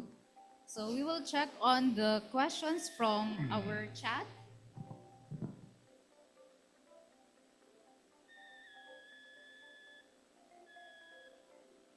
Mukhang satisfied kasi ang ating mga attendees sa lahat na puro claps daw yung nasa chat. So maraming Okay, salamat po for giving us those claps. Okay, wait. There's a question here from a good friend of mine, the chairman. Hello, Adrian. I think it's still morning there in Germany. Yeah, it's 10 a.m. in the morning. Yeah.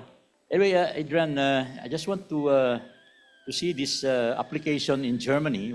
I just read in a literature that in Germany, it's very common to have this PV installed in the balcony.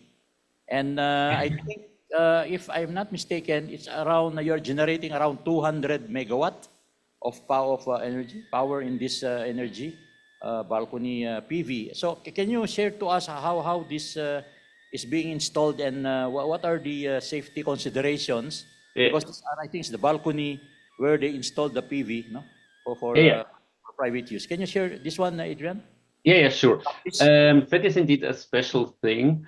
Indeed, it was started in the Netherlands more than 20 years ago, that you can plug your inverter directly into your socket outlet. And it was limited to 500 watts, and it did work very good, as 500 watts was the limit for getting money for it. And so nobody was succeeding, but by PV getting cheaper, more and more people used a PV module with a microinverter, which is directly plugged into a socket outlet. And the problem is, with this approach, no electrician is in the loop who does check if this does work. There are some safety risks behind. So one concern was that it takes out an RCD, a residual current detective device, out of function. We found out that this is not a problem, as the earthing of the system is still behind on the grid side. But we can see that if you don't limit the power, if you connect too much, you can have overload on conductors. Because if you have an final circuit, so you have a circuit breaker, let's say 16 amp, and it's connected to the socket outlet where these local PV generators are connected to, but you have side branches with load, you can have the 16 amp from the fuse or circuit breaker, and in addition, the current of the PV microinverters, of the PV inverters, and you may overload the side branch circuits. And for that reason, some countries introduced limits saying you can't use more than 600 watts. In Germany, now it was allowed to 800 watts maximum, which is, let's say, playing a little bit with the safety margins and with the considerations that it's not very likely to have such an overload, that it's still not too much and making the fuse still tripping again. And so the likelihood is not very high. A little challenge with this is that the ones who buy the system is a normal house or house owner. So he goes to a home market, buys such a module with a microinverter and plug in. And if he's happy, he plugs in more and more, and there's nobody checking for it. And so there's a certain risk. And from an installation standard point of view, we can't catch. There's no electrician in the game. And in Germany, we started to draft a product standard for such balcony PV sets, which will include this information and strong warnings in the documentation not to plug in too much of those devices. So there is a certain risk regarding overloading. There are always considerations if you disconnect the plug and touch it. If you're very quick, you may get shocked, but due to grid connection requirements, the shutdown side, the disconnection time of the inverter is very quick. So that's not very likely, but that's also an aspect we try to catch by a product standard.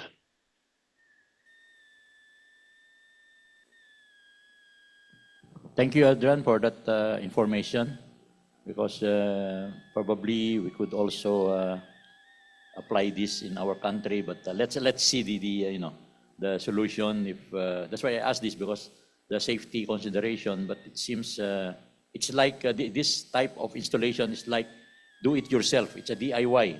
Yeah. That is indeed your risk as a country, that just people order it online and you get it and you don't have a control.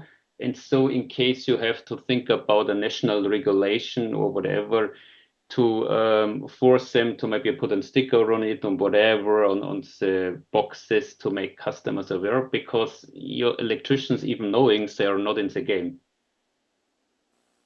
Okay, thank you for that information, Adrian. Any else? Can I raise a question, Adrian? So, guten Tag. Yeah. Do you have other options for rapid shutdown? You mentioned comprehensively UL 3741. So, because as you knew that we had so much cases of rapid shutdown probably not meeting product standard.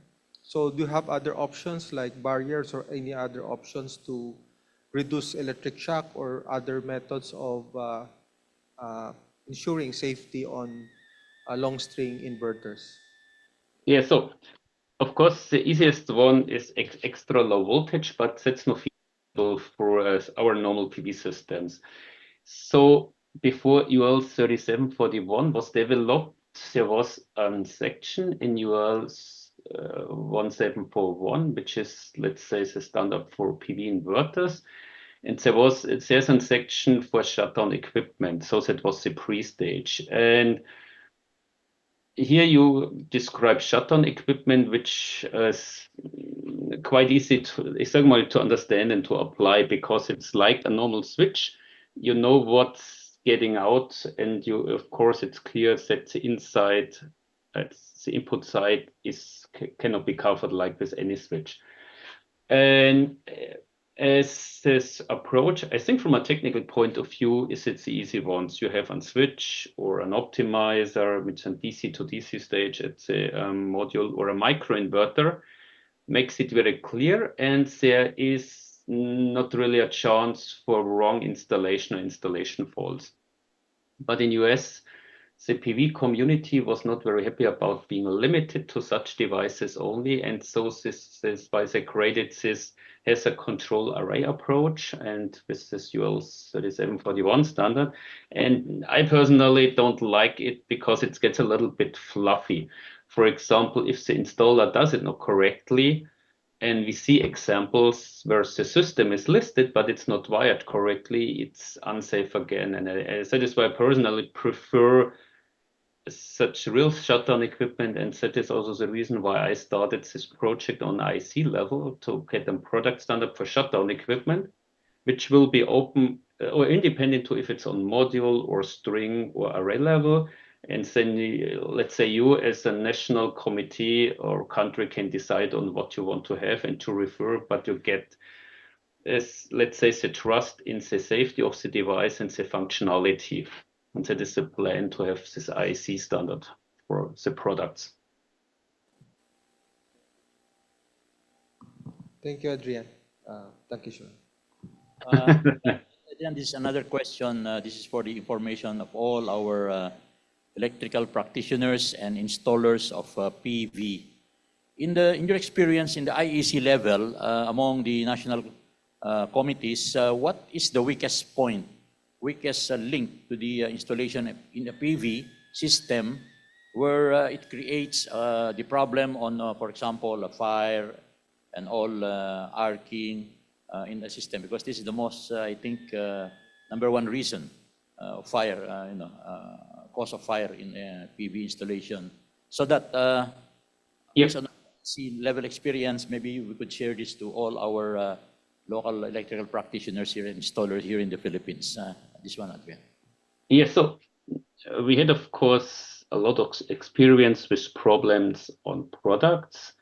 But the good thing is with products, you can learn, you can the product standard.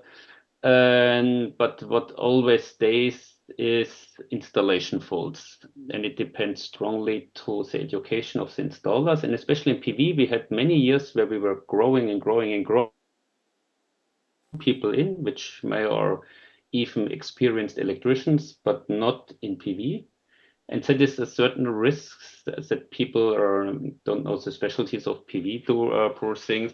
And that is something you can't not automatically tackle like in product standards. And we have seen most things I see from third-party engineers is like the connectors being cross-mated are not suitable for being connected poorly, not fully, or being wet or dirty before connecting. So the connectors is often an issue. And also the cabling not have ensuring the minimum, let's say, bending too strong. So most things depend on cabling and let's say wrong treatment of the connectors. With also a lot of connector based fires just to wrong crimping tools. So often, and that is non-industrial countries that the installer has an Stoibli tool for the multi-contact connector, and there's a different connector, and it takes what it has in his pocket, and since the crimping is not correct, and therefore we have a lot of crimping problems.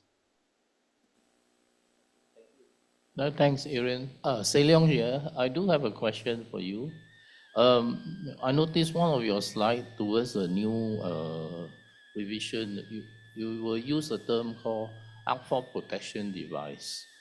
And is that a change now from the arc fault detection device, AFDD, and with this new terminology that you're using? Yeah. So many people in PV are used to the AFCI language. That is the UL 1699B language, which is UL standard for the arc fault detector. The IC language is a little bit different for the AC arc fault detector. For us, it was one thing was that we call it equipment because we have often distributed systems. For example, I'm working from SolarEdge and we have an inverter and we have DC-DC converters at each module. So the detection is at the inverter, but the switching off is at module level. So it's not a single device. That is why we call it equipment. And we wanted on first instant also not to have the same name as on the AC side because the PV arc fault detector currently is only made for series arcs. So means poor connection, while the AC arc fault detector you can get for the household circuits is able to detect and interrupt series and parallel arcs. So we don't want it to create a wrong expectation in functionality with having exact the same name. But the standard is already available as 63027 is out for, don't know, 2 years, whatever. And most of them are integrated in the inverter. So that is a little bit the tricky thing. You're looking for high frequency noise of the arc, and the inverter does high frequency switching, so it's very annoying to create a separate device of it. So I would say 99% of the market of the arc fault protectors in PV are integrated into the inverter because you can align your switching behavior with your detection algorithm. Thank you, Aaron. Any more? So we have a question from our Zoom attendees. So from Prince Gal Dimpas, is there a monetary compensation for a company to build grid-forming renewable instead of a grid-following renewable plant to improve ROI? I guess this question is for Sir Vic Magdali or anyone from the panel. Yeah, that's a very good question. Right now, I think in our market, we have the ASPA, the ancillary market. I think that's the only one that we have right now. So there is an upcoming IRES from DOE, as mentioned by Sir Ferdinand this morning. So I think under GIA 5. So that would be GIA 5. So that means you have PV plus BESS. So it's not yet sure if it's a grid for, there's a requirement for grid forming. So I think that depends on the project. So if like, say for example, for off-grid system, so definitely if you coupled it like a microgrid system, so you couple it with generators, several batteries, different types of batteries, couple it to one system. So definitely you need a grid forming device if you turn off the generator basically. So say for example, you have different kinds of batteries in one system. So one battery system should provide grid forming and the other would be grid following. So I think that would be one market in the off-grid system. But in the national grid, ASPA, I think one right now. Yes, ancillary services. So that's my answer. Thank you, Sir Vic. So I have here another question, but I guess the question is actually very simple. But we chose this question because I really want to everyone or some of our fellow practitioners in Zoom to understand really the rapid shutdown system. So here's the question from Clarence Julian. Will the rapid shutdown system still required in far-flung islands where the solar PV system is installed in the building? Example, schools or covered courts. Thank you. I guess this can be answered by everyone. Yes, I guess this is off-grid, sir. Yes. But yes, sir. The rapid shutdown requirement is regardless if this is off-grid or on-grid, because it involves the high voltage on the solar array.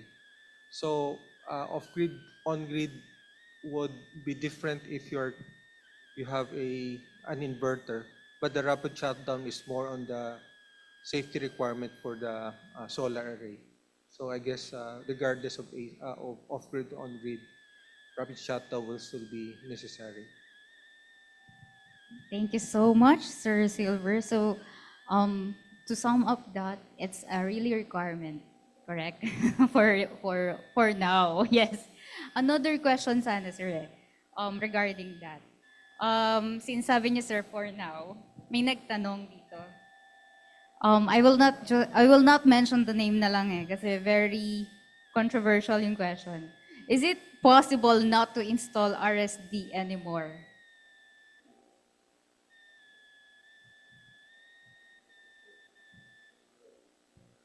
Let me talk about that. Thank you, Sir Conrad.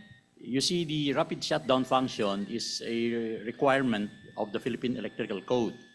But now let's look onto the application because as we know, also in the IEC level as shared by Adrian, that these are intended for firefighters. Before it's for responders, anybody, who's a fire responder, he can go there on the top of the roof and put a hole there to enter the building. But we have to be very practical, and more what we call this relevant to for the type of installations where we should do this. Especially these are for buildings.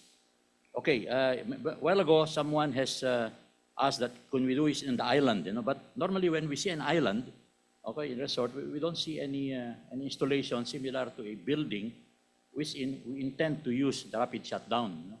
What I mean is that let's check more on the requirements of putting up a rapid shutdown system, because it's a function.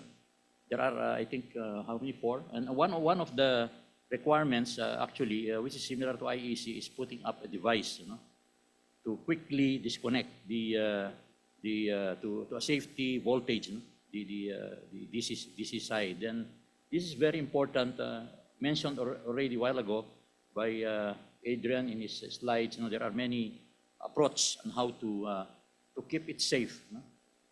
Okay, it was already mentioned there. So I think it's more in the PEC now. They are talking about there is even one recommendation to remove the rapid shutdown. But let's not focus on the device, because this is a function where there are four requirements to meet this function, and one only of this is the device that we've been using. The main issue here in our country, a while ago we were talking about the standards, and even in the IEC level, there's no standard, product standard yet for that device. The one, the rapid shutdown device. We don't have any standards, and that is what we have seen on the product that's been supplied to us, that when I look at the label, then I don't see any product standards, and even I saw a product standard which is not related to this device, and that's the main issue. So we should not be misled in buying devices which are not according to, that is not undergone any certification or compliance to certain standard. Okay, they mentioned it's according to the installation requirements, NEC. Most of the products we are receiving here is the NEC, what's this, 6.80? NEC standard for the rapid shutdown function, and that is mentioned in the product. Even the well-known, what we call these products, they don't have any product standards related to this. So this is the problem. We will always have this problem if these standards are not being followed in the products. I think Adrian can comment on this one also about the product standards. Yeah, sure. So that what is I've seen as a need. So currently, if you want to purchase a shutdown equipment system, you have to take equipment according UL 7041, or PD has a control array, which is also can you apply to products according 3741. So I was not happy with the situation, and that is why I started this project on IEC level. And so for me, it's good to hear that the Philippines are also interested into having a product standard, because this does back up the project, that I can proceed, that they have enough support, that there's a need. But I agree there's a lack today, and we started to work on but I'm afraid in between you have to look for this equipment on that it's tested for the US standard for 7041 or 3741 until you get an IC product. On the other hand, if you're interested, you can also send experts to IC TC82 to the PV committee, to working group 6, and working on this product standard and putting in your thoughts and your experience.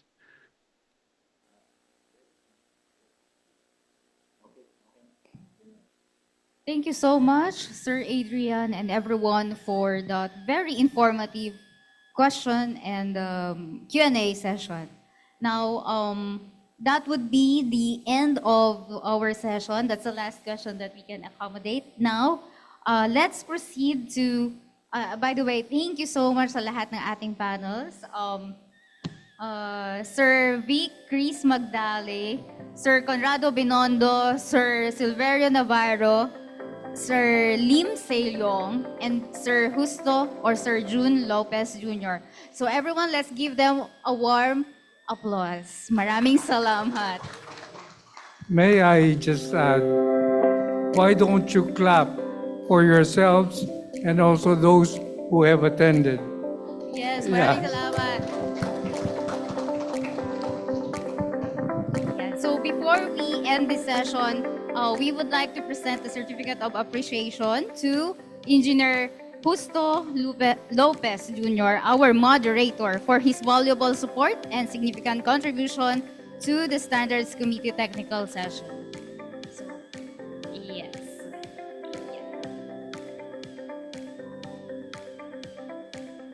So this is given this 25th of November 2024, signed by our Standards Committee.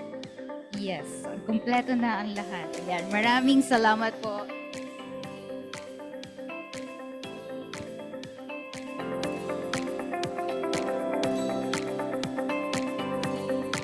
Also, I would like to give this certificate of appreciation to our beautiful MC, Engineer Charlene B. Borja, for being the Master of Ceremony on today's event. Thank you very much, Engineer Charlene. Thank you po. Give the applause.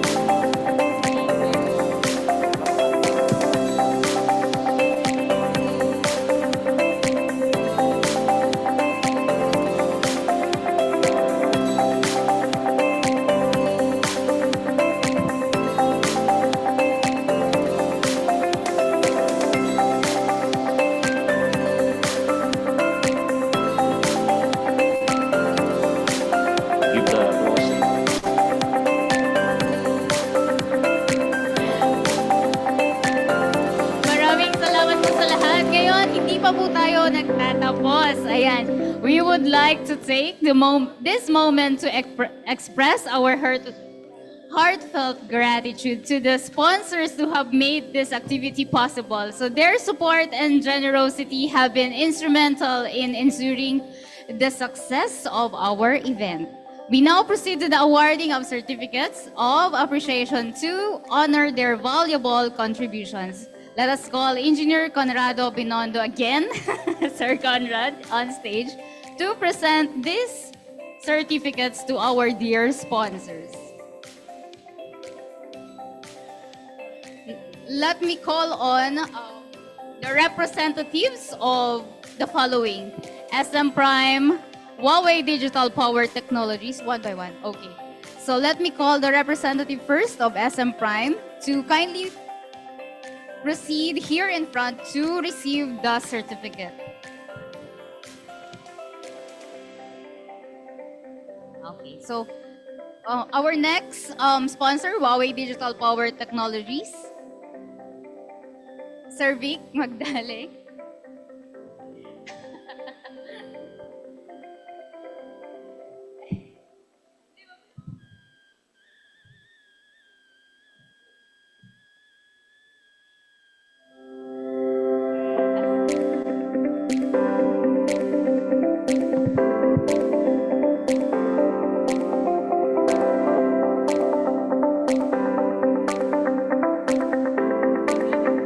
At ayan, our next, Meralco. May we call on the representative of Meralco? So, tatayo rin ako, sir.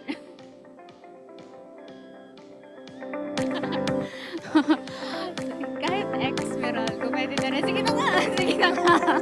On behalf of Meralco. Yes, on behalf of Meralco, ayan. Sige, next. Representative from Flexcon. Okay, okay. And Buskowitz Energy Incorporated. You have a representative from Buskowitz? Wala. Okay. Cargill Incorporated. Kanina alam ko meron siya eh. Oh, wala. Okay. Schneider Electric Philippines. Do we have? Ayan. Thank you so much, sir.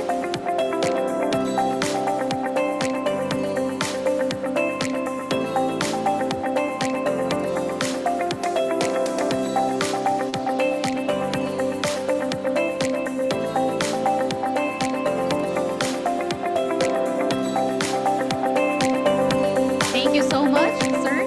Hypertech Wire and Cables Incorporated.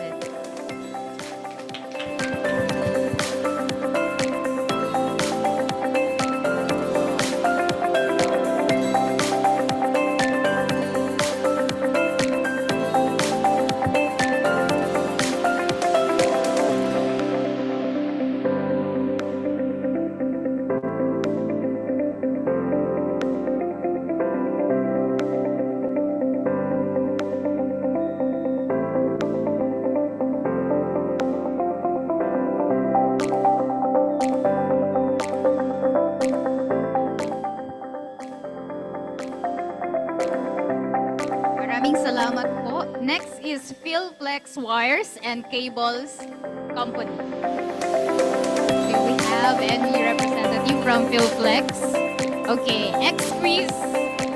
Tama po ba? Exquis Engineering. Sir Pao. Okay, our next, First Multitech Industrial and Development Corporation, FMIDC. Ayan ang ating mga kaibigan. Maraming salamat.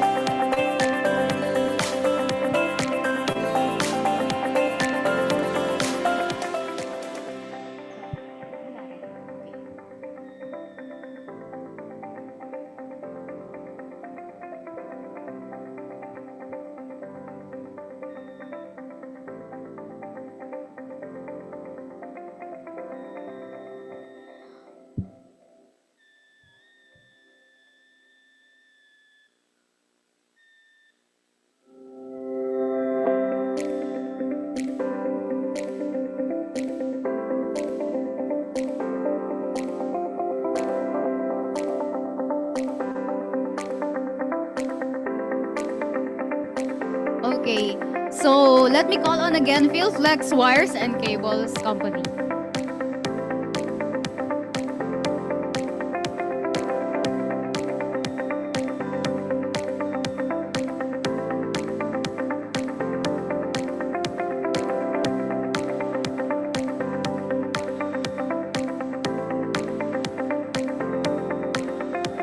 Thank you so much. Next is ME Descalzo.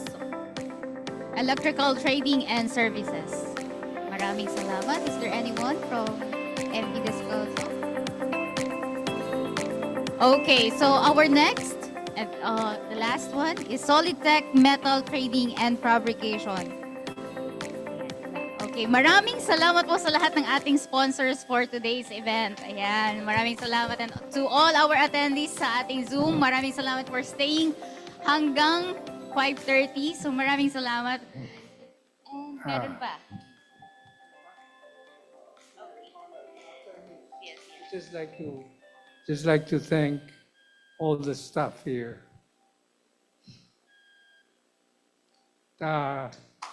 We would not have we would not have done this without you. Thank you so much, sir. Maraming salamat, Sir June.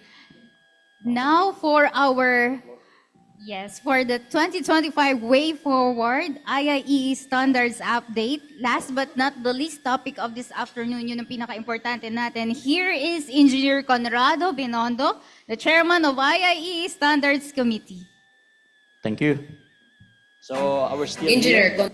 Conrado C. Binondo is a distinguished professional electrical engineer and the first Filipino recipient of 2022 IEC 1906 Award from IEC Geneva, Switzerland. This accolade honors his significant contributions and deep expertise in electrical installation and protection against electric shock, particularly in relation to IEC 60364 and IEC 61140 standards, as well as his involvement in IEC TC64 plenary meeting.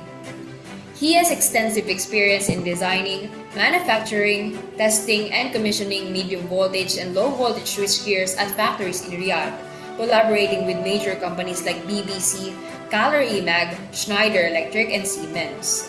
Upon returning to the Philippines, he established Electus Trading and Technical Services, focusing on generator synchronizing control systems. He is also a registered expert with IEC T64 WG43, the chairman of BPS TC77, a member of various standards committees, including IEC National Committee of the Philippines and IIEE Standards Committee. Once again, Engineer Conrado C. Binondo. Thank you. Thank you very much. Now, this is the last part of our program, and I hope that still our colleagues in the online are still there. So thank you very much for joining us, everybody. Now let me talk about the updates on the standards, what we are doing and what we have done and what's our plan. So now let me go on the Philippine IEC standards journey. It's a short presentation.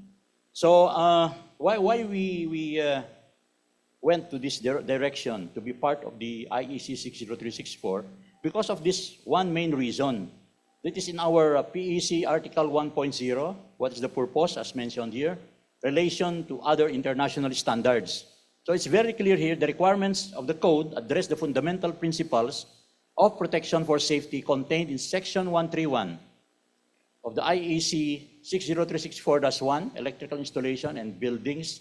And basically, this is the common, what we call this, common grounds where both the Philippine Electrical Code and the IEC 60364-1 agrees that we have to have a protection against electric shock in the installation. We have to have protection against thermal effects. We have to have protection against overcurrent, protection against fault currents, and protection against overvoltages or voltage disturbances or electromagnetic interference. So all these potential hazards are addressed by the requirements in this code. So this is the main reason why we joined the IEC level in 60364-1. So what is our position now being a part of this standard? So moving way forward,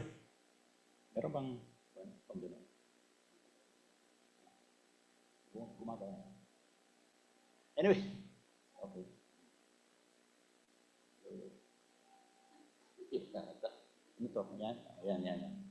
Okay, let me go on this one. This is our journey, actually. We started in 2015. We are still a non-IEC member. I think the first one who attended the plenary meeting, it was, of course, our former chairman, our good friend and our mentor, Engineer Jem Tan. He's here, please. Yes. Ayan, ayan. Siya ang aming what we call the Mr. Standard Man. You know? He's the original standard man. Now in 2017, this was our, still we are all on this one, members and observer. In 2018, when Jack Perone visited us through BPS, we made the presentation. Then this is where already BPS asked me, could we join this standard 60364? So I told them, yes, we could join this because this is similar, again, as I mentioned, in the requirements of the Philippine Electrical Code, it's there.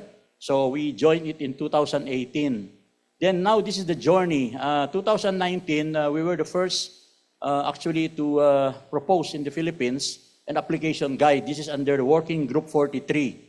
The proponent or the what we call the proposer of this standard is a from the Philippines. It's an application guide, you know, for the now. I will mention after this the what's the status now of this, and of course we have the hosting of the TC64 Working Group 43 meeting, which is this one. You know? Then this is now a major event, international event, which will happen on December. This is the hosting of the TC64 plenary meeting. Okay, I will give more details in this after this presentation. And if you see here, this is the major standards wherein it is already adopted as a Philippine national standard.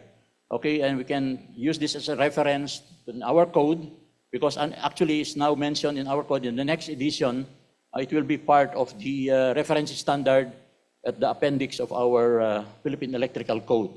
Okay, next. Now, I would like just to emphasize what is our position when we join the IEC on this aspect. You will see a T64 summary. Actually, this is from, thank you to our friend, Paul Locke from Schneider Electric in Singapore. He is the convener of the Working Group 43. If you can see here, Philippines, these are the traditional Germany, Great Britain, France, Italy, Netherlands, and these are Austria. These are the traditional US members of this IEC. But if you could see Philippines now, we are here and we compare to the other countries, you see we have a stronger Asian presence outside of Europe because normally this is European countries. So in Asia, Philippines now is in line, you see, because these are the participants. We have more than 12 members, you know, joining the Working Group 43. So if you could see the presence of Philippines in this standards working group, in the working group, then we will see now comparing to the other countries. So we have strong Asian presence outside of Europe. Next. If you could see the participation per group, these are all the various maintenance, joint working group, okay, team, doing maintenance or new project items for the 60364 series of standards. Again, experts from Philippines, we have a strong expert participation in the working group 43. Since we are the proposer of this a new work item proposal, we have done this one, so we are very strong on this one, on in this level. So you will see now, in compare to the other nationalities, compared to other working group and maintenance team of the standard. Okay, next. And of course, because of this, we were the first one to be awarded, this was the main reason, the IEC 1906 award. It was in 2022. It was awarded through BPS from the IEC in Switzerland. Okay. Now the next one, the following year, because of also his participation, he was also awarded the same 1906 award. Of course, our national treasurer, my partner, Engineer Jun Lopez, is here. Palapakan naman natin si Jun Lopez. Thank you. Next. Next. Ayun, para makita nyo na-receive niya.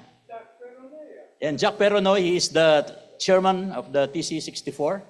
Okay, of course, Director Neil Katahay. This was awarded during the Industry Technical Exchange last year, the same period, during our ANC. Nandiyan kami sa SMX, sa MAAX. This is the same one, you know, this was awarded to him. Okay?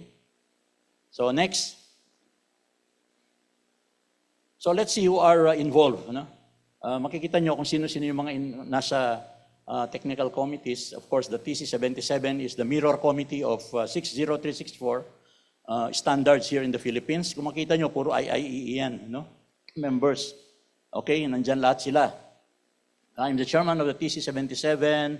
So all of this, maybe you know them, and we have here our PEC, chairman, overall chairman, and the PEC1 chairman. Okay, all of them are members of this committee under TC77 of the Bureau of Philippine Standards. Next. So ito yung the first meeting where we attended, where we involved ourselves in Australia, October 9 to 11, 2018. Okay, we joined, if you could see the plenary meeting. This is how the plenary meeting is being conducted outside Philippines. Okay, so tapos, first time we voted because we are new.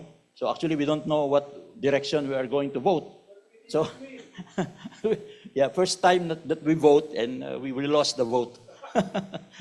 Okay, next. Sorry. Now, this is the first meeting of the Working Group 43. Dito, ginawa sa Tagaytay, and here, these are the members, okay, of the Working Group 43. Andiyan na naman si partner. So, next one, the next meeting, it was held in Bohol City. Nandyan, ang Technical Working Group 43. That was in December 04/7, 2020.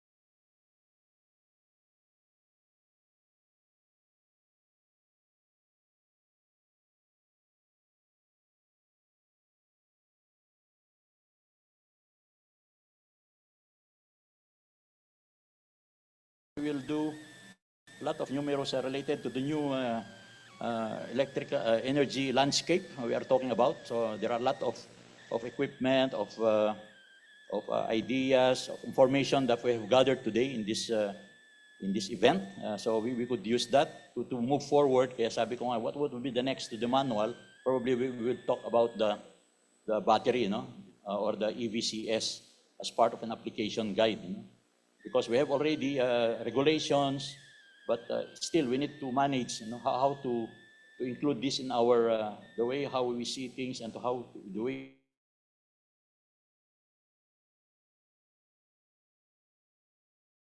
to endorse IIE members to be of the IEC young professional. Of course, we have already two here, si Ma'am Julie, which is already a YP. So para makapag-kwan din tayo, ma-involve tayo sa IEC level, the young professionals will be the one who will replace us. Kasi as you know now, we are growing younger. No, we are not growing younger anymore. So we need someone who will take care of all this, what we are doing now, to impart to everyone, transfer the mantle to everyone that we continue, sustainable yung kwan natin dito, yung mga ginagawa natin. Hindi yung pag kami nawala na rito at wala na rin magpapatuloy. So I hope everyone, I encourage everyone to join this standardization work as a YP. May limitation dito, not more than 35 years old. 35, di ba? Yung requirements, So kung ikaw ay 35, pwede ka pa, Ganun ang young professionals, Okay? And also I have a plan to create a chapter level standards committee because we have PEC, because we want more people, our electrical practitioners to be involved in standards. So probably we will put this in the plan. Of course, this is subject to the approval of the next BOG 2025. Pero maganda yung aim natin dito na everything, in our works, mga natin trabaho na it will be standards-based ang lahat ng mga decision natin, best practices. We cannot see best practices except on what is already written in the standards and, of course, our code. Okay? So, ladies and gentlemen, my message here is that related to our team that we live in a time when sustainability and technology are paramount. So, standard help industries define that future, balancing innovation and accountability. With that in mind, the Standard Committee has organized these presentations to examine how standards drive progress across various industries, from energy efficiency to smart city technologies. So the standards are critical drivers of innovation, providing the benchmark that ensure new technologies are safe, efficient, and work together. In other words, they offer a roadmap for exactly how industries can transition to new solutions in a standard way and clear the path to global sustainability objectives. So standards help ensure that the latest technologies can be integrated into systems while meeting strict safety and performance requirements because of the establishment of uniform criteria. Therefore, we can contribute to a technologically advanced, sustainable society by positioning the standard as the enabler of future innovation and sustainability. So on this note, I would like to thank everyone for this attending this event, and I hope that we will have more similar events in the future. So have a good day. Before you end. Yep. Okay, let me recognize. Just one thing. Let's give a hand to our Chairman, Conrad Binondo. He is now a full-grade fellow IIEE member. He has been elevated as a fellow. So, like, I sponsored this fellow.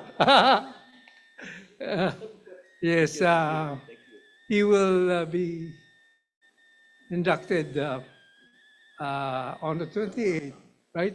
Yeah. So welcome to the club. And so I think that's the end. We have gone so far. Yeah. Partner? Okay. Special mention ako. Mika has been with us for quite a long time. He is a very hard-working Yes, thank you very much, Maika. So, ano bang meron? Anyway, we will prepare something special. Okay. Thank you also for the technical team. Thank you very much for your dedication to this, no, to our event. And I hope to see you again sa mga susunod pang mga araw. Thank you. And thank you everyone and have a good day. Have a good day. Thank you.